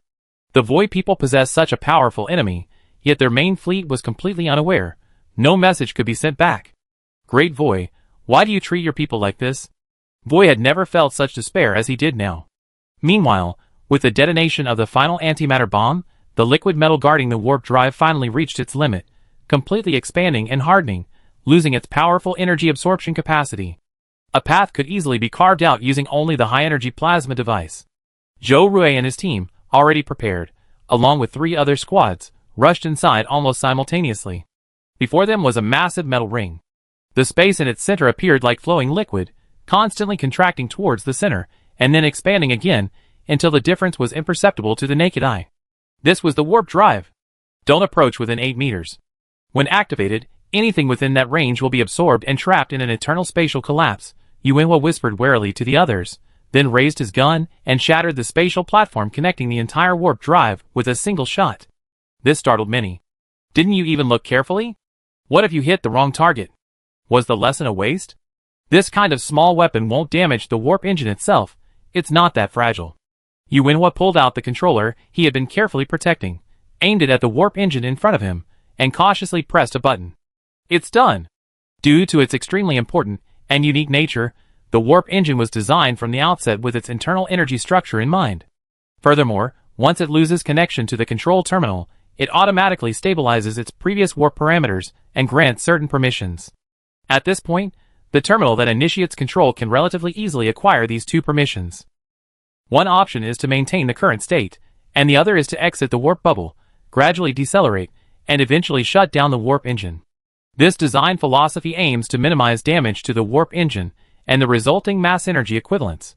In interstellar space, there's a long-standing belief: mass energy equivalence is the most painful end for intelligent life. Your consciousness won't completely disappear, but will continuously stretch, sinking into an abyss of eternal spatial stillness, unable to escape for millions or even hundreds of millions of years, and end many times more painful than becoming a primal energy cell. The argument for this belief lies in the consciousness ghosts frequently encountered during long-distance warp travel. Of course, no one has been able to prove the truth of this claim, just as no one has been able to prove its non-existence. However, mass energy equivalence is undoubtedly one of the top 3 most terrifying ways to die in the universe. Mission accomplished. We have successfully controlled the warp engine. Requesting reinforcements. Yuanhua sent a notification to the entire army. Good. Chen Feng couldn't help but breathe a sigh of relief. Having completed this step, the most important task was accomplished. From now on, as long as the warp drive remained intact, all battles would take place within the warp bubble, in a state of complete secrecy unknown to anyone. He now truly realized this. In terms of equipment, their advantage was overwhelming. The protective power of that liquid metal was terrifying, yet it could cover the entire outer armor of the warship. This meant that the energy level of attacks required for the enemy to breach their warship's outer armor alone was terrifying. Even with antimatter cannons like those on human warships, it wouldn't be a matter of 1 or 2 shots. Conversely, at this distance, their antimatter cannons could easily pierce through enemy ships. This massive equipment disparity could even directly shatter the enemy's fighting spirit. Even their individual warships possessed a clear advantage. More powerful weapons, stronger defenses, and greater speed. After resolving the crisis, Shinshur didn't rest. He returned to the Void, using it as a training opportunity, launching various attacks in ghost form, rescuing many of his besieged soldiers. Given the Void's performance, it was a complete annihilation. Like playing a game with cheat codes. Each attack easily swept away large groups. This even gave Shinshur a strange realization. The efficiency of studying and training to become stronger couldn't compare to having more powerful equipment, and this, to some extent, was indeed a truth of interstellar warfare. This further made the Void realize that within the enemy fleet, there was a hidden, even more powerful ghost fleet. Some desperate Void captains finally chose to surrender. Once someone starts surrendering, more and more will follow. Don't assume that all aliens are fearless of death.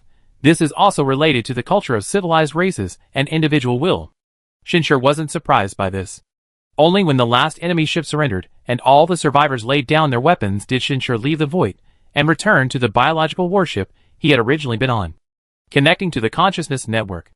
I declare that the strategic objectives of this battle have been successfully achieved. Everyone, guard the prisoners and clean up the battlefield. Accompanied by this brief declaration of victory, many soldiers erupted in cheers. For them, this was their first battle against the invaders, and their first space war as interstellar forces. Regardless of victory or defeat, it would undoubtedly be etched into human history. This victory was the best reward for their sacrifice and dedication. Of course, some soldiers did not join the cheers, remaining vigilant of their surroundings. Some controlled their emotions well, while others were deeply saddened by the loss of their comrades. Yes, even in a battle with such overwhelming advantages, sacrifice still occurred. This is war. Blood and death are the eternal themes of war. Victory and cheers are merely fleeting moments, unable to conceal the color of blood. Shinshur did not join in the cheers, but instead summoned all captains via the communication channel. The subsequent battlefield cleanup cannot be taken lightly. Every void and every component on the enemy ship that could potentially transmit space information must be repeatedly and comprehensively monitored. We need to conduct battlefield cleanup for at least half a month to ensure there are no problems before moving on to the next target. In addition, the energy weapons on my Void can fully cooperate with you to ensure the transfer of control over the enemy ship, and to guard against hidden codes in the communication system. Shinshur explained the key tasks for the next phase in one sentence. Chapter 126. Understood. All the captains knew the necessity of doing so. Even if a single Vorin were hiding in an unseen corner, it could still cause the information blockade to fail. Even if the probability was low, with the rule of world binding in place, Shinshur was unwilling to gamble. Speaking of world binding, after arranging a series of follow-up matters, Shinshur updated the Future Worlds information database again. He wanted to see the changes in world history. And he was quite certain that history had been changed once again. Even if another Vorin warrior appeared, it wouldn't be the same one as before. The warship's number would inevitably change, because Shinshur had nipped the appearance of the previous Vorin warrior in the bud. And even if a new Vorin warrior appeared, he would continue to nip it in the bud. But what surprised Shinshur was that no second Vorin warrior appeared. In this altered history, the human fleet successfully seized control of all the Vo's reconnaissance forces, and even used this to lure part of the Vo's main fleet into a trap, achieving a great victory. Although the Vo fleet once again sought help from the Dake base after this defeat, the overall narrative seemed unchanged. However, the impact of this successful alteration of the historical timeline still brought forward the final victory of the Vo's war by a full 41 years. The 382-year war became 341 years, and this change also affected the future 3,000 years later. The construction of the Star Fortress was accelerated by another 68 years. The Star System Fortress, which originally required nearly 200 years to complete, can now be finished in about 120 or 30 years. It's just that the existence of one Voron warrior has been erased. Looking at this altered history, Shinshur felt a surge of confidence. It seems that the twists and turns of fate are not without limits. Don't underestimate this 68-year head start. This victory can almost be considered as buying humanity another 68 years of precious development time, and this is just the beginning. What if he had defeated the Dike base? What if he hadn't sacrificed himself, but instead led humanity to victory over the Voron in just over a decade? What kind of cataclysmic changes would have occurred in the future? Shinshur glanced again at the battlefield, now a scene of utter devastation, littered with corpses, remains, and even large chunks of flesh and blood. Humanity deserves a better future. Next, one by one, the Vorin, whether they were powerful, well-equipped guards, or poorly equipped, timid, and weak lower-ranking Vorin, even including the self-proclaimed noble Vorin aristocrats, were reduced to one identity: prisoners. For the sake of caution, Shinshur did not choose to imprison these prisoners on their original warships, but instead transferred them all to human warships. Furthermore, all modifications were removed, especially those few guards who had undergone full-body modifications. They were left with only their brain tissue carrying consciousness, placed in nutrient solutions to maintain basic functions, and only removed when necessary. Don't think this is too cruel. In interstellar space, this is already a very merciful approach. If it weren't for Shinshur's existence, and the fact that humanity isn't actually in dire need of interstellar wealth, turning all these Vo people into energy batteries, and selling them would be the most normal course of action. After all, this is one of the greatest values of intelligent life in the universe. However, now is not the time to deal with prisoners of war. The most important thing is to extract all the information from their brains, and then take control of their entire reconnaissance fleet and communication system. 10 days later, Shinshur received a report on the battlefield cleanup. We have taken control of all 61 warships, but 3 of them are severely damaged and no longer capable of navigation. That's alright. The most expensive part of a warship is its warp drive, especially for these Vo's warships. The rest of the components aren't that valuable to begin with. Shinshur wasn't concerned. The spoils are just an extra bonus. More importantly, have you taken control of the Vo's communication system? We've taken control of them all, and figured out how to use them. However, some can only be used by Vo's nobles. We're worried that even with the primal energy technology for mind intrusion, problems might arise. During our review of the battle, we discovered that the oversights in this operation stemmed from similar situations. The reporter was somewhat concerned. It's all right. Shinshur shook his head. I brought primal energy technology to humanity ahead of time, but in reality, related knowledge and resources aren't that common in interstellar societies, especially for lower-level civilizations like the Vos. So they won't be too wary of it, and besides, they can't be. The main reason a warship nearly escaped this time was the soldiers' lack of understanding of primal energy. Their images only represented the simplest primal energy weapons, so their effectiveness was limited. But a true primal energy attack wouldn't be so simple. Take those nobles from the Voight fleet to Shinshur's Voight for a thorough purge. Afterward, they'd be loyal dogs of humanity. Unless they receive assistance from more powerful primal energy technologies, or their own related skills improve, they never regain their senses. This is why the high-ranking officials of various factions in the future world always need to have strong primal energy expertise. Otherwise, they're difficult to trust. Check twice more, especially to ensure there are no communication devices out of control in any corner. After that, we face the next battle, Shinshur instructed finally. Yes. Mission accomplished. The report came from a Western Alliance member, but the last sentence was spoken in perfect Eastern Mandarin. No translator was used. Another consequence of this first battle was that it further elevated Shinshur's prestige within the entire fleet. His feat of single-handedly charging into the enemy ship, effortlessly reaching the captain and preventing the ship's escape, was widely circulated among the sailors. However, the sailors' primary topic of discussion wasn't Shinshur's strength. It was his fact that, as the commander-in-chief, he personally led the charge into battle. Western culture fosters a greater reverence for heroes, while Eastern culture instills a greater respect for leaders capable of turning the tide and covering for their subordinates' mistakes. This gave them an indescribable sense of security. Besides, after this battle, the warriors within the fleet, originally from different countries and cultures, seemed to have become much closer together. Not only because they fought together, facing victory and sacrifice, glory and bloodshed together. More importantly, they truly saw aliens. These creatures, with grayish-white skin, short stature, and the same limbs, yet whose facial features and head shapes were completely different from humans. These were aliens, truly aliens. Before these enemies, they were all human, and Shinshur, as the fleet's commander-in-chief, was naturally pleased to see this. After all, on Earth, you might be from the Western Alliance, and I might be from the Eastern Kingdom, but in the eyes of the aliens, everyone was human. After this, the human fleet, carrying the glory of victory, headed to the next battlefield.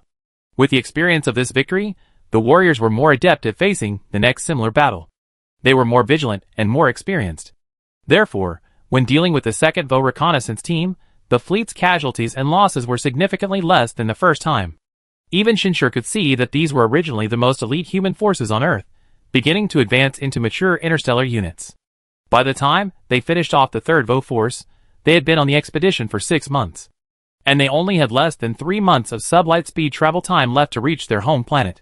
Because after the first battle, they had actually been following behind the VO reconnaissance teams, traveling towards their home planet. Even the arrival time of letters from home became increasingly shorter due to the relativity of time.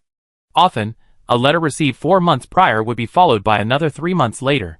Shinshur could clearly sense that after experiencing war and victory, the soldiers began to miss their homes. He felt the same way. Even with his wife accompanying him throughout the journey, he still missed his mother. But being away at war wasn't the time to dwell on such things.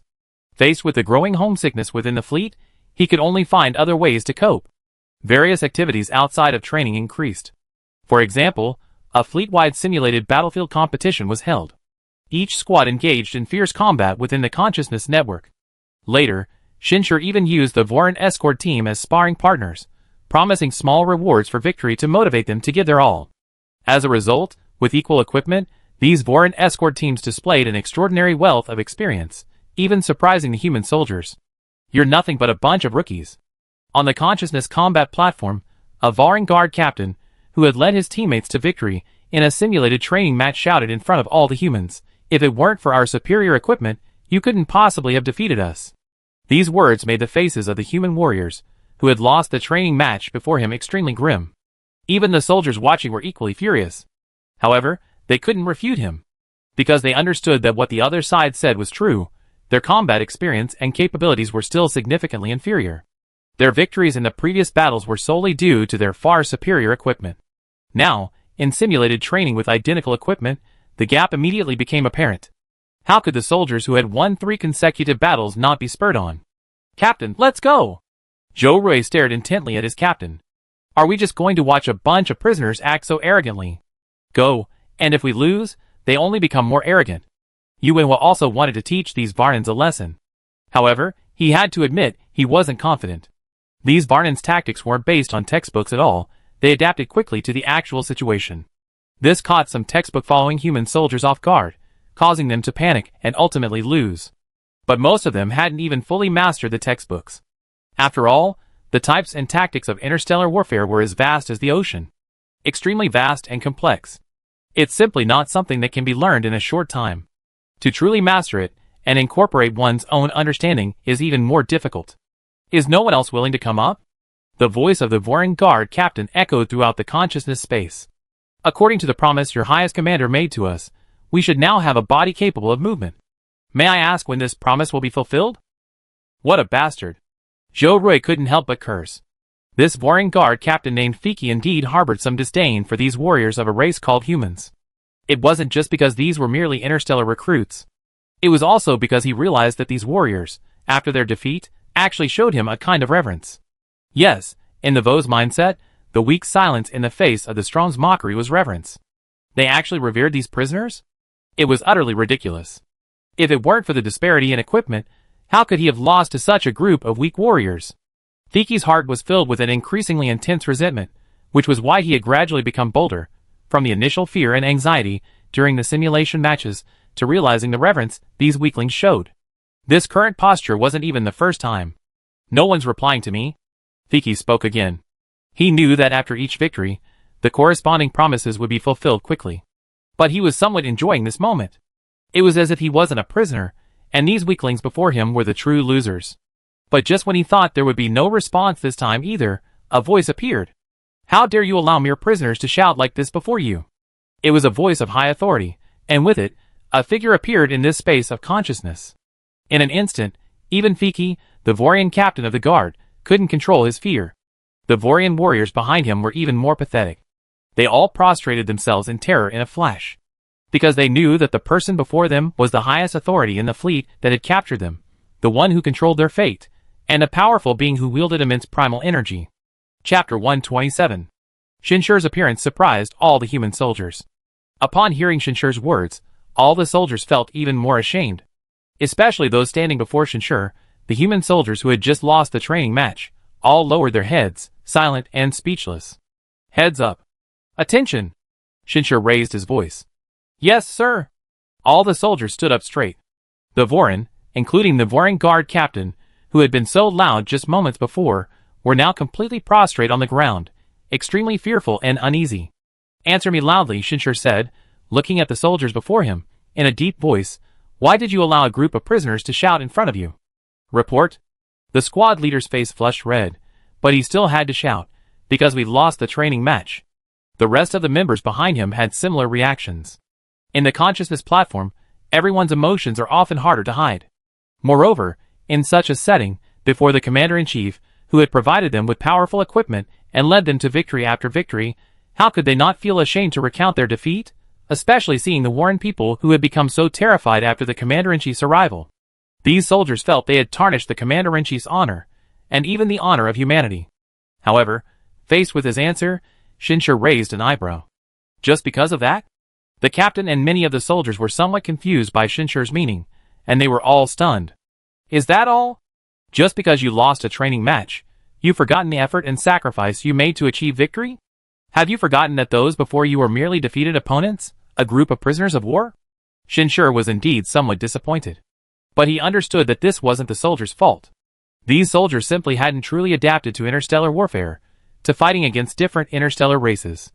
Their understanding of war and prisoners was still rooted in the warfare on Earth. However, the different races in interstellar warfare are different from the different nations and powers on Earth. Empathy had been weakened to the extreme. You only been training your interstellar forces for a few months. Is losing a training match really that shameful? Shinshur raised his voice.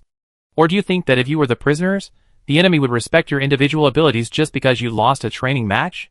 Respect the premise of equal equipment? Some of the soldiers seemed to gradually understand what Shinshur wanted to tell them. They were either thoughtful or still blushing, but only because of something else that made them feel ashamed.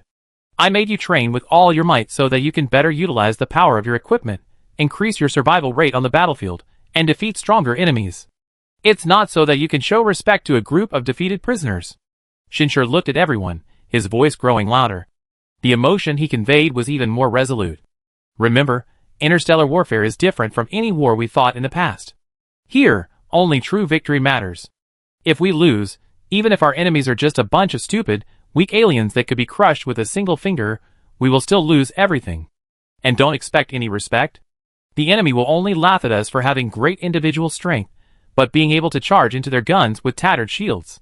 Do you understand? Understood.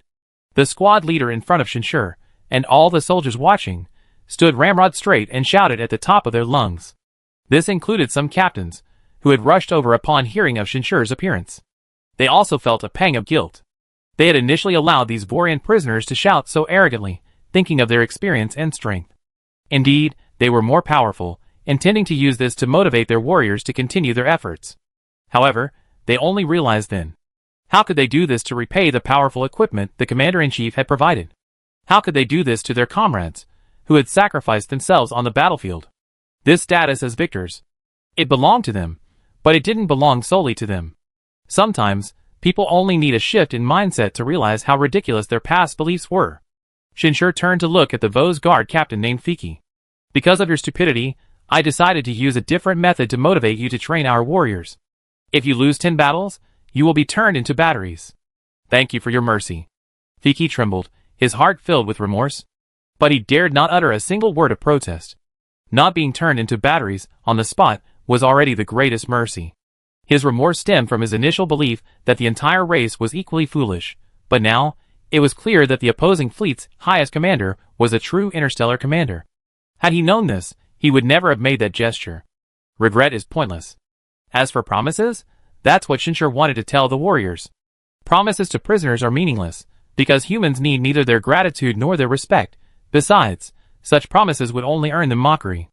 The warriors who witnessed this scene truly began to realize that this was the dark, realistic, and cruel reality of interstellar warfare. The glory of warriors, the spirit of warriors, these may also exist, but all of this is built upon victory. Only victory is the highest and only. Shinshur left. The squad leader, looking at the still kneeling Vorin before him, said in a deep voice, "Get up. Let's continue. If we don't give it our all, we soon win 10 battles." The Vorin captain stood up shakily. At this moment, he couldn't even choose death. Therefore, he could only give it his all. Shinshur, having left, convened a meeting of the captains. "This is my fault," Shinshur said, his first words. "I didn't tell you the significance of the word prisoner in interstellar warfare. Perhaps some of you still believe we should adhere to past traditions, but please remember, we are far from having the power to change this dark interstellar world. Independence often comes at a price. Just like those kinetic energy batteries on the warships. Perhaps it violated some human virtue. But without those batteries, humanity's victories would have come at a much higher cost." Report. Chen Feng reported loudly, "This isn't the commander-in-chief's fault, it's our fault. The weak should not harbor any naivete. Just be careful from now on." Shinshur didn't delve into whose fault it was, he simply continued, "Some of the beautiful things in our culture should be preserved, but we need to be selective about who we choose. Perhaps, when we are stronger, we will be qualified to shelter and nurture some subordinate races, and then it should be done in a different way. However, the Vorin clearly don't have that qualification. The Vorin now are just a pack of interstellar hyenas, completely swallowed and assimilated by the darkness of the galaxy. Our mercy will only be mocked as foolishness." "Yes." Everyone responded in deep voices. "Go prepare for the next battle. Our war with the Vorin has only just begun," Shinshur concluded. He had also been preparing for this during this time. That's why he only discovered the problem in the simulated training now. However, he wasn't preparing for the upcoming battle against the last Vorin reconnaissance unit, but rather considering the problems he would face in winning the entire war. He began studying the entire Vorin fleet and the Dake base. According to historical records, in their first encounter, the human fleet achieved a major victory by controlling the Vorian reconnaissance forces. This victory even brought the war between humans and Vorians forward by a full 41 years. However, Shinshur felt it wasn't enough. Now that he knew the future, he would do better where the future hadn't been done, and he would do even better where it had been done. The goal of the first phase was to prevent the fall of Blue Star and, more importantly, to completely defeat the Vorians in the shortest possible time. To this end, Shinshur had obtained a list from Gong Chu, a list of equipment he could acquire. He constantly pondered how to make humanity's victory more decisive. However, he was gradually realizing that Gong Chu's Dongfeng Legion style emphasized the high degree of integration between individual strength and equipment. These biological warships were all like this. Insufficient strength meant the warships couldn't unleash their true technological potential. The same applied to the other equipment. The Dongfeng Legion was, after all, a civilian mercenary legion, a privately run enterprise. They recruited a large number of powerful retired soldiers. Even if they trained them from scratch, they could only cultivate exceptionally talented individuals. This was their advantage, and naturally, they wanted to maximize it. But this limited Shinshur's ability to acquire more powerful equipment. Even if he brought some equipment, with his current abilities and humanity's current capabilities, it would be difficult to use it. It was a real headache. Shinshur had already instructed Gong Chu to find other equipment. Even though more advanced equipment in the future world would inevitably have similar problems, at least it shouldn't have the more severe biases seen in the Dongfeng Legion's equipment. Meanwhile, Shinshur could only train even harder. The last time he changed the future world, although it didn't leave behind a residual consciousness like before, Shinshur felt he had still improved his mastery of primal energy. This confirmed to him that altering the timeline did indeed help him become stronger quickly, but even so, only by becoming stronger could he better change his destiny. Therefore, training could not be relaxed. Time flew by in the midst of their efforts. The final battle proceeded without incident. The entire fleet was already very familiar with these tactics. After all, this was the fourth time. This time, the tactics after controlling the warp drive were even more refined, a fact evident in the extent of damage and casualties. Thanks to the Vor prisoners as sparring partners. Since Shinshur changed the promise, these Vor prisoners had been trapped in a living hell. To avoid being turned into energy batteries, they had to work even harder to achieve victory. This pressure spurred the human warriors to grow stronger, and each step of their growth brought even greater fear and pressure to the Vor prisoners. This was a path leading step by step into hell. They tried to plead, tried to cry, but it was all in vain. After several energy intrusions and subsequent displays of inner turmoil, all the human warriors had seen through the true nature of these Vorv. The soldiers could already imagine the tragic fate that would befall humanity if they were to lose. Moreover, with their continuous training in primal energy, all the soldiers were able to manage their emotions more rationally and calmly. They were no longer swayed by unnecessary feelings. However, during the fourth cleanup of the battlefield, Shinshur, who was planning a victory celebration and a farewell ceremony for his fallen comrades, suddenly received a message from the black market terminal. "It's the collector. He's reappeared?" Shinshur was utterly surprised. Early on, when he had just acquired the fleet, which brought about a huge change in his future, he had contacted the collector, wanting to obtain even more powerful and top-tier warships. However, for 7 or 8 months, the collector had not responded. He also inquired with Gong Chu. Only then did he learn that the collector was actually an escapee who had already led a group of humans to immigrate out of the Milky Way through the black market terminal. During this dangerous period, the Dake civilization had likely discovered his existence and was intensifying its investigation of him, which was why the collector had closed his black market shop and disappeared completely. Because if human civilization were breached and the existence of the black market exposed, all transactions would be at risk. So Shinshur had almost given up on finding the collector. But he had actually reappeared. And even responded? The response was only a short sentence. "Dear Mr. Shin, I apologize for the long delay in replying to your message. If you still have a need for transactions, please come to the store to discuss it." Even from the translation alone, this short sentence contains numerous words expressing respect. Shinshur thought for a moment, found a private place, and entered the black market. He hadn't entered many times during this long interstellar expedition, because there were too few shops and people. At this time, everyone was worried that the Dirk civilization would find them through the black market. They couldn't even be sure whether some of those possessing black market terminals had already defected to the Dirk civilization. Chapter 128. This time, however, there seemed to be even fewer shops and people. Looking around, almost all the shops were closed, and the streets were extremely deserted. Not a single person could be seen. This black market was indeed tied to the fate of humanity. When humanity was in crisis, the black market's trade could hardly maintain its prosperity. Shinshur walked unhurriedly towards the collector's shop. At the same time, he recalled his interactions with the collector in this present future. Yes, it was the memory brought by that residual consciousness. Now, that memory was the true reality of the future world, not the memory he personally experienced in his mind. Shinshur already knew the relevant memories by heart. Moreover, he quickly realized something else. During his first transaction with Gong Chu, the transaction for the planetary fortress, Gong Chu had sought out an expert to determine the value of the murder mystery game script he presented. That expert was very likely the collector. This suggests that the connection between the collector and Gong Chu is likely quite deep. Shinshur seemed to have realized something, but at this point, there was no need to question Gong Chu further. He went directly to the collector's shop. Just like before, the exterior walls were built of bluestone bricks, a brown wooden plaque stood, and a bell hung inside the door, ringing crisply as he pushed it open. "Welcome, Mr. Shin," the collector said, standing ramrod straight behind the door, his body transformed to resemble white jade. It didn't look like a shop owner, it looked more like a robot waiter.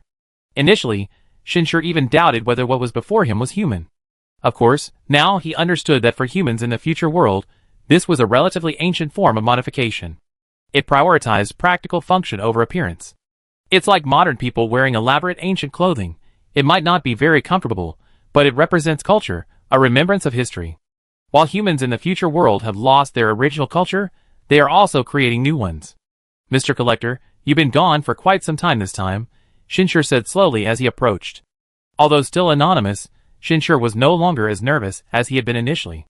It had been about 8 or 9 months since he last stepped into this place. The changes Shinshur had undergone in this time were beyond even his own imagination. "Honorable guest, please believe me, this was absolutely not my intention." The collector's tone was the same as before, almost chanting. Shinshur didn't answer. He was waiting for a rough explanation. In truth, he was quite curious about the collector's situation. Gong Chu had previously provided some information, but it was rather brief. He only mentioned that the collector had begun fleeing the solar system hundreds of years ago, when he first obtained the black market terminal, and had recently been facing the danger of being searched by the Dake civilization, meaning he might not appear in the black market for some time. But now he had reappeared. The collector also understood Shinshur's meaning. He slowly said, "We suspect that some black market owners have sided with the Dake people.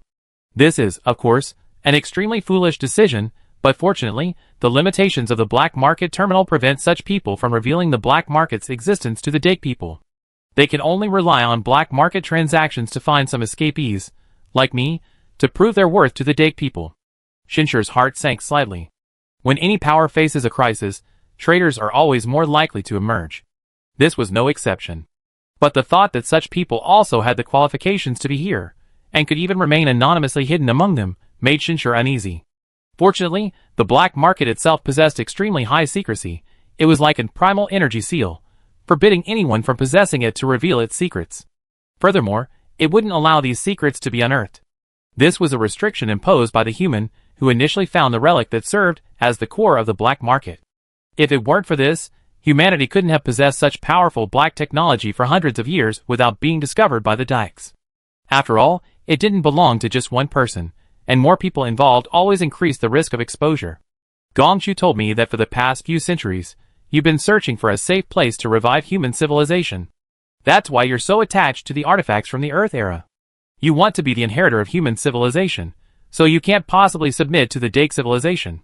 Shinshur looked at the collector and asked in a deep voice, "Or rather, you hate the Dake civilization more than anything, because they destroyed our heritage." "Gong Chu, is that how you describe me?" A faint light emanated from the collector's jade-like body. This wasn't uncontrolled primal energy, but simply the transmission of his own emotions. Joy. Yes, he was very happy now, in a good mood, extremely good. So good that Shinshur felt something was amiss. After all, even though he had changed the world several times, humanity in the future was still far from ideal. But then, the collector said something Shinshur hadn't expected. "Before the Battle of the Tali 532 years ago, Gong Chu and I were best friends. But after that, our relationship deteriorated significantly because I chose to flee when human civilization was in peril." The collector's pleasure remained undiminished as he spoke. The Battle of the Tali. Shinshur had studied this history of future humanity. Although he didn't know it in detail, he still remembered that it was the greatest crisis faced by future human civilization 2,000 years after entering the Star Era. Originally, this history didn't exist. It appeared out of thin air after he deployed his fleet, making the biggest change to the future. A war between humanity and another D-class civilization called the Tali. He speculated that the Dake civilization must be involved, because human civilization in this period of history was far more powerful than in the beginning, even approaching the sea level standard. The threat felt by the Dake civilization was also significant. However, although humanity faced the threat of annihilation at one point in this war, ultimately, through a risky decision, they achieved victory at a relatively low cost. The Dongfeng Legion also began to emerge at that time. After briefly reviewing this history, Xinshur's first reaction was, the world's fate also has a positive side. Yes, humanity might be able to win, but such a resounding victory would have involved a significant element of luck.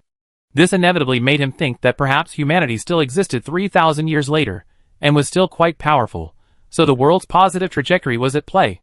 Of course, this was ultimately just his speculation.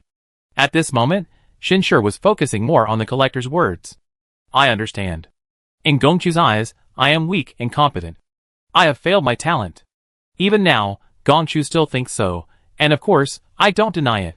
The collector's tone, seemingly exuding classical elegance, made him sound like he was telling someone else a story. When I looked at the fragments of information left over from the Earth era, at the treasures of those civilizations, the fear brought by war and destruction almost consumed me. So I fled, taking all the legacies I could find, to a safe place where our civilization could continue. I have never regretted it. Even if I could go back in time, even if I knew that humanity would defeat the Tali, I would still make the same choice. Because without the Tali, there is still the Dirk, without the Dirk, there is still the land where the humans, raised under the Mold Rancher system, live. I can't find a place where I can feel at peace. This was probably the longest sentence Xinshur had ever heard from the collector.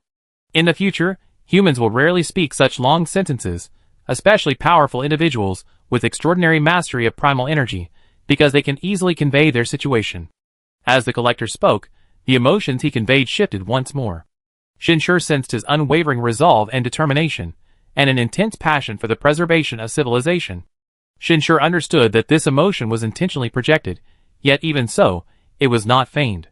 However, he couldn't, and didn't need to, judge right or wrong, because both the collector and Gongchu possessed far greater mastery of primal energy than he did. They both understood what they desired. Did you learn something from Gongchu? Xinshur asked. He roughly guessed the collector's purpose in saying all this. All I know is that Gongchu is no longer the commander of the Dongfeng Legion. A slight smile appeared on the collector's lips, which seemed woven from gold thread. Just that alone tells us a lot. I know Gongchu. For him to relinquish his position as Legion commander in such a crisis, the reason must be worth sacrificing everything for. Plus, Gongchu has sent me messages for you more than once, so everything isn't hard to guess. Distinguished guest, the legacy you possess is enough to make Gongchu take that crucial step. As a human, I must express my utmost gratitude to you. You have brought humanity the greatest hope. So you actually been receiving our messages all along, but haven't replied? Xinshur raised an eyebrow.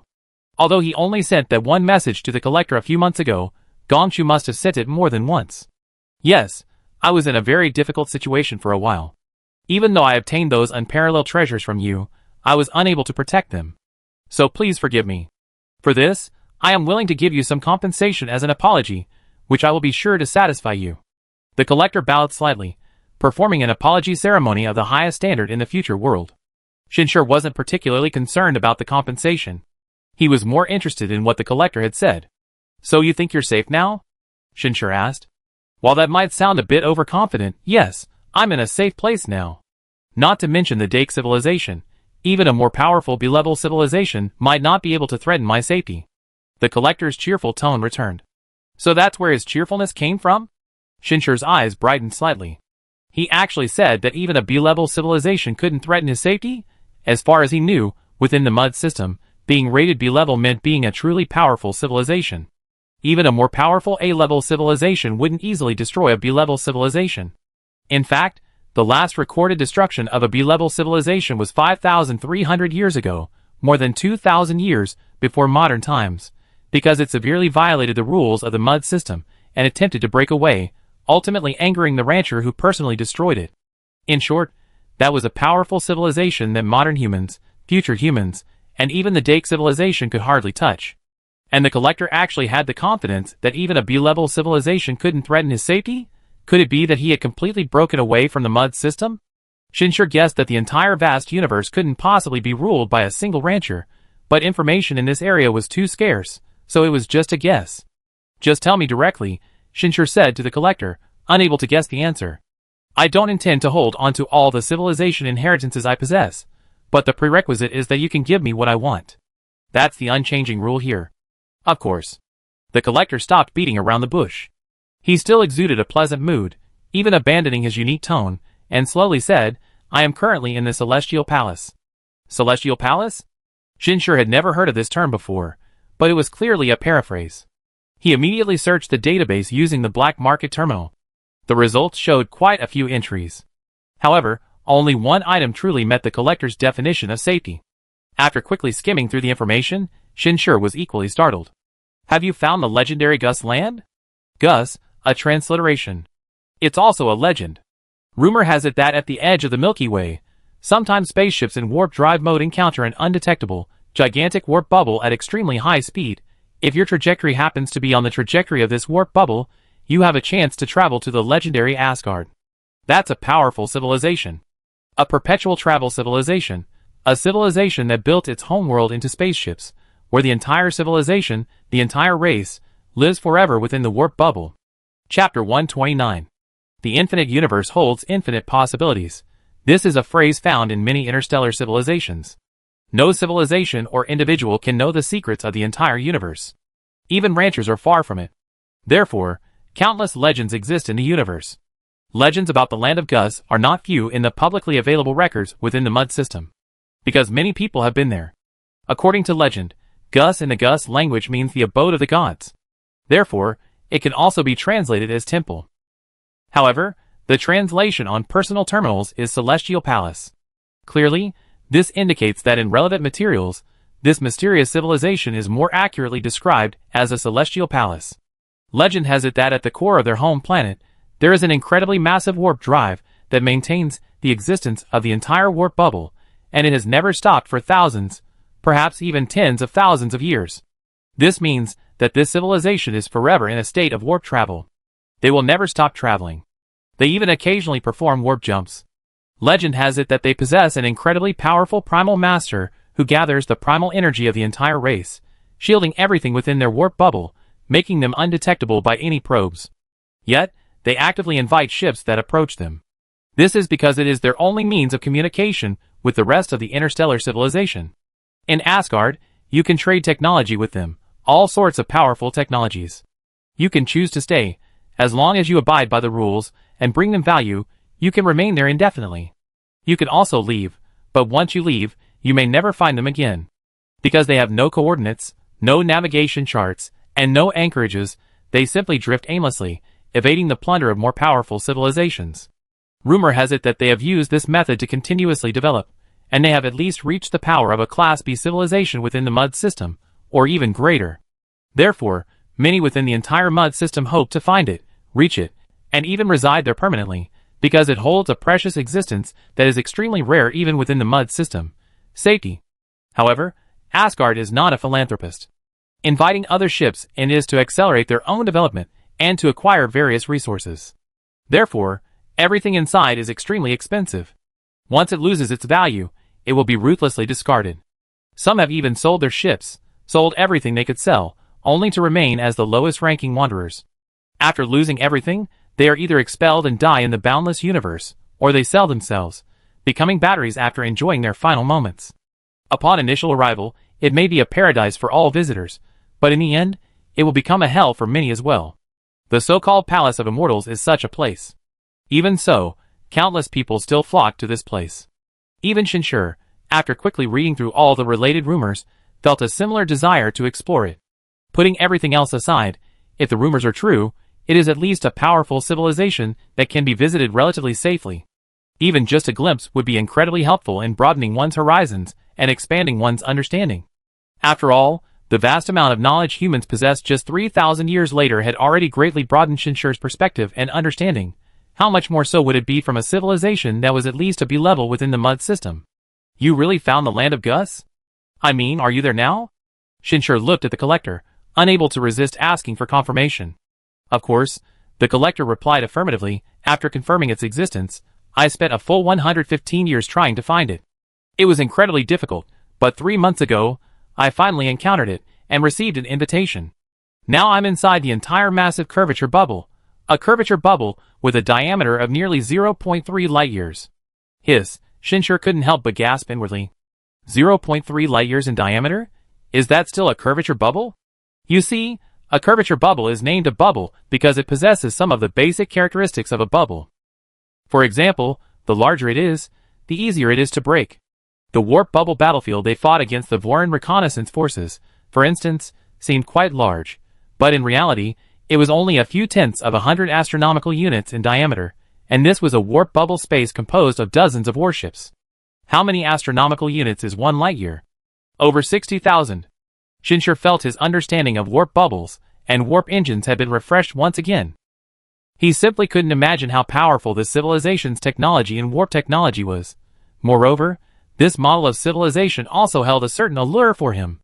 Not being confined to one place, not facing the overwhelmingly powerful mold system, but being able to freely travel and traverse the entire universe, avoiding all insurmountable dangers, if human civilization could reach such a level.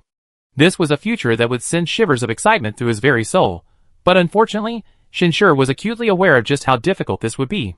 The difficulty wasn't in terraforming the home planet, nor in taking it on a long voyage. Countless immigrant warships in the universe sailed together as an entire race, an entire civilization. But how many civilizations like the Gus were there? If they couldn't conceal their existence like the Gus, inviting only those they wanted, they would be easily pursued by space pirates, or even legions from other civilizations, just like humanity's pursuit of the Vorman's reconnaissance forces, launching a direct attack. And then, there were the Primal Masters, with countless powerful races. And that vast warp bubble space, capable of easily deploying massive defensive fortresses. There were also all sorts of unimaginable technologies and equipment. Just thinking about these things gradually calmed Shinshir down. Ultimately, this civilization didn't become powerful by choosing this method. Rather, it was precisely because it was powerful enough that it could choose this way of life. Everyone says the cost of living in the land of Gus is extremely high.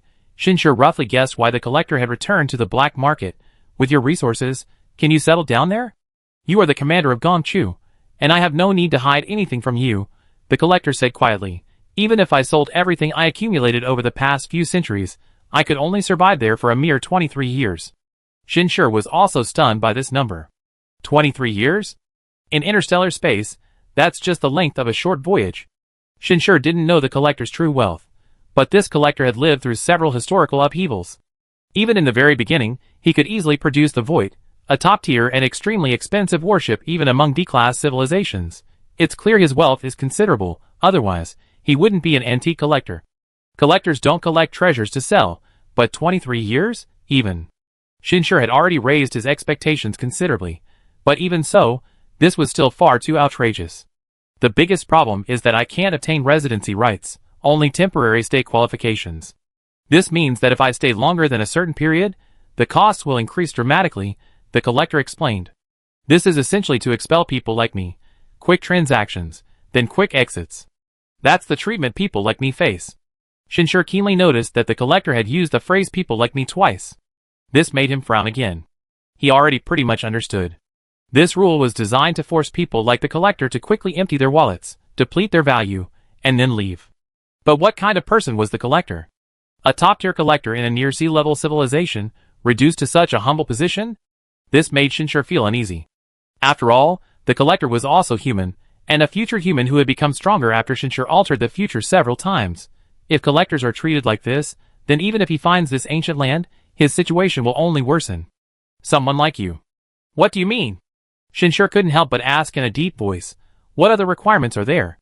Someone like me, the collector took a few steps forward, staring intently at Shinshir, and finally uttered the most important words for him today, refers to people like me who have lost their racial culture and historical heritage. Shinshir was stunned for a moment. I only learned this after arriving here, the collector said slowly. The ancient people believe that a race that has lost its own culture and heritage is not qualified to stay in the ancient land for long. Therefore, I cannot obtain the right to stay. At most, after 5 years, I will have to pay an extremely high amount of wealth to continue staying. But even if I do nothing, 23 years is the limit. Shinshir understood. No wonder the collector found him. He even revealed to him that he was in the ancient land, and even told him about his relationship with Gong Chu and his pursuits at the beginning.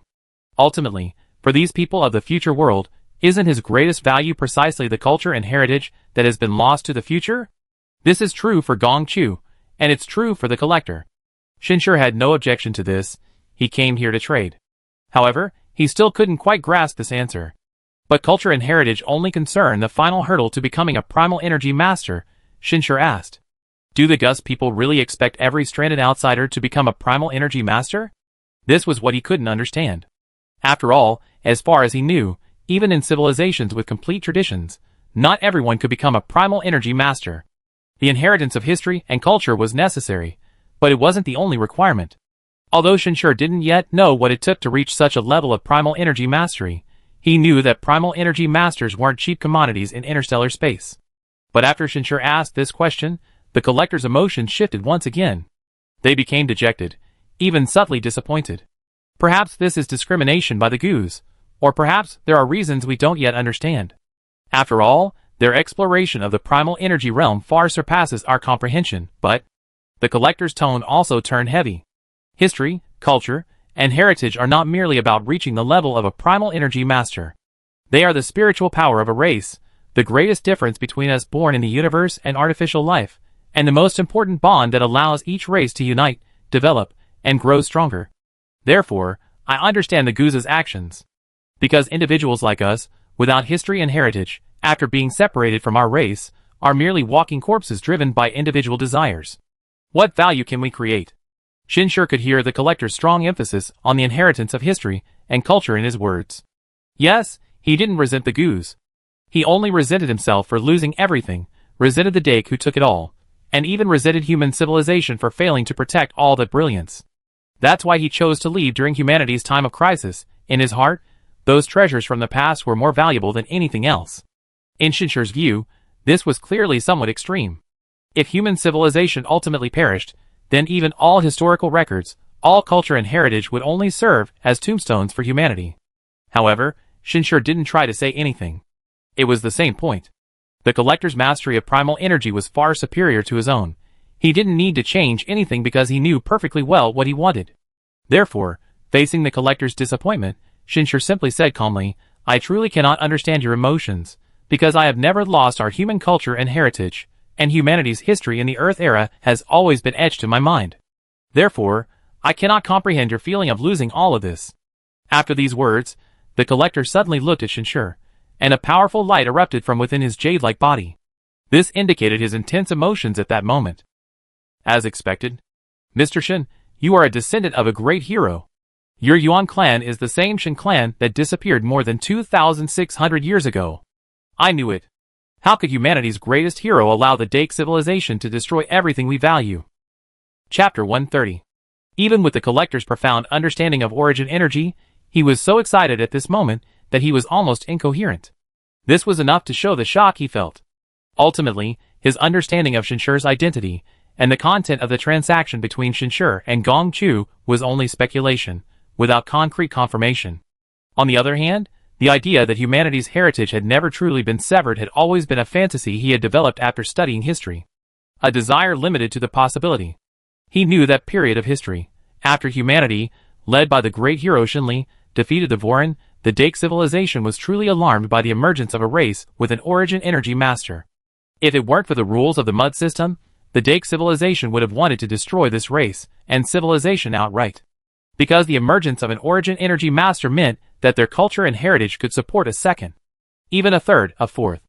This is part of the reason why humanity in the future world is so frantically pursuing the heritage lost in the past. The great heroes have already demonstrated the potential of their lost legacy. Therefore, even if the Dake civilization couldn't directly destroy their entire race and civilization, the destruction of their culture was utterly ruthless. Shinli, the hero, was executed, and all contemporary individuals underwent a unified erasure of their consciousness and memories. All data and records were completely destroyed, even including human cities and everything human. That was humanity's most chaotic and confused period, and it wasn't until several generations later that they struggled out of this state and began to move forward again. Therefore, there is no evidence that the Shin family still exists, or that they have preserved their complete lineage. This is merely the fantasy of collectors, and all those who wish it to exist. They murmur almost in a dream that Shinli, as the only primal energy master ever born into humankind, as the greatest hero in human history, was able to preserve the flame of culture for humanity amidst the harsh and insane primal energy interrogation of the Dirk civilization. This is their only hope. And now, this fantasy, built solely on trust in human heroes without any proof, has actually been confirmed. How could the collector not be overjoyed? Even if he could control his emotions, he didn't want to at this moment, and besides, he simply couldn't. From the appearance of the father of heroes, to the birth of the great hero, and now to your appearance, the glory of the entire Shin clan will forever coexist with humanity. At this moment, the collector actually knelt on the ground, performing an ancient ritual of submission. The emotions he exuded were so intense that he almost revealed everything within his heart. I cannot describe my gratitude to you. I cannot describe the salvation your appearance has brought me. Please allow me to dedicate everything I have. Allow me to join the great Shin clan, and contribute all my efforts to protecting the inheritance of human culture. Along with the collector's words, the black market terminal's trading window reappeared before Shin. A user named Gongmo is requesting your consciousness information to inscribe a subordinate primordial energy steel seal. Please confirm the transaction. Gongmo, is that the collector's name? Could it be that he's actually Gongchu's brother? Or perhaps a sister? Changing his appearance like this, he could be either male or female. Shin felt his thoughts were somewhat chaotic, because he hadn't intended to make the collector his subordinate. Gongchu had no choice. After all, if he didn't trade those ancient books to Gongchu wouldn't be able to become a primal energy master, and humanity in the future would lose a major trump card before their life or death crisis. More importantly, this subordinate contract wouldn't actually help him much. According to Shin's calculations, once the continuity of human civilization is no longer interrupted, the changes in the future timeline would be enough to erase all the transactions he had conducted here. After all, such changes couldn't be sustained by simply creating a residual consciousness from the timeline. Shin's silence seemed to make the collector somewhat anxious. He remained kneeling, speaking with a hint of impatience. Respected Mr. Shin, you should be able to understand why, despite knowing the hardships of the Gus land, I still insisted on coming here. Although I am currently so weak and insignificant in the Gus land, we possess a tremendous advantage that other civilizations and races do not have. A tremendous advantage? A sudden flash of inspiration struck Shin. That's right. Collectors, or rather, humans, possess an advantage in the Gus land that no one else can match. That is the black market trading system. The Gus land may also have other long-term channels for trading with the outside world, but those are definitely not something that lucky individual investors, like collectors, who are invited in, can possess. Trading away everything he carried in exchange for things unavailable outside, and then leaving, this was the only thing a retail investor like the collector could do with this stroke of good fortune. But the collector was different. He had access to the black market. This meant that he could use the black market trading terminal to establish a channel for trade between humanity and the land of Gus. Even though the existence of the black market still required caution and secrecy, it was still a tremendous opportunity, an opportunity extremely important for humanity in the future. Because how much advanced technology and powerful equipment was there in the land of Gus? A slightly higher price was not a problem. Having anything of value was already the greatest fortune. Just as he helped modern humanity through trade with the future, the collector could also help future human civilization through trade with the land of Gus. Realizing this, Shin's gaze towards the collector changed. A refugee abandoning his race? No. He's the savior of the entire race. No wonder he spent over 100 years searching for the existence of the land of Gus. From the very beginning, he, and perhaps many others, had already realized the immense help the land of Gus, combined with the black market terminal, would bring to humanity. The appearance of the primal energy master, and even the application for sea-level civilization status, were merely attempts to delay the outbreak of the crisis and the extinction of humanity. The collector's success, however, is the true winning formula for humanity's future, offering a real chance to turn the tide. I really didn't expect to agree to the deal. This time, Shin no longer hesitated. In fact, he was quite excited.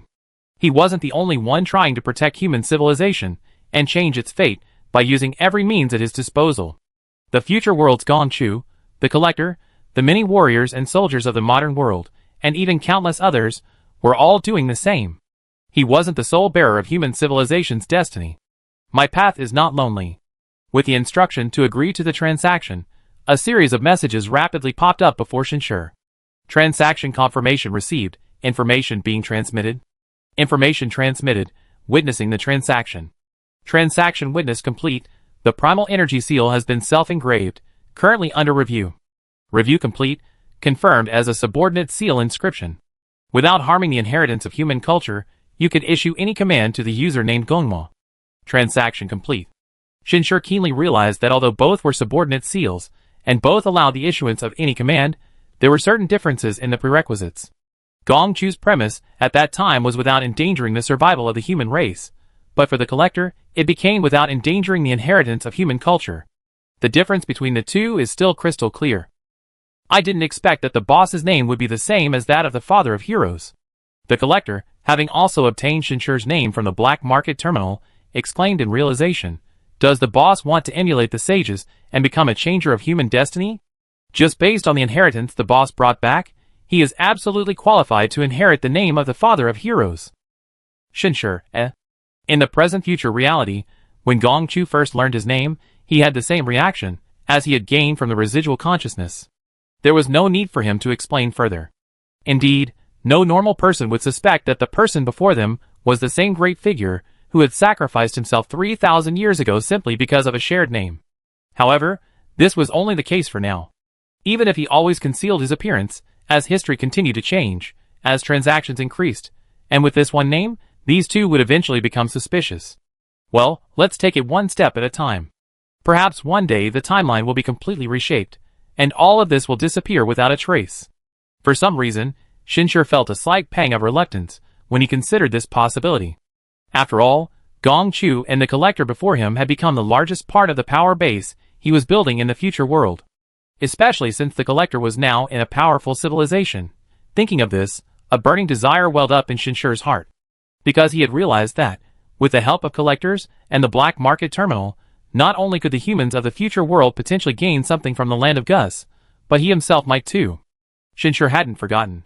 His trip to the black market, this time was ultimately for trade. "I give you another copy of those ancient books I gave Gong Chu," Shinshur said. This was yet another large-scale transaction he had made. "There's another one." The collector's joy erupted once more. The terms of his transaction were simply that after Gong Chu successfully advanced to the level of a primal energy master, he would entrust those invaluable treasures to him for safekeeping. But he hadn't expected that such treasures representing culture and heritage would be more than one. When he saw the projection of those ancient books onto the black market terminal, he was completely stunned. These are textbooks from 3,000 years ago. Back then, all humanity had to complete the most basic education. This is 5,000 years of Chinese history? I have 6 pages of fragments in my collection. I never thought I lived to see the complete book. It's so well preserved. Everything in this book is clearly visible. Look at this landscape painting, so beautiful. So moving. Li Bai, I recognize those two characters. I know this ancient figure. He has become a part of our culture. The collector's tone was no longer just unusual. It had completely transformed into chanting. Judging from the emotions emanating from him, he was now completely immersed in boundless happiness. It was the kind of happiness that could make one dizzy with excitement, even to the point of dying without regret. Shinshur had originally intended to give him some time to experience this moment of happiness. But he soon realized. The collector meticulously touched each page of paper, yellowed and blackened by 3,000 years of time, observing every painting, every word, even every punctuation mark. The feeling of happiness didn't diminish with time, instead, it grew stronger. It was as if this happiness could last forever. Finally, Shinshur had to interrupt him. "These will all be traded to you later. Is this enough?" "Enough. It's more than enough. Actually, all I needed to know was that they existed, that our culture hadn't been severed, was enough to obtain a higher level of residency in the ancient lands." Only then did the collector reluctantly withdraw his gaze. Shinshur understood. This is why ancient books are so important. It lies in their authenticity, in their own inner acceptance. Knowledge can be copied, but presenting copied knowledge as your culture, your heritage, cannot truly convince someone about to break through to the level of a primal energy master. In the process of self-exploration, one cannot truly deceive oneself. At this stage, authenticity is paramount, and what could be more authentic than these ancient books, definitively from 3,000 years ago?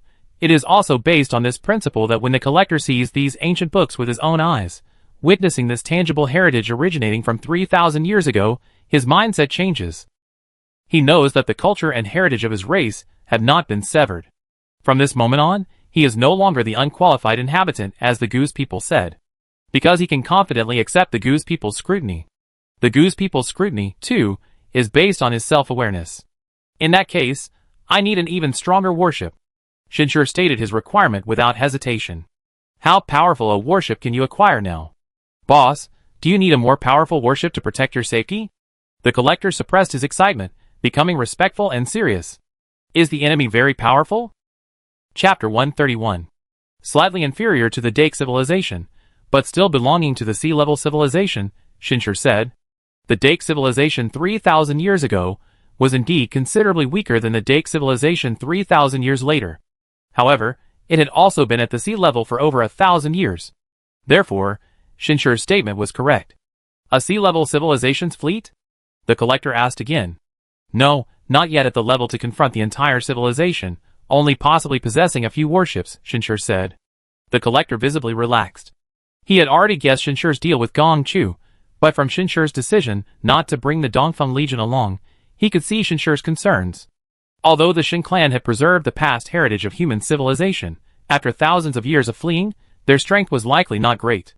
In that case, the Dongfeng Legion was indeed unsuitable to go. After all, a weak commander would bring great risk to the entire legion and to the boss himself. However, if the enemy is a fleet from a Class C civilization, then currently only the entire Dongfeng Legion has a chance of victory. Since it's only a few warships, if the situation becomes critical, I have a small to medium-sized immigrant warship here, an upgraded version of the Voigt. It's solely for self-protection, and will be perfectly fine, the collector said. In fact, his warship could handle most Class C civilization warships without much trouble. But it also depends on who's piloting it, and what kind of technology the enemy possesses, especially their mastery of primal energy. So, overall, engaging in combat with this warship carries a considerable risk, but escape shouldn't be a problem, as he himself had used this warship to escape. Its warp drive, stealth system, and warp system were all carefully selected, acquired during his escape through the black market, even the underground markets of some civilizations, and various other means. The Voigt was, in fact, an emergency warship assembled from secondary components obtained during this process. For survival? Shinshur frowned slightly. He had already guessed that this changed collector probably possessed a warship stronger than the Voigt, a fact he learned from conversations in his altered memories after the last transaction. But it didn't seem to be capable of absolutely defeating the Dike warship. Even though he knew the collector was using a cautious approach, he had to be cautious too, not forgetting the existence of the world binding. Shinshur had now gained some experience. To deal with the phenomenon of world convergence, it was necessary to use an absolute method that allowed no risk whatsoever. After all, world convergence was only a major trend. If you reduce the probability to 1%, it might still occur, but reducing it to 1 in 1,000 or 1 in 10,000 would exceed the scope of its influence. Take that Vorin warrior, for example. Erasing him from history meant that no second or third one ever appeared. So, after thinking for a while, Shinshur asked, within the land of Gus, can you obtain a better warship? Will that put pressure on your plans? If it were before, perhaps he could only keep this warship, but now, the appearance of the land of Gus showed him the possibility of obtaining a better one. If the boss's situation isn't critical, I also suggest waiting a little longer, the collector said. The land of Gus undoubtedly has better and more suitable warships for the boss. As for the pressure, the boss doesn't need to worry. While the advanced equipment in the land of Gus is indeed expensive, some resources are also scarce there, which we can obtain more easily. Once we advance to a sea-level civilization, or go to war with the Dake civilization, some resources will be easier to acquire, because we will no longer need to carefully prevent the Dake civilization's investigations, and we can even plunder from the war. Shinshur nodded slightly. He knew that although human civilization hadn't yet fully completed its star system fortress, under the pressure from the Dake civilization, it was still preparing to apply to the mud system for advancement to a sea-level civilization. Whether successful or not, a war between humanity and the Dake civilization was inevitable. However, if they failed, humanity would face even greater pressure in this battle. Because at that time, the Dake civilization would represent the mud system to punish humanity. But would that mean humanity would completely give up? Impossible. This is not merely the erasure of culture, but utter annihilation. Therefore, human civilization cannot surrender a second time. This battle is unavoidable. Gong Chu's concern for the advancement of the primal energy master stems from this very reason. Then let's wait a while. Shinshur has already blocked all information transmission from the Voron's reconnaissance forces, and future history has proven this as well, so he is not in a hurry to deal with the Dink base.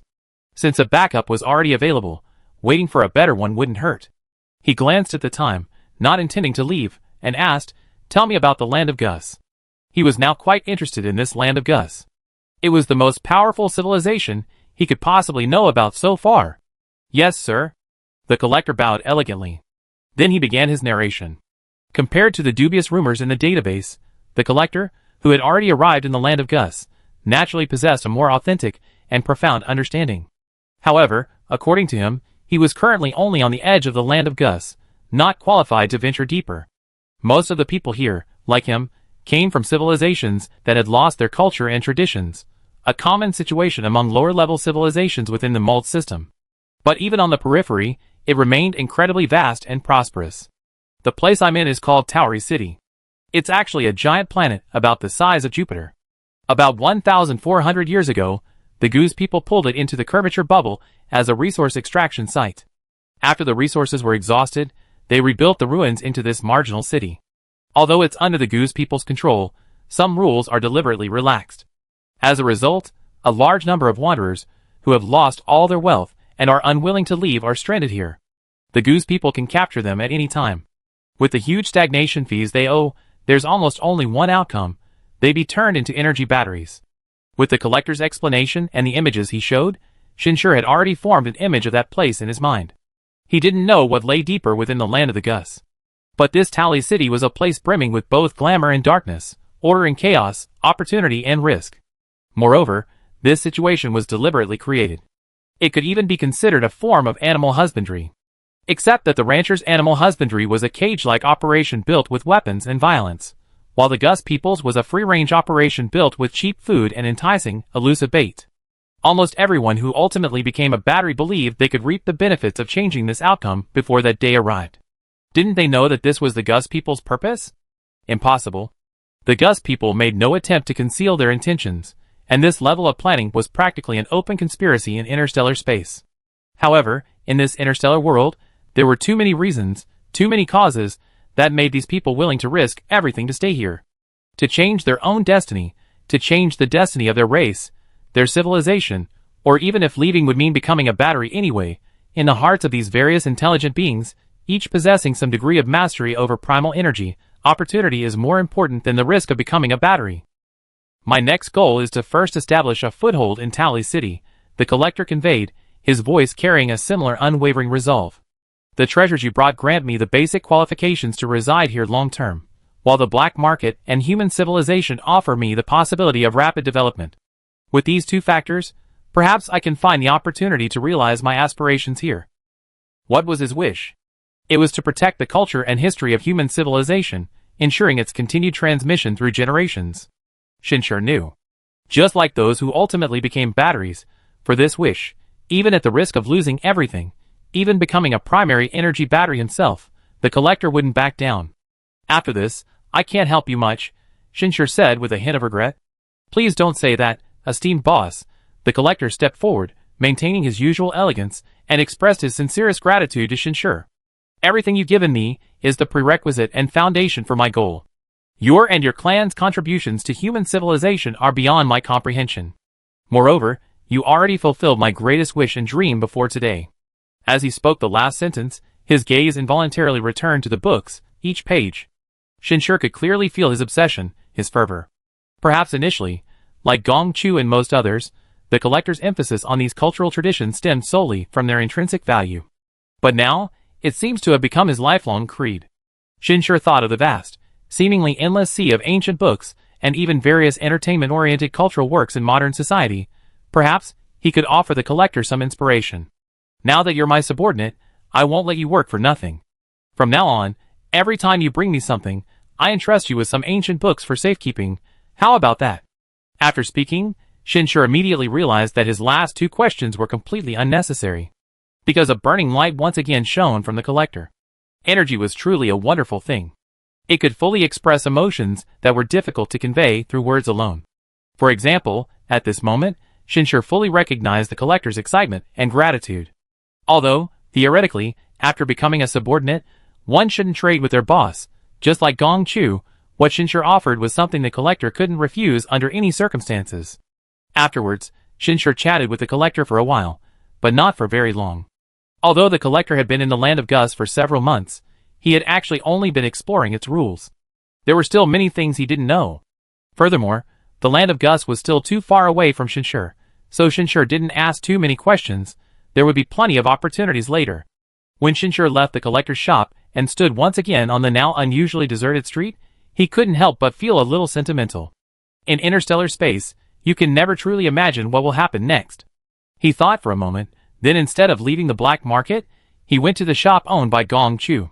This was probably one of the few shops in the entire black market that was still open. Captain. Gong Chu's lingering consciousness opened its eyes. Have you had any other customers while you kept the shop open? Shinshur asked.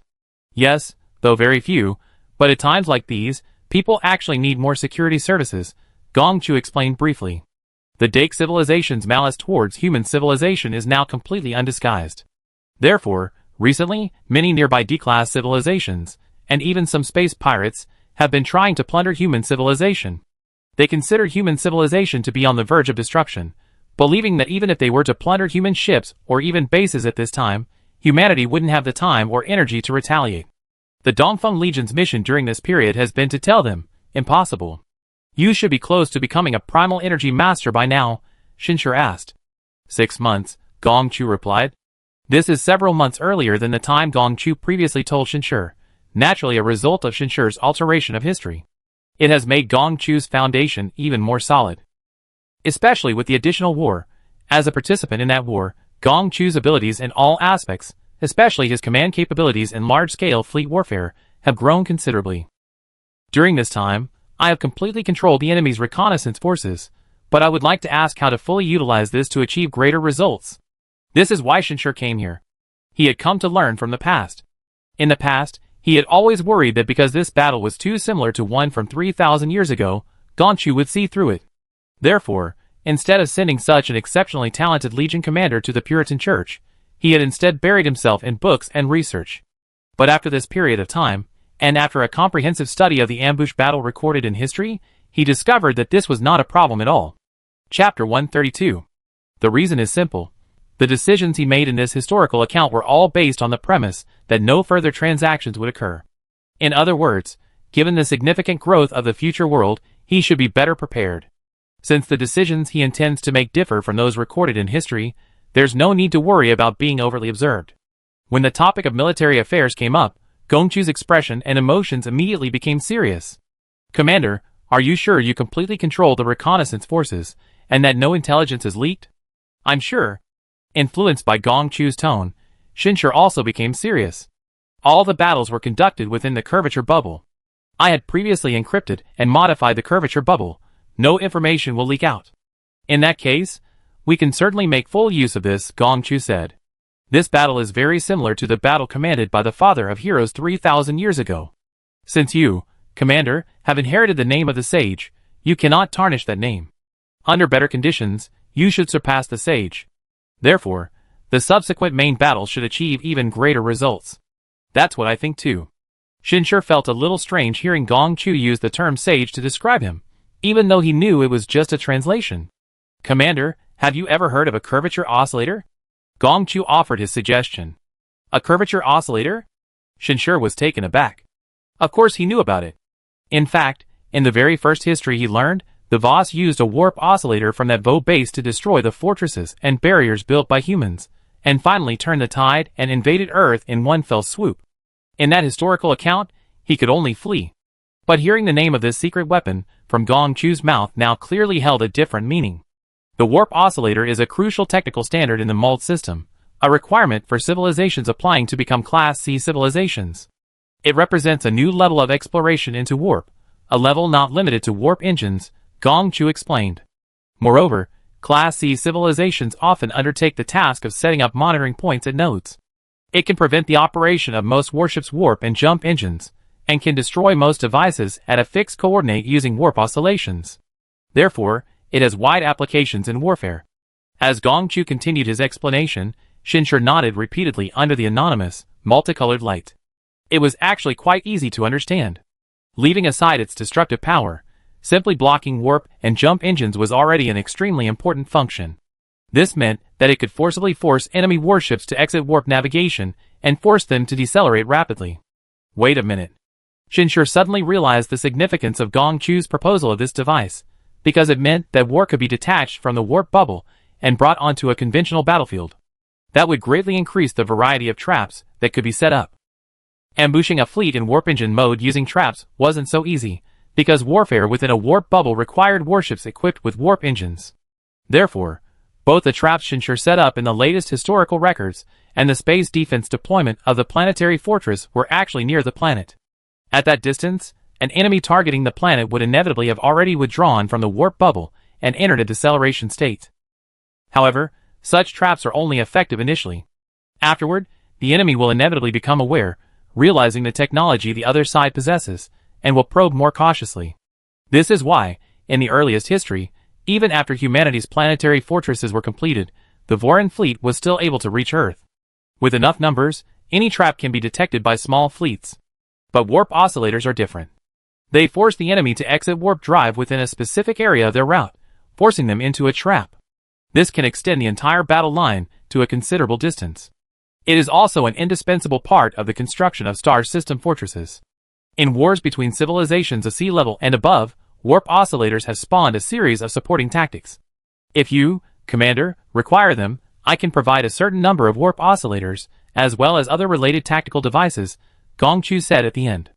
Then it's settled, Shinshur naturally did not refuse.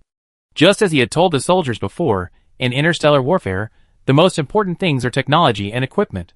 All other tactics, experience, and abilities revolve around technology and equipment. Therefore, to fundamentally change humanity's fate in the upcoming War of the Voss, technology and equipment are indispensable. This is another reason he sought out Gong Chu. Every day thereafter, Shinshur indeed set aside time to humbly learn within the black market. Although Gong Chu within the black market was merely a remnant of consciousness.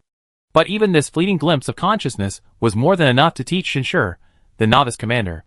It wasn't just about warp oscillators, it even included aspects of tactics Shinshur couldn't grasp. He began to truly understand what it was like to be mentored by a seasoned commander.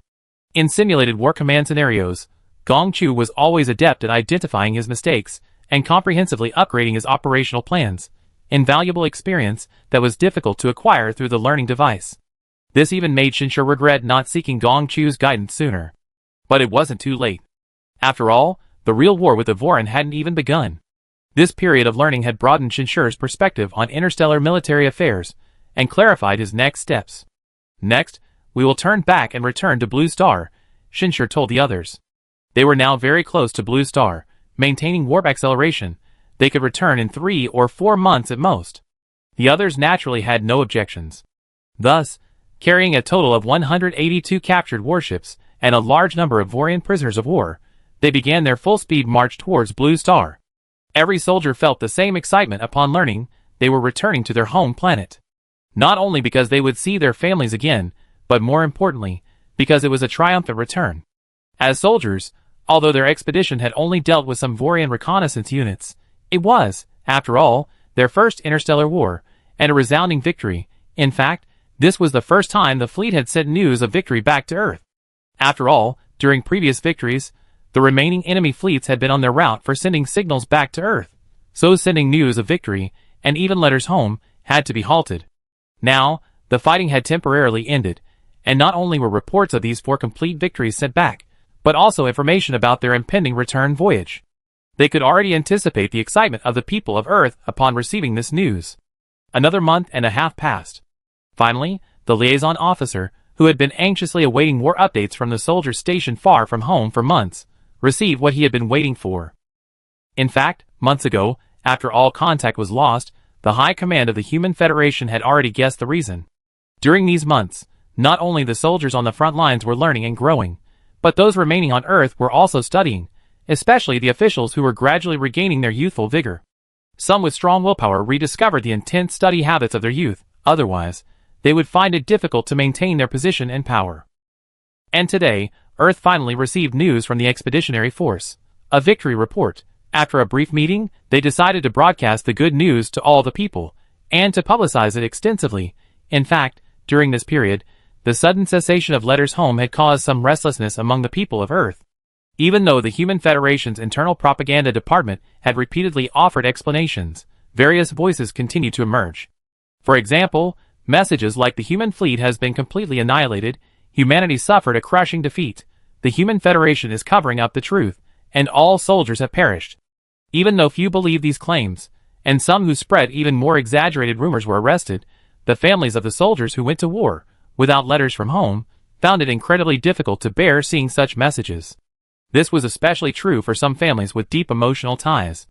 Yuina's wife had been frequently crying in the middle of the night for some time, constantly checking the family communication system, hoping to see another letter from Yuina, but each day brought only disappointment.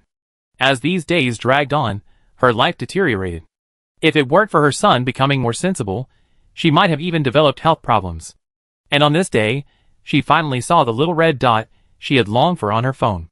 Her hands trembled as she opened it, hoping it would reveal news of her husband's safety, yet terrified of receiving the devastating news of his sacrifice. Before she could even open it, a pop-up window caught her attention. Great news! The First Fleet of Humanity has sent word of victory on its expedition. They have defeated the entire enemy reconnaissance force, captured 182 spaceships, and taken 4.2 million alien invaders prisoner. The First Fleet of Humanity is about to return for rest and regrouping. They will arrive in a month and a half. Upon seeing this pop-up message, Yuina's wife was instantly overjoyed. She then gritted her teeth and clicked the small red dot on the letter. To my beloved wife. Seeing this familiar opening, she chuckled, but then felt all her strength drain away, and she collapsed to the floor. The anxiety and unease of the past few days vanished instantly. Meanwhile, the entire internet was buzzing with excitement over this good news. They won? Holy crap! The enemy had so many warships just for reconnaissance. Is it true that not a single warship was damaged? Surprise! Such a surprise! These are the Volks? They're so ugly and short, completely different from what I imagined. What about the guys who said they have aliens perform a striptease? Can you even watch this? Yes. Why wouldn't I? I watch too. Ugliness doesn't matter, it's all about the atmosphere. Under Commander Shin's leadership, the entire army circled behind enemy lines and launched a surprise attack on a small enemy unit, achieving a great victory with superior numbers. Heaven knows how happy I was when I saw that sentence. Good. That's what flank attacks are all about. That's what superior numbers are all about. What's with all the martial ethics with aliens? Hilarious, I initially read it as superiority over numbers. It's really unvarnished. What embellishment. This is the commander we need. This victory report brought joy to the entire internet. Almost everyone was cheering. All sorts of people were praising it. Even the slightest dissenting voice, without needing any intervention from the internal propaganda department, would be met with a barrage of criticism and relentless attacks. The enlistment fervor, which had been gradually subsiding over time, surged once more. While the victory reports didn't detail some of the war's specifics, certain information still reached the public. That is, the human fleet possessed superior equipment, a more powerful intelligence system, and even more outstanding commanders and skilled warriors. Even if there was some exaggeration involved, the overwhelming victory in the first battle led more and more people to believe it. In wartime, victory is the only way to boost morale and public opinion. In the following days, more information about the war began to be revealed. What people first saw was the arduous training of the soldiers on the spaceships. Especially when they trained relentlessly to compete for a spot in the Star Hunter Squadron, to have the opportunity to step onto the most dangerous battlefield. The level of hardship, the burning fighting spirit, was enough to move everyone who witnessed it. Zhou Rui, who was promoted to lieutenant in this battle, was used as a model by the propaganda department. He didn't even need much embellishment. People could see his initial slenderness upon enlisting, his rapid growth after base training, his mutual encouragement with his comrades after boarding the ship, and his all-out struggle to obtain the Star Hunter qualification. Until the final promotional video, with a shout of armor on. His entire body was quickly covered by a jet-black outer armor, and at the commander's order, he charged from the warship into the vast universe. A scene that ignited the passion of countless young people. Chapter 133. Yes, Zhou Rui is a sensation. His fame isn't just due to his dedication and hard work, nor is it solely because of his achievements and the fastest promotion he's ever made. It's because people can see their own potential in him. After all, in the beginning, he seemed like most young people. Thin, unremarkable in appearance, and noticeably immature, even timid. But in the final scene, his features were rugged, his gaze resolute, and it was as if a flame burned fiercely in his eyes and heart. He became one of the most elite and courageous soldiers in the entire army, demonstrating his courage to all the young people who were initially like him. Not to mention that Star Hunter's jet black armor looked incredibly cool, although war is cruel. But the flames and bloodshed under the vast starry sky also possess their own unique charm. The ability to traverse interstellar space, to infiltrate enemy ships, and to launch a frenzied attack on enemy territory. This display of violent aesthetics, considered absolutely righteous by humanity, is exquisitely executed. Such scenes almost unleash the most primal violence within the human body, and as the fleet neared its return, the final video release ignited the nation's passion. It was a black suit of armor unlike any other, the Star Hunter armor. Surrounded by a massive enemy force, it moved as if in an empty field. The weapons in its hands emitted a dense glow, and with each swing, countless enemies were mercilessly destroyed. Despite being inside an enemy ship, it presented a complete and utter crushing of the entire enemy force atop the massive warship. This, of course, was footage of Shinshur during the first battle. The description of the short video clearly stated, in the first surprise attack, the commander-in-chief, to prevent the enemy ship's escape, charged it alone. Relying on his powerful primal energy mastery and superb combat skills, he successfully captured the enemy ship's captain, preventing the warship's escape and, more importantly, preventing the leakage of battle intelligence. This ensured the achievement of the strategic objectives. Charged directly into the enemy ship. Captured the enemy ship's captain? That's incredible. This news, this video, made everyone realize another side of interstellar warfare, that is, the level of individual power. This completely exceeded people's original understanding. They had never imagined that one person could be so powerful, besides admiration for Commander-in-Chief Shin. More and more people also developed a greater desire for primal energy. Because people are beginning to realize that interstellar space isn't just about the glory of races and civilizations, it also offers a stage for individuals. With ability, individuals can shine and forge their own future in interstellar space. Yes, this isn't just about enhancing Commander Shinshur's prestige, it's also part of promoting and popularizing origin energy training. With a growing understanding of interstellar society and interstellar warfare, the Human Federation has gradually recognized the importance of origin energy. However, previous efforts to promote it haven't yielded much impact. While soldiers in the military are constantly training, the general public lacks enthusiasm for training, hence the need for further promotion. Once an origin energy master emerges among humanity, all of humanity's training and dedication will coalesce into an undeniable force for the entire civilization. However, while propaganda was underway, public attention was primarily focused on the fleet's triumphant return. Families longed to see their loved ones on the expedition, the wider society eagerly awaited the first victory, and many wanted to express their sincerest gratitude and respect to the soldiers. The soldiers, too, longed to return home. We need to leave most of the prisoners on Jupiter, so we need to leave 30 warships here to guard them, Shinshurha explained. The fleet had already arrived at Jupiter. The journey from Jupiter to Earth is only about 10 hours, so this will become a major space base for future construction. Those remaining can work in shifts to ensure every soldier has time to return. However, we only have a maximum of 1 month of rest. This return to Earth naturally had other purposes. After all, the war wasn't over yet.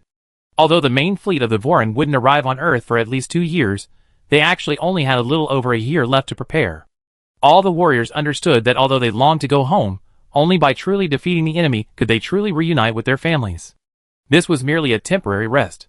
Therefore, after leaving most of the Vorian prisoners on Europa's glaciers, Shinshur led the remaining human fleet, along with all the captured warships, towards Earth. Compared to witnessing Earth gradually shrink when they left, witnessing the planet gradually grow larger before their eyes evoked a different feeling. And the emotions of the people on Earth were entirely different. The departure was filled with unease, but now it's filled with anticipation. From the very first light of this morning, every television and every video network displayed a large headline, "Welcome back victorious warriors." Clicking through, the first thing that appeared was footage of the lunar city. Yes, not only is a space city under construction, but construction has also begun on the lunar city, built upon the planetary fortress project. Before leaving, Shinshur had left most of the completed planetary fortress components on Blue Star, enough to support construction for the next 7 or 8 months. This was largely thanks to Gong Chu's accelerated production. The remaining majority is for space defense construction, which must be completed within the next year. However, besides this, Shinshur also has other plans. Now, as time progresses, more and more people are focusing on this welcoming ceremony. The host, wearing a nanosuit invisible to the naked eye, appeared to be standing on the moon, speaking directly to the camera. In 2 hours, we will see the return of humanity's first fleet. However, we still cannot see them with the naked eye because the fleet is currently more than 7 astronomical units away from us, 7 times the distance between Earth and the Sun.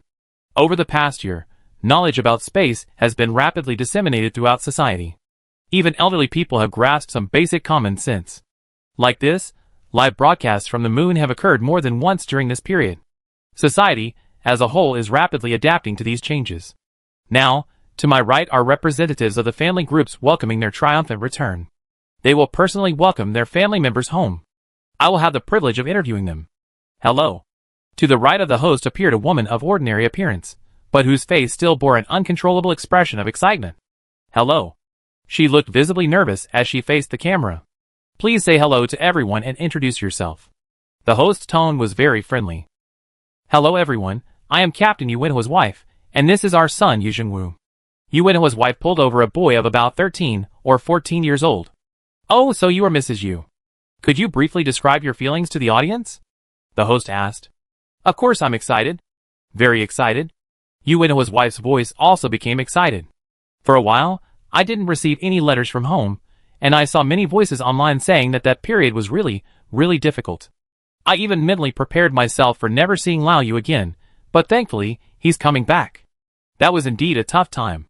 I believe that every family member of the soldiers who went to war felt the same way you did.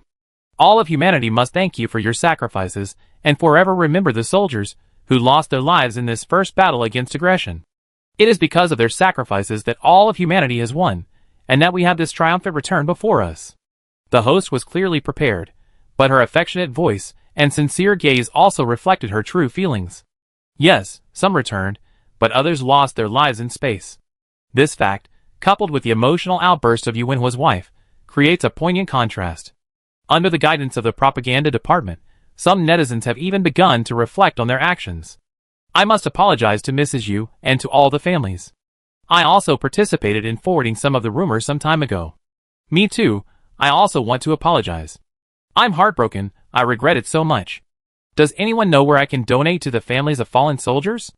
I want to express my apologies. There is no such donation. According to the latest Human Federation Army compensation law, all families of fallen soldiers, in addition to compensation, can receive good assistance and resettlement. However, we really cannot allow those rumors to harm the families of the soldiers. That's right. We can't let the soldiers fight desperately on the front lines, while their families are harmed in the rear.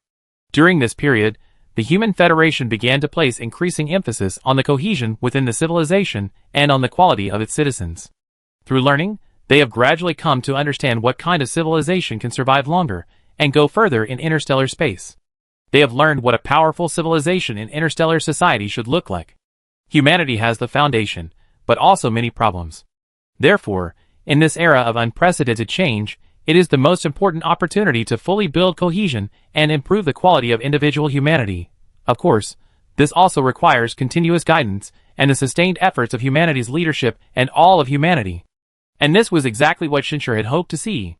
He didn't want to constantly strengthen humanity until it was truly capable of self-preservation in this perilous interstellar world, only to witness, 3,000 years later, humanity's destruction by internal strife. That would render everything he had done, everything he had sacrificed, meaningless. Therefore, when the liaison officer on Blue Star informed him of the need to hold a victory ceremony, Shinshur agreed without hesitation. Even a small victory was necessary for humanity to build confidence. After interviewing several family members, and even several families of martyrs, the camera finally focused on space. This time, people could see tiny dots in the frame. They're here. As the dots magnified, the appearance of warships began to emerge. However, compared to the human fleet's own ships, people were more focused on the enemy ships. The Voran warships, after their crushing defeat, look even more grotesque. The intertwined flesh and metal seemed to be displaying the terrifying image of alien invaders. Completely contrary to human aesthetics, it even evoked a sense of unease. Especially some warships, which bore complete piercings, with the flesh and blood still healing faintly visible. Brutal, dark, ferocious. People began to truly recognize. This was the real alien invaders, a monstrous beast bearing its fangs at humanity, in this dark cosmos. Given the chance, they would mercilessly bite down on humanity. If it weren't for Commander Shin's return and the emergence of the Starsea Company, what would people rely on to deal with these terrifying warships, these ferocious invaders? Faced with these warships laid out before them, many people truly understood humanity's good fortune for the first time. Of course, after this, even more cheers erupted. These cheers were for their valiant warriors, the best response to the victory they had brought back. Especially when those rows of black-armored warriors marched out of the warships in neat formation, then collectively removed their armor, revealing the warriors' tough, unyielding faces. The atmosphere worldwide reached a fever pitch. At this moment, Shinshur was in his void, watching with his wife as the warriors embraced their families, and also watching the joy of the entire world on Blue Star not far away. Don't you need to say something? AIXINR leaned against Shinshur's chest. No need, because this is just a small victory, Shinshur said calmly. People need the significance of this first victory to boost their confidence, but my focus should still be on the overall victory of the campaign. Perhaps only when we truly defeat the boss can I join them in the celebration of victory. That's true, but we can't be too tense all the time. A little relaxation is also necessary, AIXINR said, reaching out and gently massaging Shinshur's straight back, showing some concern for her husband. Chapter 134. For the past 6 months, AIXINR had been aboard the Void, sailing with the fleet through deep space and even witnessing several battles, but she hadn't actually seen Shinshur much. Yet, with each meeting, she could sense the changes in Shinshur more clearly. His military aura grew stronger, exuding the authority of a commander and general. The military is a place that can change a person. But AIXINR knew very well that her husband valued family life more. Even if ambition and desire drove him to work hard, it was ultimately for a better life. Shinshur looked down at his wife's stunning beauty. AIXINR was already possessing a beauty that would amaze at first glance, but after the cell-activating serum and the enhancements from futuristic products, she was even more breathtaking, as if she had stepped out of a painting, flawless. Furthermore, after marrying and undergoing rigorous primal energy training alongside Shinshur for over half a year in the vast cosmos, she possessed a mature and captivating charm. To say that a single glance from her could charm 100 hearts wouldn't be an exaggeration. Looking at her, Shinshur couldn't help but feel a pang of self-doubt. With such a beautiful wife by his side, a soulmate he could share, even a ruthless and powerful ruler would find himself lingering in her gentle embrace. Yet, he had been preoccupied with work. Even if it was due to his primal energy, if this continued for too long, who knew what psychological problems might arise? After all, the function of primal energy is to control emotions, not suppress them. You're right, I can't hold on too tightly. Shinshur finally relaxed, reaching out to encircle AIXINR's soft, boneless waist. Thinking back, he realized he had indeed been under too much pressure for the past 6 months. After all, the future history constantly reminded him of the consequences of not changing it. To this day, it wasn't so much ambition and desire that propelled him forward, but rather the threat and responsibility. Because Shinshur knew he could no longer easily say things like, if we lose, we can just run away. However, after examining his own heart, he also felt he should make some adjustments. Otherwise, even if he truly saved humanity, perhaps he would never have found what he initially wanted. I was planning to talk to the Human Federation Council today, but maybe I should do what these soldiers do, and take a few days off to spend with my family, Shinshur said softly, rubbing his cheek against AIXINR's smooth face. Let's go home and invite Mom, your parents out for a meal. Okay, I make the call.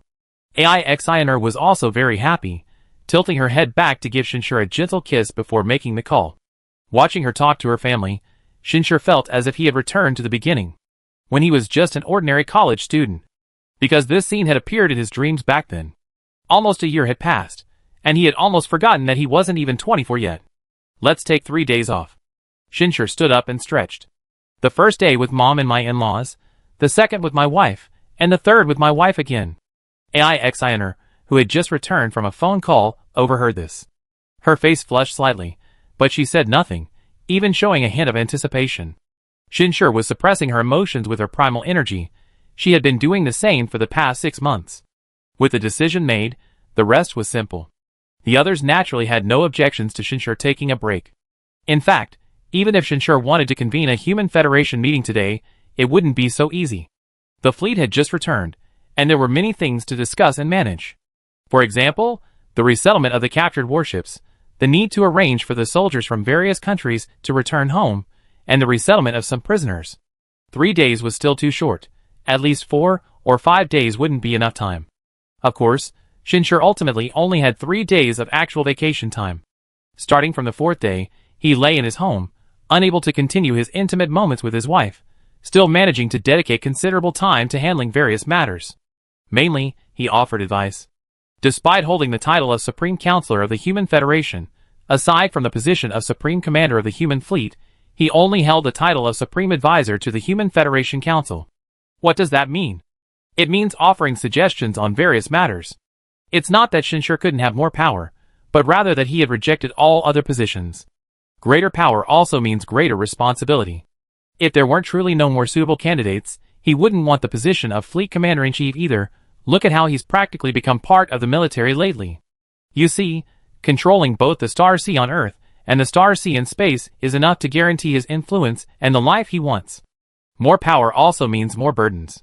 But there are some things, especially in the early stages of human civilization, that he can't escape. For example, right now, Shinshur's communications haven't stopped. Those prisoners don't need to be sold. Their value as energy batteries isn't high. With me here, we won't lack that money. My suggestion is to keep them to accelerate our assimilation of interstellar technology. They're also excellent interstellar workers. No, those captured warships can't be added to our fleet.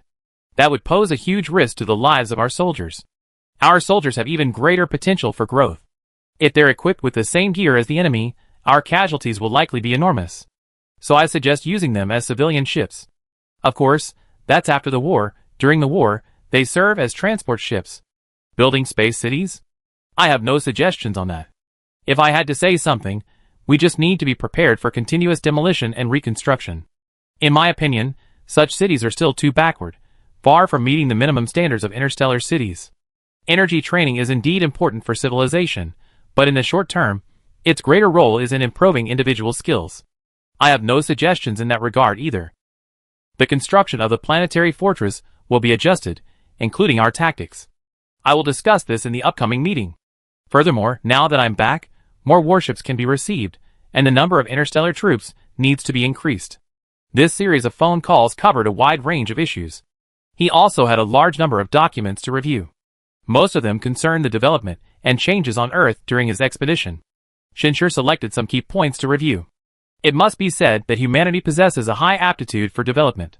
In just 8 or 9 months since his departure, the industrial transformation of Earth has been largely completed. Many industries have transitioned from traditional to high-tech, especially in heavy industry and energy.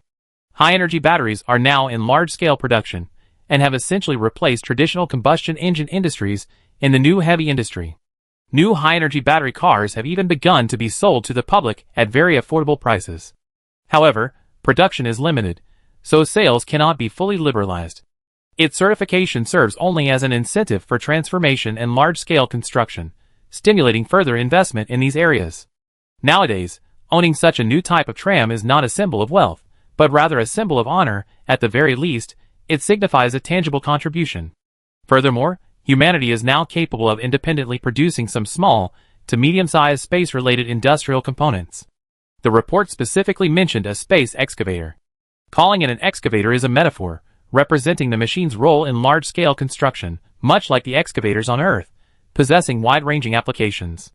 Although it appears to be merely a spacecraft equipped with 2 large hands, it utilizes numerous cutting-edge technologies currently applicable to human use. These include high-energy batteries, magnetic levitation space engines, high-strength materials, and automated mechanical control programs. Aside from high-tech products directly manufactured from interstellar production lines, this space excavator is practically a culmination of humanity's current advanced technologies. This is likely the first time since modernity that cutting-edge technology has been applied to the civilian sector. It also represents a comprehensive upgrade of existing human industries, demonstrating that human civilization is indeed making great strides in its technological development. Shinshur was naturally satisfied with this. Achieving this level in less than a year was already an extraordinary effort. Although it still seems far from perfect, it's already on a high-speed train, rapidly catching up. Once some of the technicians among these prisoners are put to use, it should further accelerate human development. For humanity at present, the Vote People's technological level is indeed the most suitable for learning. Isn't the future development of humanity built on the victory in the Vote People's war? Furthermore, given the future world that Shinshur possesses, given enough time, Catching up shouldn't be difficult. So, it's all about time. Shinshur wasn't too worried about the internal development of these civilizations. He only needed to provide the technology and conditions. Under external pressure, humanity would naturally seize the opportunity. Shinshur's true focus was on the upcoming battle. 6 days after his return, Shinshur convened a high-level meeting of the Human Federation. Nearly 100 people participated. Besides senators, there were many other important figures, such as Todd and others, as well as representatives from various factions. Therefore, security was at its peak, and secrecy was also maintained, entirely handled by the Star Hunter team, a level of standard for interstellar travel. After all, if anyone were to drop a nuclear weapon into this meeting, the increasingly mature Human Federation system would likely suffer a devastating blow in an instant. Shinshur stood on the podium early, watching the Federation's high-ranking officials from all over the world continuously enter and take their seats, feeling a sense of anticipation. He had never imagined he would one day stand in such a position. It's worth noting that although human civilization has become more interconnected, the concept of nation-states hasn't faded. This is because competition is necessary within human civilization. As long as competition is kept within reasonable limits, it can be a driving force for the accelerated development of civilization. However, Shinshur didn't pay much attention to these matters, nor did he interfere in any way. Human energy is finite. Right now, he was already doing his utmost to fulfill his role as the fleet commander, a position he had been forced to assume, and to rewrite the fate of humanity in this war. So once everyone had arrived, he stood on the platform and, without saying anything else, went straight to the point. I heard everyone's been emphasizing efficiency lately, so without further ado, I believe you all seen the videos of the interrogations of prisoners. The Vos fleet is clearly heading towards Earth. The warnings I brought back have been confirmed. The audience fell silent. Electronic devices weren't allowed at this meeting, so Shinshur didn't conceal his appearance. For many, this was the first time they seen him. This was the man who, a year ago, returned from space, informing them that an alien fleet was heading towards humanity, about to invade Earth. At that time, faced with the undeniable evidence of spaceships and aliens, they dared not disbelieve. Then, a series of changes occurred over the past year. And now, this news has finally been definitively confirmed. The Vorin captives even revealed another astonishing truth to them. The entire planet Blue Star had actually been discovered by the Dick civilization thousands of years ago. However, at that time, human civilization on Blue Star was incredibly primitive, not even qualifying as an intelligent race, and therefore not worth cultivating. Thus, the Dick civilization left it to fend for itself for millennia. After all, thousands of years ago, the Dick civilization was only a D-level civilization, striving to reach sea level, and didn't have the resources to focus on such a weak civilization. Therefore, their planet, their human civilization, had essentially always been nothing more than livestock being raised on Blue Star, only recently abandoned to the Vorin fleet. Or perhaps, as a reward for the Vorin fleet. Chapter 135. This undoubtedly further exposed the darkness within this starry sea and the mud system, confirming that everything the man before them had told them was true. From this moment on, some people truly believed everything Shinshur had said, believed in the mud system, and even more so, believed in the darkness of the universe, faced with undeniable reality. No longer did they have no choice but to believe. Therefore, at this moment, Shinshur felt gratitude, as well as bewilderment and fear, from many people. Perhaps with Shinshur's help, they could defeat the Vorin civilization, but what about the Dake civilization? What about the mud system? Ordinary people might cheer for what seemed like a fruitful victory, but these people, from everything Shinshur had told them, from everything the alien prisoners had told them, saw that beyond this insignificant victory lay boundless darkness, an abyss with no way out. Shinshur sensed these people's emotions. And this was, in fact, within his expectations. Another significant aspect of this war was that it allowed Earth to truly begin to engage with the Mulder system, rather than simply learning all the information from one person. After all, how could one person's account compare to the combined truth of 4 million Vorian prisoners? Fortunately, a year ago, you all heeded my warning and grasped the glimmer of hope I offered. Shinshur's voice drew some of the attendees back to the main discussion. He raised his voice slightly. Without your unity and dedication, without the efforts and sacrifices of all humanity and our warriors, there would be no victory in this first war, and this victory is of paramount importance to us. A burst of enthusiastic applause erupted from the audience. However, many were not particularly excited. In their eyes, this victory, at its core, was merely the elimination of a portion of the enemy's reconnaissance force due to overwhelming superior equipment.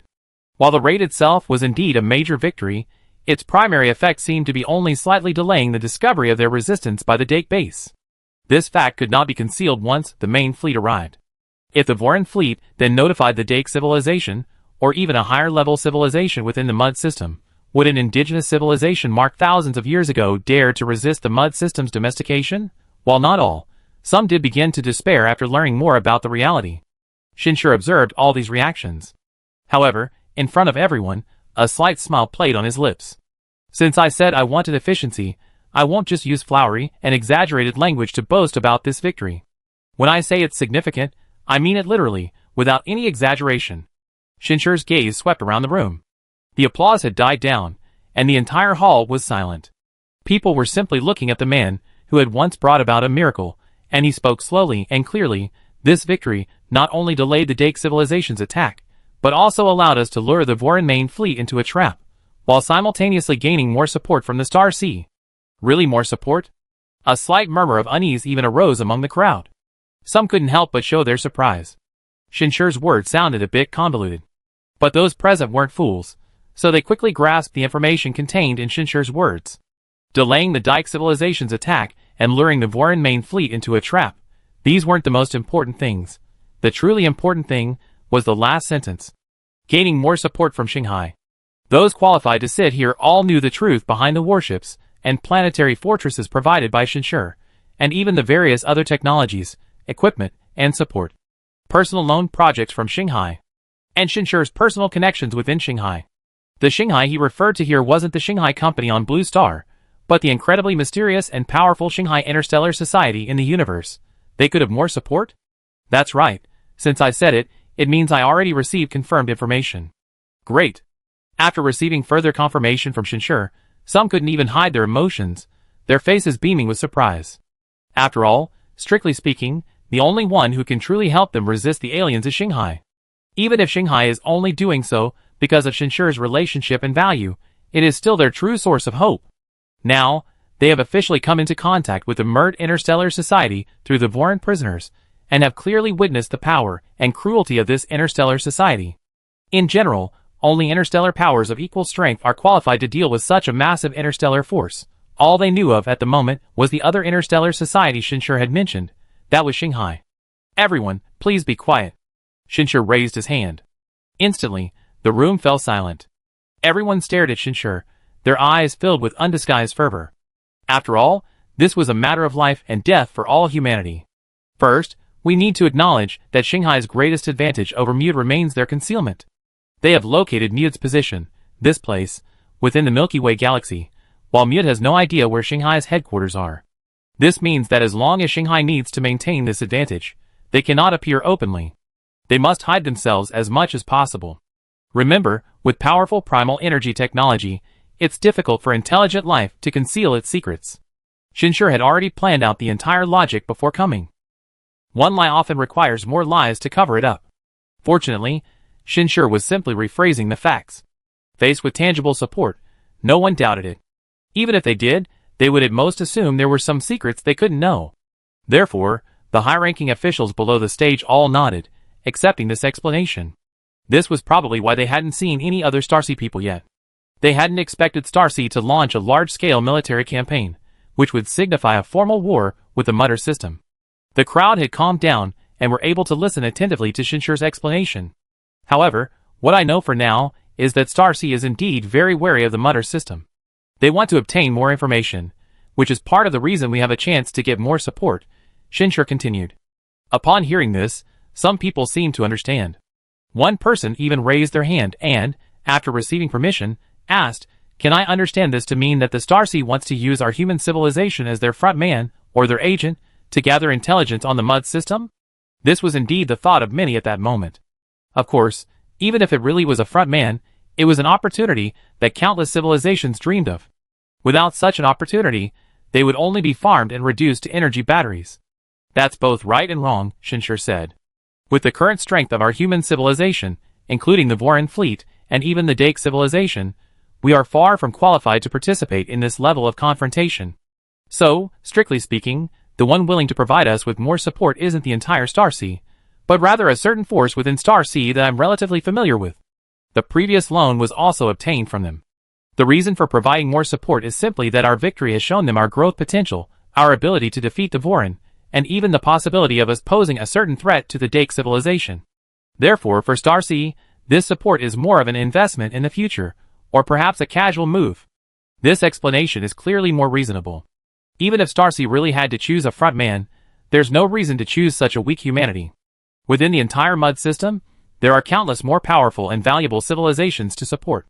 But if it's just a casual move placed because of Shinsur's existence and humanity's potential, then it becomes understandable. Immediately, another hand rose. It was a man from the east. After receiving a signal from Shinsur, this man, whose age was impossible to discern from his appearance, stood up and said, "Mr. Shin, I have 2 questions. First, since it's just a minor strategic move, can it give us hope of defeating the Vorin, especially considering the Dake base behind them that directly threatens Blue Star? Second, is this small victory, achieved with superior equipment and numbers, enough to make them see our growth potential and even believe we have a chance to threaten the Dake civilization?" Hearing these questions, Shinsur couldn't help but admire him. In such a short time, he not only clarified the entire logic, but also directly asked the crucial questions. These were also the 2 questions that the others were most concerned about. The first concerned whether humanity could survive the current crisis and continue to exist for a while longer against the powerful darkness of the Mud system. The second concerned the specific reasons for this support and also the more distant future. If Shinsur hadn't been prepared, there might have been some oversights. "I answer your second question first," Shinsur said slowly. "First of all, this victory wasn't as simple as you think. We did have a superior equipment advantage, but as a force that had only been exposed to interstellar training for a few months, our troops were simply unable to fully utilize that advantage. Some functions on the warships were still locked down. Furthermore, this was a communication system capture operation where no mistakes were allowed. You already have some understanding of the battle process, and should be able to see the risks involved." Shinsur's words were not wrong. Even with better equipment, this small-scale battle was still a huge challenge for humanity's interstellar forces.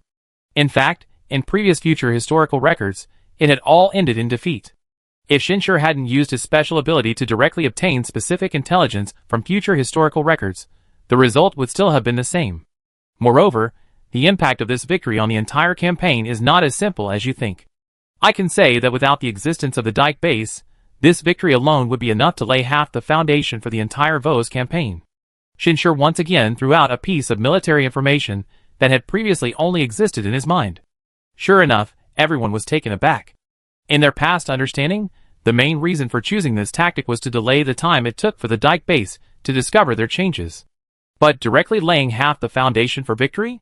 Could it be, just based on the trap you mentioned earlier?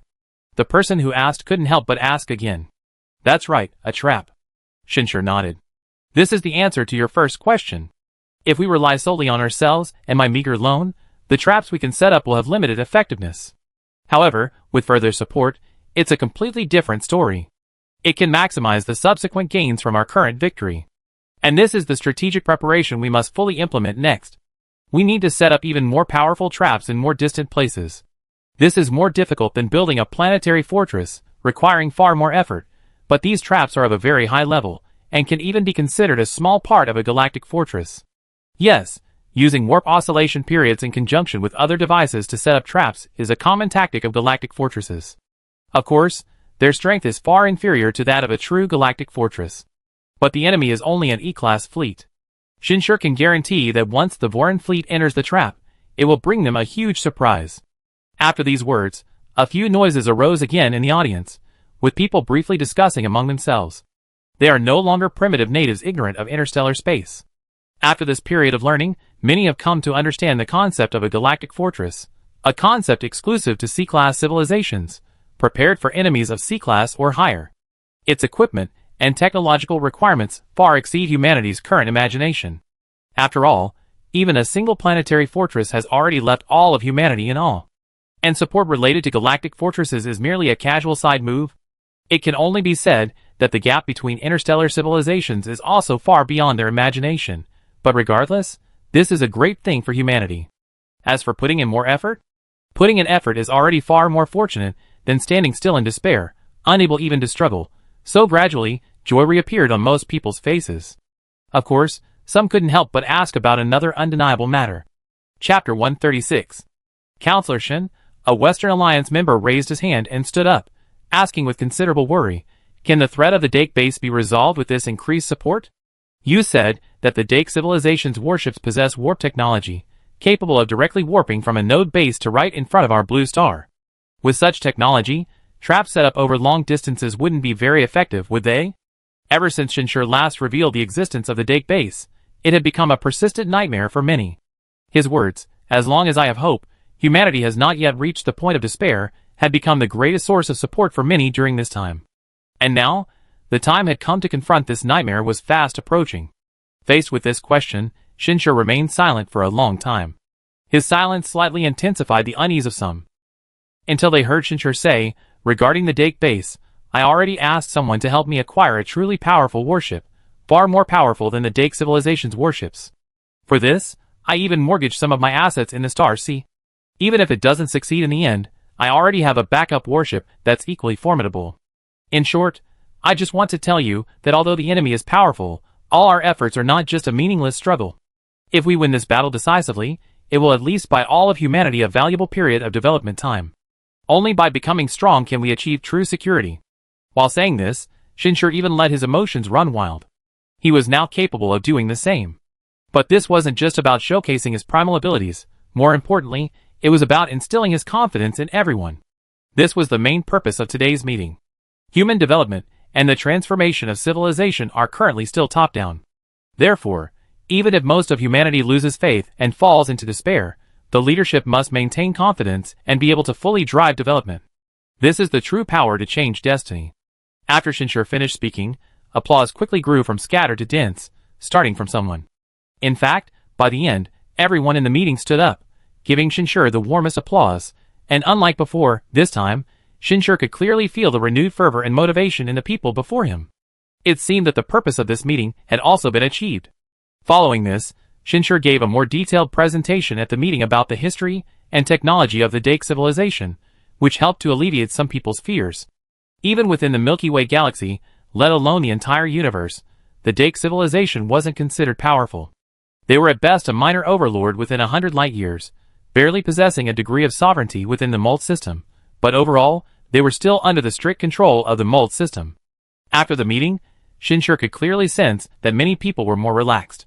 This made him realize that anyone in a high position needs to know how to manage their stress. Even if the situation remains dangerous, as long as there is a goal, hope, and a plan, there's no need to be overly tense. Therefore, after that, Shinshur no longer focused all his attention on just one thing, as he had initially. He was still very busy, with many things requiring his involvement or advice. However, he began to try to manage his time better. For the next 10 days or so, Shinshur worked from 4 a.m. to 10 p.m. every day. Although it was still much more tiring than a regular job, it was far better than having no rest at all. After all, he could replace 10 hours with 10 minutes of sleep. And surprisingly, he was still able to handle most things, including his studies and training, without much decrease in efficiency. "It's so much more comfortable on Blue Star," Shinshur said with a slight sigh as he strolled through the night market in Haicheng, holding AIXINer's hand. "Honey, don't you think it's much more lively here than before?" AIXINer was wearing a light blue dress, without any adornment or makeup, her hair simply tied back. She was eating a large skewer of grilled meat, her mouth greasy and unrefined. So, her beauty didn't cause much of a stir here. But Shinshur looked at her, and felt she was even more captivating, because she exuded a sense of life. On the Void, no matter how beautiful she was, it was ultimately too cold and lonely. But here, amidst the bustling crowd, she seemed instantly vibrant. It is indeed much more lively. Perhaps it's because everyone's work pressure is much greater now, so when they have free time, they want to seize the opportunity to relax, Shinshur said sincerely. "It's not that complicated." AIXINer shook the barbecue skewer in her hand, took a big bite, and her face was full of satisfaction. "I think it's just because now I don't have to worry about gaining weight, getting a sore throat, or being unhealthy. I can eat to my heart's content." Shinshur looked at her originally fair face now covered in grease, and couldn't help but be speechless. "Do you think everyone is a foodie like you?" "I never thought I would ever have such a satisfying time to eat in my life," AIXINer said vaguely. "From a very young age, I experienced the troubles of being human. I can't eat too much ice cream, too much chocolate, too much spicy and oily food. And that's when I'm young. When I'm in my 30s or 40s, when I'm older, there are even more troubles. Life is short. You get old easily, gain weight easily, lose hair easily, get sick easily, and it's hard to be truly happy. Life is so much better now than before. That's because you're good looking. With such beauty, naturally more people care about you than others. Shinshir shook his head. If it were a guy, he wouldn't have these worries. Who said that? AIXINA rolled her eyes at Shinshir, her long-time nitpicking spirit flaring up. Don't believe me? Just ask anyone, see if life is much better now than before. Like that guy over there eating skewers, judging by the way he eats, I guarantee he was a 200-pound fat guy a year ago, he wouldn't have wanted such a beautiful girlfriend. The handsome young man clearly heard AIXINA's words, and almost spat out the meat in his mouth. I used to only weigh 180 pounds, okay? Girl, don't reveal my past in front of my girlfriend. It's okay. His girlfriend, whose looks were at least an 80 out of 100, covered her mouth and chuckled. I used to weigh about the same as you. The young man's expression turned horrified. AIXINA couldn't help but burst into laughter, her body trembling. Even with oil stains covering her face, her soft, sweet laughter attracted many onlookers. Shinshir couldn't help but chuckle as well. He could naturally tell that the girl was just joking. However, perhaps AIXINA was right. Technological advancements can indeed bring people a better life. This is undeniable, especially the development of biomedicine, which directly benefits all of humanity. Shanghai Company has made a significant contribution to changes in people's lives. In the past year, Shanghai Company's logo has become ubiquitous, and its products are countless, almost becoming synonymous with extraterrestrial high technology. Even without making a profit as its core objective, Shinshir has still accumulated a vast fortune on his books. However, having accumulated wealth to this level, it has become largely meaningless for now. It can't buy spaceships, nor can it purchase other advanced products from interstellar societies. Therefore, Shinshir has come back with a massive project in mind, intending to spend all his wealth as development funds for the entire civilization. Only as the civilization grows stronger will his wealth become increasingly valuable.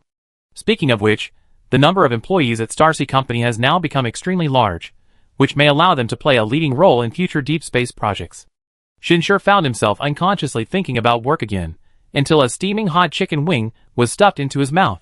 Why am I eating alone? Be careful, I become a 180-pound fatso too. AIXINA pouted, clearly annoyed that Shinshir was distracted while shopping with her. They had agreed to focus entirely on work when they were working, but to cherish their time together during their breaks. Nothing outside tastes as good as what you make, Shinshir said, making her beam with joy. Really? Then let's buy some ingredients later, and I make it for you when we get back. Oh, speaking of which, we need to replenish some supplies on the Void. You don't have time, so I call Songyao and ask her to prepare. AIXINA happily activated the latest virtual screen on her wrist. Neither Shinshir nor AIXINA suppressed their emotions while strolling around, sometimes becoming slightly impulsive. But they both enjoyed this feeling. Unfortunately, happy times are always fleeting. After the fleet returned and a 2-week rest period, the Human Federation finally launched its next massive project, Deep Space Construction Recruitment.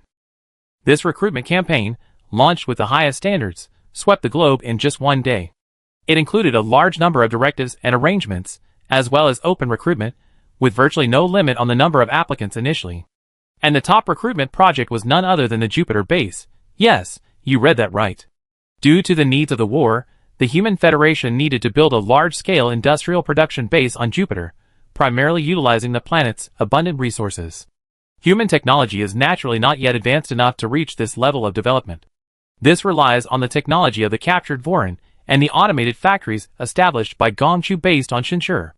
The products produced include, but are not limited to, various weapons of war and heavy industry for civilization's development.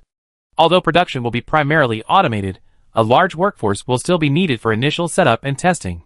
Furthermore, this location will become a crucial interstellar base for humanity's interstellar forces, making the construction of an interstellar city necessary. This massive recruitment notice naturally caused a sensation. This isn't simply building a city in space on Earth, it's going to Jupiter, that distant and enormous giant planet, especially since the recruitment notice also states that after completing the production and military bases on Jupiter, there's a possibility of participating in military deployments in even more distant locations. The internet is buzzing with heated discussions. I want to go. I've been to space before, but I don't know what Jupiter is like. This time we truly entered the future. You're only just realizing we entered the future? I feel like we've been in the future since the space elevator appeared. The company sent a transfer order. I'm going to Jupiter too, and this time it's a military project. A significant portion of the staff must obey unconditionally. The war isn't over. The war preparations aren't over. Wherever the country needs me, I go. Is the 10-hour space travel time mentioned above real? Will those captured warships be used as military transport ships? Is the era of interstellar migration about to begin after only 1 year? Could we double the supply of upgraded cell-activating agents, offer a certain number of body modification slots, and even provide subscription slots for high-energy electric vehicles? The conditions are so generous, and we can even bring our families. What else is there to say? Let's go! Unlike the beginning, when the only way to accelerate transformation and mobilize people was through the threat of war, now every project in the Human Federation has many more ways to mobilize. War is still a reason. But in addition, there are priority access to advanced technology products, better and greater economic rewards, and more prestigious rewards that significantly enhance social status. This series of measures is enough to create a frenzy of applications in society. In fact, it is indeed so. Even Shinshur, during his walks and breaks, heard all sorts of people discussing it in the streets, restaurants, and shops. Some even thought it was a great opportunity for development, and were preparing to bring their families. The promise to evacuate all non-military personnel before the war also dispelled some people's concerns. The number of applicants began to increase rapidly. Even some of the more than 800 biological warships originally intended for interstellar force training needed to be diverted to transport personnel. A massive interstellar construction project was about to unfold in this era, when Shinshur took some time to visit Jupiter and retrieve the series of heavy industrial production equipment that Gong Chu had given him through the black market. He discovered that history was once again about to change. Chapter 137. Humanity possessed a production base on Jupiter and the experience to build such a base, providing a significant advantage for the subsequent 300-year-long Vol War. Therefore, humanity's victory over the Vols was brought forward by more than a decade. The progress of the future world star system Fortress project also accelerated. This made Shinshur realize that not only war-related changes, but also developmental changes, could have a series of positive impacts on the future 3,000 years later. The reason he hadn't seen this before was probably because the impact in this area wasn't significant. But even if it wasn't as dramatic as the impact of war, it was still a gradual process, accumulating to add weight to the change of humanity's fate. This made Shinshur begin to pay attention to this aspect. Before this, he hadn't really paid much attention to the speed of human development. After all, the war was only 2 or 3 years away, and no matter how much human civilization developed in those 2 or 3 years, it wouldn't help the war much. The construction of star system fortresses, the training of interstellar forces, including the deep space traps to be deployed, human civilization itself couldn't offer much assistance. Even the space cities that were recently promoted don't actually offer much help in the war. While space cities are said to be relatively safe, Shinshur's strategic goal has always been to prevent the Voran fleet from reaching Earth. As long as that's achieved, whether the space cities are completed on time or not won't have much impact. All these factors combined have led Shinshur to pay little attention to the internal development of human civilization. Instead, it was an attitude of indifference. But now, he seemed to see a different meaning. Especially considering the timing, the future world crisis would erupt before he dealt with the Voran. The next tribute, and the next investigation launched by the Dake civilization, are only a year away. Shinshur asked Gong Chu after finishing his interstellar warfare training that day. Is the assessment for advancing to a sea-level civilization completed before then? That's right, the time frame is very tight. Gong Chu's lingering consciousness was clearly closely monitoring relevant information. Currently, the assessors from the AES civilization have already begun a comprehensive assessment of our civilization. They're very efficient. If we succeed, the Dake civilization's investigation will be suspended a year later, because as a fellow sea-level civilization, they will no longer be qualified to investigate us. Gong Chu didn't say what would happen if they failed, but his emotions conveyed that outcome. Human civilization would only have one path left, a fight to the death. Don't think that success means you still have to fight the Dake civilization, so it doesn't matter. The gap between the two is still enormous. The most obvious difference, if successful, is that a war between two sea-level civilizations would be conducted under the rules of the Mud system, and might even offer some protection to both sides, because the Mud system profits from the war. This can be considered the mud system's method of nurturing civilizations above sea level. At sea level, they no longer need to periodically hand over their own races to the mud system, nor are they subject to strict investigation and supervision. Nominally, they possess a certain degree of autonomy. However, not having to hand over resources to their own kind doesn't mean they don't have to pay tribute.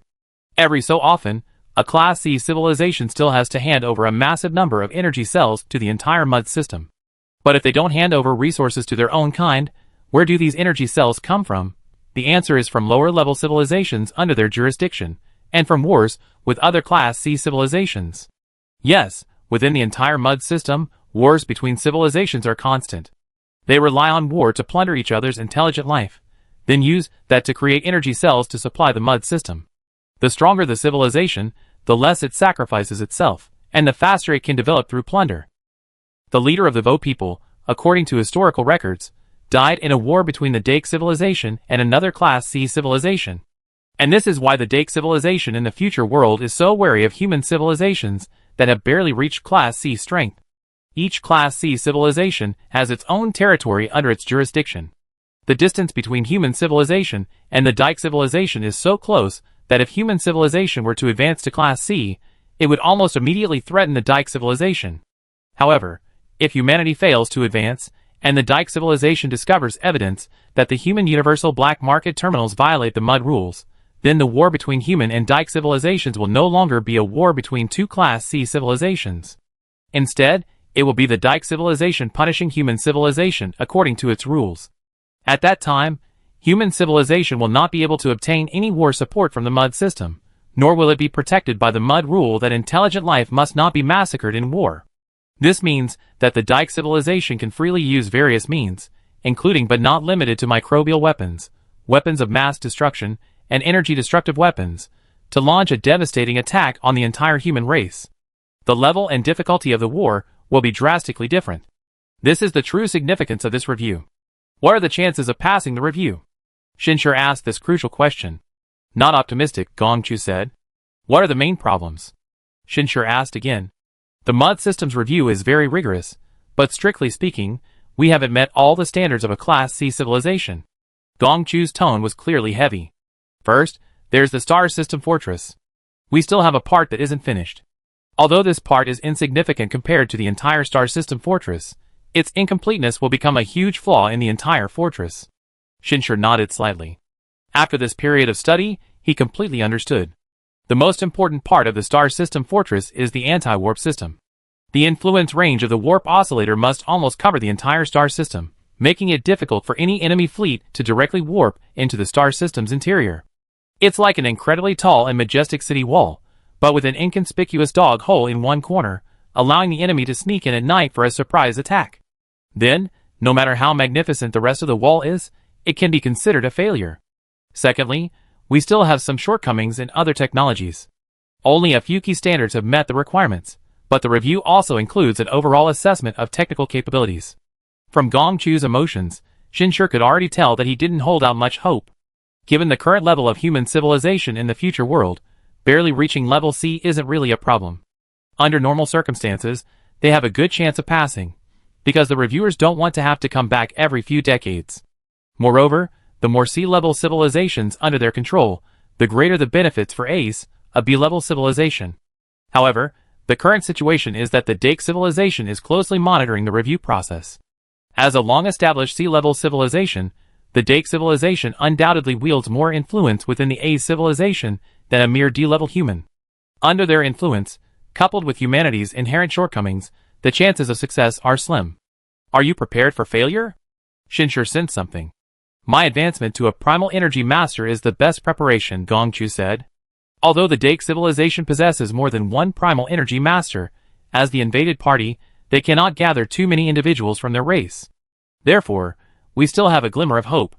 Yes, only a glimmer. This glimmer of hope was brought by Shinshur. It was this glimmer of hope that made Gongchu, and even the collector, willing to trade themselves and everything they had for Shinshur. But if it was merely this hope, then Shinshur actually felt unworthy of it. If the star system fortress is completed and the relevant technology is available, will it guarantee an advancement? Shinshur asked. Of course, that would fully meet the standards of a Class C civilization. The influence of the Dake civilization wouldn't matter. However, this it doesn't exist, Gong Chu replied, unaware of Shinshir's question. They were already working diligently on the final stages of the star system fortress, but it would take at least 70 or 80 years, and the review process was already underway. However, his leader seemed to be asking this question casually. The conversation then veered off to other topics. Is there any way to further accelerate the development of a G-level civilization? Shinshir asked. I plan to dedicate myself to nurturing the indigenous civilization on the life-bearing planet I discovered. I believe their cultural heritage may have the potential to produce origin energy masters. If that's the case, then it's indeed worth nurturing. This time, Gong Chu didn't remind Shinshir of the indigenous civilization's potential rebellion. One reminder was enough. Shinshir had clearly stated his position. With the origin energy seal, Gong Chu only needed to obey. After a moment's thought, he said, the development of civilization ultimately boils down to two main aspects: the ascent of knowledge systems and the application of technology. In terms of technological strength, there are devices that require a certain price but can rapidly advance the establishment of knowledge systems. Technological applications can also be addressed through more complete production chains. Although he had already given Shinshir quite a few production lines, those were only relatively simple production lines and didn't constitute a complete production chain. The production chains of the future world are far more complex than those of modern industry. It needs to advance in tandem with knowledge reserves, constantly climbing from the initial field. This is no longer simply providing knowledge, it's genuine support, helping a backward civilization quickly establish a vast and advanced industry. Then let's do it this way. Hurry up and send the equipment and production chain over, Shinshir decided directly, without even asking if there were any difficulties. Perhaps Gong Chu couldn't understand, or might think he saw no hope for human civilization and wanted to squeeze as much as possible out of their home planet. But Shinshir had no way to explain. He couldn't very well say, giving me these things will ultimately change your future world, allowing your application to advance to a sea-level civilization to succeed. So, he simply gave no explanation. This was clearly not a requirement that would threaten the survival of human civilization, so Gong Chu couldn't disobey his orders, and simply nodded to indicate that he understood. Moreover, Gong Chu was extremely efficient. Just 5 days later, the device that can rapidly advance the establishment of a knowledge system that Gong Chu had mentioned had already been delivered. The full name of this device was Full Immersion Mind Acceleration Learning Device. It could be understood as an upgraded version of a learning device, or even a combination of a learning device and a consciousness linking device. However, it was clearly not intended for ordinary people, and as Gong Chu had said, using it required paying a certain price. This price, in Shinshir's eyes, was not insignificant. However, if applied correctly, it could even allow humanity's technological advancement to approach D-level in less than 200 years. That's approaching D-level. In the earliest part of human history, after nearly 600 years of defeating the Voss, how long did it take to successfully advance to D-level? 1,300 years. This was achieved with the help of the Voss spoils of war. Even in the present history, after 300 years of defeating the Voss, it took another 300 years to successfully advance to D-level. Keep in mind, this was after inheriting Shinshir's legacy. Shinshir's current information database possesses a complete knowledge system ranging from G-level to near C-level. Equivalently, this device could reduce the time required for humanity's technological advancement by more than half, even with the current high-speed train speed. Unfortunately, this thing can only accelerate knowledge-based learning, not primal energy training or soldier training, Shinshir sighed softly. Then, he immediately made a phone call to Todd. After gathering the relevant information, Todd, along with various systems within the Human Federation, immediately began taking action. Just 1 day later, Shinshir received a call from Todd. Congressman Shin, we're ready to take over. Would you like to come and see for yourself? Sure, Shinshir agreed. He had been paying attention to many things on Earth recently, but he hadn't really focused on the field of scientific research. In fact, this field is somewhat awkward in the current state of human civilization. Everyone knows that scientific research is extremely important. It relates to the future of human civilization. But another reality is that it cannot help humanity in the face of the war crisis. Achieving mass production of high-energy batteries? Designing a space excavator? These are places that can certainly showcase their efforts and achievements. But that's all. Chapter 138. However, now that he had obtained such a device, Shinshir intended to pay close attention to this field, as it currently held the greatest promise for helping the future world successfully advance. Therefore, after Todd extended the invitation, Shinshir accepted without much hesitation. Furthermore, he didn't travel directly to the destination aboard his own warship. Given his current status, this could be considered a formal inspection. At the agreed-upon time, Shinshur boarded a transport plane on Star Island. He noticed that this transport plane was significantly different from previous aircraft. Its power engines were no longer mounted on the tail, but directly on the wings, achieving a helicopter-like takeoff effect through two hollow propellers on each wing. This is a breakthrough in engine technology brought about by high-energy batteries, right? Shinshur said after boarding. It is indeed based on energy revolution, but it's not just that. The technology provided by Star Sea Company also includes more advanced engine technology, which is also closely related to breakthroughs in materials technology and related processes. A glint of extra light seemed to flash in Todd's eyes. He had also undergone some physical modifications. Not in terms of combat prowess, of course. Just some mind control chips and a storage library, allowing him to quickly access the information he wanted. To achieve this level in just 1 year is already quite remarkable, Shinshur murmured in admiration. He felt quite good about this transport aircraft. Even though he was very close to the engine, the noise was extremely low, and the flight was very smooth. It could not only take off from the spot, but even its accelerated speed surpassed that of his previous fighter jets. At least recently, it's more than 20 years ahead of the technology of a year ago. It's sufficient for transportation and logistics on Earth. However, it's also clear that it's insufficient for applications in places where current human civilization needs it more, and where it's more dangerous, such as Jupiter and Mars. In these areas, we still heavily rely on transport aircraft produced by the production line Shinshur brought. But such a production line cannot be expanded. Humanity cannot build such a line. This is the incompleteness of the production chain. In some more advanced technologies, it's not just a matter of the production chain. For example, anti-gravity engines, humanity hasn't even fully mastered the related technology, so how could they possibly know how to produce those millions of different components? What parameters should they adhere to? Even copying them wouldn't be enough. Technological knowledge and the production chain are both indispensable. The faster development needs to be, the less one can walk on one foot, otherwise, the faster the speed, the harder the fall. After briefly reviewing the requirements for rapid technological development in his mind, Shinshur boarded a transport aircraft and arrived in a desert in the Eastern Kingdom. The research center was established in this location not to prevent leaks or protect secrets. Currently, the transformation of Earth is largely complete. The old reactionary forces that attempted to obstruct this transformation by force have been largely eliminated. In scientific research, there is a high degree of global cooperation, so there is practically no need to worry about espionage or data leaks. Those capable of doing so would not.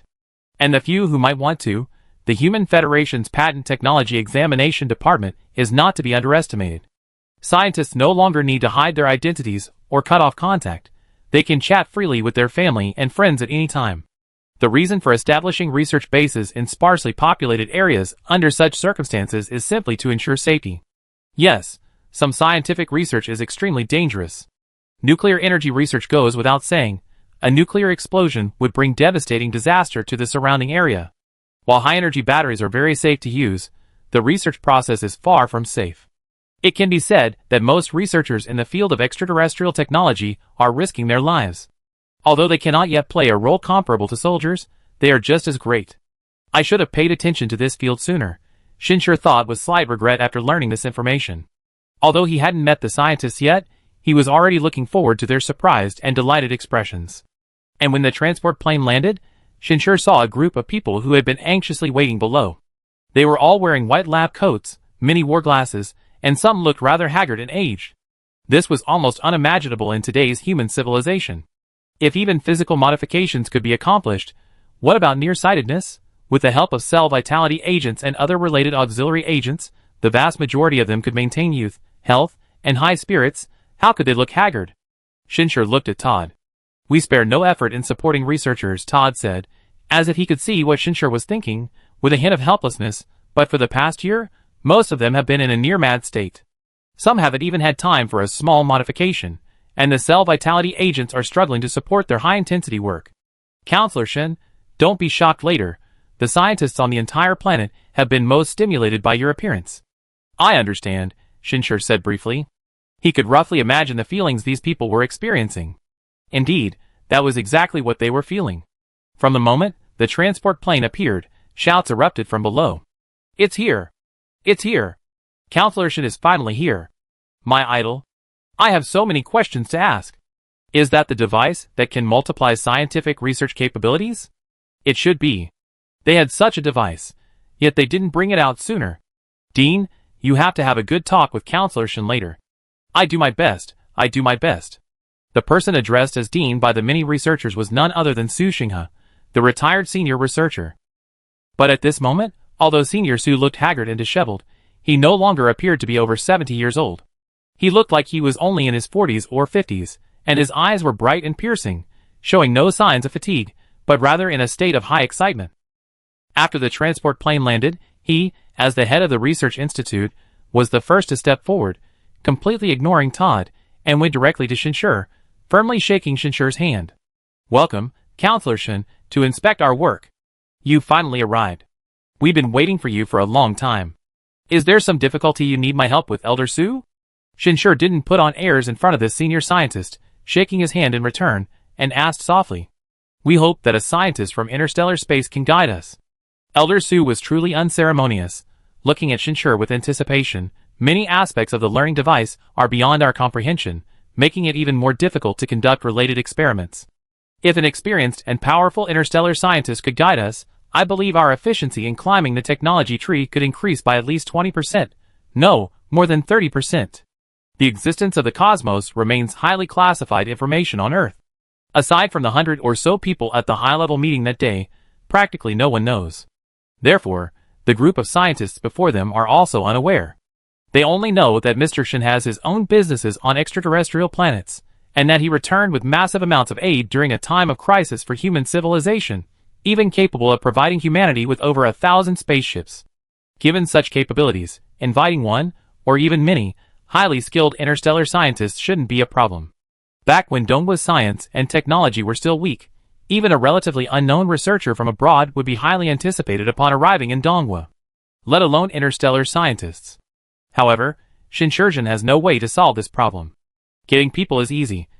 He can simply use simulated deformable matter to mimic aliens. Getting scientists.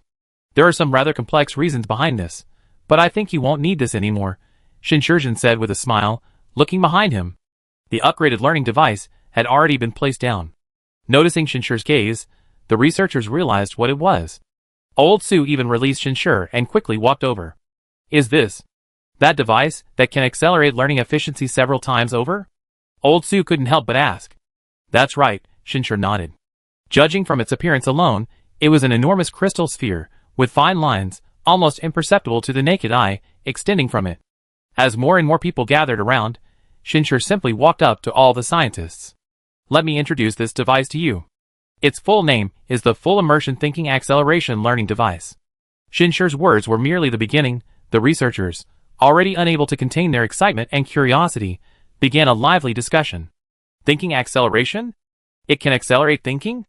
Isn't that the same as a learning device? Yes, its name includes the suffix learning device, indicating it's an upgraded version of a learning device. And full immersion? Is that like a virtual world? Actually, I always wanted to ask if there's any virtual technology for scientific research. After all, many experiments conducted in reality are too costly and have a high failure rate. We're learning now, not exploring. Virtual simulation experiments are enough. But the most important thing is having teachers who can understand advanced technology. Todd, standing nearby, gave Shinshur an apologetic look. Normally, even researchers wouldn't be so inconsiderate as to cause such a disturbance during an inspection by superiors. However, the researchers before him were indeed in a state of heightened agitation for an extended period, especially after learning that Shinshur would be bringing them a device capable of accelerating their research progress several times over. However, Shinshur shook his head, indicating that it was all right. With his current level of primal energy mastery, he could naturally discern the state of mind of these researchers. It wasn't just excitement or exhilaration. There was immense pressure, tremendous pressure, and that was the main reason. At humanity's most perilous time, scientists, who should have been the leaders of civilization, were relegated to the margins. This pressure, stemming from faith and a sense of mission, is beyond the comprehension of most, especially for veteran researchers who had experienced those difficult periods.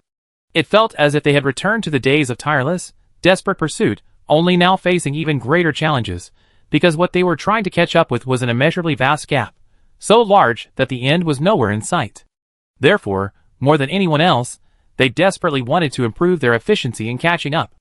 And what Shinshur brought was exactly what they had dreamed of. "Alright, everyone, quiet down for a moment," Old Su finally snapped out of it, raising his voice. Instantly, everyone fell silent. It was clear that Old Su still held considerable authority here. That's right. The core of a research team is also its soul. This research base is probably one of the most powerful, even unique, research bases on the entire planet. Otherwise, the Human Federation wouldn't have decided to send this first device here in just one day. If there were another similar candidate base, it would take some time to choose. After reassuring the others, Elder Su looked at Shinshur with anticipation and said, "Could Counselor Shin please explain this device to everyone?"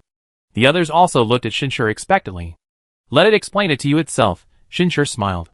The moment he finished speaking, the crystal-like sphere suddenly emitted a soft light, and countless tentacles began to dance. The next instant, a consciousness entered everyone's minds. "I am a research-type intelligent life form, belonging to the second type of artificial life form. My main role is to assist researchers in their exploration and learning." "Life form? You are a life form?" Elder Su and many others were astonished. "Yes, I sense your surprise. However, artificial intelligent life forms only lack core strength on the battlefield. It doesn't mean they're useless in other areas. You can consider me an alien research expert. Of course, after I was created, my memory only contained purely technical knowledge, without any information about alien civilizations, so this is not an area I can teach." Another long speech, directly transmitting its meaning to everyone's mind in an instant through consciousness. Chapter 139. Yes, the so-called scientific research and learning device contains an artificial intelligent life form. Perhaps it has inherent flaws in its mastery of primal energy. However, for scientific research, its advantages can be fully utilized. This is why Shinshur said earlier that the request made by Elder Su is no longer needed. Furthermore, compared to real aliens, this specially designed and manufactured artificial intelligent life form is undoubtedly more professional in scientific research and education. Shinshur doesn't need to worry about any information leaks, because after its arrival, he conducted a comprehensive inspection, confirming that the newborn artificial life form's memory reserves only contain technology. All other information, including research history and similar data, has been completely erased. Even it doesn't know where it came from. At this moment, Elder Su and the others, having understood its existence, are overwhelmed with excitement. Their studies over this period have indeed accumulated too many questions. Don't think that just studying won't lead to research bottlenecks. Some profound research problems, even with the answers clearly presented, may still be incomprehensible. Your role shouldn't be limited to just teaching and imparting knowledge, Old Su asked hastily, remembering the device's name. The contrast between the two, one transmitting information through consciousness, the other only able to speak, was quite striking. "Of course, I'm just a part of this device." Another large segment of consciousness was instantly transmitted to everyone. Without long-term use of the learning device, most people might not be able to adapt to this method of communication. But everyone present clearly understood quickly. Shinshur could see that a large group of scientists, including Professor Su in front of him, had flushed red, their emotions surging uncontrollably, an uncontrollable excitement. Yes, they were incredibly excited. This device was truly a treasure for scientists. According to the description, this artificial intelligent life form, this artificial scientific expert, was merely a part of the device. Like an AI butler on a warship, only used to assist the user in using it better. Its true function lay in its name, accelerated thinking, virtual reality. It could link intelligent life to a virtual world used for scientific research, almost like another reality, with complete simulations of various experiments, even including cutting-edge fields, achieving the highest and fastest research results with minimal funding. Most importantly, it could even accelerate the perception of time. In other words, 3 days spent inside might only amount to 1 day in reality. If it weren't for the fact that not all fields could be learned through it, its speed up in scientific research would be far more than just several times. How could such a group of scientists not be excited? Their greatest desire now is nothing but catching up. This base can be abolished, Old Su said without hesitation, glancing around. We should all move to virtual reality for research. Its early stage assistance will be enormous. In less than 50 years, we might even reach the level of the Vo civilization in scientific research. Don't underestimate the Voran civilization just because it's only a minor E-level within the Mud system. Compared to humanity now, it's still far more powerful. Professor Su, Todd said, looking somewhat troubled, The price to pay for using this device might be unacceptable to some. Who can't accept it? Why can't they? Professor Su turned around, his sharp gaze sweeping over the group of researchers behind him. It's just body modification. All the soldiers can accept it. Why can't we? Don't you even consider what time it is? This is a time of life and death for humanity. Countless soldiers are risking their lives, shedding blood, and disregarding everything. We're a group of people who can't help it all. If we're not even willing to make this small sacrifice, I think we shouldn't call ourselves scientists. We could make a greater contribution as construction workers. Many of those he looked at had unpleasant expressions, not because of his harsh words, but because of shame. Seeing this scene, Shinshur understood why these scientists were in such a state. The army has its own military spirit. And they, too, had forged their own souls and found their own faith. Elder Su, you flatter me, Shinshur said, his smile fading and his expression becoming more solemn. Your contributions may not be immediately apparent, but in the long run, they will form the foundation of our entire human civilization. No matter how much external power I bring, it is ultimately external. Our own strength depends on your contributions. Counselor Shin, we are very grateful for everything you have brought to us and to humanity. Without you, we wouldn't even have a chance to catch up. But we are not worthy of your praise right now. Perhaps one day, when we truly achieve our goal, we will accept your praise. But right now, we are still far from it. Elder Su, over 70 years old, had, in a way, reached a point of extreme stubbornness. Therefore, no matter what Shinshur and the others said, the anger simmering within him wouldn't dissipate. Realizing this, Shinshur said nothing more. In reality, the modifications required for this device were not as simple as old Su had described. The human brain's current capacity couldn't handle the burden of accelerated thinking. Therefore, the entire modification would focus on the brain. Besides the chip and the brain's own tissue replenishment, a powerful external device was needed. This would mean that all the scientists involved in the modification would no longer have their own physical bodies for a long time, only their brains housed in a special device. For a long period, their lives would be confined to virtual reality. They would even be able to see their families only virtually. That's why Todd said he actually wanted to follow the principle of voluntariness. But old Su believed that in this critical moment, this price was a necessary consideration for every scientist. Ultimately, Shinshur didn't participate in the decision-making process. For a short time afterward, he was relegated from the center of the inspection to the periphery. The scientists, who had initially been thrilled to see him, had completely ignored him, and were now all gathered around the device, bombarding him with a barrage of questions. They even discussed giving it a name. The final name they decided on was Great Teacher. Even if it was just an artificial life form, it would be their teacher for a long time to come. Such a device isn't cheap, even in the vastness of space, but I try my best to transport a few more over. I hope you make full use of them then, Shinshur said to Todd before leaving. Please rest assured, Counselor Shin, Todd said solemnly, we will absolutely seize every opportunity you bring us. This phrase seemed to have become a popular saying within the Human Federation during this period. Shinshur had heard it many times. He nodded, genuinely believing it, and holding a certain expectation. If this spirit could be sustained, why worry about humanity's future strength? Presumably, the future world had already changed once again. Compared to Elder Su, and the others who still had to fantasize about that day, he could directly see the future, a kind of happiness many people dreamed of. However, Shinshur wasn't in a hurry to see the future through Shirling. Instead, he first returned to Star Island, made thorough preparations, and then entered the black market. The moment he entered, he instantly felt that familiar sensation again. It was a residual consciousness. That's right, the residual consciousness had appeared once more. Shinshur couldn't help but show a look of surprise. The residual consciousness only appears when the changes in the future world are enough to affect the part of him he left behind in that future world. And its appearance not only meant that Shinshur's primal energy cultivation would experience another leap forward, but also that the future world itself had undergone another massive change. Absorb. With a mere thought, the lingering consciousness from the black market, or rather, from the future world, returned to him once more. Countless new memories flooded back. The future world had indeed changed once more, for human civilization had successfully advanced to Class C a month prior. Yes, just as Shinshur had anticipated, humanity's increased efficiency in scientific research and development also had a positive impact on the future. The most significant change was the completion of the star system fortress. Based on this, even the Dake civilization couldn't prevent humanity from passing the advancement review. They could only actively prepare for war, hoping to take advantage of humanity's recent advancement and weakened state to crush them in one fell swoop.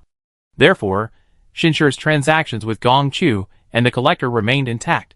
In fact, judging from this memory, their relationship had become even closer. Because the cultural heritage brought by Shinshur no longer merely offered humanity a glimmer of hope, but provided a truly urgently needed power. From the moment humanity advanced to a sea-level civilization, it no longer needed to be monitored, no longer needed to secretly collect the remnants of its own civilization. After carefully understanding the enormous changes that sea-level civilization brought to human civilization, Shinshur couldn't help but sigh. The crisis before them seemed to consist only of the Dake civilization. If they could defeat the Dake civilization, even if humanity remained within the mud system, it would have a completely different environment and level of existence. This was the first time Shinshur felt so clearly that he had truly changed the future destiny of humanity. Gong Chu is almost out of seclusion. Shinshur gleaned this information from this memory. Clearly, humanity's strength not only benefits the entire civilization, but also impacts individuals. Gong Chu's initial nearly 2-year seclusion has been repeatedly shortened. Now, in at most a month, humanity will produce its second primal energy master in history. At that time, Gong Chu's status and position will change once again. Shinshur left the black market, digesting his rapid advancement in primal energy while pondering the concepts of a private legion commander, and the only primal energy master currently existing in the entire civilization are incomparable. Furthermore, with the war against the Dake people imminent, he should soon join the civilized legion. As Gong Chu's status and power grow, the Collector's confidence in the ancient lands will also increase. The two can mutually promote and complement each other. More importantly, without the monitoring and censorship of cultural heritage, my ancient books will have a greater role. Don't assume that the value of ancient books will decrease just because they are no longer censored. Quite the opposite.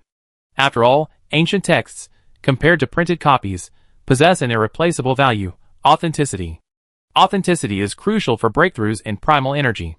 Shinshur had decided that once Gong Chu successfully emerged from seclusion, he would have a proper discussion with him about how to use the ancient texts he possessed to help humanity in the future while simultaneously empowering modern society.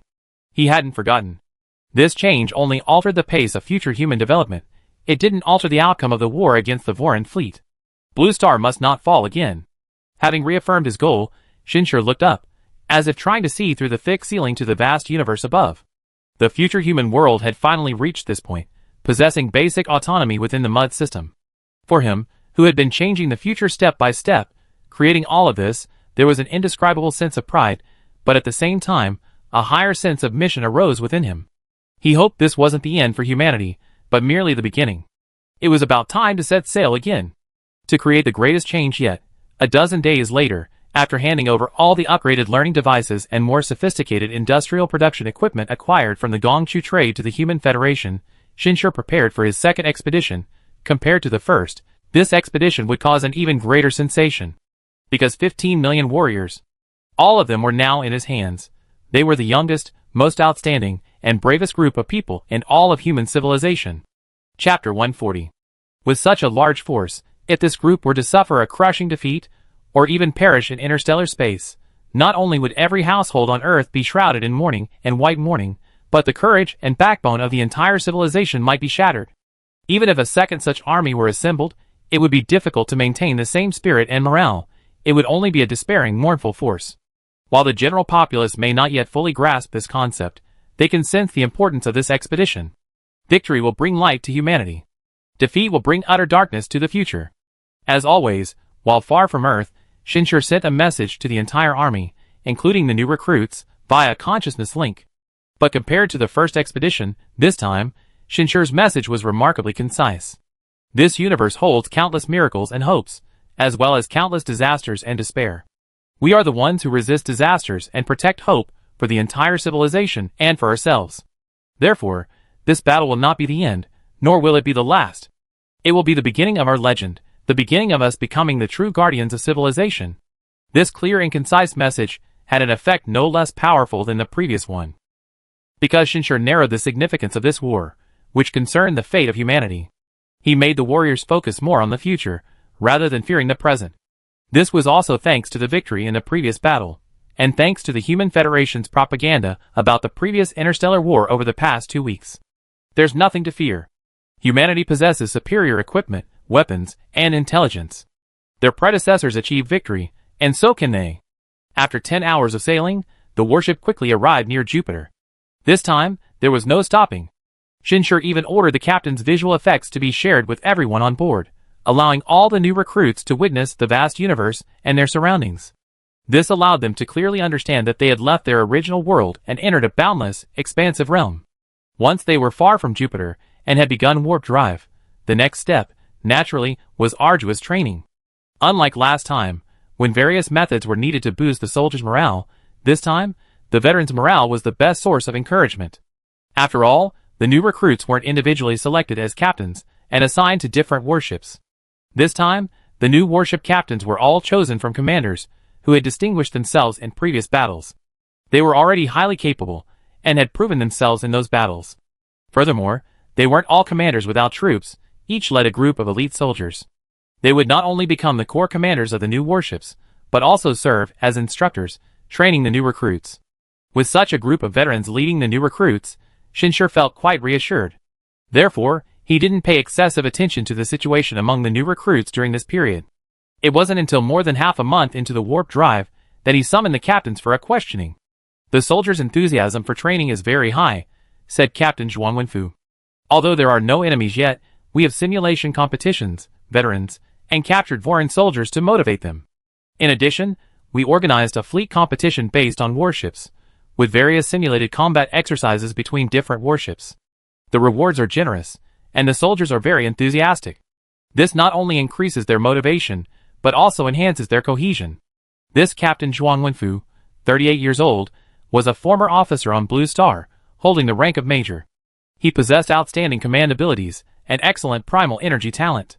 Therefore, after the last operation, he was promoted by Shinshur to be his assistant commander-in-chief.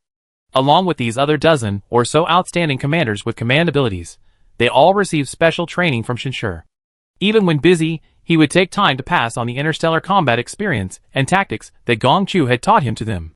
This was something Gong Chu had taught him.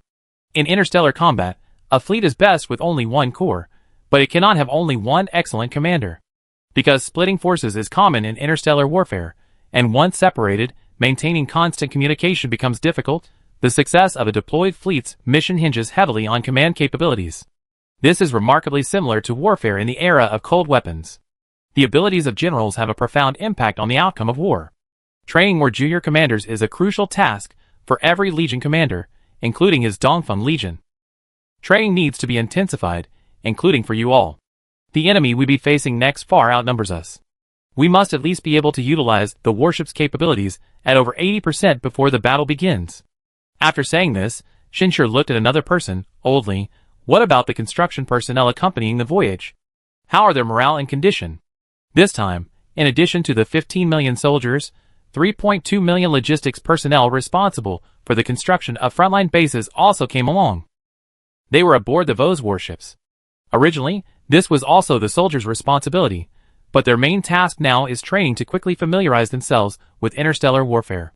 Therefore, a group of logistics personnel had to be brought along to make use of the Vos warships. However, since they were here, Shinshur also had to be responsible for these people. Li Weiman, who was in charge of this aspect, although he had such a meaningful Eastern name, was actually a blonde-haired, blue-eyed Western Alliance man. The relevant information was also relayed at this moment. "No problem, they're in excellent condition. Initially, they caused some minor incidents due to the monotony and pressure, but afterwards, I had them participate in the soldiers' training." "Participate in training?" Shinshur asked. If it weren't for the fact that telepathic communication doesn't involve mishearing, he would have doubted whether he had misheard. "Yes, I used video feeds to publicly show part of the soldiers' training and sparring sessions. It was very inspiring. Many people want to apply to join the army. They're now cheering for their favorite teams, which is a great encouragement for our soldiers' training. It's a win-win situation. I suggest we hold similar public sparring events on Earth." With Lao Li's further explanation, Shinshur Kai understood. He hadn't expected Lao Li to be so resourceful. However, after a moment's thought, he shook his head. "We need to strike a balance. The soldiers train hard, not for the applause of the people. Excessive embellishment and fandom would be detrimental to the purity of the troops. Of course, a moderate amount is fine. These construction personnel accompanying the army can, to some extent, be considered half logistics personnel. Originally, They genuinely planned to send logistics personnel, but ultimately realized that while the number of people needed for the entire construction process wasn't large, the necessary talent still had to be recruited from society, especially from Shanghai Company. In that year, Shanghai Company had attracted countless high-quality, highly talented, and persevering individuals from all over the world. Coupled with the priority distribution of learning devices and improved benefits, Shanghai Company had practically become a hub for top talent from the civilian population. Of these more than 3 million people, nearly 600,000 were official employees of Shanghai Company. This was already a glimpse into its capabilities. Perhaps he should find time to meet with his own employees. This thought popped into Shinshir's mind, but he had to put it aside for now. He then inquired about other matters, such as the specific progress of the soldiers' training, which individuals or teams had performed exceptionally well, and the energy training of the captain and some outstanding veterans. After asking around, he finally had a more detailed understanding. Then came the next training session. Shinshir had updated all the training systems on the spaceship in the past few days. Now, not only could the soldiers' combat scenarios be simulated, but even the commander's command scenarios could be simulated, naturally to enhance the training of these commanders. His thoughtfulness earned him the gratitude and high expectations of many commanders. Interstellar command ability is like martial arts, Shinshir said to all the senior commanders at the end of his lesson. Strong is strong, weak is weak, and roughly the same is roughly the same. There are countless ways to test and compare. Therefore, I don't have many considerations here. Strength and battle record are paramount. Only the strongest commanders can shoulder the heavy responsibility of protecting civilization. Understood? All the commanders responded in unison. Their eyes seemed to burn with a fierce flame. Everyone understood that the commander-in-chief didn't actually want the position. He didn't care about the status and power it brought. Even without the title, he was still the chairman of Starsea Corporation, a member of the Supreme Council of the Human Federation, an unignorable figure on the entire planet, and would hold an absolutely important position for a long, unseen period. Therefore, the commander-in-chief always hoped that someone could surpass him in command ability, rather than letting him remain firmly in the position of the strongest commander. Shinshir had never hidden this fact. That would not only be his tragedy, but also the tragedy of all these high-ranking commanders. Because defending their homeland was the greatest value and meaning they had chosen in their lives. Continue training, don't let me down. Shinshir left the training area after saying this. Come on! This time, I be the commander of the attacking side. Zhuang Wenbin stepped forward again. You are allowed to set up traps. Don't be so arrogant, Lao Zhuang. I already seen your weakness. Shin Feng immediately took the opposing position. I need 2 more adjutants. Me. Let me do it. I also want to teach dear Zhuang a lesson he never forget. The simulated battle resumed. The others either pulled others to form teams or watched and learned, none of them slacking off. On the other side, Shinshir, who hoped they would surpass him, was equally focused.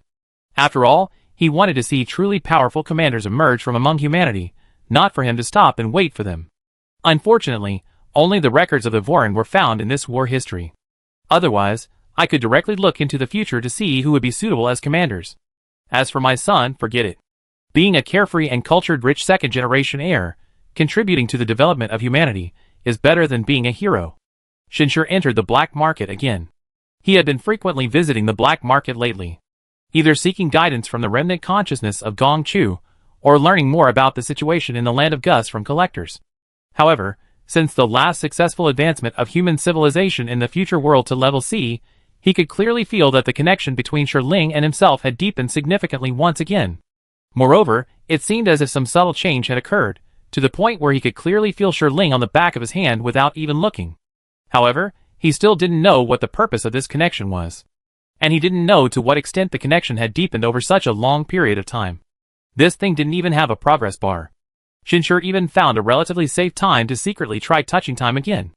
Even though his primal energy cultivation had undergone 2 surges, and he had never slacked off in training, making him vastly different from his previous attempt, the result was still similar. He exhausted all his mental energy before he could truly touch time. It felt like being forced to perform countless calculations in an instant. In the end, nothing happened. Finally, Shinshir could only put it aside for the time being and wait for the day when it would truly change. The black market was different now. Other people were starting to appear.